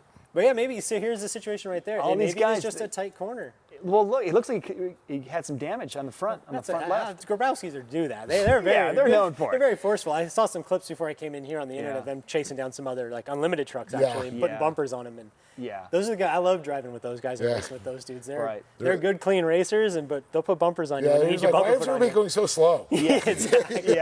Well, hey, look, you know, Baja is a high contact sport. Yeah, it is. Right? Off-road racing in general. I mean, come on. So get ready to get nerfed. And the guy can wheel a class 11 too. Oh, yeah. Anybody with that last name. Same thing with McNeil's. Grabowski's, McNeil's, man, they're in trouble. Our brother and I got to step our game up a little bit. But I wonder how he's feeling because so he's driving a Tisco truck, which is something he's not usually driving. Usually the Grabowskis are in the Herbst trucks. Herbst. So I'm very curious as to hear his input on that chassis. After this, you know. Tisco is right next door to where we're at right now. You know, it's a home-built chassis and all that stuff. You know, a hometown chassis. And you know, it's always cool to hear people's input because as a driver and as a vehicle owner and all that stuff, you're always just comparing yourself and your program to everybody else. Like, I wonder what that truck's like. And same thing with Dustin. You know, he's got his own truck. He has a Herbst truck. And so I'm sure he's gone into situations where he's trying to run down a Tisco truck and he's like, man, this thing works so much better in this spot or this spot. Now he's got firsthand experience. You know, he's got a couple 100 miles of firsthand experience as to how that chassis compares to it. You just can't say it enough how important, you know, being successful and winning, finishing really, it is. It's a visceral experience. You got to do it. Nobody can do it for you. You got to get out there and try it. And sometimes it's going to work, and sometimes it won't. But you know, it's either a lesson or a blessing. Exactly. Well, there's a lot of guys that they know, hey, I'm not going to win this thing, but the whole thing is finishing. And that's what it's all about. It's an adventure. That's the whole moment, is finishing it. Watching guys that have spent 20 hours in the desert to finish that race. They were dead last, but I've never seen bigger smiles in my life. That's it. It's an accomplishment. It's visceral, as you said. Yeah. And I guess it's something kind of cool about this too. This isn't, every other Saturday night at the dirt track. You don't get this opportunity. The Baja 500 is once a year. You get to go run that course once a year. You waited 365 days to go run that track. For sure. And it's like, you want all 500 miles of that. Yes. You want all miles of all tracks. Like, you want to take full advantage of it. Yep. Ta-da. Who we got? The man himself. Mr. Baja himself. Woo! Talk about threading the needle through that cattle gate. The one and only Larry Rossler in the trophy truck at race mile 400. He's just got to get to that finish line, get in a helicopter, and get to his class 11 next. I'll be right back. As of right now, 28 minutes behind first. So he's competing. He's competing, He's competing. Still got a long way to go. But he's 11 minutes behind second place. That's going to be tight. And we talked about, starting positions, penalties. Penalties, I mean, Yeah, because he was 7th off the line. Those 10-minute VPC penalties. So, or VCPs are and just thinking about that, so 7th off the line, and Bryce was third. So Right. you think about the gaps of 1 minute in between, and then you think about where Walser was. Right. You know, Yeah. that's now down to 5-6 minutes. Yeah, it's Very tight. true. It's Very tight. true. It's tight. Yeah. All right, who do we have coming through here? Adler, I believe that's Kevin Adler. Or? Yeah, Adler. Okay, yep. Kevin Adler in the says green it on the corner. door. Same corner right here. Yeah. Look at these guys. Another In fact- option. You mean, you know, Oh, it's Grant Fox? That's Grant Fox? Yeah. Well, okay. In the Adler Adler. Yeah. vehicle. Could be the driver record. Sure. Brent Fox. no, because Brent Fox is in a spec truck. He was racing earlier. Yeah, that's an Adler truck. Yeah, that's absolutely one of the Adler. Yeah. Somebody from the Adler team, I can look. Yeah, at it. I'd say, yeah. I've known them for quite a while. Yeah. As you, Nick. Don't question me. Yeah. Yeah, it's Kevin Adler. In the trophy truck. I shouldn't have second guessed myself. No, See? never second guess. Go with All your right. gut. Yeah. Well, we still got a lot of race left, so we're going to keep you to it. Yeah, absolutely. Yeah, I saw a clip, like I said before I came in here, just perusing the internet. Like we talked. You spectate off-road racing on your phone, for on the sure. internet, what have you. For sure. I seen a clip of him coming to some corner, doing the whole bicycle one way, bicycle the other way, parking it into some trees, backing it up. But yeah, Brent Fox is one of those guys that we race with him a lot here stateside. Yeah. And man, is he a great dude to go racing with. He'll hold you honest and makes you go racing hard. So Yeah. it's He's cool not to see afraid to those put a guys. door to you. No, not at all. Not at all. Well, you need that. I mean, sometimes you're only as strong as the company you keep, right? So That's you it. better mix it up with the best, or people that are going to push you behind your limits, so you know what you can do. Yeah, and that's the other thing is trusting the other drivers you're with. A lot of these guys that race against something, you've raced with a lot of guys, you know you can get next to them, and they're not going to, all of a sudden go, oh. you know. That's it. And you can run behind those guys in the dust, and you know Sure. if you're on that guy's bumper, you know he's going to hold it wide through the dust the Yeah. same way you're going to, and you know you have that little confidence in it. So. And that's where in my head I'm still trying to wrap myself around the Ryan RCRO, Cameron Steele's truck, and the other one, how that would happen, because to me, I'm not saying that's what it was, but it looked like a brake check. Yep. Yeah, I mean, coming up and over that, I mean, it could have just been somebody, the guy in the front, not understanding the course or not pre-running enough. Or he was afraid a spectator was going to jump Sure, out in front of him, so for there's a lot of spectators there too. Yeah. We don't know the whole story, but No. And it's a racing incident. Everybody's fired up, Yeah. got your adrenaline going, nobody's Yep. thinking Yeah. 100% straight. Things happen.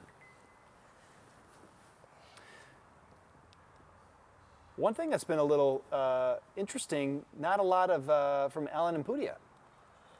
I believe he broke down. Yeah, I saw a clip of him getting towed off the track. Yes. So do we know exactly what happened? We do not. It went quiet, but we will find out on social media in the next couple days. in a few moments we'll get the download. Yeah, I just caught a post stating just Baja won this time. Got it. So not sure. Fair Truck enough. looked in one piece. Yeah. All the corners were on it, so could be Something mechanical or mechanical. something. There's For so sure. many scenarios there. Yeah. But you know, guy started out in second place. Yeah.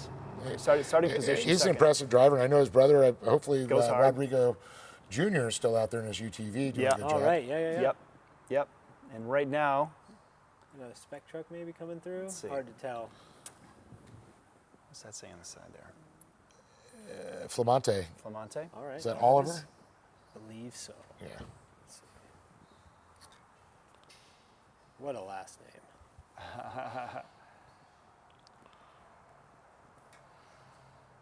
Still the weather holding up, still gorgeous weather.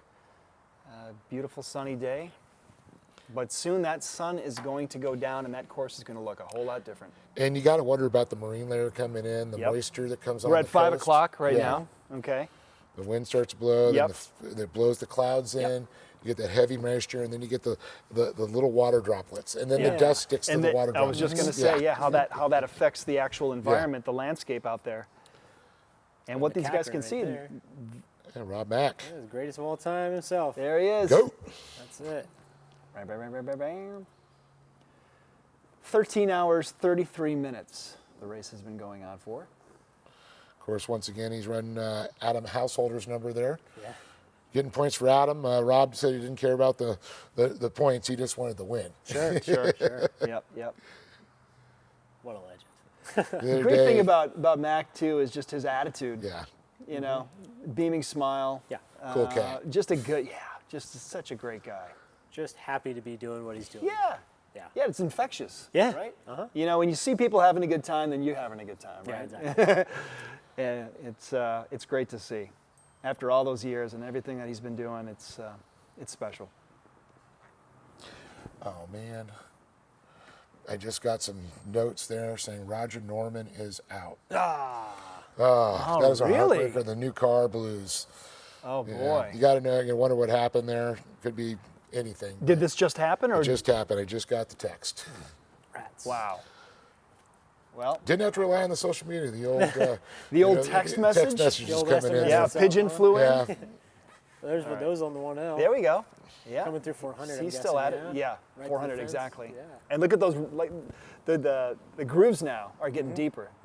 For sure at that moment too. Yeah, blessing and a curse. Those grooves are going to hold you in place. So you don't take the fence out, but they take over everywhere It's just going to get worse and worse. Word is he broke a rear axle. Oh, jeez. Gustavo Vildosa Sr. coming through. 1L truck. Yeah, the clip just before this was McCackern catching up to somebody. I was curious as to who it was. Yeah. I wonder if it was maybe that spec truck we had seen earlier. It's possible. That's right. Having some issues earlier in the day. Yep. Making some time back up. Get the finishing points. Walsler. You know, gents, I'm looking at tracking. Yeah. Where's Bryce? Do we? He's up there still. Yeah. Cruising down the highway. 42 mile an hour. Yeah, you got him. Yeah, I got him. I don't see number 7 on mine, so maybe I got to refresh. Anyways, still in the lead. Yeah, it's funny. Could be bunched up here. Yes. Could be bunched up. Funny you talk about a householder. That's a guy we raced with him years and years ago in sportsman trucks. He started basically doing the same thing we did with 1450 trucks. So it's a steel cab truck with frame rails, basically your standard pickup truck with bolt-on suspension, and you go racing through the desert. And then to watch him progress all the way into where he is now has always been a bit of an inspiration to my brother and I, because we're like, oh, if he can do it, we can do it. You know, we all raced Barstow, we all raced Placer City together in pickup trucks.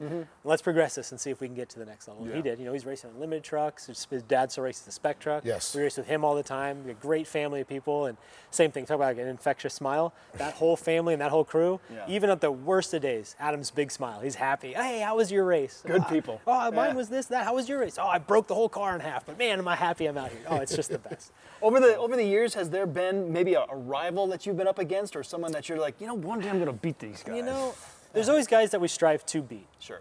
But there's never like necessarily a rival. That's always been the great thing with off-road racing. Right. You know, it's not like, because we've done some circle track racing and stuff like that in the past, and it's like you don't go to that guy's pit. You don't look at his setup. You don't look at his car. It's very hush-hush. You guys are fighting in the pits on Saturday night. Off-road racing, we're all out there together. We're all, you know, because that's something you really got to think about is like, as much as we are racing and we're competing and we're going for that overall spot, at the end of the day, we're all trying to just get around this course and survive. Because same thing, like, you know, if I weed up real bad, I would hope the guy next to me would stop because I know I would stop. You know, and that's something to think about. And that's just something that isn't in another form of motorsports. Right. You know, maybe, you know, hare and hound motorcycle racing of sorts, that's about the same thing. But other than that, you know, you have your rivals, but you're all out there to survive the race and hopefully be faster than the next guy. I always joke that they call them frenemies. Yes, exactly. Frenemies, sure. There's Brent Fox, we were talking about him earlier. Brent. Missing a bit of a door there. Looks like it. Well, maybe the truck's a little lighter now, goes a little faster. I don't know. Maybe, maybe not. I know, it worked for him some other He'll make it races. work. Well, what I've always had people ask me is when they start losing body parts and they're, you know, going, does it affect their aerodynamics? Yes. Well, if they're going 140 miles an hour, it's going to affect your dynamics. Or in their case of a spec truck, 120. This is called so that's no more, no less. Exactly. That's a big thing in these trucks now, especially when we deal with the sealed engines and all that, and the drivetrains. You know, we're all like fine-tooth combing our ring and pinion options and final drive options. But aerodynamics is very important, you know, and keeping the truck cool, keeping the truck planted. And that has part to do with the airflow too, is how you redirect the flow to the radiators. You got fans on them. But, you know, if you got a bubble, static bubble over the top, let's say, you're not going to suck that air in. So you got to be able to redirect it in there, but also not affect your aerodynamics. Exactly. Yeah, I know, like for us, our truck specifically, if we lost a hood to our car, we're done.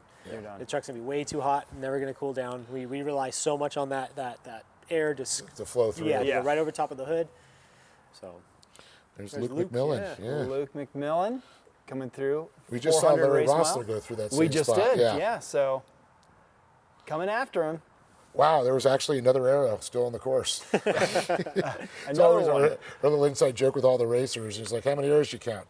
I got 5. You took 5 out? Yeah, exactly. I ran over 5.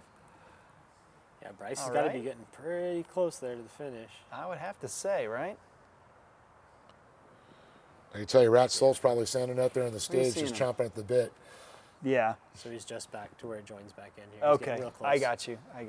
That's one of the great things is standing down there and you know they're getting close. All this, you can tell the crowd's been following the stream, Sure. and following social media. Chomping at the all bit of a to sudden see you 'em. start seeing the people show up and I'm like, oh, wait a minute, something's going to happen here. Yeah, something exciting's about to happen. Yeah. We got people coming in. It's just they all kind of come out. Yeah. Look at this here. We've got. Looks like a Herbst truck. Yep. So I mean, that's the cool thing about spec trucks is that battle will go all the way to the finish. Yep. You know, and like everybody's so evenly matched and everything. Like you get in these little pockets of guys. Yeah. And you'll run 5 trucks all day long because you don't really have that opportunity to outrun somebody or hit the lake bed. Right, but let's see if it happens here. Yeah, look at that little split off there. Nope, that hill climb's going to eat some mile power. Yeah, That's ain't gonna happen. But look at the breeze blowing. It's blowing the dust right off the track real quick because he's going to come out on the other side and he's going to have a little clear course in front of him. left. Yeah, and if it's me, And man, I'm blast. sitting right there in that pocket waiting for a sharp. So if the dust's going right, I'm going to wait for a good right turn, dive right on in there. Got it. And that comes from being, smart and being able to read the course. Yeah, exactly. Okay. Yeah. Let's take a moment to go to the trophy truck positions.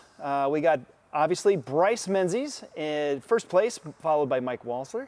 Third is Larry Rossler. Fourth, Vildosla Sr. and Luke McMillan rounding up the top 5. Splits on the sides here. Nothing, we've a little bit here and there, but I'd be close between 4th and 5th. 4-minute split there. But I don't know, Bryce is still looking pretty good.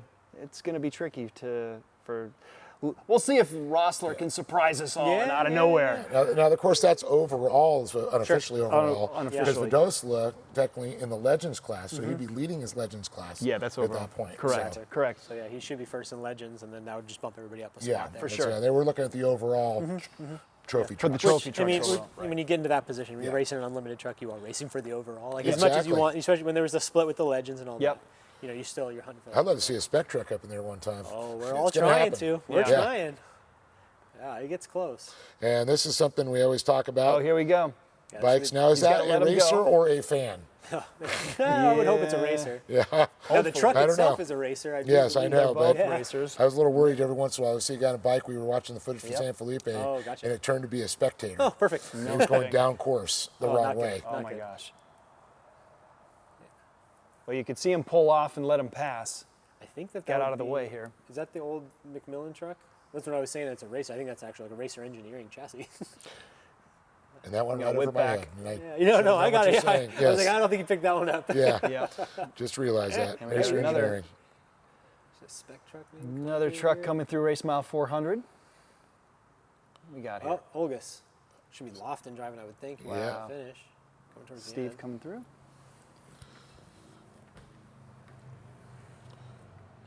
It was nice. I had a good talk with Steve, and we were talking about Jack coming up to the program, and how he's been coming down here and they pre-run, but now he gets to share this race experience with his son. Down here, and I think that's so cool. Yeah, there's nothing you can hope for than more than that. Like I've been blessed enough I get to do this sport with my father and my brother. Like we talk a lot. Family. It's a big family thing. Off-road racing. Yeah, there's such lineage weaved into Baja. And there's nothing more I can hope that my children want to do the same thing I do. I got 3 kids at home, and I just really hope that they want to spend every waking minute in the garage with me and then go drive around in the dirt a couple times. Now the question is, do you want to spend every waking dollar that you make?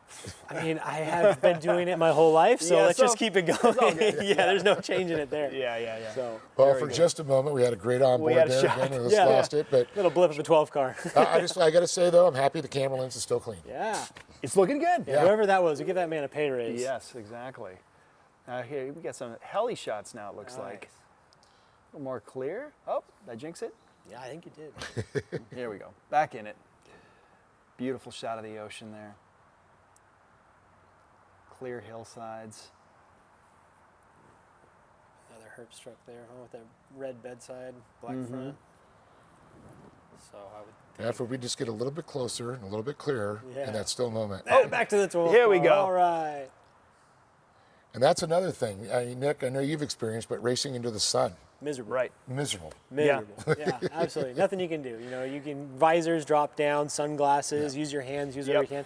And that's the thing. A lot of the drivers, and I've talked to some of the motorcycle guys. They start with clear goggles in the morning. And it's like your next guy is going to have like amber one for like the sunrise, but the guy gets the full sun, and the tendon one. Yeah. With the visors, the same thing in the helmets. Yep. What you guys have, it's all out selection. When they'll come into a pit, Mm-hmm. they'll see them change them out real quick sometimes, and at that point, you're getting close. You're going to stop before the sun gets down, or you're going to make it down there and keep that visor on. Yep. So we'll actually run a tinted tear off. So we'll start the race with the tinted tear off. We'll go racing through there and hope we don't need to pull it off sooner, like get a rock or something like that. Right. And then as the sun gets down, you'll pull it off. Sure. Now you want to talk old funny stories. So there was a long time ago, right? To probably 2008, maybe 2009. We're racing. My dad's driving. I'm riding with him, and we had getting ready to do a night race down here in Placer City, like an old MDR race. And we're racing. We just converted all the lights to HIDs, and he wasn't sold on it. My dad's old school. No, halogen forever. Rally 4000s, best light in the world. Okay. So we got these halogens going. We're driving. We're racing. And we turn the lights on, and he's, these lights are terrible. I told you these are the worst lights I've ever had. I'm sitting there. I'm like, what is he talking about? See I can everything. see fine. Yeah. He said, I can't see nothing. This is miserable. And we pull into the pit, and I look over, and he's got his sunglasses on still. He did a whole lap in the dark with sunglasses. Oh, my I got gosh. my sunglasses. Takes them off, throws them out. I think he was wearing like tinted safety glasses or something. Throws them out the windshield. We go back to race. He's like, okay, these lights are pretty good. It's a whole new world. Yeah, And that's something that's really changed. The halogens, the yellowish tint to those. Oh, yeah. Now you that got shot. more of a bright white. Yeah. That's a beautiful shot right man. here. But yeah, technology, like you're saying, advancements, light advancements, chassis advancements, suspension advancements, data collecting, all of it. It's just progressing the sport. I mean, we're all waiting for that one big, the Russ Warnemont, built a trophy truck and blew everybody's mind change. We're waiting for that. The all-wheel drives was a big shock to all of us. Yeah. But something I don't know. There's that, something's got to happen. Sure. Well, I mean, what was it? Over now close to 30 years with the trophy truck, but they were profi trucks. We used to call them. Oh yeah. So that was another evolution of how they evolved. I think we all idolized pro trucks. I think that was what racing was cool. I was very young at that age. I'm only 33, so looking back, I was a very young child, but there was big sponsors involved. Yes. Sure. There was like Yahoo sponsored a car or whatever it was. The .coms were blowing up all the time, and you'd see all these cool trucks with these big sponsors. And they were on TV and they were in TV commercials and all this stuff. This is just great. And I think, like we're saying, circling back to what we're doing right now, I'm hoping that this is that turning point. This is the next turning point. I do believe it. I really do. Well, just the fact that we had that gorgeous shot just a few minutes ago. Yeah. Of that, I mean, that's a great place for people to set up, and probably some surfers out there at some point. Catch some waves, watch some Baja. Yeah. Here we are now back up in the hills. Yeah. That's the thing. Somebody sitting at home that would never have the opportunity to see anything like this. You're sitting at home in the Midwest, don't know what anything is. Right. Boom, you turn the TV on, and what do we got going on? Is that Lawrence Equipment there? No, I believe that's a Tisco truck. That's That's Tisco. You're right, because they're running Hawaiian Smith family, Herbst. Yeah, that's a Jake Velasco prep truck. I know he manages their whole program. Yeah, Jake. Yep. Yeah, that's a beautiful chassis. Who is it though? That's the question. Let's see here. I'm always gap out on their name. The door looks similar there. But getting back to that, I'd love to see sponsors with our onboard cameras and see a Tide, a Coca-Cola. Yep. Yeah. There you go. Tide, if you're listening, our off-road racers get ready for you. Especially us. Yeah. Careful what you wish for. Most of our pit crew Simple guys wear white green. pants, so we could use the help we can get. Yes. Dustin Swanson, that's who that Swanson, was. okay. Yeah, the 4950 truck. Got it. Yeah, beautiful truck, prepped well. It's going to do great with Jake being involved with all that. So it's awesome to see that thing up and going. If you see a few more cars choosing that line to the right instead of going up more of a steeper experience. I wonder if the sun's playing some effect to that. Could the be. sun's going down on your left side there at the Could beach. be. Maybe trying to take that right line there. Just Yeah. kind of, you don't have to stare at it as long. Yeah, you can turn it. Yeah. That's the other thing. When you get that in your eyes and you look away, you still see little dots. It stays there for a minute. Yeah. Absolutely. We've all looked in a bright light, closed your eyes, and or a flash Wasn't of a supposed to, camera. but I did it anyhow. Yeah. I'm a welder. Trust me. I Yeah. know. You How see many spots. times? Yeah. How many times? Attack this real quick. Oh, I wasn't ready. Yeah. It got me. But yeah, I mean that's the thing. That's something we talked about. Just nature plays a role in this. Yeah. You can have Look the how coolest gorgeous. Now you equipment can in see the the world. wind's kicking up a little bit. You can there. see the waves. You can actually see it. It's a little wind driven White there. tops. It's chopped out. Yep, exactly. That's a good indicator. We are now 13 hours, 48 minutes into this race. Wow. That's a lot of racing. It's a lot of racing. Yep. And a lot more to go. And plenty more to go. As I for some. pull back and take a look here. So, I think we're all doing the computer thing, trying to get. yeah, We're taking a trying to look. find out, Let's kind of zoom in here and take a look. And here's the cool thing. We're using the same technology that the folks at home are using. Because Yeah. it's that good now. Yeah. And I know in the past, in the years, we've had a lot of frustration in ourselves as me being an announcer down there, and it's not working. How things have changed with the new timing system that we're going to now. It's working so well. You can see they're still all over the course. They're all over the place here. You got to think the whole score operations team and everything. Yeah, they've done an incredible job. Yeah, always do, and that's something as a racer, sure, I can never thank the volunteers and the people that help out enough. This so much goes into running an off-road race, and from the outside looking in, you don't realize it. You think, oh, it can't be that hard. You're just out there driving around in circles. No, there's every checkpoint, every start-finish line. You got to think all of it. There's so much effort goes into these. It's just amazing. It's as a racer, I'm so grateful for everybody that's involved in this stuff. So, gents, when we're seeing stuff like here, we got driver 10. Oh, missed it. Stop on the road. They're going home. That means it's on a trailer. It's going home. It's going home. Okay. Back to race mile 348. That'd be Mike Marsal. Mike Marsal. In the Brenthal truck there. That's prepped by Evan Weller and his crew there in Simi Valley. It's cool to see him progress where he has in this sport.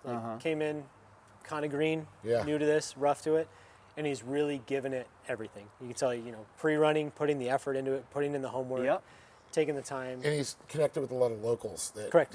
That's one of the big keys. That's key. Yes. Yeah. They're going to tell you the ins and outs or help. There's a lot of local prep guys down here too. That some teams come in, but meeting some of the locals that have been racers and pay them a little money, and they're going to take you around and show you all these spots because this is their backyard. They play it. So to that point, when you're coming down, you want to prep. I mean, you want to do pre-runs, all these types of things. How early are you coming down before the actual race? Well, I mean, there's a point where pre-running, the course has to be marked out. It's not open for pre-running until they give out the But if you're doing research like you just talked about, talking with the locals, getting some information. You find out the guys that race down here, the locals. You talk to them. You talk to guys in the States, other racers, who's taught them, who's brought them around. I mean, it's a lot of word of mouth, and people are willing to help out. That's what's so great about it, because they want to share this with everybody. They want more racers to be involved. They're going to help you, and they're not going to steer you wrong. I guarantee you. Plus, they tell you where all the good taco stands are. They know where to go. It's all about that food. Pre-running to me is always the best part. That's what I hear. I hear it's the funnest part of all of this stuff. Exploring new taco places. Yeah, you got to think. So here we're talking about that right line. They just keep taking it. It almost looks like that groove has just been dug in so deep to the right that it's just going to take everybody there. Yeah. This late in the race, so like you're saying, we're a mile marker, call it 350, right? Yeah. You got 150 to go. You're not taking big risks. No way. Especially in the position that Mike's in right now, where he's not chasing dust. He doesn't look like he's got anybody too close on his tail. Right. So he's like, this is the easy way. This is path of least resistance. I'm going to let the steering wheel take me here. We're going to get up and over this hill. We're going to move on to the next obstacle. As this flyby goes on, you see that big drop off there to your left. Crazy things could happen. These guys are really good at keeping it on the road, but boy, the sun goes down. Yeah, I was going to say, I mean, look at that crevice in the background. Yeah, that's something. Oh, that canyon. So. Another spec truck coming. Yeah, let's take a look here. 348. Gary Magnus. Yeah, the Mango truck there. Yep. Same thing, another family and team that's been in off-road racing for so long. It's just great. And I was talking about that earlier. Those aren't wraps. That's a paint job. Yeah. That's so sick about this. And they're done, touched up, and ready to go. And it looks like he's going to have to get a new hood and paint. Yeah, he's missing something there, right? Yeah. That's something that drew me into off-road racing along when I was younger. It was like going to the big races, and you'd see the trophy truck teams with the big sparkly, glittery paint jobs and everything. And bling. Yeah. Oh man. Make it bling. Make it sing and bling. All right, so he took that corner a little more controlled. That is an hairpin, that's for sure. Yeah. That's a switchback, and right behind him. Look like Hagel, maybe in the Illumicraft truck. Yep. Yeah, Hagel. Yeah, good eye. So they did well in 10 car last year, and then this is their first year in a spec truck, and they're doing well. They're out there doing it. They're at mile marker 350. We're still got a complete truck. That's always a benefit. But at what point do we start to see? What mile marker are we really starting to see things fly off? Some stuff happens early, but I mean, generally by a certain mile marker, or some trucks, vehicles, whatever, just beat the crap. By now, you would think that if it was going to happen, it would have happened. Yeah. So yeah, you're not going to see a lot of damage on the coastal section there unless you really screw up. Yeah. Yeah, they're gonna have that damage prior to arriving. So I like where we're sitting here, going through all these spec trucks. Thing is, you saw that one turn. You could see that some guys have moved the other because you could see a berm's already set off to the right there versus the straight. Yep.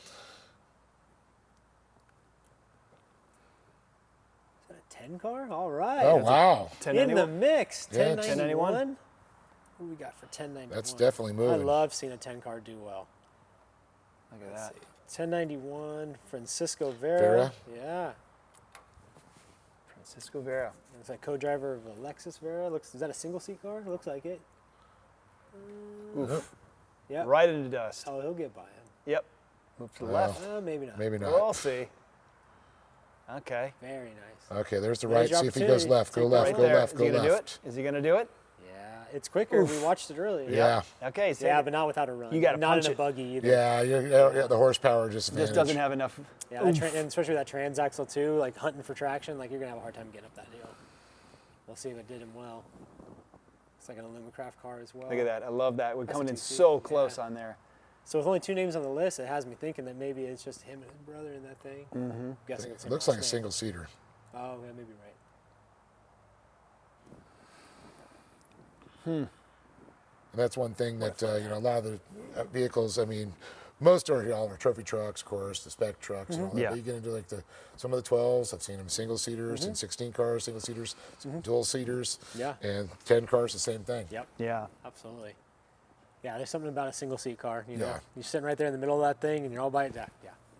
It'd be cool. Kind of one with the car. Yeah, For absolutely. sure. For sure. Yeah, fully centered and everything. I mean, we're sitting right here in the shop looking at wherever it went. One of the most iconic single seat trucks ever, the Yes. Duralast truck over there. Yep. And like that's just the coolest thing in the world, you know. I always get excited when I see that. Yeah, me too. I think when we were here for San Felipe, I walked Yeah. through there and I probably spent 30 minutes just Googling over that thing. How did he do this? Taking pictures. And it's cool to see, old technology Yeah. still working today. It's Still the working. same design, same layout, same everything. Big crash from the ocean. Waves are getting a little bigger. Yeah. Swells are coming in. But a beautiful shot at the Pacific Ocean. Pulling back. And we will see who else is barreling down. Maybe we'll get another 10 car coming through. Hopefully. Well, we shall definitely hoping see. for Stacking through there. It would be good. Yeah, give us something. It would be good. Let's see here. So in some of the other classes, guys, anyone else stand out for you right now that you're kind of looking forward to seeing, or that you like to see, you're rooting for? Anyone? I mean, for me, I'm top so of mind focused on like spec truck stuff Yeah. these days, just being so like involved with all of it. Like, I pay so much attention to that. For and sure. then it's just That's the focus. for me, like as just a fan of off-road racing, just to see like the 10 cars up there in the mix of the spec trucks gets me so excited. Yep. Like Yep. it's just so awesome to see. And then like I don't know, you just root for anybody out there doing it, having a good Yeah. time. So Would love to see a little Volkswagen Beetle Yeah. zipping through there at some point. yeah, if I right? could see a 516 car That or would 5 be open cars, Yeah. some Open car? Volkswagen, Yeah. Eric Salzano, an Yeah. Alfred Hall of Famer in the Class Yeah. 11 there.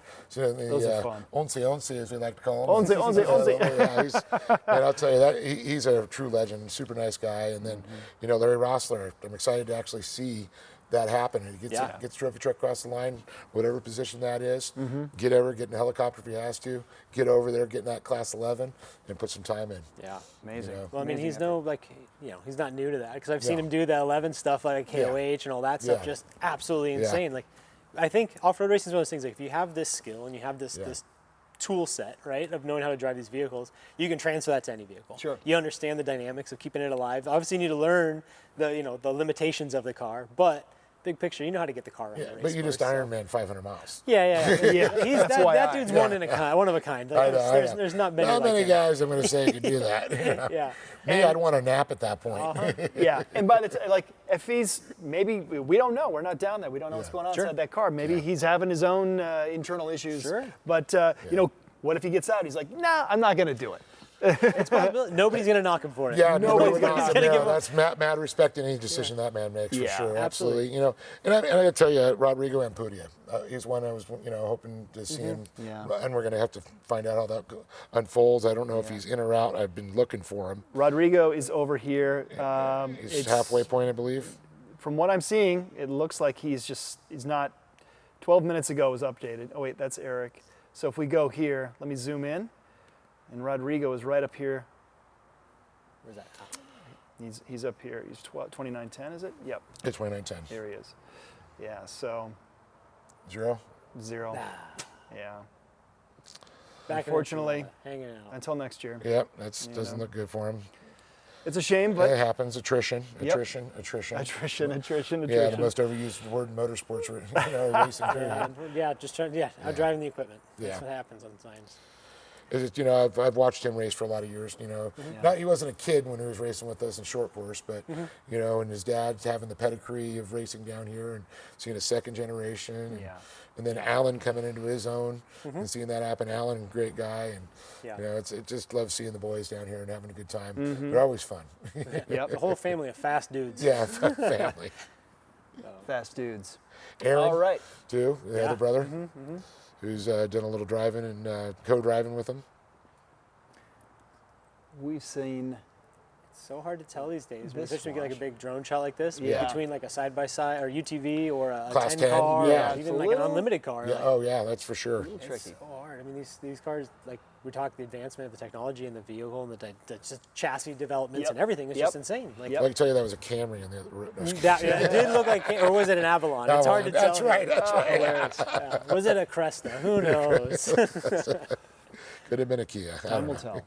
But yeah, no, it's just cool. I love Yeah. it. Like, just as a fan of the sport, like I stepped back, took myself out of it, and just outside looking in. I just love to see so much development going on these days, especially in the UTV. I see, I'm very detached from UTV stuff. I am very much so an outsider looking in, and I love seeing the factory support. We talk about the Polaris team right now and how much like effort is being put into that, and how much time and thought, and they've got actual engineers developing things. It's not just dudes in their garages.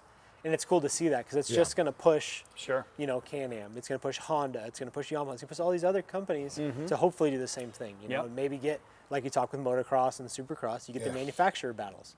And it would be amazing to see. And then, and that's another thing. Talking about that with Polaris and the teams. There's Caden McCachran's another kid. That issue in San Felipe. Dad. He pulls over, then he gets stuck, and Caden. It's just great to see. Caden really didn't come from the short course world. Rob was really known well. Saw that podium many times. Talk about short course, Mickey Thompson and all that stuff. Insane. Going back to the days, Caden pretty much right to the desert. Yes. Right. So, and it's great to see how well, and he's grown up around him with his dad going to the desert, and to show his love there. But the passion that young man has, and getting named to the Polaris. Wow, that's incredible. What's go ahead. Beautiful. I was just going to say, there's just mind blowing. Another beautiful color palette for us to view, as we got truck blasting down the coast. Another Herbst truck doing something. Yeah. I like it. Trying to see that. That looks like Tim Herbst. Okay. Yep. It's like a 2-digit number. He's going pretty darn quick. Yeah, he's moving. He's moving.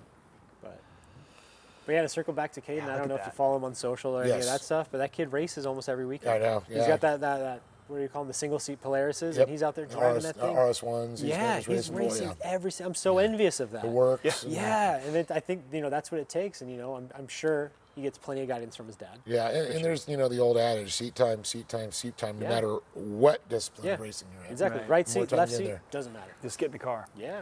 And I really like how you brought up earlier, you made a comment, and it's like driving by the seat of your pants. And that's a phrase a lot of people don't understand. It's the feedback you get from your vehicle, a vibration, whether it's a tire flopping or something. And that's what a lot of these drivers, you get that, I'm going to call it your sixth sense is a little bit lower in the posterior. Sure, exactly. Sure. We got Kevin Thompson here in the brand new Mason truck. Or is that Harley? Or Harley. Either or. But it's got all the body panels on it, so that's a good thing going so far. Yeah, it's all intact. Very excited to see race this mile 348. I want to see the big Mario hat up on top of the front that Harley usually has. Yeah. I'm very excited to see what these guys can do with a truck like that. Yeah. Oh, what we got going on here? What is this? Going on here? Do we have a moment? Moment. It's over. It's over. But it was a fleeting moment. Yeah, it was. Again, those grooves getting deeper and deeper. Let's see. What is the choice at the line? That's what I was just Here we thinking. Go. What's the choice? Vegas, what do you say? What do you say? Right. Yeah, stays in those grooves and just lets it take him straight to the top of the hill here. Especially that all-wheel drive. It's just going to fly all the way up that hill. That's not going to affect it at all. No, not at all. And then he's going to just blast. Let's see if he just guns it. You see the wind's blowing up on that ridge. It is. Yeah, I can see that dust already moving. It's coming. Look at that. All right, see if we get a wide shot there and get that other truck. Flip around. In the dust. Look at that. Where's it at? Oh, wow. Here he goes. That took him a minute to get up the hill or something there. Hard to tell who that was. Yeah. We probably looked here at the track. Looked white. And we'll circle back, regroup, and see who's next. Race mile 348. So whoever we're close to the 70s, we're going to get that. So I was just about to do the same thing you were doing. Take a look. I'll race you to it. Having our own race up here as we go through tracking. It's our competitive boy nature. Oh, you know what? It might have been a spec truck. Was it, well, it could have been Lawrence. Was it 85L? Clay? Potentially. That's the only one I see that's close to Thompson. And then Cody Reed's not far back there either. Was it the 200 of George Sampitro, potentially? The spec truck? Or the 230, 200? Where's the 200 at? He's right there with 70. Yeah. But it shows him just ahead of 70, so that might not be right. Well, you never know. Sometimes the tracking gets a little funky. Yeah. Every so often. We saw that earlier today. Yes. You know, we saw drivers on the course and all of a sudden they disappear. And then they come back and then there they are. So Well, we lost Bryce.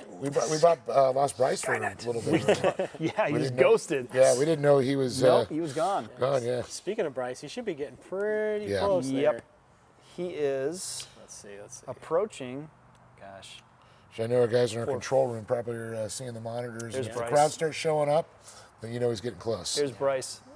It doesn't look like the distance is accurate, but 8 minutes ago. But yeah. Yeah, so I could So obviously he's got to be. having some tracking issues again. Yep. More tracking issues. Yeah, he's got to be getting close to coming back into town. So Yep. what an exciting day. So far, so great. Yeah, and like I was amazing. saying, yeah, everything I've been seeing on like I said, social media. You can see all the racing and all that stuff. Yeah. All of his pits. Let's pull just back a relaxed. bit. Just out there, Yeah, like I that's- said, doing what they're supposed to do. Just Yep. clicking along. Like this is your job. Do it. You know how to do it. We've all practiced this. Yep. Just let it happen. Not slow and steady, but fast and steady, but smart. Exactly. And, you know, I know we've talked about scenarios, and you were talking earlier with John and Johnny about it. Yep. The same thing goes on with the trophy truck guys and the training. I mean, they're in changing tires. Owen's practicing changing. Yeah. You know, they got it down. The guys, you know, pulling for a pit stop, fuel, they practice it. Yep. I remember back with Sure. Robbie Gordon back in the day with that overhead. This guy looked like a freaking NASCAR pit stop. I mean, Yep. guys in bam, bam, boom. Any sport that you're a part of, you're going to play like you practice. Yeah. So you better practice. Yeah. Absolutely. Like 100%. Yeah. Absolutely. You It's know, like in the red. I was always told practice doesn't make perfect. Practice makes permanent. Permanent. Yeah, That's so what I that's the say, thing. too. Practice, Yeah. all the scenarios, and be ready for it. It's just like last year at the 1,000 when Luke lost a drive shaft, and him and Duncan knocked that thing out and didn't really lose any position. Yeah. Impressive, you know? Yeah. Like, that's just something else. Like, any of us, you know, you lose a drive shaft, we're all getting out. We're going to go through the cooler first. We're going to climb under there, look at that Look at it, thing. bunch of people All looking at right, give me some tools. I can't remember what they are. Are you you gonna know? like? But these guys, no, Yeah. they've got tools under the trucks. They know where everything's at. They're They're popping a jumping right Ducati in. and saying, "Ah, screw it." Exactly. I'll wait for the pedal to get towed. Exactly.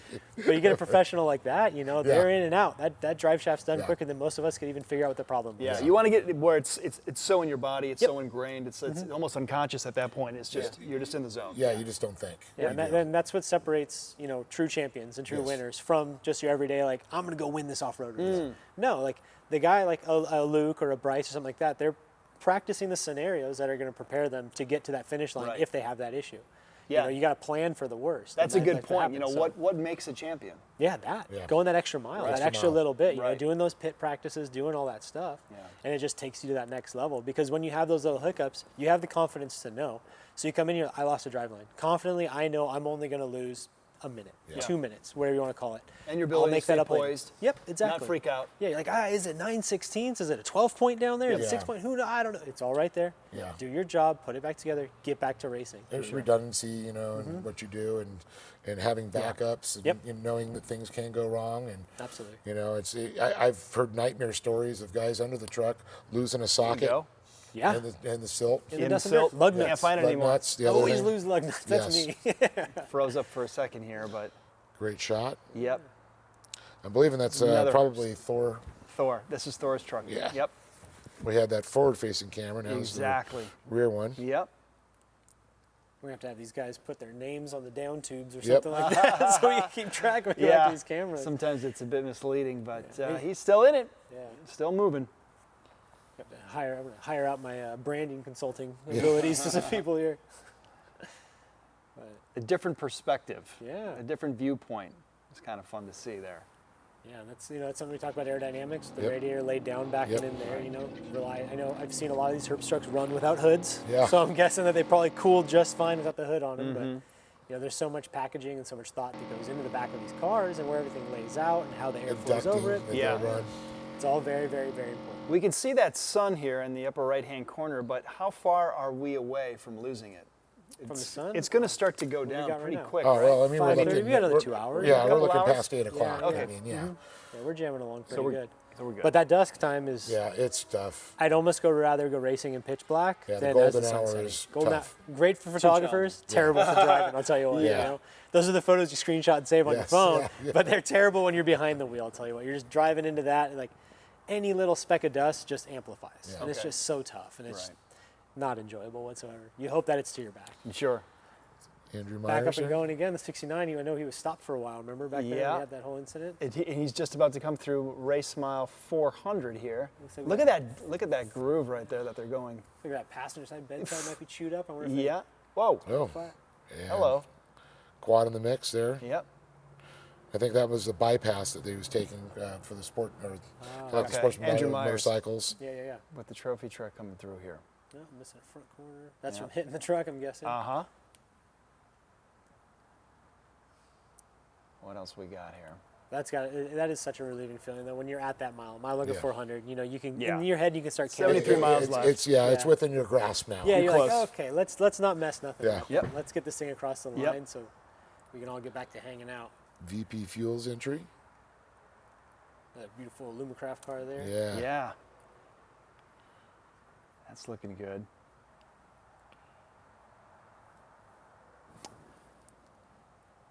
Limicraft have done so well over the years, and whether it's been short course or the desert, and real strong running Yep. chassis. John absolutely knows Yeah, his way yeah, to he build a does. good race car. I'll tell you what, and that whole team over there, they're just amazing. That's Was the Cooley family used to race a lot doing with them too. Yeah, I know Yeah, they're all so- related. Yeah. So John Cooley is Yeah. was the owner. He just Was the recently owner, sold. yeah. Yep. But Lumicraft, like that's as a kid growing up, it's Yeah. like that's where we'd go. Like, Yeah. let's go check out John's shop, see what Yeah. they're working on. You'd go, and my dad would take me in there because they were old friends, and that's somebody we always idolized. Was Sure. like, oh, like Cooley's build cool cars. One day we'll get one of those. Now we're too deep into trucks, so Yeah. there's no going back. So here's we another got Adler here. here. Yeah, Greg Yep. Adler in the Tisco truck. And right on his heels. Owner of Off-Road Warehouse now. Yeah. Uh-huh. Yeah. Was my boss for a while there. There's 21. Tavo. It's Tavo. Yeah. Tavo. Somebody Oh, this is working going to on be him, too. interesting. There's a Wow. whole group stacked up right there. Yeah. Right there at that turnaround. They should have a bunch more 10 cars in the mix now, too. Yeah. Yeah, Tavo's fired up. Yeah, so we'll have the Jack Olgus should be up and in there. We just had the 1077 at Dale Eberts. Then, Vildozela, Adler, and then behind him should be Diaz in the 1079. Okay. Coming through. It's another family racing together. The Everts talked about. Of course, Fast guys. Fast guys. Ezra's son racing now with them, and Madison's done some racing with them. Yep. And Yep. Ezra does a little pro buggy racing also. Yeah. The whole Fast family, everybody in that Oh, I family. know. I mean, gang, they got ZLT, and of course, Drew, or Dale's company is Entrust, and then Ebco. And Ebco, Danny. yeah. Just a whole family just Yeah. so engulfed in racing. It's just too cool to see. There goes Tavo. Opts to go left. Big. Boom. Nice. And off he goes. I tell you, that left side, I think you guys were at. It looks pretty smooth. It's starting to get pretty deep. If you go right. We got a whole stack of trucks. Look at over this. Here again. Of course, Tavo is also on a Mason all-wheel drive. Yep.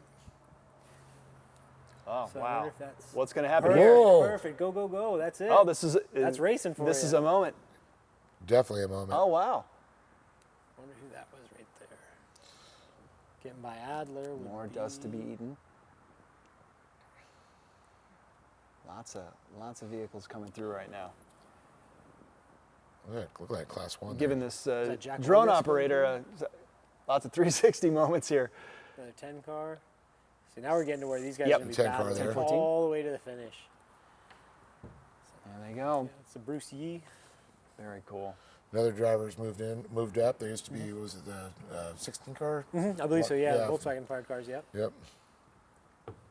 I think that's that's the best way to do this. Yeah. That's a discussion we talk about a lot of time too, as well. It's like coming in, buying a trophy truck. Yeah. Can you afford it? Yeah. Yeah. Don't get me wrong, right? Yeah, if we all had the checkbook, we all had the funding, we'd all go out and buy Mason trucks, and we'd all go have a grand old time and just burn that money, right? Have a good time. I won the lottery. I'm buying a trophy truck. Yeah. But I mean, if you wanted to learn the sport, you start at the bottom and work your way up. And that's one of the great things about the way the UTV's been going now too. That's a great entry level. Companies like Polaris, you can get pretty much a turnkey race car. That Pro R, throw a cage, nets, they're fast. And a race seat, you're ready to rock. Pro R right here in the mix, chasing 10 cars down. That's what made me think about it. Yeah, that's impressive right there. That should be Brock Hager in the 1896. Yep. Yeah, Brock is fast in anything he touches. Yeah. Yeah, like he's a Valley kid down here, El Centro area, and he's. Oof. Let's see where this him and Dickerson, all those guys. Watson, all those guys. Yeah, Elliot Watson. Yeah. That's where we grew up with those. Those kids are a little bit younger than my brother and I, but they were always the fast ones on the track. Looney as well. I know Looney's in a spec truck right now. What do we got coming through here? All those kids. I watched them grow up in short course too. Yeah. I saw a helicopter. Could it be? If they got a helicopter, it's got to be somebody cool. It's got. I know. That's what I'm thinking. Look at all the spectators out there. Look at all this. It's filling up, getting front row spot. Could be Paul Wheel. Race mile 440. I know Paul Wheel and I Bryce said the steering box. The steering box went out. Yeah. Were they able to replace it? Yeah, okay, up and running again. Yeah, he's up here running again. He's at mile like 350 or so. Okay. So if we're running at 440. We're at 440 now from this position. Yeah, Paul Wheel, a crazy guy. The supercars down in Australia. Oof. Yeah. Those Australian guys are something else. Seriously. Yeah, they're wild. They kind of make us look boring. Yeah. Spruce it up a bit, USA. Let's Toby, go. of course, a Dakar. Toby Price, yeah. Absolute legend. Well. Yeah, I had Toby come by my shop a couple months ago and just, catch up and see things. He was in town, and it was cool to hear some stories from that guy. So awesome. Down to earth dude. 15 minutes ago. So, okay. Yeah, he's just, regular old one of the guys, but then, you see him out here in a truck or what have you, doing something. You see him on a dirt bike, and he's just phenomenal and insane, Yep. But well, looks like another shot back at race mile 400 right now. Yep. Yeah, there is. Hear those there he is. Yeah. Speak of the devil. Speaking of ears were burning. Do not talk about Australians; they'll show up. Yeah, right. Pop up, huh? Holy smokes!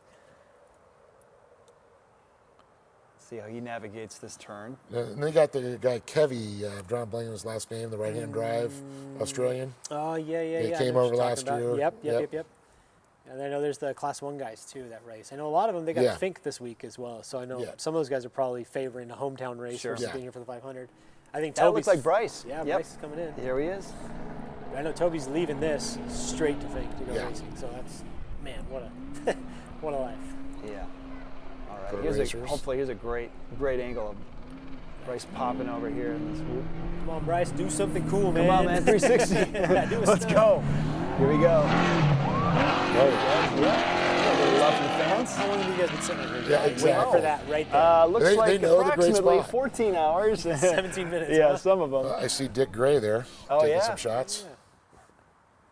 You got milk in it. Oh, okay. Oh no, that's the other Myers right there in the Brenthal chassis. Then something was very cool. I got to find out that the Myers girls. Yeah. Steve Myers, their dad, is actually racing in the same class with them in a 10 car. Isn't that cool? That is cool. I don't think we've ever had that happen. Oh. Another history first. Moment in score. Yeah. Another first for Baja 500 this year. Off-road racing is so family-oriented. Yeah. Yeah. Is there anybody that's been born into it that said, nah, I don't want to do it? Oh, I'm sure. Oh, yeah. Oh, I'm sure. Well, we just don't know about them because we don't. Yeah, we're not here. Yeah, exactly. So, but yeah, no, absolutely. I'm sure. I mean, you know, we all get burned out on it over time. Sure, Can you imagine, like, that's your dad, you grow up with that, just burned in. We were talking to Johnny. We were talking to Johnny earlier, and it was something that both Johns both said that, this is something that you want to do. Yeah. Right? Yeah. I'm not going to push you into Exactly. it. Could you imagine trying to follow Johnny Campy as your, I mean, forget it, but big shoes. And he's out there, he's competing. His son's doing it, but like, look, if he really wants to do it, that's your choice. Yeah, exactly. And it takes you 1,000% wanting to do this sport to succeed in it. Oh Like my we were talking gosh. about, just like we're talking about Luke and being a champion, that extra level to be fast at it. Like it's that everything. It's prepping your car in your garage. That's a and all third that stuff. generation driver Right. too. That's Absolutely. even tougher to follow with Right. Corky McMillan. Yeah, I know. I know they all got kids coming too, so it's just going to keep There going. could be a fourth generation real soon. Oh man! And of course, Mark McMillan, you know, he sits on the board of the Off-Road Hall of Fame. Yep, and, yep. I mean, there's some, you know, then the cousins. Mhm. You know, All of them, yeah. You know, Yeah, all Andy kinda and all those sh- guys. It's kind of a shame to lose Andy, but Yeah. Yeah, he'll be hopefully we'll back. see him back. And I know if you're looking for a driver to hire, I know you could probably tempt him. Yeah, exactly. For sure. That's the thing is you can't quit this sport. No. No, you're burned into this. It's in his genes. Yeah, you It can't get is. away It's from it. ingrained. So then, I mean, so many successful families. Sure. But who is the most dominant? Who is the most successful Would you family? say family overall? Overall, lineage, heritage that have been Oh. in it, the mix. I Who's dominated? The McMillan McMillan's, family. Probably that's- McMillan's, that's yeah? right, yeah. At this point? McMillan's that third generation, three Wow. generations there. Yeah. Yeah, I You gotta can, go, say. you can go back like Rough Rider days and like, you know, the Smiths and the Ashleys and all that stuff potentially, but no, like I think McMillan's like that is the #1 family right now. Like we're at third generation of successful off-road Yes. racers. Of champions. Back to Champions, race yeah. mile 400 here. And coming through.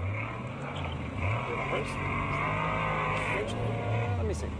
It's a little pixel. It's a Herbst chassis. That's a Herbst chassis. So you got a good chance. But we don't know if that's who's behind the wheel. Yeah, and we got Justin Davis, Davis. coming right Davis. behind him. Okay. Rigid on the side there, light in the night.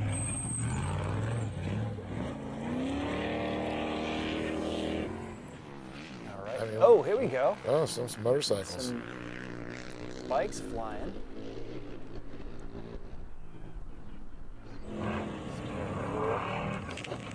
Clay limits in the 85. Yeah, Clay. That's right. So we should be. Looks like Davis. Yep, Davis is running down. There you go. Split line. And it disappears for a second and pops back in. Now, I'm not sure if it's Garcia driving or if it's Davis driving. Yeah. Both are hot shoe, for sure. Yes. Yeah. Both Lead fast foots. dudes at this point. Absolutely. Davis is like obviously stranger to this part of the desert. He's another second generation. Kevin Davis, his father, the Green Army. Yeah, and like we were talking earlier, cutting your teeth in buggies and working your way all the way up to a successful Class 1 racer, Boom. Yes. successful 10 racer, successful trophy truck racer, and now back into spec truck. I remember he was 16 years old and his dad threw him the keys to the Pro 2. And then he did that for a while and he goes, you know what? I like the desert. I'm going to stick with it. And of course, his brother Jeremy, a champion also. Another brother duo. Good stuff. I'm just getting antsy. I'm trying to get to that finish line. I know, we're waiting moments away. And then at that Bryce point, we coming start in. watching the stopwatch and Yeah. trying to see where everybody starts coming. Yeah, that's for sure. Well, I know we've had some motorcycles. It was actually, I watched a couple of my buddies at, Josh Rodcamp. They got a Marine team out there. Sure. And I've been trying to keep an eye on them where they are, tracking them, and they're coming around. So when I had the bike, I started thinking about it. It's just like so cool. They got combat Marines are injured. Sure. One of the guys lost a leg. He's out there racing a motorcycle. I mean, no leg didn't stop him. And that's, what's great about this. There's so many, we got guys that adapt ways to do that. Oh, man. Yeah. I mean, what an incredible Yeah. achievement to be able to just trust that, get out there. I mean, it's insane. God knows the challenges that racing he in has the been through. sportsman class of those guys. Yeah. And it's awesome to see. Yeah. Just had a good chance to catch up in the ramp and been trying to follow them in there. And looks like they had some issues back running again. Okay. Yeah.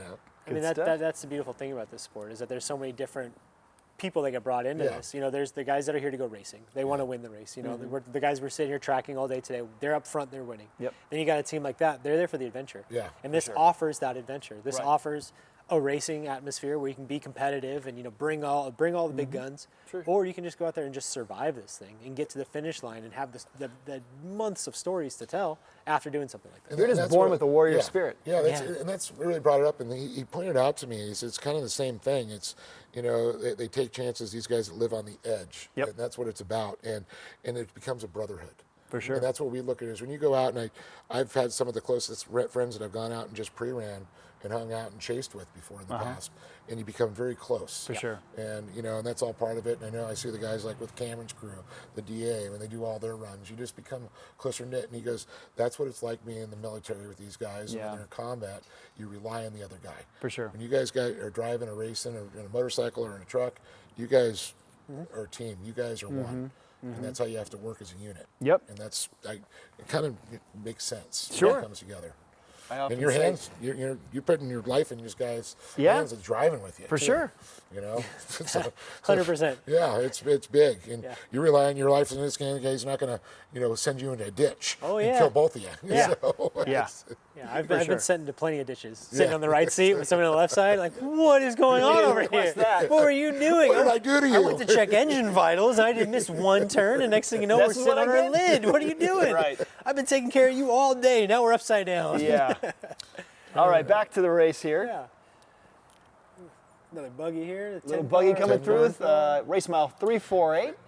Now, Nick, when you first looked, is it a UTV or is that a 10 car? That's what it's That's going hard to to come to. Yeah, I tell. know. It gets tricky sometimes. got a That's a 10. 10. We got a 10. It is All a right, 10 take car. it back. All right, that was my guess. Yeah, I know. But it's so Buggy 10. crazy. Yeah. When I saw it come over and they're in the distance, they're coming through Katinsi, and I'm like, man, what is that? We just saw Brock Hager out front of all these guys. Yeah. He's doing something. Yeah. He's Yeah. doing cool Yeah. stuff Yeah, out he there. said it a while ago. Yeah, He called he's in it. a car that you can, like, tomorrow, you and Yeah. I, we can go to the dealership, we can go to the local motorcycle shop and buy a Polaris. Yeah. You can go out there and go race. I mean, obviously, with Yeah, some and little quit, things. Quit here and talking there. about that because it's showing up on my Facebook. Yeah. I keep Oh, on, they're listening. That Troy Lee dude, Exactly. Pro R keeps on calling my name. Oh, boy. No, we've resisted him a very long time, but it might be time to find. And I can tell you how many times Crane Motorsports has popped up on mine. Yeah. Hi, All of Travis. Wow. But yeah, but like we talked before, like I can just, Yeah. I'm watching this clip here and like I can feel what these guys are feeling. Yeah. You know, you're like that That's a last great point. 100-ish something Yeah. miles, and you're just out there. You're like, wow, we're doing this. Yeah. You know? This is Look a at big us. sign We're coming doing in. it. Yeah, for sure. Exactly. Yeah. Yeah, There's we the, talked there's about the touch that. of stress, but Yeah. you're there. Yeah. Yeah, we It ain't over yet. chatting about that earlier, about those moments where you're just your whole body's contracted, and then you find those moments on the course where just for a moment you can take a deep breath, drop the shoulders, and just relax for a second, but stay focused. Yeah, oh, You absolutely. have to just maintain focus. It's those moments where the relaxation can't take over. No, absolutely and not. that's where crucial mistakes are made. It's always something funny. Like we've just recently started recording a lot of our in-car stuff, right? Just to Okay. play it back for ourselves to listen, or to just show other people, or what have you, right? And it's funny in the speed zones. You'll hear my brother and I, like we're so focused on what we're doing. We hit a speed zone where we can relax, drink some water, and it's like, are you all right? Yeah, no, I'm okay. Are you all right? Yeah, no, we're good. Okay, back to work mode. Boom, right back Sure. into racing. You know, Sure. because you'll take some hits, and like, but you Yeah. don't want to tell. Oh man, my back. Nope, don't tell them. You keep driving. We're racing, brother. So, Yep. But yeah, especially at a time like this, you know, you're on this beautiful coast here running up, like it would be hard for me not to stop and loosen my belts a little, just take it all in, take a deep breath. Grab your Drinking that picnic view. basket and go down to the beach, grab some lobster. Well, I don't know if we want to go that far. See, you know, maybe that's why I shouldn't go race in Mexico. You catch my truck pulled over right there, like what happened? Pull the fishing rod out. I'm There's taking a a race picture. going on. Get back in the car. Would you take this photo, please? I Yeah. really want this for a Christmas card. Yeah, it looks like And the another- Mango Racing there. Magnus. Beautiful trucks, always. That Chelsea? 222. Okay. I'll tell you in a second. Chelsea Magnus? 222. Let's look. The spec truck, right? Yeah. Yeah. 232. Chelsea Magnus. Chelsea Magnus. Good eye. Good stuff. Filling up that track with dust. Yeah, earlier we were talking about, just some of these fantastic women drivers that we're seeing coming in Baja. And Chelsea, obviously, we got Kristen Matlock and, Price. There's so many that are just incredibly, we're giving everybody a run for their money. Oh, 100%. You know? Yeah. I think, being able to focus, that's the thing. Anybody can do that. Women Yeah. can do it especially. Yeah. And it's like perfect. Put them in these things, and they're all going to be right behind Tough. you. Yeah, or we'll be chasing them. Are you kidding me? Yep. They're fast. Tough. Yeah, I'll tell you what, in competition sports, this will be up for debate. This could Sure. get a little sensitive, but the strongest competitors are moms. Yeah. They've been through you it kidding all. me? They've done it all. Don't 1000%. shut the hell up. Yeah, but I gave birth to him. I've I brought honestly, you I've into seen this it. world, I could take you out. For sure, no, but I've done other projects in some really intense conditions in some of the most remote locations on the planet, and the people that persevere the best are the moms. Yeah. I watched my wife. I have 3 kids. I have It's 3 kids. amazing. My wife, hands down, tougher than I will ever be. I'll tell you what. right. I come home from a long day in the shop. Oh, my back this, my back that, Sure. and she's kind of looks at me, side eyes me. I'm like, oh Shut shit, up. you're right. Got a paper cut. Yeah. Yeah, shut up. Anyways, but it's really great to see. You know, it's letting everybody know that everyone's welcome. Yeah. Step on absolutely. up. Let's go. Yeah. It's a steering wheel. The 2 pedals. Yeah. Like anybody. Just stay in the road. Yeah, you can do it. Well, and it's like the nice thing you talked about with women in motorsports. I mean, like Sarah Price. I mean, she's doing Extreme E stuff, and I watched her. I've announced her coming up through motocross. I was with her when she raced outdoor motocross. I was one of the commentators for that. Hosted those shows. Right. I remember bringing her down with a good friend of ours back in the day, George Antill. Yeah. Brought her down to San Felipe. We were going to do some pit pieces. We didn't have a camera. Picked the camera up, grabbed Sarah, went out, did interviews. Nice. Next thing you know, I see her. She's driving from Baja, and she's winning championships. Yeah. I mean, she is a badass, I got to say. Anything that Jose just Contreras. inspires more people to get into the sport. Yep. Yeah, Kristen Matlock, champion. I mean, such great idols for young women to look up. And, Chelsea that we just talked about. Absolutely. You know, they can do anything. Yep. They can. Well, they're doing it. Yes. You know, it's definitely one of those sports where it's less about talking and you let your actions speak for you. 100%. Right? Yeah. And it really doesn't come down to physical strength or anything. No, This is not at all. You It's know, having the something want to puts do it. Yeah, it puts it on a more level playing field, I'm going to say. For sure. For sure. You know, we're not going to get into a powerlifting competition. No. But you put them behind a wheel. Oh no, I'd for sure lose if we were in a powerlifting competition. Are you kidding me? I'll drive the wheels off a racing car. You want me to lift something Sarah heavy? could probably outpunch I'm you. out. I'll tell you what. Yeah, we'll talk to Sal about that and see if we can do a new competition, a little side package. We'll shoot something. We'll do a new challenge down at. It'd be me Race shaking at the Stars. knees trying to just get the bar up. Are Oh you my kidding gosh. me? All right, we'll see. Jose Contreras there and Yep. Spec Truck. Flying through. Again. So that's another great thing with all these lower thirds that we're seeing now with the drivers and be able to identify them and Yeah. our crew up there getting it all down. Yeah. It just starts holding us accountable. Yeah. In the past, I'm like, no, I'm pretty sure that's so and so. Yeah, I was wrong. That was not who I thought it was. Yeah.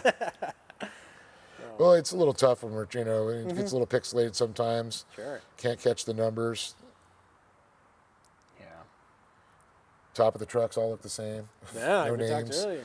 We got to start getting the numbers really prominent on top. Yeah. With the names. Well, let's see where Bryce is. I Got to was be just getting looking close. at Bryce.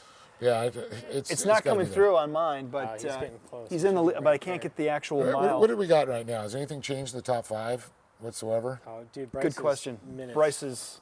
Yeah, exactly. He's right there. Un momento. Yep. Any minute. Walser's still right there, which would be Ray Griffith. Yep. It almost looks. I mean, it's hard to tell. He's in the speed zone, so it's hard to tell whether he's making time up or not. I guess we'll know here shortly. We'll have to but wait. Yep. And see. An impressive run, nonetheless. Yes. Nonetheless. That's a whole lot of miles of racing. You're telling me. So we're running that close to each other from starting that far apart? Yep. It's impressive.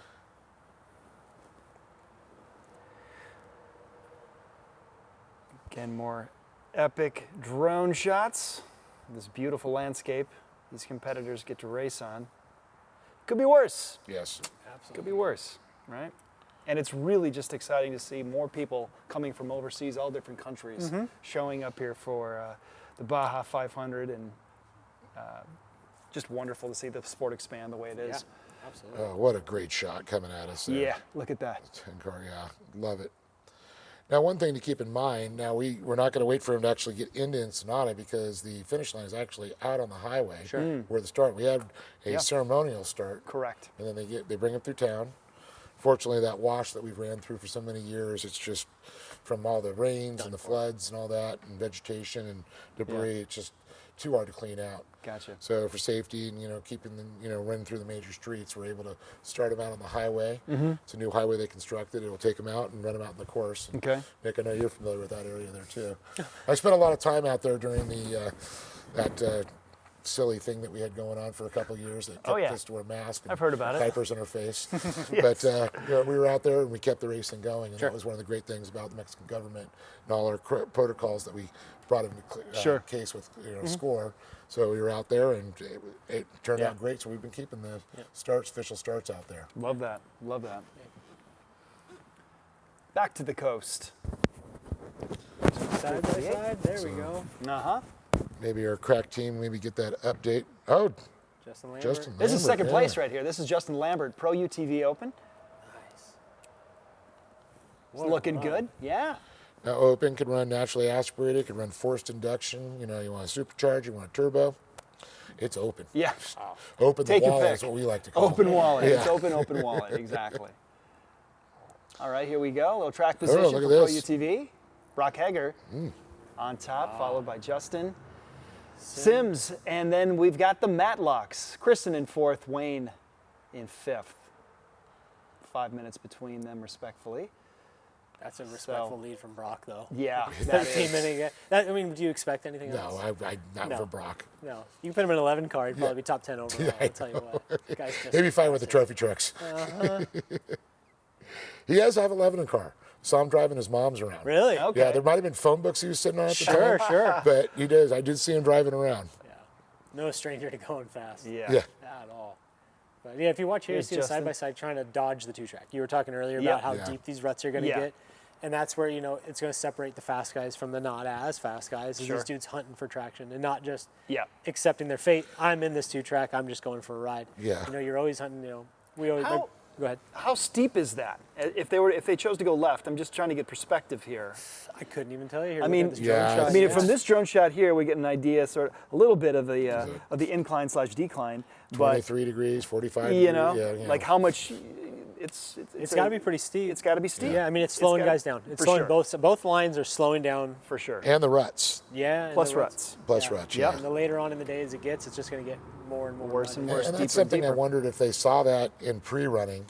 Potentially. You know, what is their What it thought? could be, Yeah, like what it could be, potentially what it could be? potentially was that Yeah. brought into the plan? I mean, Nick, in your case, what would you think? Yeah, no, we always go for the either ors. So you ors. run up into something like that, it's like, hey, depending on the course, depending on that, and it's always up to, you know, driver's discretion ultimately, because they're the one on the steering wheel, but, you know, it's up to the two guys in the car to come up with that decision, whether we're going to go left, whether we're going to go right, you know, and it's a risk, you know, because you can pre-run both of them, but then after a whole week of guys pre-running, plus an entire race going through it ahead of you, it could be completely different. Like, who really knows? Yeah, I got to ask, if you had the moment where you made a decision, your brother possibly said that, and then you get, oh, I told you so? Yeah, oh yeah. I told you, Plenty of I times. told you so moment. Yeah.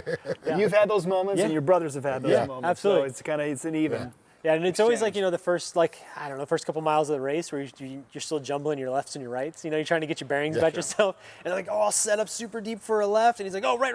Okay, all the way back around. We're going to the right. Let's spin her all the way over. Yeah. But yeah, no, usually, you know, I don't want to, you know, my brother and I are pretty solid about stuff like that. But yeah, there's definitely been some times where it's like, hey, I told you to go right. No, I told you to make it straight. That hole was there last time.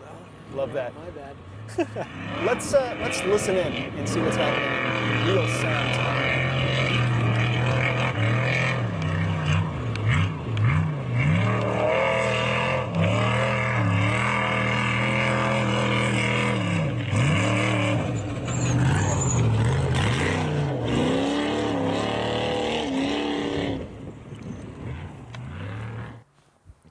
Rad.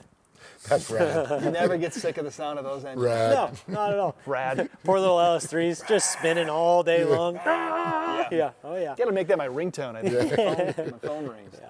That'll be That's the something. thing, like you're talking, 400 miles in, you're listening to that motor. Yeah. You're listening to that motor. Like, what is Right. that? Oh my Is God. it going flat? Is Right. it pinging? What's this? We got good gas? Are we good on fuel? What's that rattle? Was Like, that dead spot? yeah, what is that? Yeah. I mean, there's nothing you're doing about it at that point. I mean, but yeah, no, you're definitely very hyper focused on every little. We love the audio. Let's go back to it real quick. Take a listen.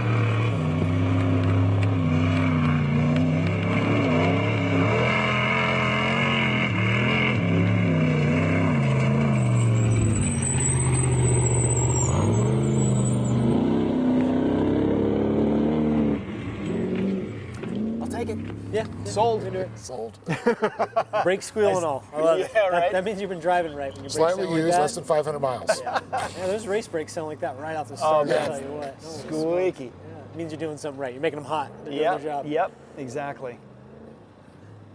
Yeah, like I said, what a feeling. Yeah, that's another thing that's changed with technology is the brake technology. brake technology. The size, the cooling. Oh, man. The composites. Yeah, if we want to circle back to BFG, we've seen them recently release their 18-inch tire. Yeah. So with an 18-inch wheel, literally to house a larger brake. Yep. Yep. I mean, I know there's a lot of other reasons behind it. We're not going to go too deep into those details, but mainly to put a bigger brake on the car. Sure. You know, and it's cool to see, you know, in the day it was, you know, there was your couple brands. You had a CNC brake, you had a Willwood brake. Those kind of about maybe a Jamar in there, whatever. Yeah. But now it's like you've got Alcons and Brembos and all these companies coming from the outside in that are paying attention to off-road racing, and it's cool. It's just progressing sport. Sure. Because the quicker you can slow down, just means you can go that much faster, that much longer. I know there's carbon fiber composites, there's ceramics, you know, there's so many different things, and the venting, the slotting, and the drilling, and you know, different you know, designs to bring cooling into the brakes too. Oh, yeah. Right. Yeah, it's huge. The larger dynamometer, as you talked about, but also the pistons. Yeah. The way they're set up and the way they actuate, how they've gone from double to 4 pistons and stuff. Yeah, exactly. Yep, absolutely. All right, gents, take a look here. We're about to start finish watch here. I like it. Big words, congratulations. Boy, that's got to be nice to see when you're approaching that. Where's the hallelujah? Yeah, the fireworks. But we still got a minute, but we're just bringing that up, that we are moments away, Getting literally. close. It's coming up. You know, you guys are talking about brakes and stuff, and it reminds me when I first got my license. My father and I rebuilt a 1971 Oldsmobile Cutlass. It had a V8 350 rocket in it, and I was a new guy with a license. So every stop sign, I was just doing brake stands. And makes sense. I just blasted through those guys in probably a month. I was notorious for doing that. Yep. But yeah, I mean, brakes have come a long way. Absolutely. And it's pretty amazing. And the power it takes to stop, the horsepower that some of these trophies trucks are up against, has just got to be state of the art. So it's funny, I remember the very first time I ever rode an unlimited truck. You would think, okay, 40-inch tires, 3 feet of wheel travel, you know, 700 wheel horsepower, like insane. You're thinking all this macho stuff. It's got to be so rad. What I was most impressed with was how well it stopped. Diving into the corners. Sure. I remember I With specifically. the weight and momentum. Yeah. I remember being in Barstow. We were running Upper Main, going towards the freeway. You go up, you make the right, and remember we jammed on the brakes into one of these deep corners, and it took the wind out of me. It threw me so heavy into the seatbelts. I was like, oh, what is this? Really? We go out, and I was like, what was that? He's like, oh, yeah, you've never felt real brakes, huh? I remember Sean Kroll was driving. Like, that just completely blew my mind. And ever since then, I was like, yeah, I'm going to put more effort into my brake package from now on into race cars. There you go. So, on the left back, Brett Fox going fast. Brett Fox, coming through. Race mile 400. Back to the specs. Let's see. Yeah. Shedding weight, trying to go fast. I guess. Doing what he can do. Whatever it takes. Hold the door. That hole got bigger. Yeah, I was going to say. What do you think happened there? They hit a rock? Fire. So oh, yeah. A lot of the time with those, the Herbst trucks, they run all their exhaust right there on the outside, and they usually catch. That panel just goes right up. Got it. We run. Fiberglass tends to be a little flammable. Yeah, a little bit. A little bit. Yeah, Beautiful our drone truck, shot we here. run all the exhaust up on the inside of the tunnel. We run like an 8-into-1 collector, get that Duralast sound and all that. Yeah. And I'll tell you what, dude, we put so much like heat shield products wrapping on everything and coating every panel just to keep us happy and the car from catching on fire. Ugh. That's something you don't want to like in your conscience as you're like, oh, this door's going to catch on fire in a second. Yeah, no thanks. I got other things to think about. It looks like Kristen Matlock once again. There she is. In a Pro R. Fast. Just fast.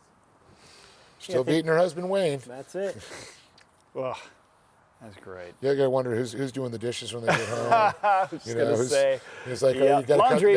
Laundry. Your turn. Are we You're cutting the lawn. Yeah. Are we driving in separate Super Duties home? Or are we driving together? Like, how's this conversation going? You drive home. Yeah. You're the fast one. You drive in. I'm taking a rest. I've driven all day.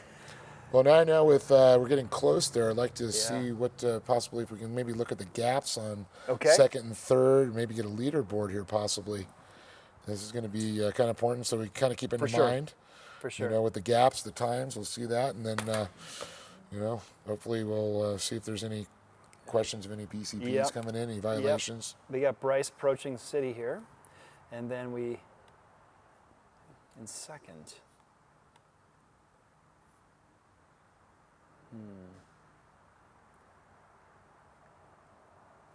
Rossler's still out there.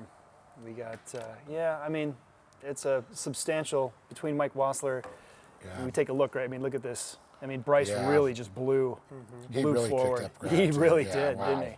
Look at that. He got hard on that. Here's skinny pedal, Bryce. as we like to say. Here's Mike. And then you got Larry over here. I'm absolutely way up here. I absolutely have my stopwatch going, so we can Yeah. definitely keep track of this, because I'm curious to see how this is going to stack up. Wow. Yeah. All right. There you go. And we pull out a little bit more, and we still see so much more. And the amazing thing is we look at that. how some guys look, maybe a quarter of the way? Yeah. Oh, yeah. Oh, jeez. Some dudes are just getting their day started. Yeah. Look at these guys approaching the summit. Just got over it. All right. Just cut around the loop there. Yep. Coming down through. Oh my. Through San Felipe. Through San and the Felipe. whoops. Boop, boop, boop, boop, boop. Making our way this way. Yeah. Who's leading Class 11? That's what we all really want to know. All right, let's take a look.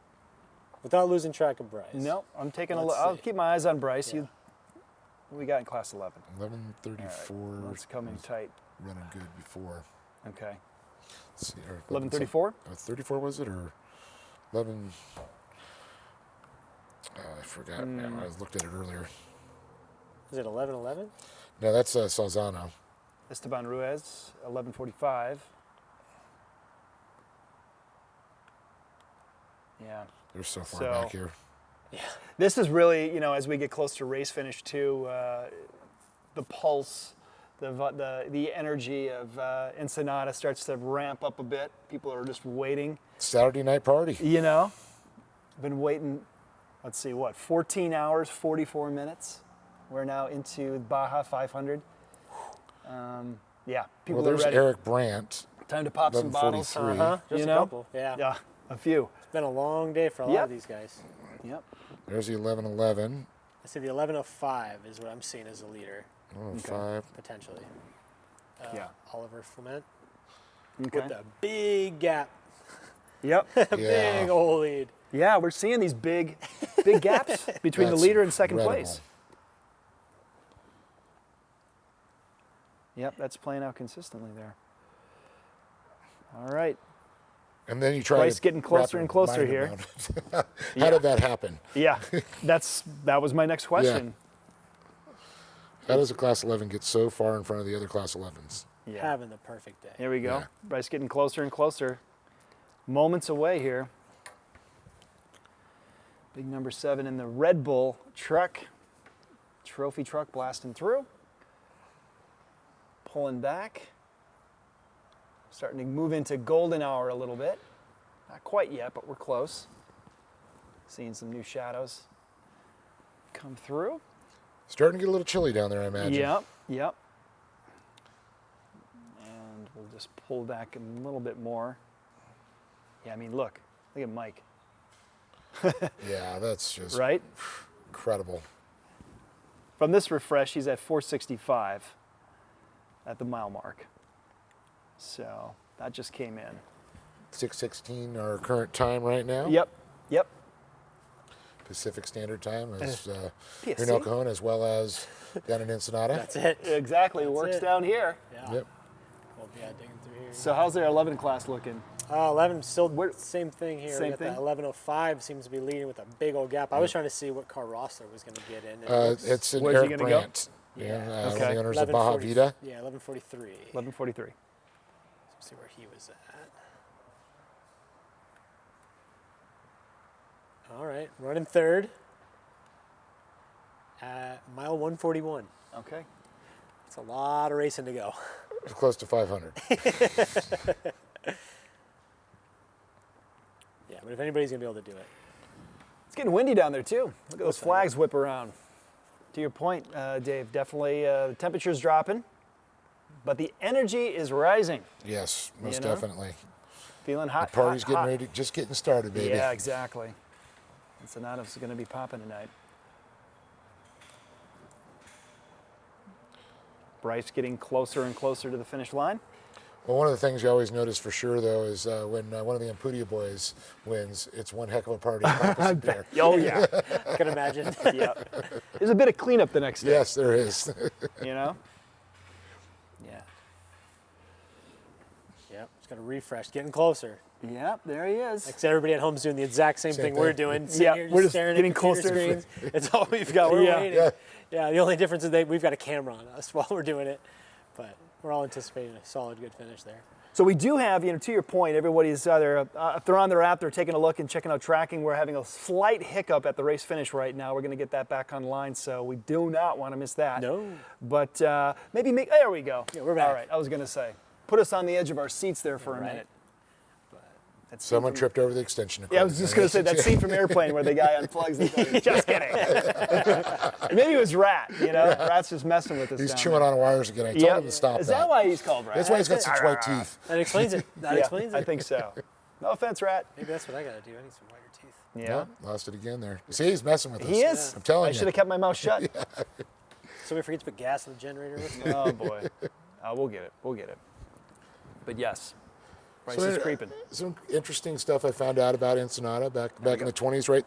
That was all underwater, and that was the beach where we're at right there. No way. That didn't get built until they started building the marina. In Oh, there. really? Okay. So if you look at pictures from the cultural center there, it goes back, it was a casino back in the day, back in the 20s, 30s, and it was the place where all the stars in the 30s and 40s would come down, the Really? Desi Arnaz, the Lucille Ball type stuff, and Mickey Rooney. Here I thought they were just hanging out in Palm Springs. Yeah, that's what you would have thought there. The horse racing that was going on down in Tijuana, Yeah. all the stars betting going on there. Huh. You had to be in the know, It was apparently. kind of like their little Mexican Riviera. Very cool. Yeah, it was very awesome. Wow.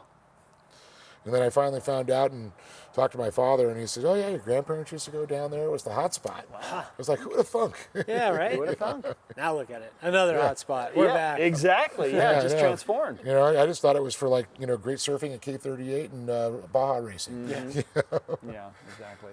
I was a child of the 70s. Yep. All right, Bryce. Come on, buddy. Any moment The we can see anticipation. here. Yeah, I know. I don't know what's tougher, this anticipation waiting for Bryce to come through, or second place, third place, as Bryce Good sits times. there and kind of sits there. And he's looking at his He's doing the watch, same. waiting to see the guys come Well, through. their helicopters just hovering out there, just waiting. All right, he's got him coming in. The stopwatch starts. Yep. Yep. And then that wait They're to go doing through all little the splits. Yeah. And then that long night of waiting to go through all the VCPs to make sure it sticks. Yeah. Steve going, Bryce, you sure that you hit all your marks, right? You sure? You hit them, right? Right? Absolutely. Yeah. And they run a tight ship on that. I know. For sure. All their notes and everything, they try to do everything possibility to do it by the letter, cross every T, dot every I. Yeah.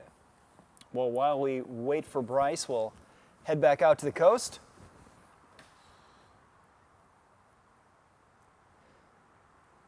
Bryce actually 3 blocks away. So Wow. It has been a day, but And what did I say about the crowd? Look, I'm starting to get to the fence there. yeah, they're all coming in. They know. 5, 6 people deep right now. They know. Look at all the UTVs starting to stack in. Yep. Oh, there's the man himself. Yep. And they all know that Mr. Baja is Here kind of comes. looking Oh, here we go. Here comes Bryce. There it is. There it is. Bryce Menzies. First man across the line. Number 7 trophy truck. First driver. Cross the line. What a feeling. Good for Juan him. Tito's there. Yep. Yep. Everybody's there. Truck looks great. It does. Look at that thing. It's ready for more. Swamped by cell phones and microphones and cameras. Feeling like a superstar. Wow. See the documentary crew down there getting some great shots. Yeah, there. I was just gonna say. Yep. Never miss a beat. Yep. Got to take it Surviving in. Baja. Man, I can't wait to see some of that. Oh. I'm just so excited. Yeah. Yeah. It's got to feel really good for Bryce, coming from having issues at San Felipe. Yep. Well, I mean, look at last Still finishing third, but having issues. Yeah, but last year. Yeah, and all last year and everything. Finish a race was just like, wow, did it happen? Exactly. He says, I can't even remember if I finished one race. Yeah. And then all the headaches he's had pre-running lately and everything. Oh. We all see that through his YouTube stuff. That's crashing right. I mean, the pre-running. pre-runner. Look at him. Wow. Oh yeah. Oh yeah. I don't know what feels better, taking your helmet off after that long in the car, or standing up out of the seat and cracking, doing that lower back crack. He's gonna bring that there up. it is. He's got a. He's like, give me a minute before I I saw can in one of stand." his vlogs, like he'll make a little lumbar pad. Yep. Yeah. They'll put that in there, but still, come on. Seat comfort is Good God. number one, man. For sure. For sure. So we sit here for 4 or 5 hours and our back's starting. Yeah. Imagine this guy did get, just getting a paint pummeled. shaker. Yeah. Wait, For sure. You guys mean your backs don't always hurt? Yeah. There's every time your back doesn't hurt. I could say, been there, done that, broke Sure. it. Sure. Oh man, what a great feeling! Like I said, the Up on the ramp. All the spears, all full bedsides. Ready All for right, more. let's go down and talk to Rat and Bryce. Take it away. Hey, brother, unofficially first place. We'd love to see you coming in. Everybody was stoked. We've been tracking you for a long time. Yeah. Thank you, man. Leading up to this race, I thought this race was going to be fast, but for some reason the Baja 500 is always 9 hours, right around there. So we started out really clean, just following Luke and Alan. I earned a flat, and Orange changed it in, I think, 35 seconds. Unreal. And then we caught back up to Alan. He had an issue, got by him, and then Luke was kind of going slow. And I went to go around him and actually hit a rock and bent my steering sector shaft. And I was like, no way, this is how it's going to go. But we kind of just cruised from there, just kind of made sure the people behind us were going a little bit slower than we were. Man, it feels good. I've been wanting this win for a while. Baja 500 is my favorite race. I've won it 3 times before, and man, 4 feels good. But this one's for two guys that have been working with me forever. Jordan Heishu, his dad passed away, and then Sean Berriman, his father-in-law, passed away too. So this one's for them, man. Life's short. You really got to enjoy it. Take those moments. They're special to have my dad up there flying over me, watching me. With this guy next to me and my wife and daughter cheering me on, nothing better in the world. It does get better, and we were excited. You know, we've been just every time you've had those little stupid problems and some big stupid problems. But, yeah, as you said, this is your 4th Baja 500 Score Trophy Truck win and your 9th Score Trophy Truck win. Oh, man, I've been doing this for a long time, so it feels really good to get these wins. It still feels like the first time, honestly. The Baja Desert is insane. The fans were keeping us going all day long, seeing them on the beach. Running the beach from Arindia to San Tomas. We haven't done that since 2015, and honestly, that was one of the coolest things in my life, is running next to the ocean, wide open in a trophy truck. So I just want to say thanks to all the fans for cheering us on, keeping us coming down here, all the people that are involved with SCORE that put these races on. It's insane. It's a lot of work. A lot of hours go into all this, so thank you guys, and I love doing this shit, man. Well, you definitely earned it, yeah, and you actually tied with the Ironman, too. You were right there. You've been a legend in my eyes, but you are definitely a legend, and you definitely showed what you're made of here today. Thank you, man. I really appreciate it, and we put a lot of time and effort into it, and we love coming down here to Baja. We love racing down here. I call it my second home because I feel like I spend more time here sometimes than I do home, but I love it. My dad loves it. My family loves it, so we'll be here for a long time to come, and, man, this feels good. Yeah, it sure does, and I know your sponsors are going to be stoked, too. You want to thank some people? Yeah, I couldn't do it without all them. You know, Red Bull, I've been with them for going on 13 years now, which is incredible. We've done so much together. Toilet Tires, they've really stepped up their game with coming to the board, helping us out, develop new tires, and keep us out front. So really got to thank them for all the hard work. Fox Shocks, I mean, it was so brutal going through San Felipe. We just did that. So Fox Shocks, AMSOIL, everybody that helps me out, man, thank you so much. My family back at home, my mom, she's not down here. I love you. My wife, my daughter are down here. My son's at home. So just got to thank everybody that puts a hand on this truck, all the guys that prep it. I'm the guy that always gets the TV time, the spraying the champagne, but honestly, those guys put in all the work behind the scenes, and that what makes us be able to come out here and win. So thank you, everyone. Really appreciate it. Can't wait for the Baja 400. And the good part is you get to go home, wash this thing up, and tear it completely down. I mean, you're by the time you get off this ramp, you're going to be almost focused on the next race, going for a championship this year. Yeah, that's how it is with racing. You have your win, and it seems like you celebrated for about 10 minutes, and then you're already thinking about the next one. Honestly, I was coming down in the speed zone into the finish, and I was talking to the guys about things that weren't right with the truck and what I wanted to change, and that's just the mindset that we have is you got to always adapt and change things to keep running up front, man. Those kids are coming. I'm getting old, and those young kids are coming, man. Luke, Alan, all the guys, they're pushing really hard. So it's going to be tough from now on. So we're just going to keep trying everything we have. Well, you're always ready for top of the box. Yeah, you're not getting old. How old are you now? 35. I feel old, man. I've been doing this for 16 years. So it's unreal, man. To come away with the Baja 500 win again is something special, and I can't wait to celebrate with all my friends and family. Any big moments out there, any big battles that really stick out in your head right now? I know there's so many things going on for sure. Honestly, once we had a tire go down and got going again, we were about 2.5 minutes back, and we pushed pretty hard, and that was about the only time that we were getting out of control here and there. And then once we got by Luke, it seemed like we had a huge gap with him and Alan dropping out, so we kind of checked it up a little bit. I knew this race was going to be tough on the truck, so I wanted to get it to the finish line. But from there, we played it smart. Honestly, coming over the crossover road, or after the crossover road, I took my eye off the ball for 1 second, came over a rise, slid into a massive rock.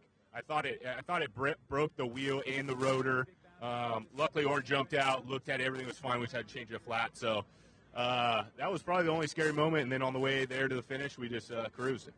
And like you said, coming across, you had to just be ecstatic coming through. I mean, but you weren't. You were thinking, okay, we won. Now you're thinking about what to change. It just shows the heart and the soul and what you're made of. You're just all about the next one now.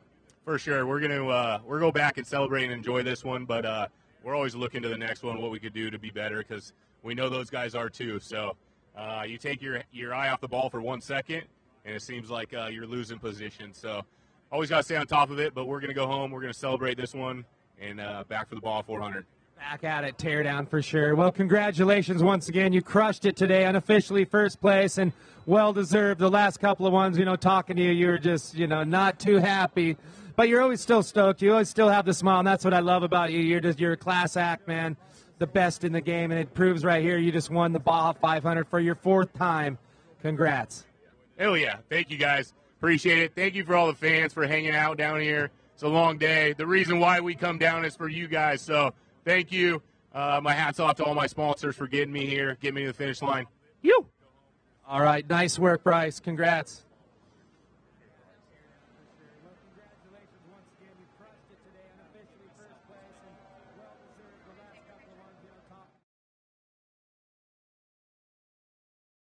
The crowd. Yeah, it's so great for Bryce. I'm very happy for him. Number 4 in the books. Yeah, good for him. It's man. impressive. Very impressive. Him and his family. I mean, it's just so well deserved. They work so hard. Yeah. He's a family guy. He talks often about. He's got always FaceTiming his kids, and it's hard. It's hard when you're away from your family, right? Absolutely. And you make that sacrifice because look, money. You get money here and there, but time you don't get back. No, absolutely not. And that's what he was talking and about. his kids come first, and that's what's really cool about it. Yep. I know when Ashley was pregnant, they're going to really have the kid. It was close to a race, and I know the McMillans have going through this now, but he's like, well, I don't know if I'm going to make it down. Couldn't cut into his pre-running time, and he's like, I'm going to be here for this. Yeah. My first kid. Yeah. Oh, for sure. You can't miss stuff like that. There's more off-road races. And dress rehearsal. There's more races. Like you said, he's still young. Yeah. I mean, still getting plenty of time, and then moving to Legends class. Yeah. Well, hey, speaking of McMillan, let's talk for a second here about Luke in 4th place. Mm-hmm. That is impressive, guys. Yes. That just amazing to see him come back with an issue, able to get back on track. And I mean, just a testament to Luke and how fast he can drive and how well his machinery, can take it. Sure. He's pushing it. Yeah, for sure. He's pushing it. Oh yeah, he's jamming for sure. For sure. I want to talk about how intact Bryce's truck is right now. Yeah, it doesn't always look like that. No, I think he's ready to go testing. He's ready to go again. Yeah. That's great work. That's a good day of driving. Yeah. But that thing will be torn down to a bare frame. You have to. Cleaned out. Cleaned out. New steeled in, new bolts, and all the new hardware goes on. Yeah. And, a lot of that stuff. Very often they'll actually get a lot of the new bolts because they'll end up getting little marks or Mars on them. Yeah. And when you go into racing, you have to fix something. You don't want to actually have to strip something. So Yeah. there's a lot of time and money goes back into building these trucks too. When you're disassembling it, and some parts are still usable, but they're definitely wear and tear. What are you doing with those? Can you recycle those parts? Can you? They turn into spares. So for us personally, so we've got life cycles of parts. Right. You kind of figure out like a timeline, like how long this part will last in the car, and you want to pull that out before it fails because you don't want it to ruin a race. So you'll pull that out. Depending on the life cycle left, it goes in a pit box as a spare, or it gets sold off. So like we were talking earlier, like the Kurt Leduc swap meet. Recycle. That's going to be the Eisenhower swap meet. Yeah, soon enough. Yeah, someday. Yeah, but yeah, so those parts come off. So teams like Bryce and all that, like we talked about, like the Kurt Leduc swap meet's a huge thing for lower classes. Because teams like the Menzies, the McMillans, and all that, they'll fill their chase trucks full of all these parts that were timed out. And they'll sell them off to lower level racers that will use them for a lifetime. Which are great parts. They're great parts. There's nothing wrong with that. But we've all heard it. You lose your race because of a 5-cent part, right? Yeah. You don't want that to happen. So when Bryce or a high-level team like that goes home, they strip that car to the chassis, and they go through and they inspect every little piece of it, and they replace almost all of it. There's the serviceable items, your diffs, your steering components, your transmissions, and all that. They get serviced. But when it comes to pivots and uniballs, rod ends, heims, you're replacing them just out of safety. And of course, with time, transmission, new technology, they go on there, new underdrives and all kinds of crazy stuff. Back to the race. That was a killer shot. Yeah. That was just great insane. capture there. Yeah, we still got a race. We are still moving here. We got lots of racing going on. Like I said, you zoom out here on that live tracker, and you've got a lot of cars out there still. I will say that that Mike Walsler, he's in the city now. He's creeping in. Yeah, he's in a good spot. He's creeping in. He's already got the finish. Now he's just going to get the interview. Yeah, get the interview. So this battle right here between Romo and Olgas that we're watching right now is pretty impressive. Yeah, Romo being 440. Romo being in Luke's old racer, correct. Two-wheel drive truck. And that's another guy we talked about, getting into the racing, and they got Romo Prep down there.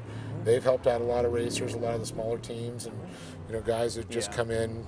I talked to a couple of Canadian guys that hooked up with him one time. They wanted to know about this Baja racing, and they're having tacos. Met him, and there you go. Next thing you know, they're racing. There's Steve. I wonder if we could get some Nat sound down there at some point when those that guy just rips over there. Who's next? Who's coming up behind Steve? It'd be really cool to hear those guys blast over that whoop. It would be the Dozla.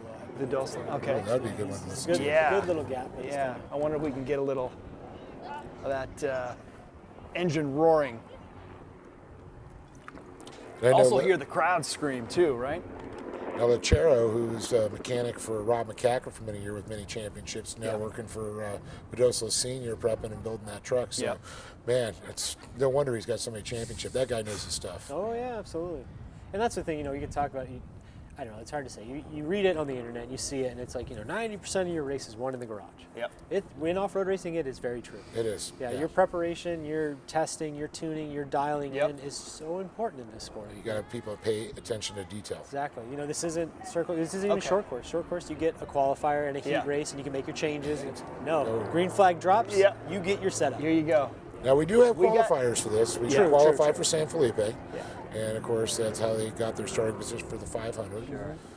And we're going to go ahead and do that again at the 400. Correct. So let's see if we can get back to that jump here and get some Nat sound going. Just a minute. We're framing up something. Not sure if we're stuck, if we're froze. But hopefully at some point, love to hear the roar of that engine. Well, it's still moving. It's not frozen. I see her making movements. Just there's no wind right there. There we go. Switch to a different shot here. Oh man, I love that off camber. Just kind of throws the truck. Oh, kind of loads to the left. And in a trophy truck, or even a spec, you got so much suspension and body roll in that. It's like over exaggerated. What did it say, bicycling? Yeah. Right? Did I get on 2 wheels? Hey. Nope. Just the suspension working. Yep. Good stuff. Yeah. Loving this. It's, I got to say, man, I'm just blown away. Bryce Menzies, that lead that he got there. But I mean, do you think in the back of his head, Bryce is like, man, the time. Well, yeah. But how can he he's not? like, It's unofficial. Did we hit everything? Yeah. Right. Yeah. Yeah, he's They're smiling. reassuring each other. We got everything, right? Right. Yeah, we got it. Yeah. Yeah, I had a timer keep saying going. We're at 15 and a half minutes so far, and Walser still hasn't crossed the line yet. So he's got it pretty substantial. Okay. Gotcha. Here we go. Well, I think Walser's actually now just going in. He is. Yeah. Yep. To town. We'll probably cut to that in just a minute. Here's a moment. Let's see if we can get some sound as it comes through. Let's see here. Getting close. Here we go.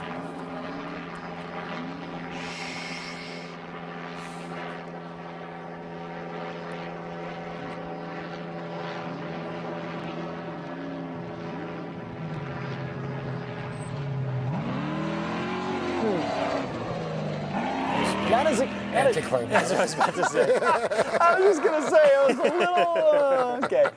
All right, so so maybe he's playing it safe. I know they're close to the shot, though. Yeah, I know. Driving somebody else's car. All right, guys, real quick, we got to go to the finish line. We got Mike. Oh, he's already there. There it is. All right, look at that. Rat's at. Should we go down to Rat and see what he's saying? Rat, take it away. Nothing but styles and smiles. He's got to be super pumped to be up in the top of the Score Trophy Truck division. You have to be one of the best drivers on the planet. And Walser just did that and proved that to the world as he comes up here in second place unofficially. We'll let him get the hat rocking. Got to support the sponsors. Oh, yeah, once you got it off. All right. We got Mike over here. Come on over here. We'll chat with you, Mike, first. Hey, you guys did it. Congratulations. I know you've been looking for a podium position for a while. We had a podium position last year at San Felipe, but, you know, we really wanted to win this thing. We got close. We had to start, you know, in the middle of the pack, and those front runners got away from us by a while before we got around some of those slower trucks, but we really worked hard. I gave Ray the truck in P2 at halfway, and he did a good job bringing it to the finish. And we're excited to have this second place finish. You know, we had a good day. Our tires were good. Toyos were wonderful for us. And, you know, we just are excited to be here. And, Mike, don't forget this is still unofficial. You never know what happened out there. Well, I hope if anybody missed a VCP, it was Bryce and not us, but we'll see. Yeah. Yeah, that's what I'm saying. But, yeah, you front runners, you guys run such a clean race. I mean, you really focus on that because a 10 minutes here, 10 minutes there could put you at the very back of the pack in this dominant Score Trophy Truck division. For sure, we try really hard not to miss a VCP. It does happen occasionally, but we pre-run a lot. We pre-run with trackers so that we see if we have the VCPs. And, you know, we ran our lines. I'm pretty sure we're good, but, you know, we'll see here in just a little while when they do the official results. And I know you got some great people that back up this truck and support you and help you get down here and going fast. You want to thank some people? Sure. I want to thank my crew. My crew has been awesome. You know, JJ put together a really good program for us, organized it well. Neto preps my truck with a lot of help. And Ray Griffith drove the second half and pre-runs like an animal. So, you know, Brian did notes for us. I have a lot of good people on my crew. And, you know, as far as help, you know, we have the best lights there are with Baja Designs. We have VP Racing Fuels helping us. Toyo is a great help, and we really love running their tires. And, of course, Mason Motorsports builds the best truck there is. That's right, and you too, man. Best in the world right here, being on the podium once again. You guys are just unreal, and looking forward to a great rest of the year. And hopefully, if we don't, like I said, we don't know what step of the box you're on, but we hope it continues. Well, we're really trying to prep for the 1,000. One of the reasons Ray's in the truck is to get some seat time because he'll be joining me and Christopher Polvardi to run the 1,000. And I'm excited about that team. We're going to be competitive. Oh, you got the hot shoes. Well, great to hear that. Thanks for that info. Let's talk to Ray Griffith over here. Yeah, sorry about that confusion. Hey, man, how you feeling? You got to be super pumped to come up here and unofficially second place behind Bryce Menzies. Yeah, no, I mean, I'm super pumped.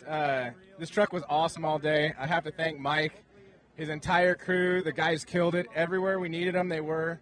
The pits were super quick. Our driver change was super quick. And we were right there with Bryce kind of all day. So, I mean, all in all, I think me and Mike are making a great team together so far. And I'm excited. I'm excited for the future. I'm excited for this truck. I'm excited for everybody around it. Any good stories that really stick out, some of the battles out there? I tell you what, we got in the truck, and Mike handed us a good truck. There was nothing really. We had a little bit of brake issue towards the end. That slowed us down a little bit, but going down the coast, we were moving. And I think a second there, I know Bryce was out front, but we made a little bit of time back on him. And this truck hauls a mail, that's for sure. This Dugan's engine package in this thing really thunders. I think we were doing $130 down the coast, so it was pretty cool. Well, it couldn't haul the mail without the mailman, and you're it, brother. That's it. Looking forward to the next one. And like I said, I just want to give a huge shout to Mike Walser, his brother, his whole family, his crew. They were awesome. And like I said, the pits were top-notch. So far, this whole team has been top-notch. So I don't see why we can't run with the lead guys here soon. Well, we'll see at the 400. We'll see on the podium tomorrow. That's it. We'll be here. All right, all right, and we'll see at the 400 and the 1,000 too. Great job. Congratulations again to Mike Walser and Ray Griffith, number 87 Score Trophy truck. They're coming back in this year's 1,000. Everybody knows it's a peninsula run backwards. We're going to start in La Paz and finish right here for the first time for the 50th anniversary of Score. So lots of great things, lots of great racing ahead of us this year, but there's still lots of racing going on as these riders make their way up here. We'll find out who's coming up next. Oh, yeah? Class 40 bike. Congratulations to Mike. Yes, and the awesome. whole team. Yeah. Really great to see. Big congratulations to Ray. What a cool day. For sure. You know, for sure. what a great opportunity to be able to get behind the wheel of that truck and Yeah. you know, the ultimate machine, and go up there and run on Bryce's coattails all the way up to the finish. Man, that's pretty impressive. Pretty impressive. Yeah, Exactly. and how about that announcement, teaming up with Pulvordi? Pulvordi's coming Wow. Kid's fast. That kid's really Jeez. fast. Yeah. Well, I mean, Ray's fast. That whole team. That would whole be team untouchable is- if they yeah. can, you know, clean day racing. Yeah. Oh yeah, They're gonna definitely. destroy. I They're know he gonna was running crush. for the championship last year, and last at the 1,000, unfortunately, you know, he miscalculated, ran issues, and then he ran out of fuel at San Felipe. He's just had some stupid things, but he was flawless all last year. For sure. till So the it was never driving. It was never performance. No. It's just making these little adjustments. Yes. So Setting we'll things see up. how that plays out. And then that goes into, you know, your planning, your fuel management, and it come down to, okay, we know where our fuel spots and we're going to go, but you see that other driver and you're closer and you know you can catch them, and you mash a little bit harder in that pedal. It's going to suck a little bit more fuel down. Right. So there goes your calculation. So another formula has to go into your head. So you have to readjust. on that. Recalibrate. Yeah, and fortunately that pit was just that far out of grasp. And something to think about for everybody at home that doesn't quite understand this. So the trucks themselves are only getting just over 2 miles to the gallon. Yes. You really got to think about that now. A It depends on 500 how mile hard you run. push on that pedal. Exactly. Yeah. And you got to think the truck holds anywhere between 60 and 100 gallons of fuel. You get 2 miles to the gallon. You're maybe getting 200 miles out of the gas tank. So you need to start calculating your pit stops, and we're going to do that. And then when tires start wearing out. Sure. So you got to calculate that. Like, if we're going to stop long enough to do fuel, should we change tires? Sure. Or can we push tires to the next fuel stop? But then you're running on slick tires, which burns more fuel because you're just spinning more RPMs. You're not making. So it's all apples and oranges. Yeah, and it's something that just you learn from experience. And a lot of the NASCAR people that watch that and understand that. That's where it comes into play a lot of the times with NASCAR or even the Indy cars and fuel and stops and when they come in, if the leader's out there. And that's what the Baja racers, if you got the leader and you're running for the leader, you're going to have to get on the throttle a little bit more. You're not going to be in that conserve mode. Exactly. And like what you said, the tires, you're spinning the sand, you're going up that hill, and you're giving it more gas, and the tires are spinning, you're not getting the traction. There goes more fuel. Yep. So ultimately, who's making those big decisions then? It's a team, I think, Yeah. down to it. You'd hope that you'd hope that you'd have somebody. So for us specifically, we have like our crew chief, our main guy that calls the shots. Sure. When my brother and I are in the car. Sure. If one of us is not in it, my brother and I are in charge of everything. Yeah. If not, we have one person who's calling those shots and making those calculations. Yeah. Now, as you work as a team, because you've built this team out of guys that you respect, and they all have knowledge and experience. Sure. And everybody puts their input in and their 2 cents. Right. But ultimately, it comes down to one person, and that's what makes this a team sport. Right. Is dedicating that job to one person, and for them to make the call. To make the change. And that's who the That's client coach. hands out the assignments for the pit crews, the chase crews, where the pit's, what mile the pit's going to be at. So Sure. kind of crazy. All right, who do we got here? Let's see, go 21. No, that's Tavo. That's Tavo. There's also a Gustavo. Yeah, also He's almost junior. there. Same thing, There was an Avo there. He's still making his way through. Probably not where he would wanted to be today. Super but it nice is a guy. reality. Super nice guy and funny. Yeah, but I know right now inside this is grinding on him. Yeah, He wants it to is. be somewhere else. He wanted to be on that podium with For Bryce sure. is. For sure. I know they got a shop full of really awesome dudes. Yeah. I know my buddy Scott Kell works over there, and I know like they didn't get turnkey Mason trucks. They tinkered on them and put their little elbow grease in them, and they've got Dave Clark over there with his magic and everything. And of course, so. that he had to get another one because the last one went down to the ground. Yeah. You know, we saw that last year happen. But yeah, no, it's cool. Back to the finish line there. We got Larry Rossler. He's coming in. He's starting to slowly make his way into the city. Is that? And should should be a moment until he comes through. Close behind him is Luke. Yeah. Is But that again, Everett's like we Luke just saw? McMillan still getting just inching forward, closer and closer. Sorry, go ahead. Yeah, looking off the left. Yeah, on to the screen left here. It looked like Trust on the side, so I wonder if that's Dale Everett's.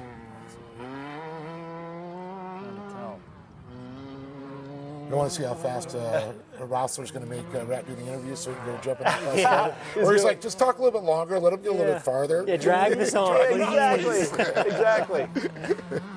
Probably, you never know.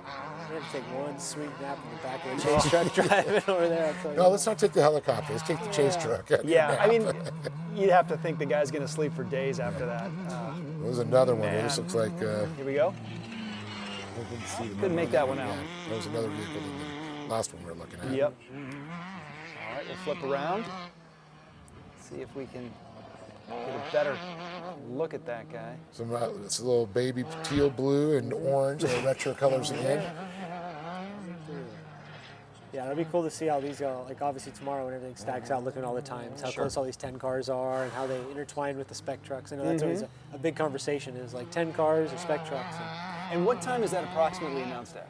I'm not sure tomorrow. It's usually around 8 a.m. Around 8 a.m. In the morning time, yeah. A couple hours before 9. the official words come out because they have to get those paperwork all correct before handed to, double checked, and then handed to. Yeah. Usually Rat and myself, but Rat's going to be handling all the awards as he did in San Felipe. Does an awesome job. Adler coming back through here. Yep. Just go for it. All right. Another shot. You know, it's kind of crazy with all the things, with all these manufacturers, and I know Jimco with new owners, with, you know, there was a sale before the passing of Robbie Pierce that was already in the works, and, you know, with the Jimcos, you've got Tiscos, you've got Masons, we've got Racer Engineering vehicles, we've got Geyser trucks, Herbst truck, Herb Smith Fabrication. Yeah, exactly. You know, there's a lot of manufacturers out there. In there. There's a few guys that built their own trucks too. Yeah. You know, they've maybe taken a base off of another style or an older chassis. That's always something that's drawn me to the sport. It's a little saddening on me to see it go away, but you know, you go back to early 2000s and unlimited trucks, they were all handmade. Yeah. Every single one of them was different. Yeah, no, Lumbercraft made some also. Yeah, Lumbercraft has a truck, as well. Also. And, Spencer Lowe just built a couple Lowe, spec trucks. Yeah. But you know, to see these things, I don't want to use the word cookie cutter, but a lot of guys come in and purchase them, but it's, I don't know, I've always been a fan of the craftsmanship and the handmadeness as a fabricator. You know, Masons turn out, but talk about turnout cookie. I mean, Brenthal, I mean, but they're great trucks. Oh yeah, no, they're not even to discredit what they've whatsoever. done. And the craftsmanship going into those trucks is beautiful. It's just the mass production. Exactly. You know, Henry Ford, you know, that type of thing. Shame on him, he figured it all out. But no, it's just amazing. It's cool. It's just, if anything, big picture, it's just made it more available for people to go racing. You know, you don't have to be able to build your own car. More seats in the butt, or butts in the seats, I should say. So we got Jason McNeil here, in the spec truck. It should be our first spec truck coming through.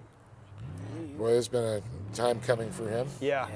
This will be a good one. He's gonna, let's see if he rips something off the jump here. There. He was the 2021 spec truck trophy truck champion. Yeah.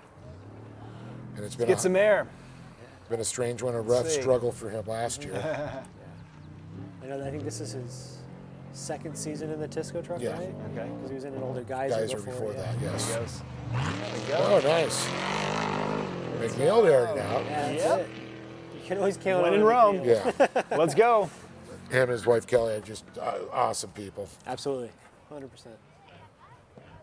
Yeah, as of right now, I think you alluded to that he's our trophy truck spec leader. Yeah, correct. Correct. Yeah, he's doing great. Yep.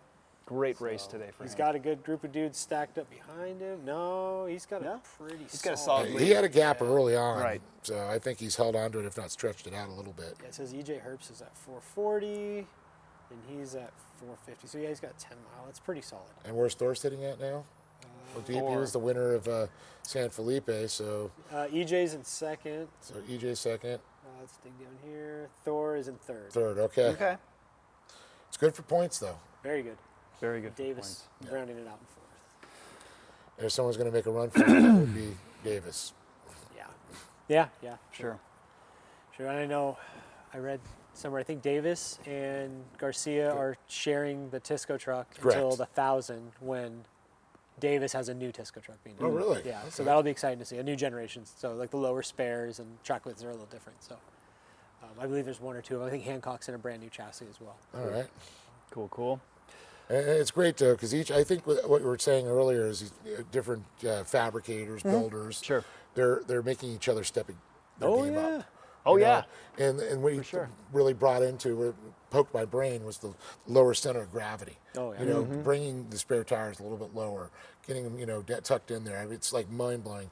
Before, the suckers would be sticking up there, they'd be an eyesore. Yeah. You know, it just gets that weight up a little bit higher on the vehicles. And, Yeah. and I had a great conversation with Ricky Johnson when it came to qualifying, San Felipe. It was like, because you see some guys that are taking the spare tires out for qualifying, some are leaving it in. And Ricky's like, well, it's a double-edged sword on that. You know, he goes, if you can get them as low as possible, and all of a sudden I start seeing them on trucks, and I'm like, oh, wait a minute, I wonder if somebody's listening to them. But he said the trucks are set up to run they are, and if you take that weight out of there, it changes the balance of the truck, period. Right. So get it where they're set, and if you get lower the center of gravity, the more stable the truck's going to be. And a lot of that too comes into setup too. So if you go out and you do your testing, you do your diligence as a racer, as a car owner, and you go run the truck with spares, without spares, full of fuel, empty fuel, you know, you can write down your shock settings. And you can make those little changes and those little tweaks that need be to make the car, because end of the day, ultimately, a lighter car is a faster car. Yeah. So you pull the spares, but if you don't do the diligence of making the vehicle handle the way it would with 2 spares, then it's pointless. Well, I mean, suspension, but with the higher set tires, it's going to change the center of gravity. Yeah, low. Yeah, it's going to make a big difference there, and that's what I think with bringing them down, it wouldn't make such a big difference to lighten the truck up. Truck's still going to handle the same. Yeah, and it's the same thing. You look at aero. Let's go back a couple of years. The big light racks hanging up high and lights off the side and lights down below. Yeah, all the big one carb days and all that stuff. And it's like, you know, they're just parachutes. Yeah, it's just slowing you down every day. So just they look cool though. Exactly. Yeah, and it's just cool to see all the tech coming into the cars. You know, and like I think a lot. Yeah, I think a lot of it has to do with spec truck racing. You know, they got the same motors, same drivetrains, and so you're all inching for that little bit more, and you're trying to cut that off. I really think also too, a lot of these guys weren't really true engineers. They were fabricators, and without that engineering background, they just figure it out. And they know it worked. Yep. And that's what was applied. Now you got a younger generation of these guys. You got engineers coming in. You know, they're doing wind tunnel tests now with these guys.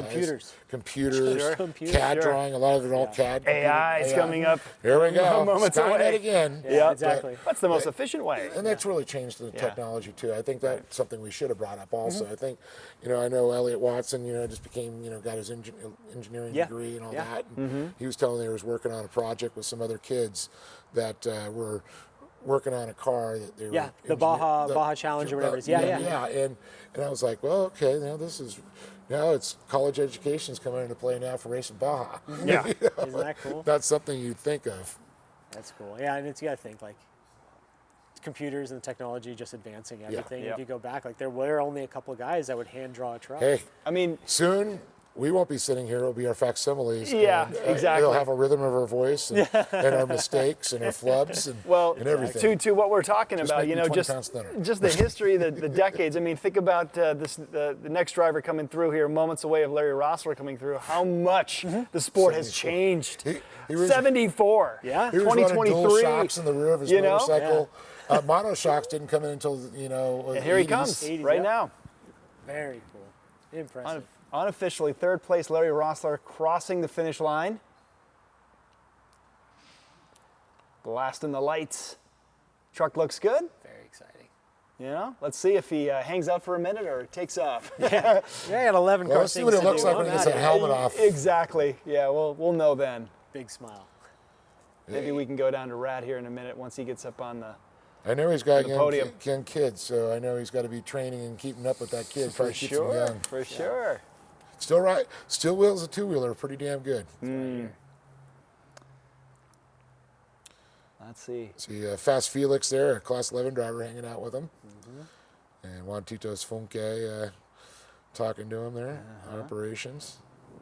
Maybe he's not even going to. Oh, he took the helmet off. There Maybe he's leaving on. Yeah, in right. the next car. I got racing to do. There he comes. Oh. Thought we were going to get the expression. Another great thing of BF Goodrich, you got Greg Atherton always there, you know, talking to the drivers. They come in, give them their podium hats. Sure. It's pretty cool. It's like he's a staple there. It's always great to see Greg and Carol down there also. Yeah, solid support. Nothing cooler than a BFG finishing hat, I'll tell you definitely. what. I've got one hanging up on a trophy, and I'm very proud of it. Worked really hard to get I didn't. They figured they gave me one because they figured I stand on the podium enough. I earned it. Just give it to them. Essentially, you've won enough races. I actually have more podiums than anybody. Yeah. It's just I didn't really earn them. Yeah, you're the GOAT. I'm going to start calling you the GOAT. Look at to the left of the screen here. It's just filling up with people and getting thicker and thicker. Want to catch a glimpse of one of the GOATs, Larry Rossler. Oh, man. And team. I wonder what they're chatting about down there. Which beef jerky they're going to eat. Yeah, that's right. Is Voorhees over there? Yeah. Yeah. Yeah, I'm sure there might have been a few situations that happened out there. Yeah. You know? Because I need to get to the next one. Give me some street talk when I wake up. I need some spice. Yeah. Are you a sweet guy or are you a zesty guy? Yeah, what are we doing here? You know, not far behind Larry. You know, if we take a look at tracking, we got Luke McMillan coming. He's coming down the stretch. He's in the city. Okay, wait a minute. From fourth now. Well, we got all the way. I mean, all the way up to fourth. Yeah. And if he's that close to incredible, this could come down to starting position time for the 400. Well, I know with him starting first, though, that kind of threw it out. Yeah. The window, actually. Let me take that back. Yeah, no. Now he's just going to pray for VCPs for right. other guys. A lot of VCPs. As Mike Casting Walser spells. said, we just hope the VCPs for Bryce. Yeah. Right. And it just goes down the chain. Anybody that comes in first, everybody behind's just like, gotta hope that guy's good. Yeah. You know? How sick is that new wrap on the side of the score trailer? Yeah. Very cool. Loving that. I noticed really that when I was cool. down there. Nice and clean. And who is that? Who's driving that? I believe it's Luke. Is that Luke on that I wrap? think you should make that a thing every Yeah. year. Put the championship truck right there on the door. That's a good idea. Keep the wrap companies busy. Yeah. Yeah, I don't think wrapping a big semi-trailer is a very easy task. Yeah, no. Very cool. Great staff we have down there. Yeah. Alberto More fans running the filling switches in. there inside the semi. Yep. The boys.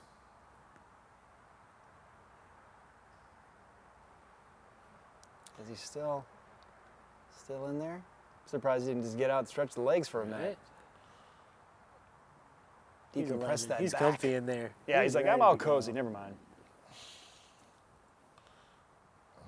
The There's Felix just throwing stuff Yeah. out in the There we go. crowd. You see that? Yeah. Look at that truck. What a legend. Looking Up he good. comes. And we'll throw it down to Rat.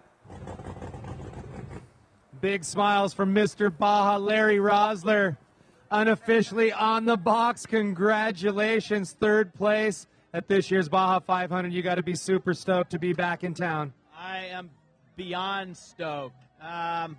I tell you what, this doesn't get old. I mean, you and I have had some interviews, and I couldn't tell you how many times I've made it to Ensenada, win, lose, or draw. It's just amazing. The spectators are amazing. Score is amazing. You know, putting the event on.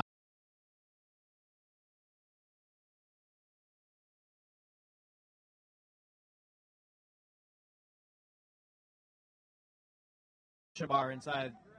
So zero feel for the road. It was like driving a boat. Just like I had to work 3 times harder just trying to keep the thing on the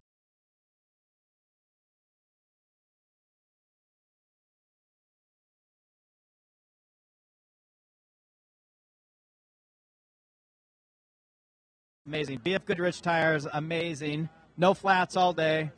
And just pounded this thing, you know. So this truck's like almost 20 years old, you know, and we're out there just doing our best, you know. And I'm just proud of the fact that we can still run decent and bring it home. On the podium again. We got third at the 1,000.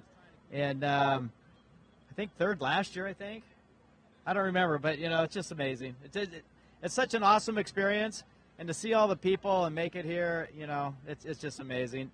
And a special thanks, of course, to all the families out there, but, you know, my family, my wife, my kids, you know, we all sacrifice a lot to come racing and a lot of effort and time. So it really means a lot to me that, you know, they're supporting me, and what I love to do, and I know there's a lot of families out there that share the same. So to all the moms and kids and family out there, we appreciate your support. And Larry, you definitely earned that name, Mr. Baja, and this is why. So since mile marker 80, you've had some big-time steering issues, and third, two-wheel drive, everything stacked against you and coming out right up on the box. Well, I tell you, we didn't give up, and a big, big thanks to my right seat guy right here, Justin Morgan. Mr. Moto, he's been winning and winning and winning on the Honda team for years. He just had knee surgery. He won't be riding for a while, but you're going to see him behind the steering wheel here pretty soon. But he does an awesome job for me. We talk the same language, and of course we use the GPS a little bit, but most of it's just in our head, and we just go through it. So it's just it's pretty surreal, the whole experience. Yeah, and I'm sure he's learning a lot from you. I mean, just navigating for you, it's a big learning curve just to get in these trucks, see what they're capable of, and just learn what the real lines are all about with you. That's one of your magical things, is knowing which line to pick. You got a right or a left, and you seem to pick the good ones today. Well, yeah, picking good lines, and it's getting that flow, and he understands that, So you take that bike experience, the racecraft, and you apply it to these vehicles. Of course, you got to learn what they like and don't like, but with a little bit of time, he'll figure that out, no problem, So I don't know. I might even sign him up as my partner, man. I know he'll do a great job. So I'm almost got second thoughts if I'm going to solo the 1,000 again. I feel like I soloed the 1,000 today. It kicked our butt today, but no, it's like I say, it's just so awesome and so thankful. So again, I want to thank everybody. Thank my wife Carla, all the kids, all of our team. Baja Jerky, the Baja Vita, they've stepped on board with SCORE and helping out. So please, everybody out there, support who supports the sport. That's what it's all about. We're one big family. And, of course, Vision X, we got a new light this year sponsor, and, Fox. I mean, it's amazing what these vehicles go through. So Vision Wheels, of course, it's amazing the punishment they go through. So really couldn't do it without all of those people, all of their support and the knowledge that they have and have put towards the product. So just super special. This is how they're proven, having guys like you come out and wheel this bad boy around and get on a podium. I should have broken a few things today. So, but yeah, it definitely proves that there's some pretty tough parts on this old gal. Well, Larry, it's always good to see you up here, especially on the box. Congratulations, and we're looking forward to some more great racing with you and the team throughout the rest of the year. We'll see you not only on the podium here tomorrow, but at the Baja 400. Yeah, the 400, of course, looking forward to it, and the 1,000, of course. I mean, that's the granddaddy of them all. But, honestly, the Baja 500 has been a really special race for me over the years. It's my first big race when I was 15 years old. Started right here in 1972, and I won the 125cc class with Mitch Mays, and then proceeded to go. Andy Kirker's here. The 74, him and I got third in the 125cc class. So 75, I won it overall with Bruce Ogilvie, and all the years with the Herps. I won it a few years ago overall. So it's been a special race for me. It is. And how many Baja 500 wins do you have between bikes and four-wheel vehicles? Total wins, class wins, overalls total, I think it's 18. And 12 of those are overall. Well, congrats. You are a legend, my friend. Stoked to see you up here, and we'll see you tomorrow afternoon. Absolutely. Appreciate it, guys. Appreciate it. Unbelievable. I mean... Absolute legend. Right? Legend. I honestly feel like he's like, maybe I'll just get out and just go shoot at 18 right now. I'm just going to play some golf or something. He's so casual Then about I'll it. We get in just the class did. 11. Yeah. Oh, yeah, then I'm going to... Not to mention, he's going to go get another tuck that race in car. for a little bit. Great attitude, so relaxed. So now what he was touching base on with the steering. Yeah. Because I'm sure people at home are probably wondering, like, what's he talking about? So a lot of these trucks, so that's an older ID chassis, and that's a steering box truck. And what he's talking about is probably that it's like the torsion bar of sorts that goes in, which connects the steer shaft to the box. If it's too light, you won't feel any feedback in the steering wheel. Feels like it's floating. Yeah, so you're just That's what kind you're of saying. Yeah, it's like it's driving a boat. Exactly, you're almost overstressing every little movement you make because as you're driving, like you'll want to feel the two-track. And you're overcompensating? Yeah, you're really overcompensating, and then the fear is that the hydraulics and everything built into these trucks will overpower the turn, and it could end up pulling corners off and breaking parts. Yeah. So just yes, the physical stress of keeping the steering wheel steady all day, and the mental stress of is this right? Is this right? Where am I at? Where am I going? Yeah. Only a legend like him would be able to overcome that. 50 years of experience exactly. is probably the only person that's can extremely impressive. Do that. So, yeah. But, wow. Amazing, amazing, amazing. Speaking of impressive, I'd have to believe that Mr. McMillan He's got to be there. Has got to be there coming in, or yeah, and then behind and him then right should behind be him, Olgus, I believe. Yep. Which is impressive as well. I believe Justin Lofton driving for Steve there. Okay. Great team up, I think. So. Yeah, I think in just a minute we'll shoot down there and we'll check in with Luke. Yeah. Get his stories and everything. I'm yeah, sure he's got plenty of them. Definitely want to hear how he fought back in spite of whatever, and I believe Romo Jr. Let's go back to some racing though. In the meantime, back to the coast. Zipping through. Boy, these grooves are got to be so deep now. Yeah, what a shot. I mean, a little mistake and look where you end up. Swimming. Yep. Hopefully you got your wetsuit. Yeah, right? Tide's rolling in. Oh, jeez. Big cannonball. Yeah. So we get a ID on that close. Red Bull. Oh, that's Seth Quintero? Is it Quintero or is it Jones maybe? It could be AJ Okay, Jones, Let's yeah. look here. Take a look. We've got computers in front Yeah, of us. Race mile 348. All right, Yeah, let's take a we look. laid some money on the table. Okay. Just back the tracking 348. up. Yep, 348. And that is. We're racing to the number again. Get to it.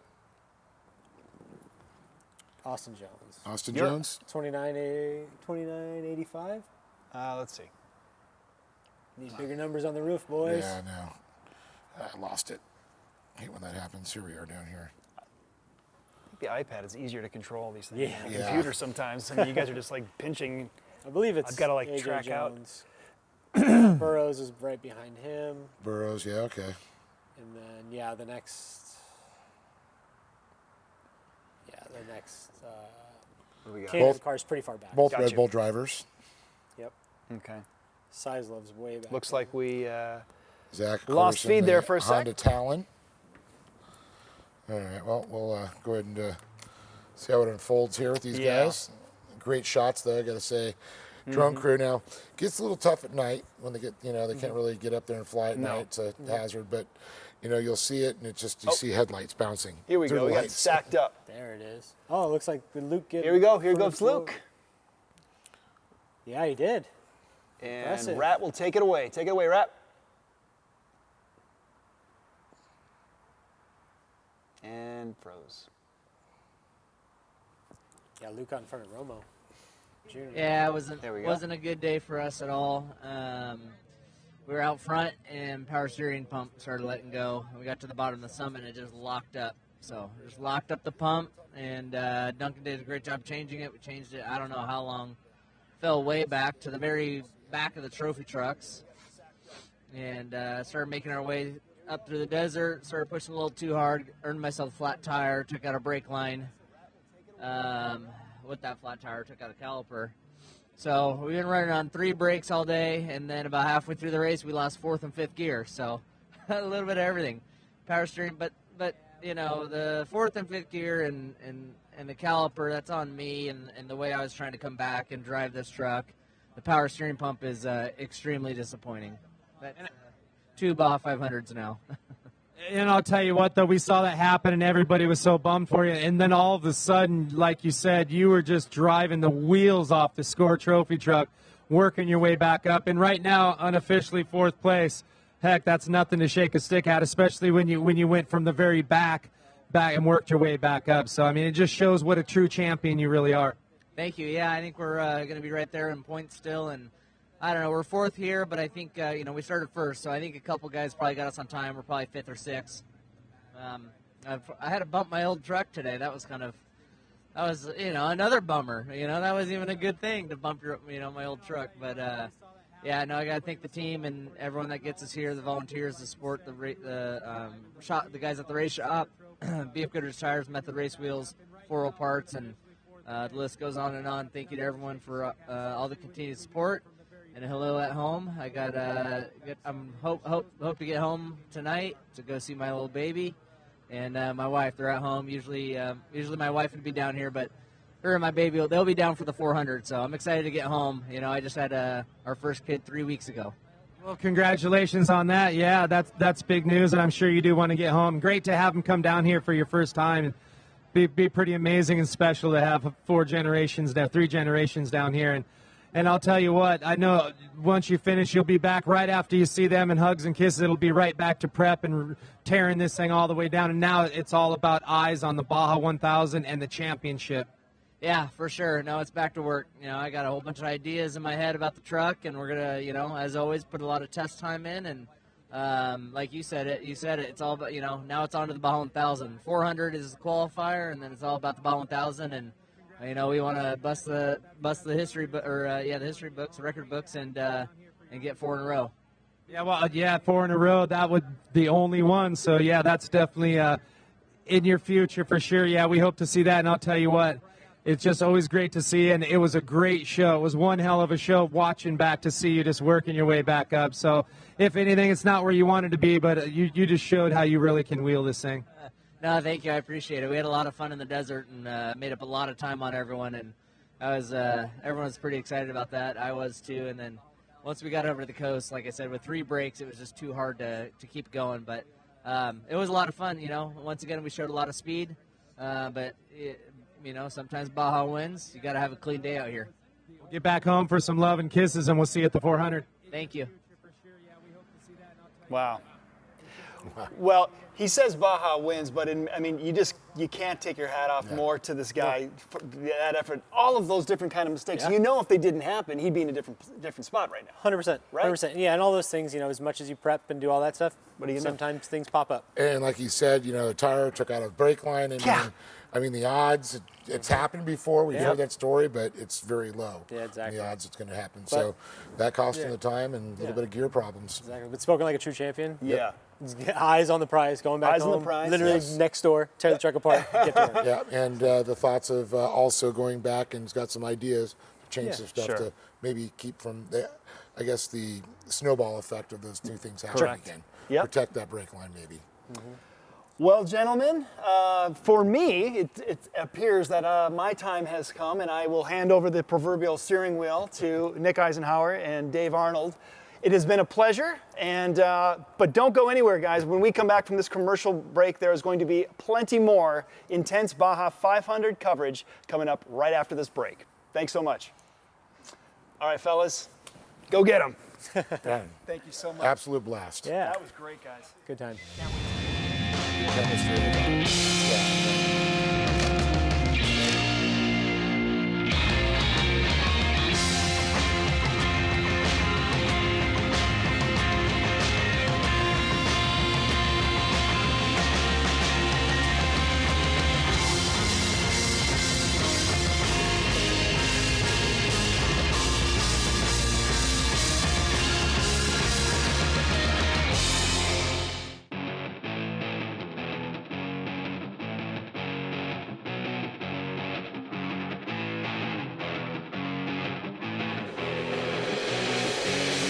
Love of off-roading is what drives us here at Rock Jock 4x4 by John Curry.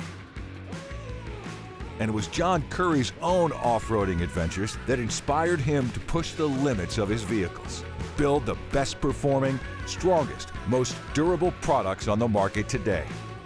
That's what he's been doing since the 70s, and it's what he continues to do to this day. Progress and innovate new off-road products for your racing and off-road vehicle needs. So for the finest, most cutting-edge sales and services around, trust Rock Jock 4x4 by John Curry, where we don't just make it, we live it.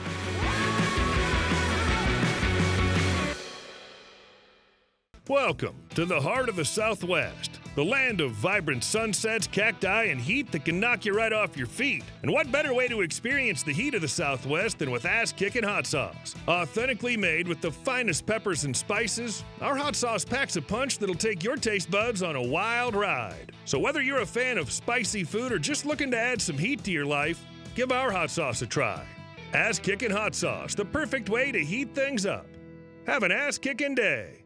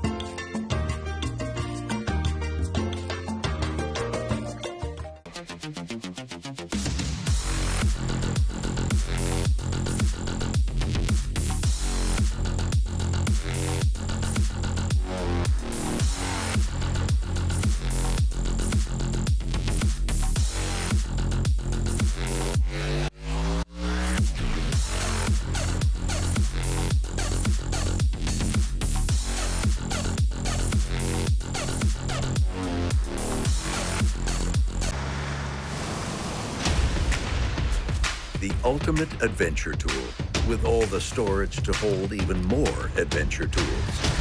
The all-new, adventure-ready Bronco Sport.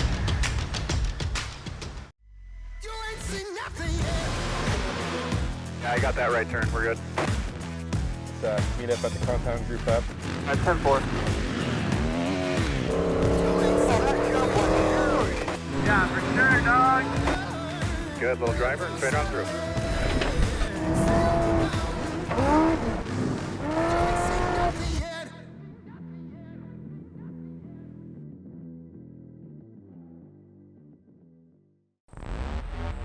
Make your days count. Create new stories. Keep track of your pack. Go after adventure. Go crawl every rock. Conquer your playground. Explore every route. Go further. Go faster. Don't ever miss out.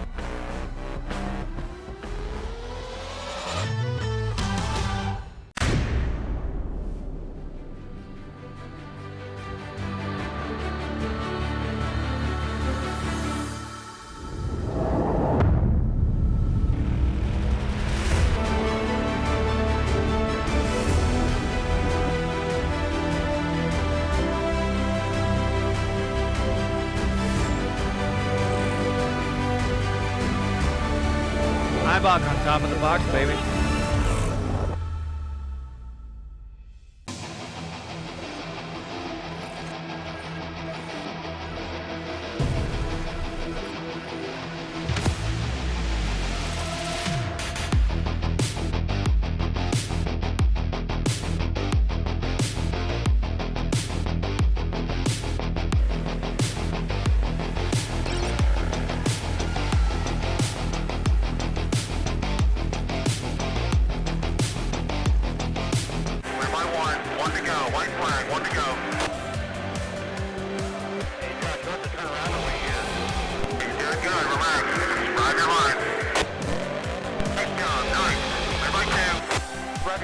This is Rugged Buggy. Do you copy? Keep radio contact going. Copy? Get your radio in there, Nick? Yeah, we hear you loud and clear.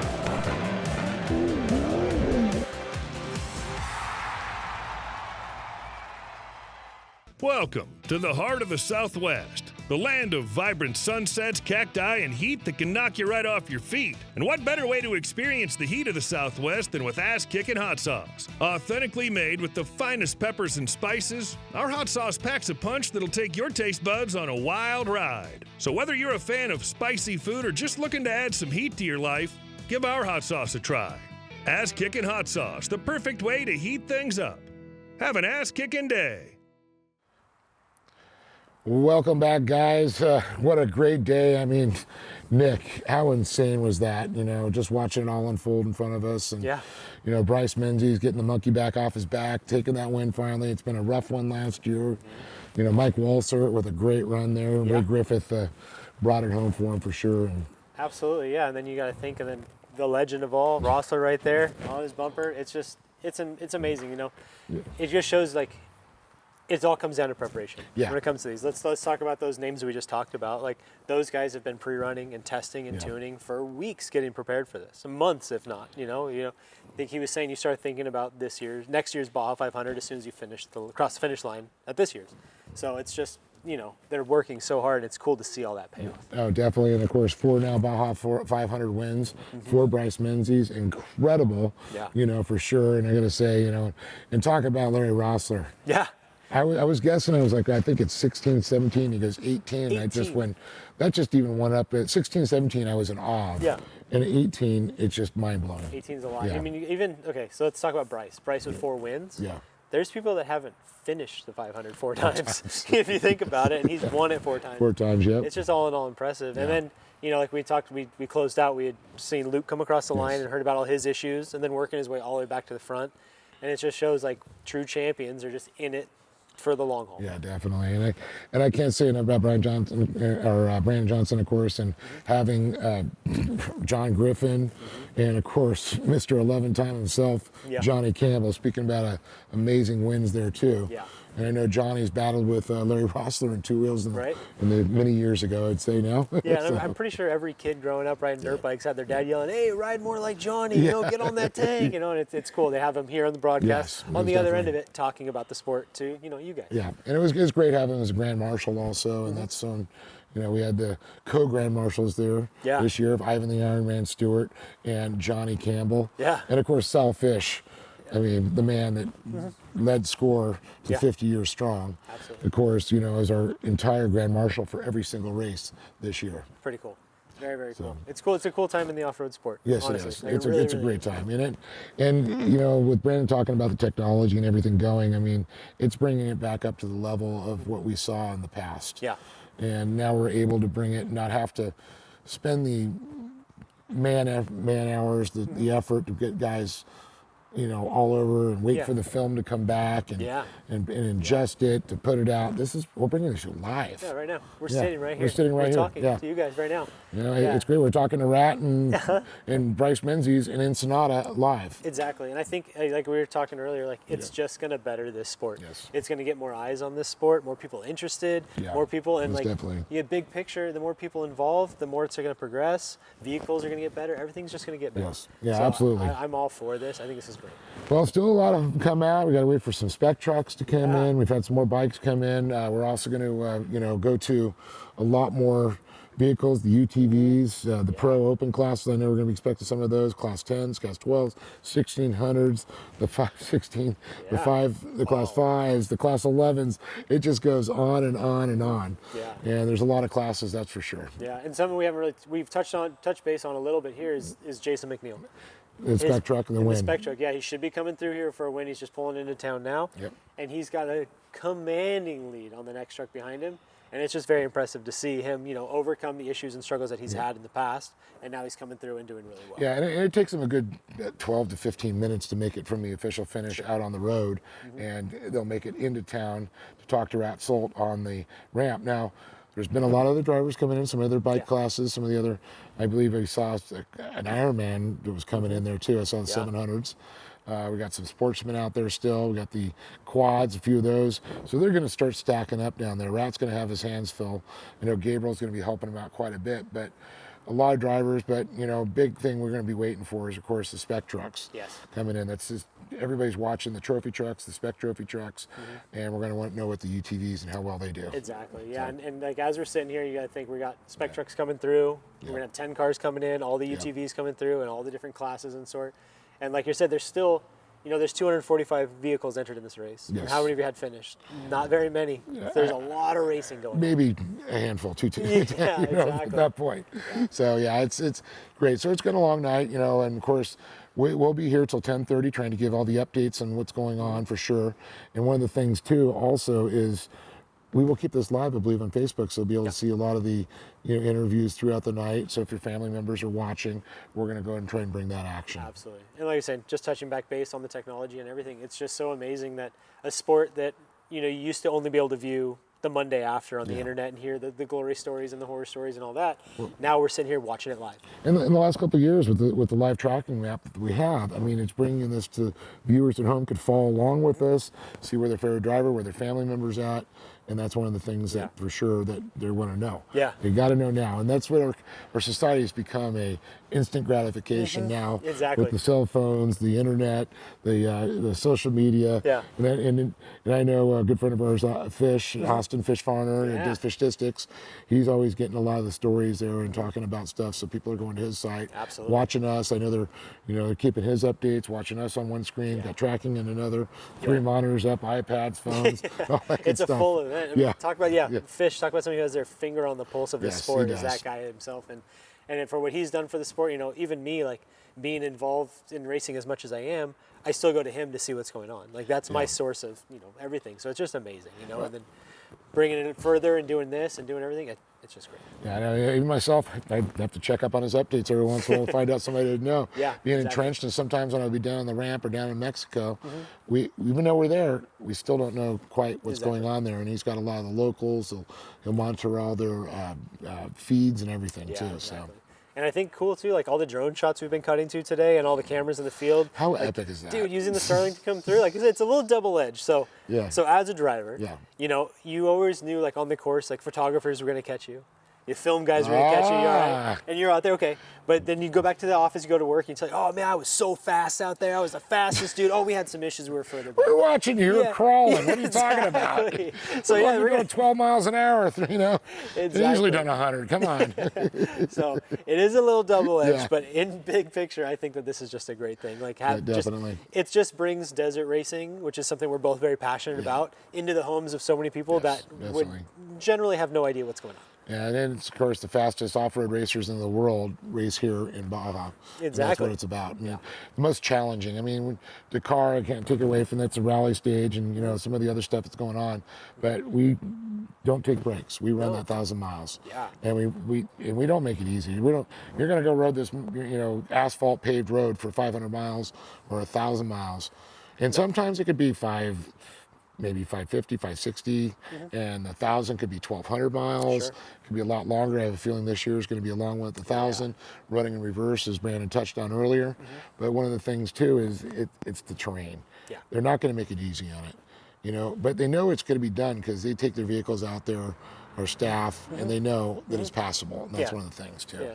You got to think so for somebody at home that doesn't understand this, off-road racing is basically just getting inside your dryer at home, turning it on with you inside of it, getting shooken around for call it 12 hours, 13 hours. You're getting shooken around while you're trying to hold focus, while you're trying to do like algebra or something. Yes. And then getting out, like, oh, cool, that was a finish line. Was that the best thing we ever did?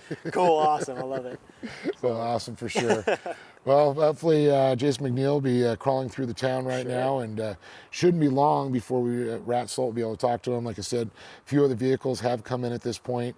We're just going to wait for them to get through those interviews and then talk to our trophy truck spec winner there, which still looks to be Jason McNeil at that point. Yeah. Do we have any other ones? I know he had such a commanding lead at that point. Yeah, he was huge. I believe it was Herbst was right behind him. Let's see. And that was EJ, and then Thor was running in third last time we checked, and they should have finished. If they're into town, they have officially finished. Yeah, so I'm guessing, let's see here. Oh, there we go, stacked up here. Yeah, we got them all stacked up there at the finish. It's kind of hard to see here unless I dive. Yeah, definitely a lot of vehicles starting to come in there. Rat's going to be a busy man down there for sure, talking to all this A stuff. lot of people to talk to. So yeah, just it's showing Jason is finished, and then behind him, next spec truck would be a Herbst of EJ. EJ. And then right behind him would be Thor Herbst. Thor, okay. So, I mean, that's a solid group of dudes right there racing to the finish. That must have been a pretty exciting day. Now, just think of all those other trophy trucks that are out there that these spec trucks just beat. Yeah.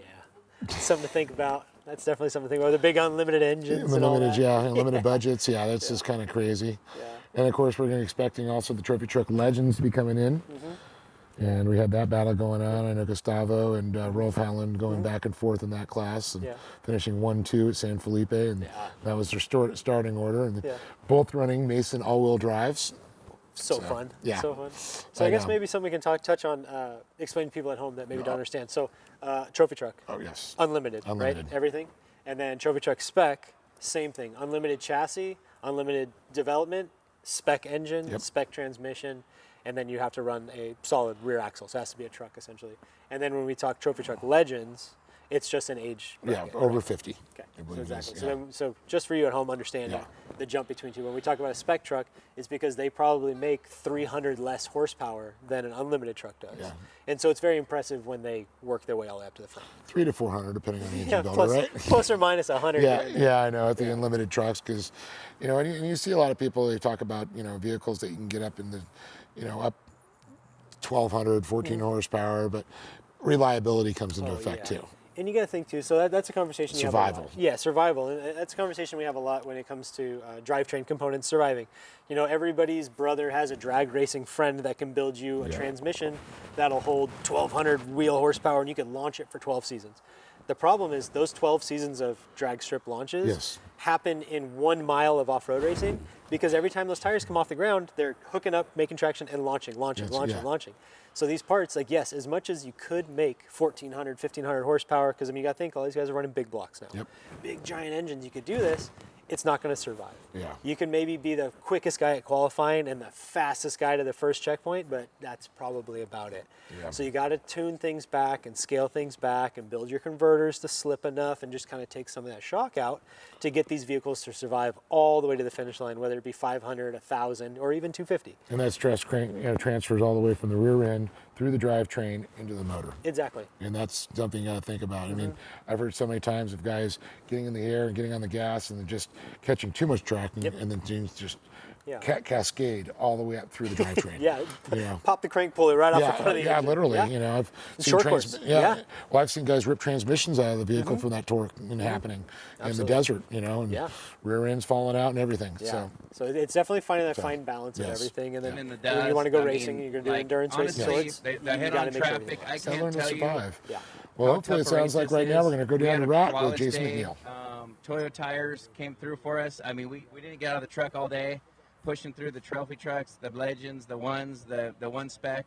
I mean, it was a phenomenal day. So I honestly, we got a lot of stories to tell tonight to the crew. But thank you for my crew. We definitely couldn't do it without them. You're definitely going to have stories for days. All the vehicles you passed, working your way up. I mean, not too far away, you would have been on the podium in the trophy trucks. I mean, you made up a lot of time. I don't know the time difference in that, but man, one hell of a run today. You definitely earned it. Yeah, it was a tough day. I've never had a hood flap in my face, and I mean we hit like I said, we hit a lot of rocks because that thing was flapping so bad, and we drove like that. It was just a small mistake on my end. We were catching people on the summit, came across the guy, and he was pulled over, but only half of the track in the berm on the right. I tried to turn, and the truck went straight, and I owe the guy a bedside, and we got to make another hood. So. But yeah, no, from then that hood started flapping for like 80 miles, and it was a disastrous mess. We were just driving blindly. So we radioed the crew, hey, get a grinder out. They cut it off and had flawless pits. Like I said, I just can't thank Toyo Tires, Fiberworks, all my customers, Score for putting on an awesome event on, Raceline Wheels, Baja Designs, FK Rod Ends, these Fox shocks. This is a lighter truck. There's people have different opinions on how to build a spec truck. This Tisco truck, I think it's the perfect package. I think it's all around. But those Fox shocks tuned by SDG boys, I mean, I can't believe, how good this thing was working and how we're able to catch those guys, And I mean, like I said, without that hood flapping, I think we would have been right up there on the podium for sure. I'd love to hear that. One thing you can't do is call the glass guy and complain. I know a guy. Like I said, I like the way it looked before the race. This new chrome wrap, but yeah, it's put some good luck. I think we're gonna have to run it the next 2 races. Just run it like that. Well, for sure. I mean, it doesn't matter what it looks like. You're here at the finish line and in first place unofficially. Yeah, we're so happy. Like I said, thank you for to my wife for putting up with all us. My son's down here with us. We had a great time pre-running. She puts up with the other 2 kids at home. And like I said, all my crew, for Juan did, both Juans, Juanco and Juan from AZ. Like we're a small team, right? We're volunteers, so we don't have helicopters. We just do our best. We have a Starlink. We get text messages. That's our time splits, and we're at a huge disadvantage, right? But we put our heart and souls in this off-road racing, and it feels really good. Before this race, honestly, I've been doing this for over 20 years, and I've had the roller coaster 3 or 4 times of like, you know what, I need a year break. I need a year break. And I was feeling that before this race. Like, you know what, if we don't do that great this year, I'm gonna just do some family trips with the family and just kind of, because this is a lot of work, right? I do the hotel planning. I order the parts. I have by the way, Nico, great job on the prep, but it's all looked over by me. And like I said, it burns me out. My company suffers, because I'm down here for a month of a year. And like I said, this is definitely the rejuice that I needed to win the Baja 500. That's about as much juice as you're ever going to get. And I'll tell you, I knew we couldn't get rid of you that easy. No, yeah. So, like I said, thank you for SCORE. Thank you, Rads. It's a dream come true. Just like Eric said, he just said it coming in. This is the best day in the desert we've had, and it's true. This is probably one of the best races I've ever had. This thing was just on rails, and I have to ask, you passed so many vehicles. How did that Stella work out for you? Do those guys listen to it? No, the bikes, the bikes listen to it, but, honestly, I don't push the Stella until I'm on their bumper, and then we just do both, the Siren and the Stella. We get a little patient, but I don't, honestly, if you push the Stella too soon, they scoot and boogie. So I don't know if there's like a way for SCORE pace, possibly, if we're not going to start above, in front of the class 1s to have a penalty. Like if there's if my vehicle is signaling more than, 5 times, do a ridiculous amount, maybe it's a couple minute penalty or something. But it's frustrating, right? These spec trucks are unbelievable. And like I said, I guarantee if you put us in the middle of that trophy truck pack, it would be interesting for sure. Not the top runners, obviously. They got all-wheel drives, right? But I'm just, we're hauling ass. It's these things scoot boogie. Yeah, I would love to see if you had a big motor in this bad boy. I didn't know what to do with it. So, like I said, thanks for everybody. Thanks, for the awesome event, and it's I'm speechless. It's a dream come true, brother. Jason, you're the man. Congratulations once again. Enjoy that champagne, and I'm sure it's going to be a good party tonight. We'll see you on the podium tomorrow. You're not going anywhere. You're going to come to it. I'm sure you are. Oh, absolutely. I'd like to get on the. Is there anybody behind us right now? You doing interviews? Okay.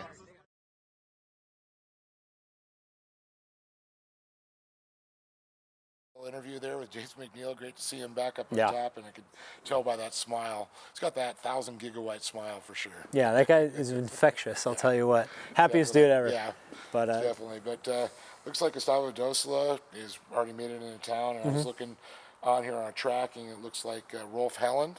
He's sitting second, not far away from the finish line. Yeah. What a long day. Happy day. Good day. Yeah, definitely a long one for him for sure. Yeah. But stoked for Jason. He had a pretty solid finish at San Felipe, finishing second, and then to see him come in here and with the first place finish unofficially, that's pretty exciting. He wants that one plate back. Yeah, he does. He does. Sure. Who doesn't want that thing back? But very exciting. It's always cool to see. Like I said earlier, McNeils are fast. Anybody with the last name McNeil, you're quick. So I'm very happy to see that pan out well for him. Yeah, most definitely. And And there's a few other drivers out there. I think I'm going to give him a run for his money. And there's some drivers talking about moving into trophy trucks and got some new Masons on order. Yeah, I've heard all this too. So yeah, so there's a lot of interesting stuff, and then some new young drivers also coming into the specs. Yeah, that are moving up too. Yeah. So that's one truck, one driver moves up, another truck becomes available. Yeah, someone buys it, and you got a new driver. Exactly. Yeah, so there's a lot. Yeah, there's no lack of people wanting to go off-road racing, so there's always somebody there. It just depends on your budget. Yeah, exactly. So coming into town next should be EJ Herbst and the 263 truck. We've been following along with him pretty well today with all their live streaming and all that. Same thing, very exciting stuff. Very, very cool to see all that.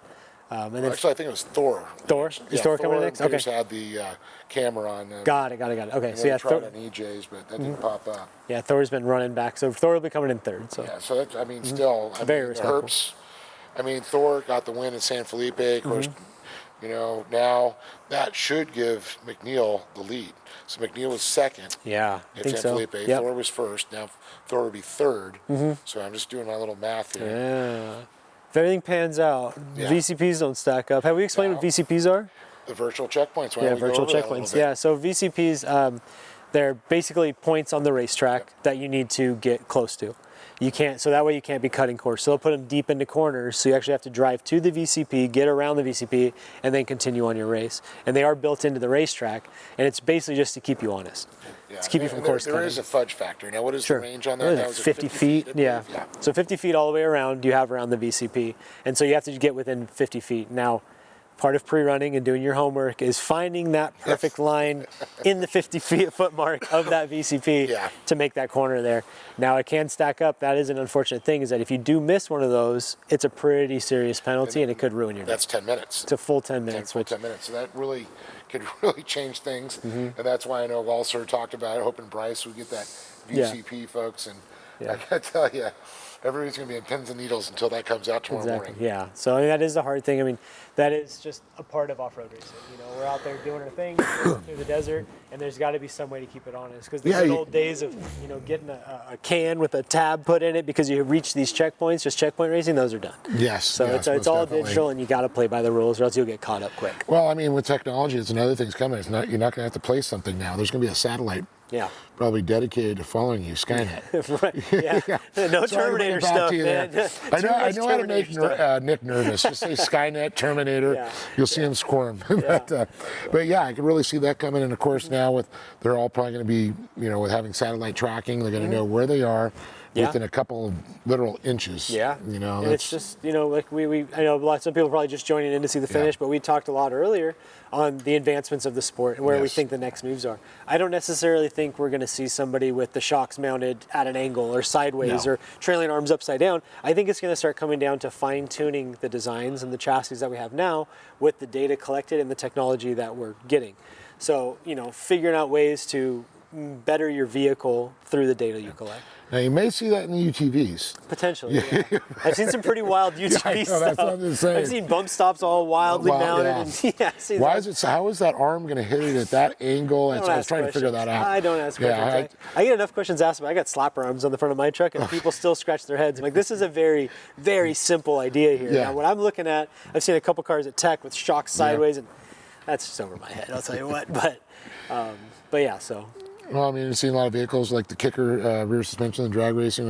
They'd literally slow that movement down, and so they don't get that wheel bounce there. So there's technology. They learned that. I mean, some guy came out with that and figured it out in his garage. Yeah. Now with this, the new technology and the engineering and the CAD, and who knows what's coming next. Especially all the X-Travel stuff and doing all that. I mean, Nestor, correct. A new line. Talk about a legend in the sport, huh? From pre-runners and I-beam trucks all the way to this stuff nowadays. It's just absolutely. Well, he's the man that started the trophy carts for all the kids. I mean, parents loved him and hated him. Yeah. Loved him because they hooked their kids on it. But, so many of these kids a couple of the Herbst kids came out of trophy carts and went to desert racing, did some short course. Christopher Palvardi, he started there. He's a desert racer now. Yeah, all the short course kids are quick. Justin Davis, Brock Hager, RJ Anderson. Speaking of, we got the Anderson brothers out there driving together. Somewhere. Yep. Also another, we should probably take a look at that. Also, Doug Matag. Yeah, Matag. Short courser. Short course guys. Yeah. And then our second place trophy truck, Ray Griffith, short course guy. Short course, pro light driver. Yeah. And that's, you know, force to be reckoned with when it comes to anything with four wheels. Yeah, and it's one of the things is, you know, I mean, you know, desert hooks you, like you said. Yeah, you know? there's just something about it. I've done a lot of different driving, and like, drifting is fun. Desert racing has my heart for life. Talk about burning tires up. Yeah. I don't know what's worse, you know, ripping tires in the desert or drifting.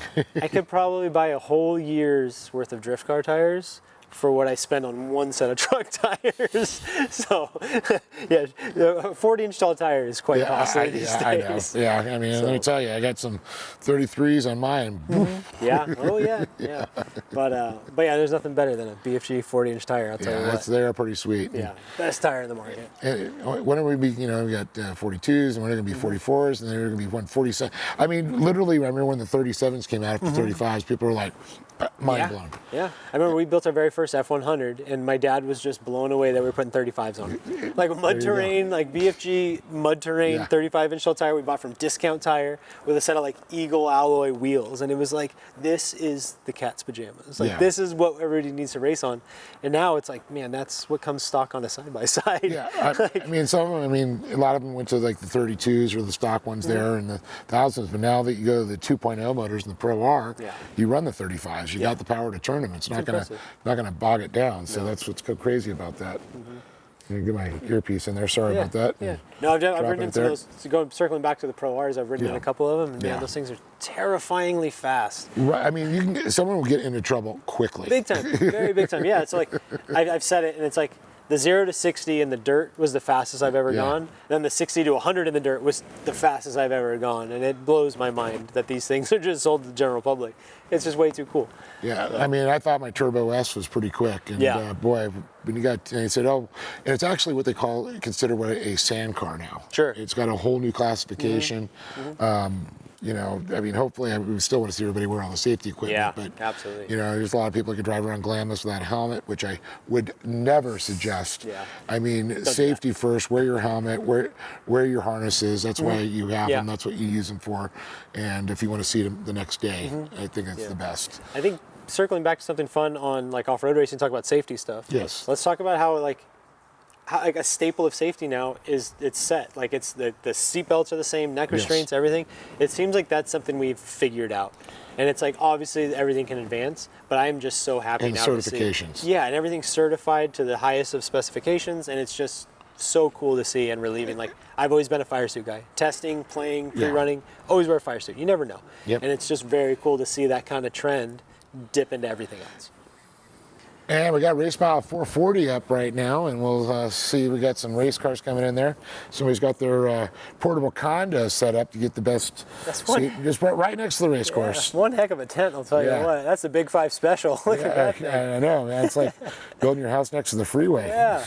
I don't know, man. Like we were talking earlier, though, some of the shots by the beach are very enticing. I have not done any big Mexico racing, so you're like, I'll be back after I get the finish, and I'll be hanging out for a couple days. That's where I would be. I don't think I'd make it to the finish line. I think I would just stop at some of those beach spots and just kick back and hang out. It'd be really hard, especially like these people here in their tents. Like, what a better setup for a Saturday afternoon, watch some race cars go flying by. You even got the mother-in-law's quarters off to the side there. Yeah. But running through 440, let's look here at the map. Let's take a look at the map here on that. No, well, we got somebody here. A spec truck of sorts. So it looks like we've got the 69 down there, I believe Andrew Myers, so we're going to go ahead and throw it down to Rat. I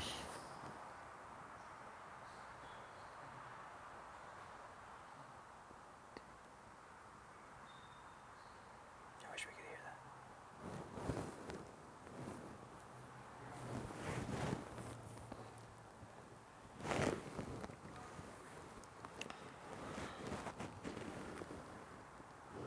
I guess I could probably pull it up on this, huh? Watch it on the iPad. That front fender's missing because he missed a corner and backed up and tried to take off on the beach. And we came into each other and collided. So I didn't want to be behind him anymore. So I just decided to fender him. And then everything was going good. We got going. And then the drive shaft, we got an issue with the yoke on the drive shaft. So it blew apart. And we pulled over once, checked it out, and I got off the road, and then we changed it out, and that took, I don't know, 25 minutes, half hour, just too long, and then got back in, and then flawless after that, just ran strong to the finish line. So, want to thank KMC, Joe Gibbs for their awesome motor. Dusty Metals does a great job. He preps it. We call him the one-man band. Maximum Oil, like I said, Tony Escondido is part of the family business, Team Motorsports. I got my brothers out there. One's in a trophy truck, Dan's in a Class 10 car, Steve's in a Class 10 car, Dan's in a trophy truck, and then my nieces are out there with the Myers girls. So hopefully they all get to the finish line safe here. It's a family deal for us. We love coming down here. Our parents got us into it, and then they're down here. They're flying around in a copter watching. I don't know who they were watching today because they had all their kids and grandkids out there. But yeah, it was fun. It was a good deal. And I don't know if you know, I'm sure you don't, but that was caught on video. It is all over the internet. You're blowing up. We saw this fender deconstruction. Yeah, I just heard that back from BFG that was on the internet, and well, then everyone can see. If you want to cut in front of me, I'm going to go for it. There you are, calling them out. Well, hey, you guys did a hell of a job. It's always good to see you guys here and see this TE Motorsports Toyota Escondido truck getting to the finish line. That's what's important. And watching you, it's so cool now because we got to see. We long distances of your run, and getting to see all this. He's still taking parts off. You're going to have to replace the whole body now, but it was super cool to watch you all day. Yeah, that's awesome. I wish the tracker stopped working right away. I was a little nervous about that, but I'm glad everyone with the live coverage got to see it. That's what Baja and that's what the fans need, and that's what the sport needs. So all the more power to it. I'm just happy to be in this Herbst truck, and we'll get her back going and fix a couple issues we got, and then we'll be at the 400 and set ourselves up for a good Baja 1000 start. All those problems, all that stuff that went down, it just shows what a driver you are. You were up in the lead pack. It shows where you should be. So you're definitely ready for the 400 coming up. And I know there's a box in your future coming up soon. Yeah, and we got to check that box because we need it overall here. So I'm not getting any younger. Hey, well, it's good to see you. A pleasure always. Great job to the whole team. Congrats. You guys rock, and love the whole team. Everybody watching at home, all the TE Motorsports guys and the whole rest of the crew. We hope to have them down here next time. And enjoy your evening. We're going to wait for the rest of the family out there. Yeah, and a shout out to my wife. She brought our daughters down here. So Haley and Taylor, they're the next Myers girls. They're 8 and 10, so they'll be racing soon enough. You guys are going to have to get a bigger shop. A bigger shop and everyone get along, hopefully. That's it, yeah. Well, good job. Congrats. Safe travels home. And, we'll see you at the next one, Andrew.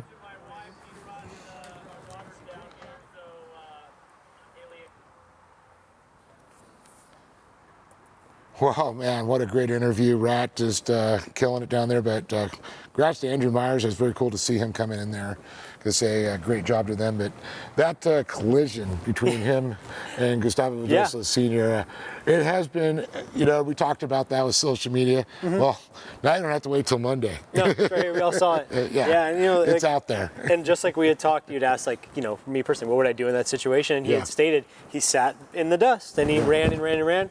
There was a door open.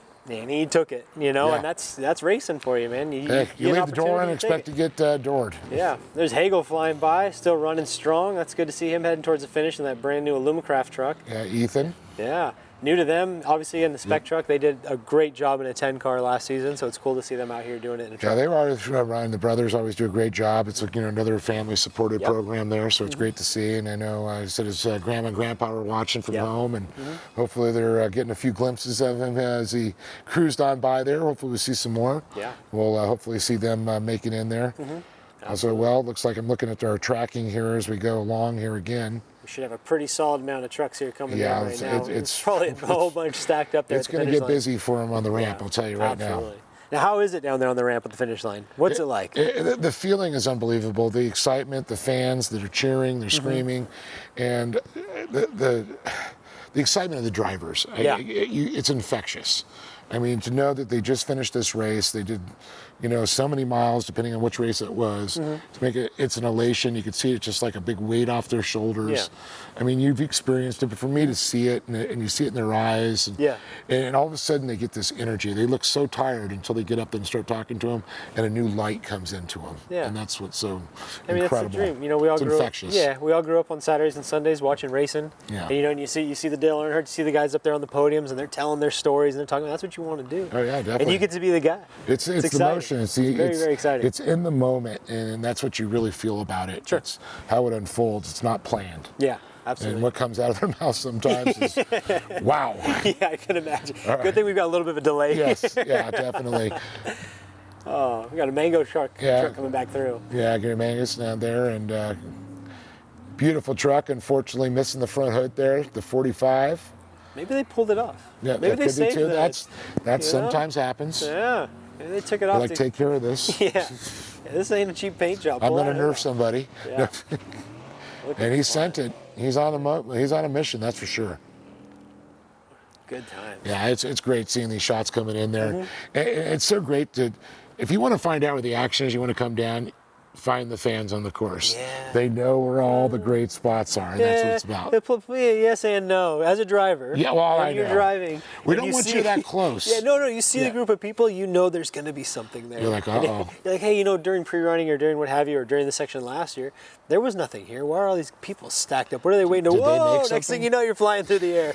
So, yeah, definitely, yes, groups of people are good, but as a driver, it's definitely a pretty good little warning that there's something you know cool that coming something's going on there. Yes, Yeah, and if you pre-run it and hopefully it didn't change that much, and in the days, the security and the safety is so much more, overlooked or looked after there. Is that? That's that 4950. 4950. Swanson, I think. Yeah, I believe it is Swanson, is what you said earlier. Should pull up our entry there. He's going to have it right there. Dustin Swanson there Dustin coming Swanson. through. Then we got another 10 car in the yeah. mix. That's exciting. We had a 10 car finish yet? Not that I've seen, and I know it's going to be coming up pretty soon. should be coming through. The way they were running, and it's always like you said, these 10 cars are. You look at them, you don't think they're going to do it, and it's they're just fast. incredible. They're fast.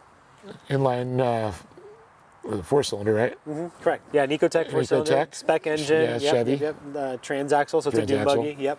So, and then everything else is unlimited. So. Which to people is actually most motors you see they're facing the opposite way. The power is going to the transaxle, so it's not something that's normal. If you look at a Volkswagen, that's what a basic setup, and that's where I think the technology has come from. Absolutely. Or if you want to go to the boat world, a V-bottom boat with a V-drive. So. Exactly. Yeah. So I think that car we just saw there was the 1091 to Francisco Vera. Second place would be Diaz in the 1079. Bruce Yee in the 1014, and then Dale Eberts in the 1077. That's They our all been top running four. pretty well at the top four there. Yeah, and then the second through fourth are stacked up pretty close to each other. So it should be a pretty interesting race to see that come into the finish line and see where everybody finishes out on time. Well, I'm telling you, they are stacking up in the town now. Yeah, it's gonna be Rat's gonna be pretty busy down there. Hearing It's some going to be a pretty long cool night. stories. Yeah. He's going to get all the good ones too, and I know Gabriel's going to be helping him out through the night, and it's going to be a long night for him into the wee morning hours, and absolutely, it's crazy because it will be tons of people, and all of a sudden it's like half the crowd will leave, and then all of a sudden you're there at 2, 3 in the morning, and there's still a few people there, a few family members or friends standing there. But it gets eerily quiet, and it's just the flashes of the Jumbotron that's there. The mariachis have left. Yeah, the party's done. The party's done. Yeah, but there's still dudes out there. A few stragglers that are hanging out there. Yeah.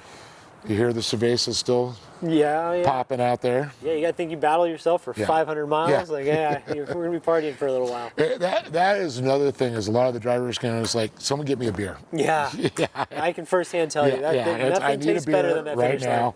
Yeah, it doesn't matter what it is, as long as it's got to be wet and it's got to be cold. Exactly. It's got to be something to help take the pain away. Yes, exactly. But it's great racing. I mean, it's sun.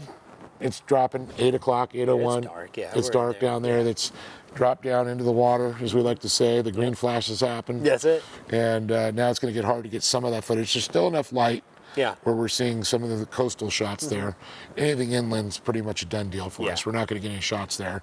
It's dark. We'll see lights bouncing. We'll have no way to tell other than tracking that. Exactly. The possibility who it is. Precisely. Yeah, and then that we'll just have to hear from Rat down there, chit-chatting with the people that finish this race. And we're going to keep that going through the night. You know, you'll be able to hear if your family member comes in a little late and wondering where they are.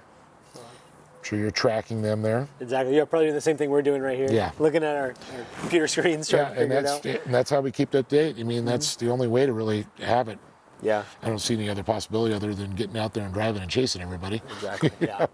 The old days, I remember seeing pictures of guys, and the ones that were lucky in the 80s that had the big giant brick cell phones. Oh, yeah. And there'd be a picture of a guy, he's standing on the course getting a shot. Yes. As the guy goes by and he's giving an update where his guy is. That was the helicopters of the day. Sure. Yeah, guy with a big camera on his shoulder probably with a VHS in it. Like, all right, I'm going to get this shot. I got it. Old betas. Yeah, right. Go back a little bit deeper there. Yeah. And reel to reel, some movie cameras. So I guess we got somebody coming up to the podium here, just waiting to get a shot down there.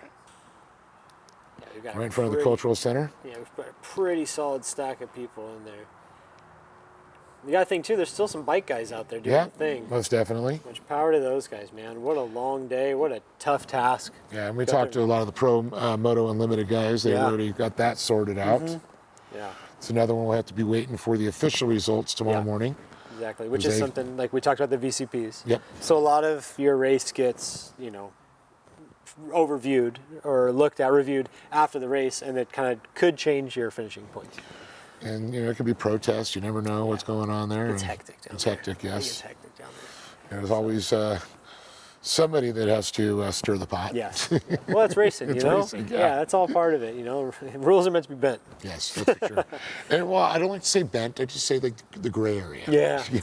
Exactly. Was that line technically a part of it? But yes, it was, because it's still within 50 feet of that VCP that you went by, so it's good. You made your own line. And I heard Johnny Campbell talking earlier that the early day there was a cemetery in that one area. They used to do a cut through there. Now, no bueno. No, probably shouldn't be doing that. No, but that's, something that they didn't know that's what it was. Got you. They were just out there ripping around. And found the Honda that's where they found out what it was after the way. But those things, are taken into account and working with the ranchers, the farmers down there to go through their properties. That's why we'll see a lot of the cattle gates going through there and the cattle guards, which are the metal ruts so the cows won't walk past it and go there, but allows in and out. Yeah. And they do open up gates for us, and it's pretty awesome to work with it. Although the government, I know Jose G. and of course Juan Titos Fonque and Juan being part of the Secretary of Tourism office at one time has a great relationship with a lot of people there, and Jose G. of course with a lot of the farmers and ranchers. We see a great shot. Enough light still to see that the light bars have come on. That's it. That's the first real light bar we've seen in use right now. Yeah, and that's something you got to plan for when you put these trucks together and you get this truck ready. It's like, ideally you don't need lights, but there's a pretty darn good chance that you're going to come in the dark, so you got to get lights put on that car. Now I know I see the Tremor wheels on the side of that spec truck. Yep. Like a 290. And I am drawing a blank on it right now. I knew who that was. I talked to the guy. Let's see. Is it Graf? No, it wasn't Graf's. 285 maybe? No, that's Justin Davis. Let's see here. Great shot as a Speaking of bike guys, Speaking of bike with the lights. There's a wild man out there. Talk about a little bit of Bucker factor with a spec trophy truck coming up behind you. Right. Whistling Dixie as he goes by. You'll see the sirens going off, letting them know they're coming up on them. And that's one of the great things with the bikes. They will know, and they'll get the lights that they have. Yeah. They'll get notifications. Absolutely. Yeah, so they know that something fast movers coming up on them. That's a safety factor that the bikes all have in the quads. Did you get a read on that one by chance? No, there? I didn't. I was digging through here. I was trying to look at my phone to see if something would pop up through that as well. The Vision wheels, as I know, the Tremor wheels on there. Yeah. Let's see here. Yeah, I'm not quite sure who that was running through. But that's exciting, you know. You get out there, and you get to see the whole racetrack. You get to see it in the dark, get to see it in the daylight, get to use all the stuff. Let's try and see if we can get a little look here where we're at here. Which race mile was that at? I believe that's just after 400. So we're pretty close to the end. Yeah. Right, I think it was right before 450. Okay, I saw Ethan Hagel, and he is currently at 463. So I'll go back a little bit, 249. There's Dustin Swanson. Yeah, it wasn't Swanson. Maybe was it Jack Olgas? Jack Olgas, not sure if he's in. He's right there. He's at 461. It's a tight battle there with all these spec trucks. Yeah, all it's in together. Not that far off there. There's a 10 car there, Francisco Vera, we talked about, at 460. Yeah, and that's kind of what happens with the spec trucks because they all run pretty similar speeds. You all end up stacking up together and kind of running in a little pack throughout the day. And George Sembiantro there. Now, you know what? I think was that the 200, I believe? It might have been. He is at race mile 456. I believe it's George Sembiantro. I believe he has that Tremor sponsorship there. Ah, gotcha. That would make sense. What a great spot to watch from. Yeah, it's a great spot. But in your mind, you're still thinking, if you were driving? Yeah. What are they looking at? Yeah, what are these guys What are they doing waiting for? here? What's going on? Nonetheless, we've got a score camera here. What are these guys up to? Trying to catch me in the highlight reels. But, still light, still a little. It's our golden, just past the golden hour, the dusk hour. Yeah, and with this being a corrected time race, you don't want to stop driving. No. You want to drive all the way to the finish because you never know. Especially, say you had a bad run at San Felipe. You start yourself further in the back. You still have the potential to work your way to the front, even if you don't finish first on corrected time. And every point matters. It's for every position, 4 points for the championship. Yeah, and if you've got a championship state of mind, you need to be every single position up you can be. So this would be, looks like Tavo Vildozola. It's 21, correct? Yeah. Tavo. Out there doing it. Wonder what kind of issues he was having. I'm sure I could dig through social media. Yeah, I'm sure. I'm sure we can look and find it somewhere. Yeah. It's a beautiful thing about this day and age. Great thing is we still have enough light to actually get the visuals here. He sent it. There it is. There it is. You can tell the guys it was sitting very comfortable. His dad, gonna make it home. I'm in first. I got a good lead. I'm not gonna mess this up. Yep. Tava's like, man, I'm behind the mark. I gotta push this sucker. I gotta make I'm it some sending time. it. Yeah, exactly. So great. But yeah, still waiting on a few of the other ones to go by. Still, I see Jack Olligan still out there, the 227 that we talked about there. Well, we're going to go down to Ensenada to Rat Salt on the stage. Yeah. The next finisher there is getting ready to talk to him. Right. 2 Herbst trucks in a row. Where is that? We'll bring them on up and hear how it went out there. I know I keep saying it, but watching these guys on the tracking and seeing so much live footage out on course just took this race to the next level for sure. Herb's built machine. EJ Herbst is driver record, but Ryan Millen, you did the whole race yourself. He never even jumped in the truck. How was it out there for you today? Oh, it was a wonderful day. I just wanted to thank EJ for letting me race his truck. He unfortunately couldn't be here today, but definitely want to thank Terrible Herb's family for having me.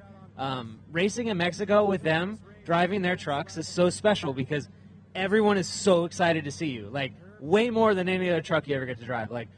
Herbs have such a special relationship with Mexican people down here. It's so cool to be part of it, and the truck ran flawlessly all day. So we used it all week to pre-run. So it has something like 1,500 plus miles on it already. Yes. And we did it at 1,000, and we had 2,000 miles at the end of it. They build some of the best trucks in the industry. They're reliable. It's amazing. The spec trucks take a beating, and they just keep coming back. I bet you could do another 500 right now. I don't think Josh wants to go do another lap, though, but he did a great job today. Man, we were just on point and had a great day. That is huge. I don't think I've ever heard that where you actually pre-ran the race truck. Maybe throw a new set of tires, a little bit of fuel, a little splash, and ready to go race. And yeah, that really does say how badass these Herb Smith Lab machines are. Yeah, they really are, And I got to thank Monster Energy for keeping us fueled all day. King Shocks, wow. BF Goodrich tires, amazing.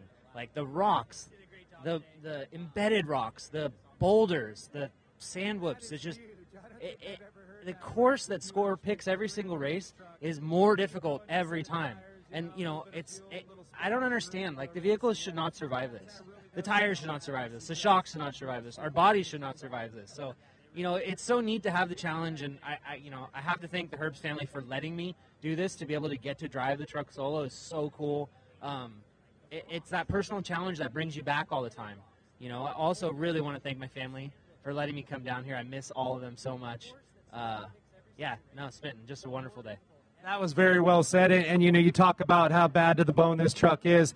It's not how much abuse a truck could take almost at this point. It's how much abuse your body can take. Yeah, legitimately. It's how much our body can take. Like, I don't think that's our limiting factor.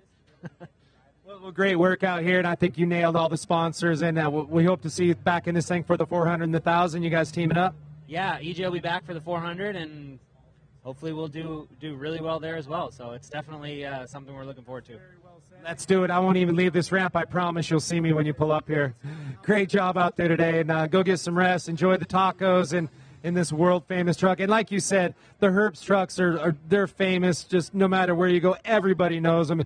And they're so easy to pick out, too, on all of our live footage. It's like, oh, there's the Herbst right there. And you guys, and you definitely made him proud. You came out and did work and got it up to the finish line. Yeah, no, thank you. We're really stoked. And I have to say, if you don't know this, check out Terrible Herbst's social medias for our live feed. Super cool. We have all the onboard cameras, and you can basically follow us throughout the whole day. So it's a pretty cool deal. I'll make sure and check that out. And we hope next time we're really working on the Starlink live setups. By next race, we should have a bunch more and really trying to step it up, where next year we have over 100 is kind of the goal by sometime next year. So I'm sure we're going to get one on you guys soon. So we'll get to see that. And then we'll also follow the social media. So great job. And we'll see you at the next one. Thanks, guys. Really appreciate it.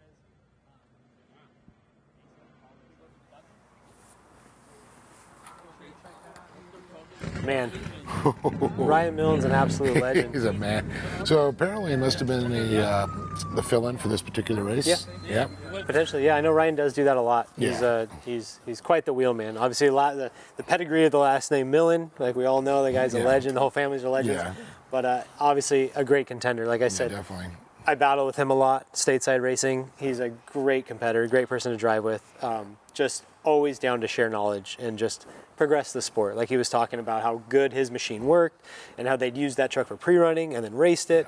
It just goes to show that he's literally in it for the long haul to try and better this sport to the max. So. All right, some shots here. Looks like a UTV or buggy. I couldn't tell. Yeah, it's getting dark. It was top mount lights only. We got some orange front lights and some red back lights. They're on their way. And this is the point where it starts to get a little darker and we start to try and identify some of the vehicles this way. And we'll try and get some updates here in the race miles that we're showing this from to coincide where they're at. This has been an epic spot. And with the lights, I can tell you those bushes look good. Yeah, the dune buggy right there. So we got a 10 car coming through. It's almost like the lights themselves almost blow the camera out. Yes. It's not as dark. Yeah. Look in this direction. But I would say running through that section. We're at race mile 440 right now. 440. So that gives us the ideas. We look at tracking and matched up to our camera shots. We got front lights here. Who do we got? Is that Brock Hager coming in maybe? Nope. It's a 10 car. 10 car also. Stan Potter potentially. It's hard to tell. Yeah. The orange reminds me of the old Dickerson cars. Yeah. Yeah. Yep. Most definitely. So we're taking a look here now, trying to get that figured out on what vehicle came by. But now, the sun's down. The lights are on. Lights are on. Let's talk about the mood and the drivers and the change and what's going through them right now. And so there's two ways to go about this. I've heard two ways to go about this. Okay. I kind of am a mesh in the middle, I guess. Some guys drive really fast in the dark. There's no distractions. My buddy ODR Roy, he's actually racing with Brenthal this weekend. He drives really fast in the dark. You kind of get tunnel vision. You look at just the track, just where the lights are pointing, no distractions. You've got your course figured out and you're racing. Some people slows them way down just because of the fear of the uncertain. Just not knowing what that is or what that spot is and maybe just not having that throw it to the wind mentality of sorts. They drive a little bit more on the cautious side. Me, I'm a mesh in the middle. You do get a little bit more focused, but I'm also a little bit more cautious because it is nighttime, and the last thing I want to do is spend the night in the middle of the desert alone. And experience I was on a motorcycle down there in the dark, and it's not something that's for the the timid. Yeah, you know? no, not at all. It's hard with the shadows, the ruts that we talk about. Really it looks like we're down live again. We're going to throw it down. Looks like Thor Herbst. The man, the myth, the legend, Thor Herbst, right behind me. Thor, my man, tell me about your race day, buddy. It was a lot of fun. We had some technical difficulties on the first half, but we got through it, and they brought the truck to the finish line. So we're all happy, and hopefully we can get a podium finish with it. We don't know. We'll see after the results come out, but we're really happy that the truck is here. You are running the best tire in the world, the BFG. Tell me about that, man. Oh, with the amount of big rocks that I hit today personally, and that I'm sure he did, it is absolutely wild that we get through this desert like scratch-free almost. But yeah. Talking about the people, we see a lot of people with terrible hair flag in the race course. Tell me about that, the Mexican people, man. Amazing. Absolutely amazing. Everybody down here, everybody who is down here from Mexico that's on our team, and down here just in general that supports our team, treats us so well, and we are beyond grateful for everybody down here. It is absolutely amazing. Ready for the next Baja 400 in September? Oh, we're ready. We're going to come back with vengeance. We're going to try and get another first place finish. Thank you, sir. Thank you.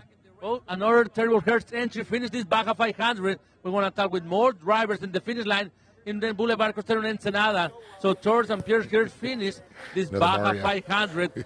And then we're going to talk with more trophy track spec drivers in the beautiful Ensenada, Baja California. Remember, this is the second round for the 2023 score. Wow. Let's talk about tires? Yeah. Let's talk about tires. Let's talk about BF Goodrich tires and how wild they are. Yeah. Those things can do some wild stuff. Yeah. Like, we've put them through heck and back. And like he's saying, and just like every competitor so far that's ran on a BFG tires just says how insane it is that these tires can withstand the abuse that we put them through. Whether it be rocks and jagged, sharp edges or stick flats. Like, that's the biggest fear, is when you go in a passing line out to the outside and you go running through the trees and the bushes to try and get around somebody, because it's not going to be in a huge explosion like when you hit a rock and you break a wheel and it wraps around a cow. No, you get a stick flat, you don't get flat for another 10 miles up the road. Yeah. It just slowly leads. Because it actually works as a plug. Exactly. And it slowly works itself as every time you put it, and if it's in the sidewall, that's another thing, and it could hold for a while. You start hitting the ground, it starts moving out, and all of a sudden. Yep, and that's just it. Those BFG tires, best tires in the industry. Yeah, I mean, Baja tested, Baja built, Baja won. Yeah, exactly. And that's one of the things for sure. And that's, a lot, they've done so much testing down here, and drivers that are actually sponsored by him do so well, but like Rob McCachran. Yeah. I mean, it says BF Goodrich on the side. Yeah, legend. And he's not the GOAT for nothing. No, not at all. And you gotta think, like, what tire company supports this sport as much as BF Goodrich does? They run, the BFG pits. Yes. They go down and they run pit service all the way down the road. Just absolutely. All right, we're going to go down trackside there. Thanks, my man. Another trophy track aspect. Finished this race. Like, Ryan Hancock, trophy track quick one there with Gabriel. 228 finish. This railing race car from the Baja 500, starting this morning with the bikes and then with the trucks. I mean, that's another BFG truck. In this and I'm same sure place, the you asked Boulevard them the same Costero. question. They say, And no flats, had a perfect day. I have no idea how these things lasted as well as they did. But and it's one of those things when they say, it wasn't for the tire's fault. I ran into a spot I shouldn't have been. Exactly. Luke said the same thing. Like, the flat that he got, he earned. And that's most drivers will tell you that, hey, I earned this flat. It's very rare that you have these mysterious flats. You know, it's like they're pretty well earned these days. You run, like you said, running through the trees, running through the sticks. And like we saw Myers, and he went off into the rocks. I mean, caught a flat right there. Worked his way. Saw his open door, got out front, and then got kicked right out the back door again. He was in the house. He was doing good. And right back to the back. And that's what it is. I mean, just a little mistake, and either you get lucky and it goes through your day, or boy, it just ruins the rest of your day. That's it. That's absolutely it. And there's nothing worse like being in the race car, going fast, having fun, and then when something causes you to have to get out. That just throws the whole curve off. Yeah, definitely, and that's one of the things. And you hope you got your co-driver and you're not running single on that one. Right, exactly. You throw him out and do the work, but you know, it's great, you know, looking at the tracking with a lot of the drivers coming in still. I mean, but if we go to the map here and we go way out, that is full. Yes. All the way around. And Hopefully most, people at home are doing the same, checking it out. Yeah, you gotta think we have like all the 7 trucks, most of the UTVs. We still haven't had the first UTV come through the finish line. That's true. I'm waiting for a 10 car still to get there. It looks like it's getting close there. Yeah, let's see. If we go to UTVs here, I believe Brock Hager was out front here. And that's last time we did see that. You were checking on this Polaris. Yep, Brock Hager's still out front, according to the tracker here, so unofficially running up front. It looks like he's at mile marker probably 460, 470, so he's running his way into the finish there, yeah. I'm looking at the 1091. Is that out front? Yeah, Francisco Vera. So we might have a 10 car out front. Very exciting. Oh, there you go. Now we're up on the screen Look there. Francisco Vera. Yeah. As we go here, we're going to go back a little bit there, and we're going to get another quad moving along here. There's another. There's Jack Oligas. We were talking about him. As we move a little bit deeper here through the field, and Scott McIntosh there. Another quad. I'm under Ortiz. There's San Pedro. Yeah, San Pietro there. And now this here where we're on right now. And this is going to be, oops, sorry, go there back there, 21.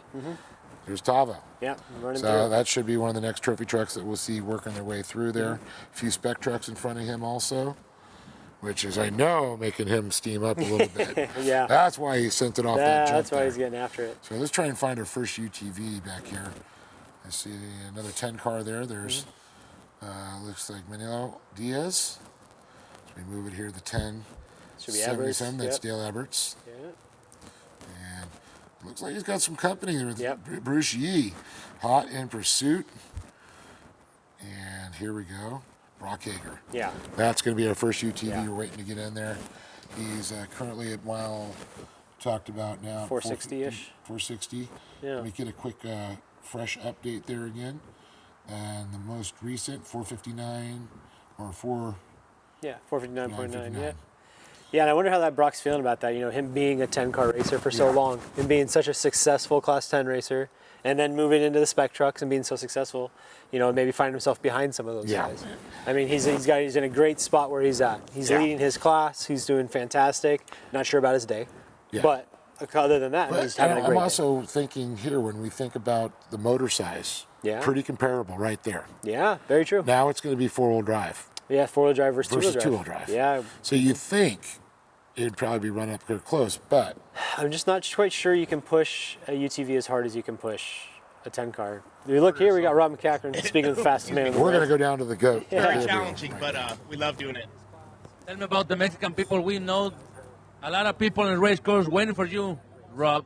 Yeah, no, it's really cool to, you know, no matter where we are on the course, you know, there's people, you know, just cheering us on. And I know they're doing it to everyone, but it's cool. I feel like, you know, you know, very welcome down here. So, again, to appreciate all the spectators. They're awesome, and for the most part, they're doing good staying off the side of the course. Some places they're a little bit too close, but other than that, it's just a great day. We'd obviously love to have a better finishing position, but you know, we'll just get working and get back here for the Baja 400 in September, and you know, try to get back that top spot. Tell me about the Baja 1000, your plan for the next peninsular run, starting in La Paz and finishing in Ensenada. Yeah, it's going to be really cool starting in La Paz and finishing in Ensenada. You know, we've all been racing the opposite direction, you know, a lot of times, and, you know, we kind of understand the logistics of that. So doing it, flipping it, I've started a little bit thinking about the logistics, but not too much. But when I start to think about it, I have to stop because I need more information. I need maps. I need to lay everything out, trying to figure stuff out. But I'm really looking forward to that.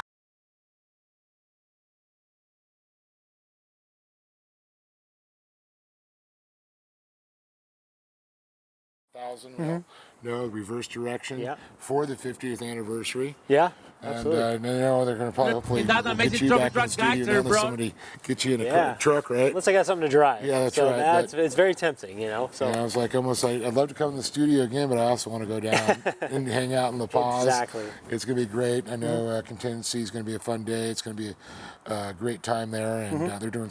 Score's done so many great things with that 50th anniversary. Yeah. Absolutely. A lot more stuff to go. And Yeah. I mean, it's going to get better next year, too, with their technology. And I'm telling you, they're going to probably, I'm hoping to see 20 cars, maybe 25 within cars. Oh, for sure. They're going to be pumping in the studio. Oh, for sure. I mean, it only makes sense. I mean, we've the technology's here. We're doing it right now. We're talking to people down in Ensenada as we speak. And it's only going to get better. And Oscar Alvarez's, that shots are coming in. It's one of the new tests with the new camera systems that we got, and it seemed like it was pretty solid. Absolutely. Just got to figure out a way to get a little guy there with a squeegee to keep that lens, you know. To wipe the cameras down. Absolutely, absolutely. So, but yeah, talking with Rob, I'm doing the Peninsula Run backwards. I mean, what are your thoughts on all that? I think it's cool. I think it's great. I think it's going to really make them rethink the plan of how to set up the pits and everything, and it's backwards. It may sound like, well, it's the same, you're just running it backward. No, it's not. Different terrain from where the point you hit, and we talked about earlier with gas and trying to figure out that stuff, and with the tires, it's going to be a big difference on that part of how you figure it out. Yeah, absolutely. So it's a new game. We haven't done this. Yeah, absolutely. First. Finishing closer to home, I guess, would be a bit nicer. Most of us are up here stateside. Now, some of the guys that do live down there. Yeah. Oh, they're probably a little bummed. Well, it's going to be great, but now we're going to have to go home after this. Yeah. We race down there and we're tired. We just go straight home. Yeah, it makes it a lot easier. So, the Cabo boys, the La Paz boys, the same thing. Absolutely, but within a striking distance of each other. Right. Yeah. So I'm very curious. Whether I find myself in a seat for that event or just spectating or working here, or what have you, it's very exciting to see just a change. Yeah. A lot of people kind of are fearful of change and stuff like that, but I think it's cool. I think it's exciting. Can you imagine the party? It's going to be happening for the 1,000 in Ensenada, the 50th anniversary here in Ensenada. Yeah. Or I should say down in Ensenada. Yeah. I was just there yesterday. I got back here about 11:30, so kind of crazy. And that was last night. Sure. Yeah, it's been a wild one. 244 entries Rat and I did interviews with. Oof, that's a lot. So quite great. It was a great shot that we saw there, showing how dark it is and how the lights come in. And I know some of the companies that with the motorcycles and the lights will actually kind of turn with the handlebars. Sure. Or not so much turn, but they'll kind of turn, like with the technology with the cars now. Yep. When you know you're coming up on a curve, you turn the wheels, the lights kind of adjust so that through that turn. Yeah. So I like to see that technology. Speaking of more innovations. More innovations, yeah, absolutely. You got to think take a new Corvette, for instance. It keeps all the GPS data of where the potholes and the speed bumps and all that stuff are, and it adjusts the ride height for that. Yeah. Why can we not do that here? Wild things, guys. Wild things. I didn't. Think about that. Yeah. But you can see here, obviously watching this truck come around this corner, it's just a touch slower than some of the guys have been throughout the day. And it's probably just, the element of the dark and the unknown and what's going on and coming around that corner. And sure, they may have pre-ran it 3 or 4 times. They may have it figured out. But now in the dark, things are always different. Yeah, and you can really see how well those lights light up everything there. Now, here's something I just noticed. There's a lot of guys and people with headlamps and flashlights, and you're driving and you're trying to look forward, and someone's got a flashlight and they're flipping around. And then you got fires off to the side. Yeah. Plays with your vision a little bit, I'm sure. A bit, yes. But like I said, you're so hyper focused on what's going on. Those are just blips. Blips, okay. Yeah, you got to think when you're out racing, you're doing your thing, you're going around. Even spectators and this, I've always been really good at it. My brother has, tunnel vision. Yeah, well, I've always been good at noticing the little things. Oh, hey, did you see that? That was John. He's like, what are you talking about? Yeah, that was John. He was right there on the course. I saw him. He's like, I have no idea. And he's like, you pay attention to what we're doing. I'm like, come on, we're fine. Taking it all in. Yeah, come on, we're living here. But yeah, no, definitely something like that. It could be distracting to some. Yes. It absolutely could be. I mean, no one's going to stop it though. People are out there hanging out, enjoying. That's desert racing. You go out there and you hang out. Messing with you. Yeah. Flashlight in you. Or a laser pointer like right, the helicopters. Yep. That's one thing. Also, nighttime, no helicopters are flying unless they're military. That's true. That is. Yeah, that adds a little bit of danger to it. Especially if you're out there racing, what have you, and that's kind of your support system. Yep. You're out there by yourself now. Yeah, so a lot of different things that take into effect as we go back live to the course there. 440. It's starting to get dusted out. You could probably tell, where's that fog rolling in? It could be either or, just lots of things hindering visibility. Yeah, I haven't seen that yet, but it's going to happen. Yeah. And that dust, if there's no breeze. Starts hanging. Sometimes we get a little breeze right, when it starts to get dusk, sun goes down, temperature of the air changes, the breeze or the wind goes away, and the moisture and the dust just hang. Yep, that's it. It's kind of crazy when it comes to that. I guess the only way I can explain to people at home who've never really experienced something like that is just like waking up early in the morning in that super, super dense fog. Yeah. It's that. And you can't, you sit in your driver's seat and you can't see past the hood of your truck. But you're supposed to be driving at a race pace. Yeah. So it's a little challenging. That's what, we had talked earlier about pushing through the dust and are you gonna go for that or you're not or what have you. Sometimes you have to. There's no other option. Like you gotta go through that stuff or else the guy behind you is gonna catch up. And if you don't experience, take a spray bottle, spray it in your face and throw some dust in your face and you're blind. That's it exactly. Yeah. That's it exactly. Not saying do that. Yeah. But it gets that bad, especially if you're coming up on somebody. Yep. And how much more difficult it is to pass at nighttime? Oh, it's very hard. Yeah, because you're always looking for those sidelines. During the daytime, you can see, you get those. It's hard to explain. So when you're driving in the dust like that, you're almost memorizing a bit of the course as it comes up to you. So you get those moments of clarity where you're like, oh, hey, I can see 5 miles up. And you almost just kind of take a photograph in your head. Yeah. And you memorize that little section right there, and then you get blinded out again, and you're like, well, I'm pretty sure this is how I remember it. It's a little right, a little left, and there's some bushes, and then boom, it clears out again. You're like, oh, cool, we made it through to the next one. Now it's the same thing where when you're looking for those sidelines. So say you're running somebody down in the dust, and that dust is going out and around you, and you're just trying to peek over, like, is there a line there? Is there a line there? Where can I get around this guy? Because as much as we all want to bump the dude ahead of us, ultimately it just slows you down. Gives him a little boost, he takes off, you slow down, you got to catch back up.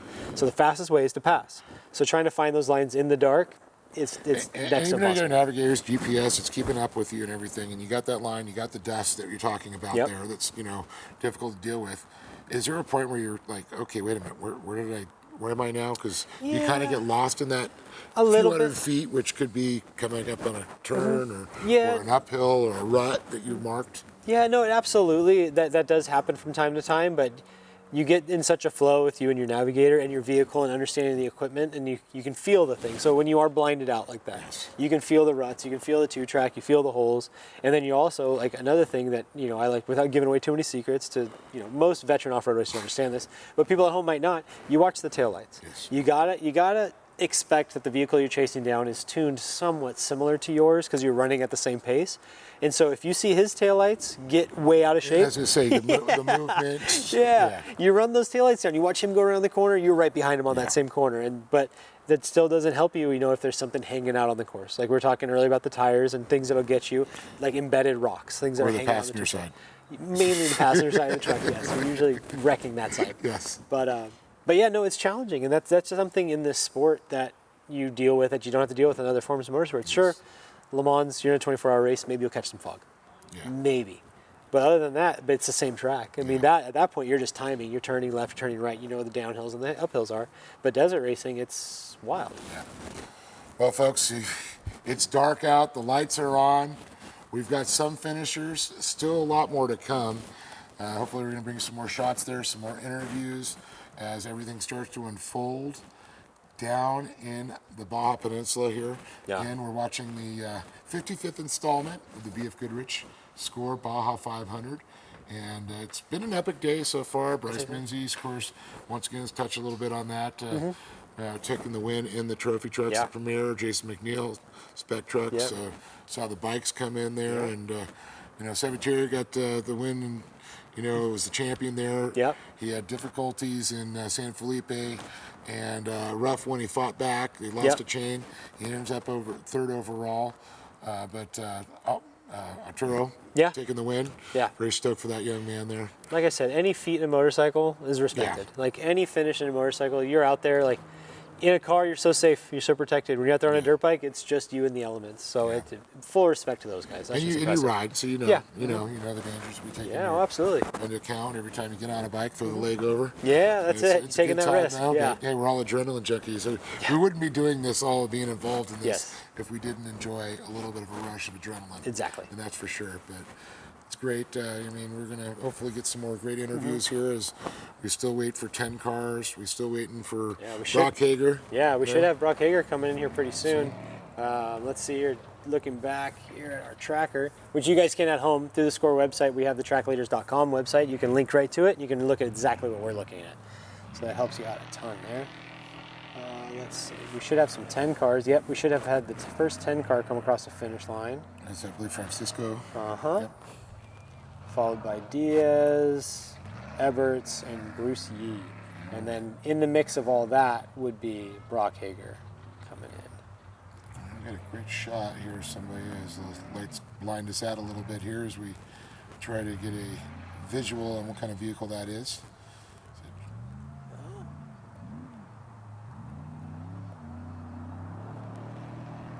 Cameras, I was trying to adjust There it there. goes. It's all right. Keep it on there. Let's see what we got.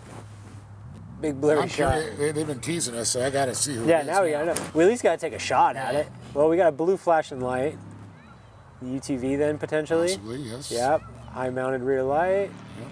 Could be Brock Hager coming in, which would be our Pro UTV Open winner. Let's see. Oh. Not even close. Not even close. We're wrong. It's the screen. Yeah, give us the benefit of the doubt. It's a truck. We're miles off here.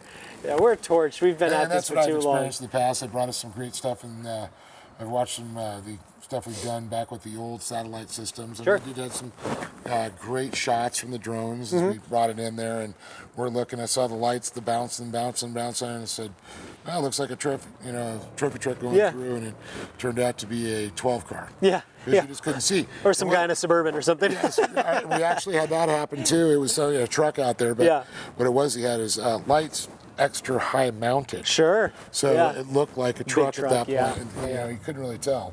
So that usually throws you off a little bit. And that's what we try to look at. We're at nighttime, where the lights are mounted, where their chase lights from behind are mounted there too. Okay, I'm going to call this one a truck here. All right, we saw that. Okay. At this point, it's just a guessing game. Yes. So you folks at home, chime on in. Hey, we're having fun. That's all I can say. But we're hopefully keeping you guys entertained, keeping you up to date what's going on. Hopefully the folks are enjoying the coverage that we brought you throughout the day. Yeah, absolutely. Yeah, and any comments, concerns, anything, shoot us an email. Let us know what we can do better, because obviously the goal of all of this is just to grow the sport and help make everything better for everyone. So we're trying to bring as much knowledge that we all have, a little bits of it. Can be dangerous at times. Sure. Just enough to get in trouble. Just enough to get in trouble, exactly. Let's see who we got here. Let's see if we can make some guesses, some educated guesses. And that's what's also fooling us. A lot of the fans out there that are taking off and their lights are on in their vehicles, and it's not a race car, and you have to go look for the lights. And they have light bars on top. Yeah. They got flashing chase lights behind them. That's it. Should only be. They want to be cool like all these off-road Baja racers. That's it. Why wouldn't you want to be? Everybody wants to be a desert racer. That's right. So I wonder if that was a Myers. That looked like a Myers truck. Looks like a Myers truck, you're right. Yeah, and when the Brenthal Myers. Let's see here. But live footage still coming from race mile 440.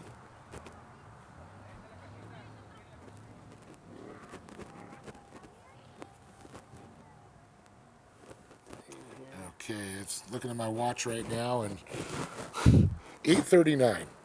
So some of the bike guys that are still out there in the quads, they started 3 o'clock this morning. Oh, dark 30, as we like to say. The truck's off this morning at 9. It's a long day. It's a long day. It's a very for long these day. guys. And that's one thing. It's really putting yourself into another level of mindset going into this. I mean, most people that work an 8-hour day or even a 10-hour day, and they're exhausted when they come out.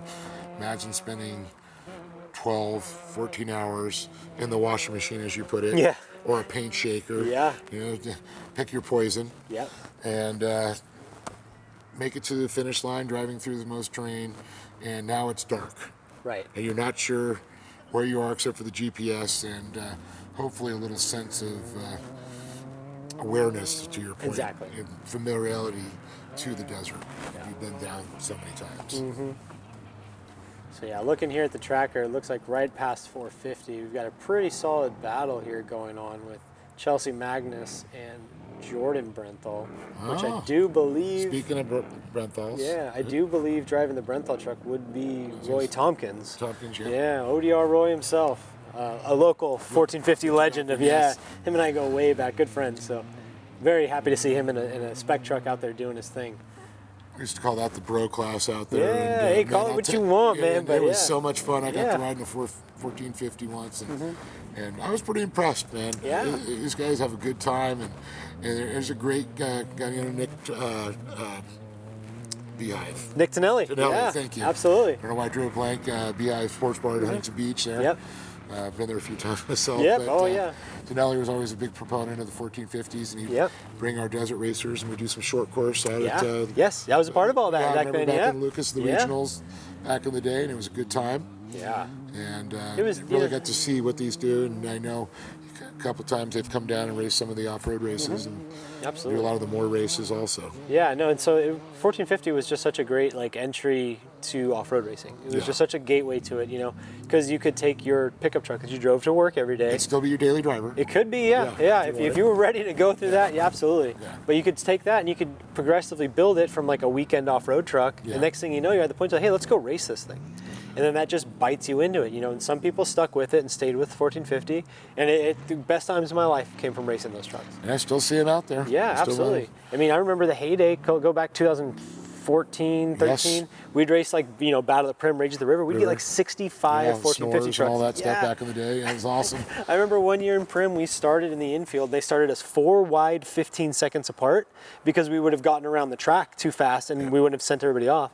And that was just the wildest driving ever. Very similar to what the Class 7s would be. It's stock chassis that have been modified with the suspensions. You cut the beds out, you change the shock mounts there, and rims, tires, good out for it. Yep, go racing. Go racing, yeah. Such a good time. Build a cage there, homemade cage kits. I saw a lot of those that were happening back in the day. Yeah, so those are just best times of racing, I'll tell you what. And that's what a lot of these guys started, like you said, that have moved into different stuff now and move into the trophy trucks and moving up through there. Some moved into the UTVs. It's become a little bit more affordable, and I could see it getting a little out of hand on some parts though too, but they still have the stock classes, which makes it a lot easier to get into. And that's one of the great things that we talked about with the Pro R platform. It's a race car that you just add a few safety items to, and you're out playing with the big boys and having a good time, and come race with us in Baja.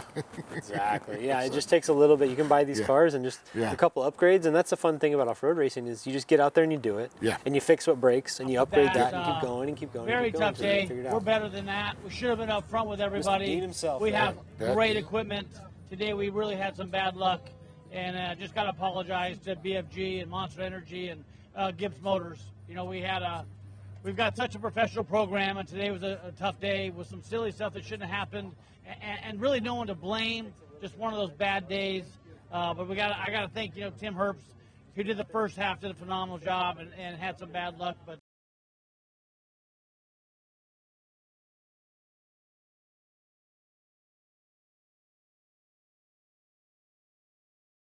We weren't able to show our true colors. But saw the race tape on the side of the vehicle there, holding the fender up. That's racing, though, man. Sometimes you win, sometimes you don't. What is probably the most used item, or Tell me about item the that you beach always make section, sure and you love it near to Erendira. Oh, I love it. Repair it kit. Zip ties and duct tape, and a big hammer. And a big hammer. Big hammer, especially in off-road trucks. Big hammer, yeah. Whatever, the biggest hammer you can fit in your little door bag, that's what I usually pack. And extra lug nuts. Yeah, dude, I always lose lug nuts. We don't glue lug nuts, but I'm always losing lug nuts. I'll tell you this funny story. We were racing recently, and I jumped out. My brother and I have a system where I run the impact gun and pull the tire wheel on and off. He does the jack and unloads, what have you. I'm over there pulling it off, and we've had issues in the past where hubs would swell and wheels get stuck on. And I'm doing that, and we're literally 8 miles from the finish, and we catch this flat on a lake bed that just took everything out. I'm like, oh, man, after a tremendously awful day already. And so I'm like, all right, let's change this tire. So I'm take it apart. And I'm like, oh, it's stuck. And he's under the truck, and we're kicking it, and we're pushing on it. And then I look up, and I pulled 5 of the 6 lug nuts off. I had still left one of the lug nuts on. And so I grab him, I pull him, I'm like, I left a lug nut. And he's cursing me to the moon. Change the tire, change me back out to race. Well, Justin started the race, and he did an awesome job. He went from 26 all the way up to handing me the truck in about 6th or 7th place. Nick called an awesome race. And, just had a little bit of bad luck on my side today, and I just want to apologize to the Green Army team. Just made some mistakes, and, this one will stay for a little bit, but I can go about it a lot of ways, so I'm just glad to be at the finish line. I'm not sure where we'll end up, but like I said, I'm just glad to be here at the finish line in one piece, and yeah, no, just excited to be here. You want to say thank you to your sponsors?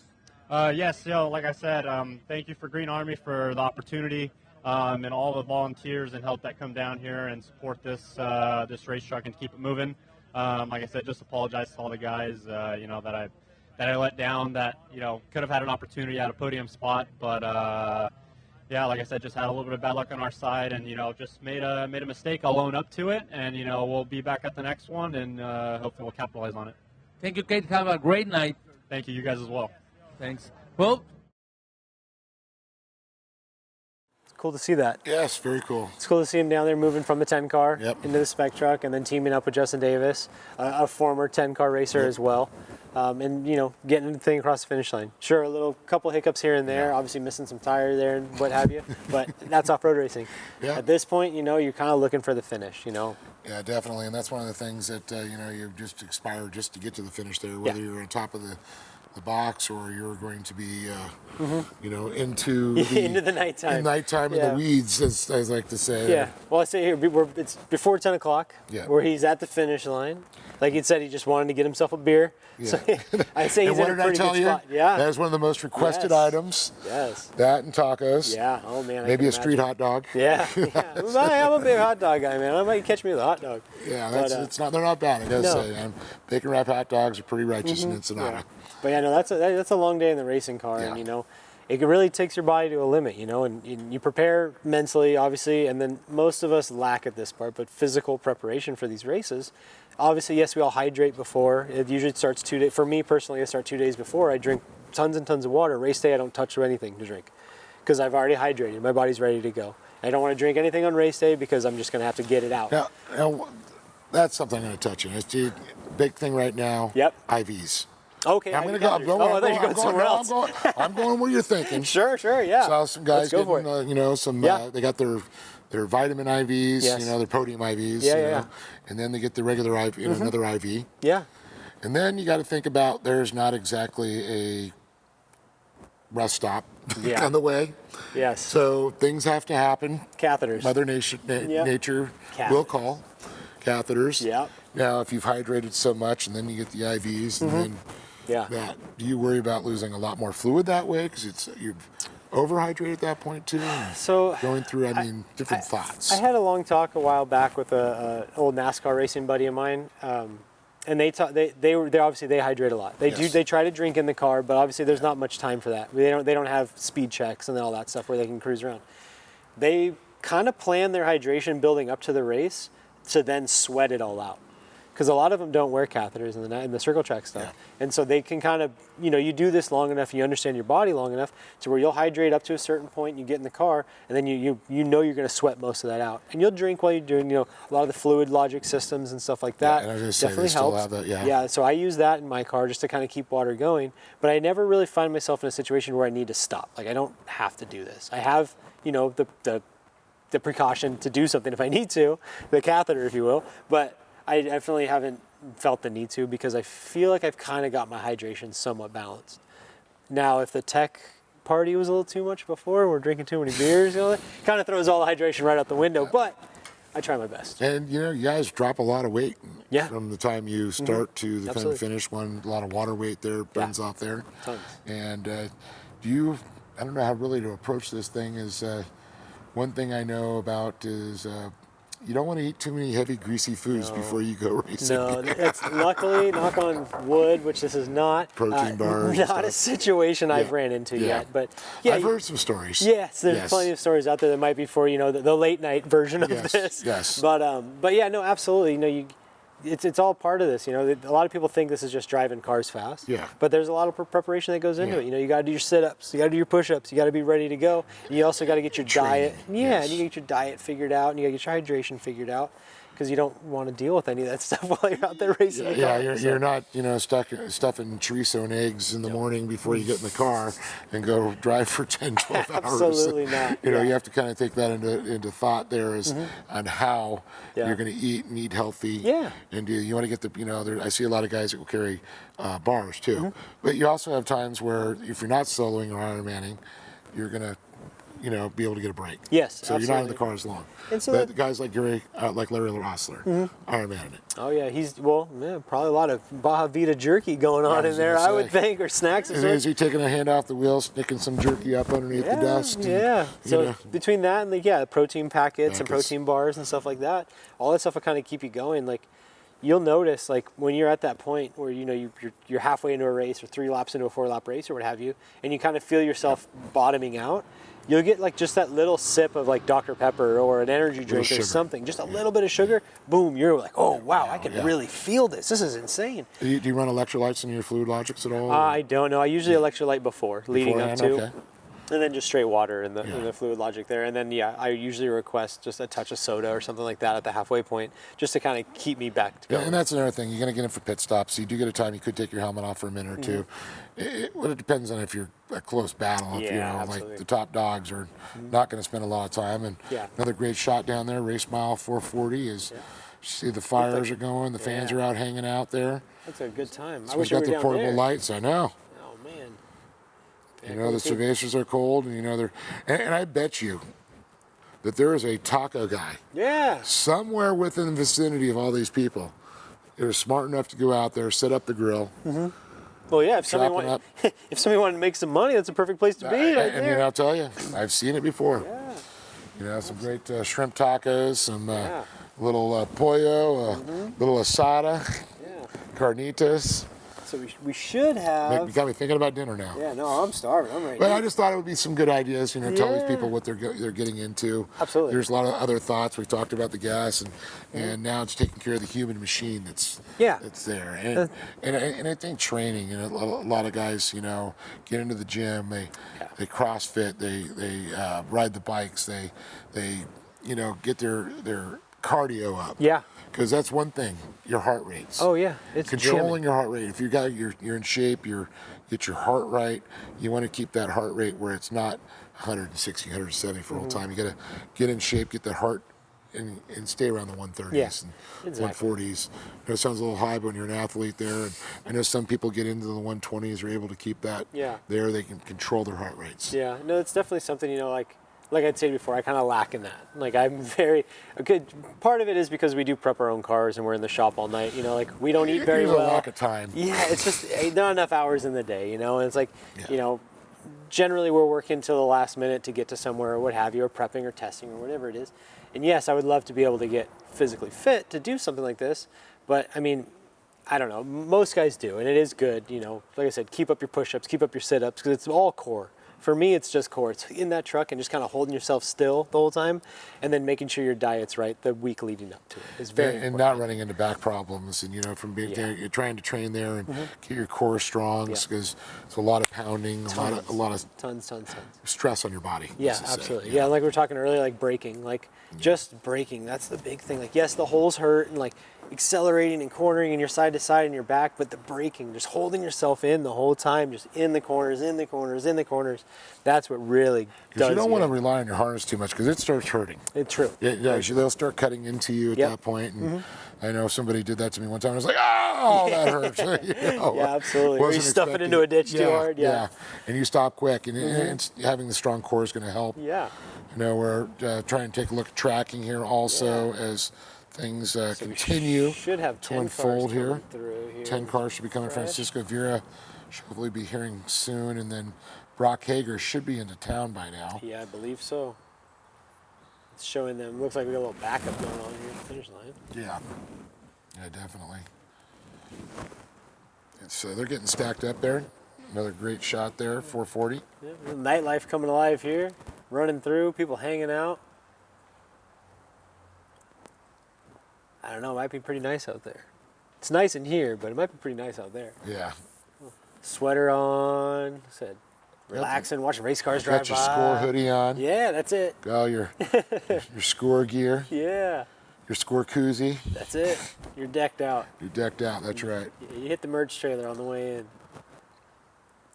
Still got me thinking about that little condo those people had set up out there, you know. I think they're living Had on the it. casita. As long as the wind's going the right way, they're dialed. The wind's going the wrong way, oof. Yeah, it could get really cold. Just leave that thing down there. Never cleaning it out. So great shot there of the ramp there. And, oh, there's Jack Olgus. Jack Olgus. All right. Tell me about your race day. You look tired. You look with your face with dirt. Tell me about that. It was a really good day for us. We had a couple problems at the start. Jack Olgus, this is his truck, and he did the first half. He did a really good job. We had a little bit of downtime with a tire and losing a jack and stuff like that. And then I got the truck handed to me. We had a pretty smoothest day. No problems. Just kept trying to work our way through the dust. I really just got to say a big thank you to the Olgus family for having me. Without them, we wouldn't be here. A big thank you to Fox Shocks, VP Fuels, KMC Wheels, and BF Goodrich Tires. What I did with this truck today, the tires are unbelievable. BF Goodrich makes the best tires, hands down, and I'm very fortunate to be able to have them on this truck. I can't thank everybody that gets us here, all the crews, all the Olgus team, the Baja Fools, all the SCORE volunteers. This was an amazing event to be a part of. Are you ready for the next Baja 400? Yeah, I think so. I think we're ready. I think we're going to get this thing prepped back up, cleaned up, and we'll be back stronger for sure. Jack, come on, my man. Tell me about your race day. You're starting tomorrow, or you start today, this morning in this place. Yeah, so we took off the line. We had some issues throughout the day. I got it to Jordan finally, and Jordan just charged hard and got here, and he made up some impressive times. So I'm looking forward to racing with him in the future, and hopefully we'll be higher up and on the box. You have in mind trying to race the next peninsula around the Baja 1000? Yeah, I hope I can get out there. I got to talk my dad into it first, but I hope we get out there and get after it. Okay, Jack, thank you for racing with us, and see you in the next race. Yeah, thank you, SCORE, for a great event, for putting on a great race. So that is Jordan and also Jack. So have a great night. It's time for a nice dinner and having fun in Mexico. For sure. Okay, that is 100%. You're welcome, my man. So Jordan didn't finish this Baja 500. Yeah, man, it warms my heart to see another generation of drivers down here. And Steve, his dad's such an awesome guy for sure. But man, we've got a lot more interviews going to go, and I think that's a good time for probably us to back away. It's dark down there. It's hard for us to see a lot of the action going on. I want to thank, of course, everybody that came in. Of course, Brandon, for doing a great job this morning. And of course, Johnny Campbell, having John Griffin in, Nick Eisenhower. Thank you so much. I appreciate you guys hanging out with us, bringing a little wealth of knowledge to us, trying to educate the folks out there at home. And I want to thank everybody that's tuned in and listened to us babble all night long and talk a little about what's going on. And this again, the BF Goodrich Tires 55th edition of the Baja 500. So for myself and the rest of the crew, I'm going to thank you for watching. Don't go anywhere if you want to watch the interviews. We're going to go live down to Ensenada to watch it all unfold. So we'll see you next time on the Baja Dirt.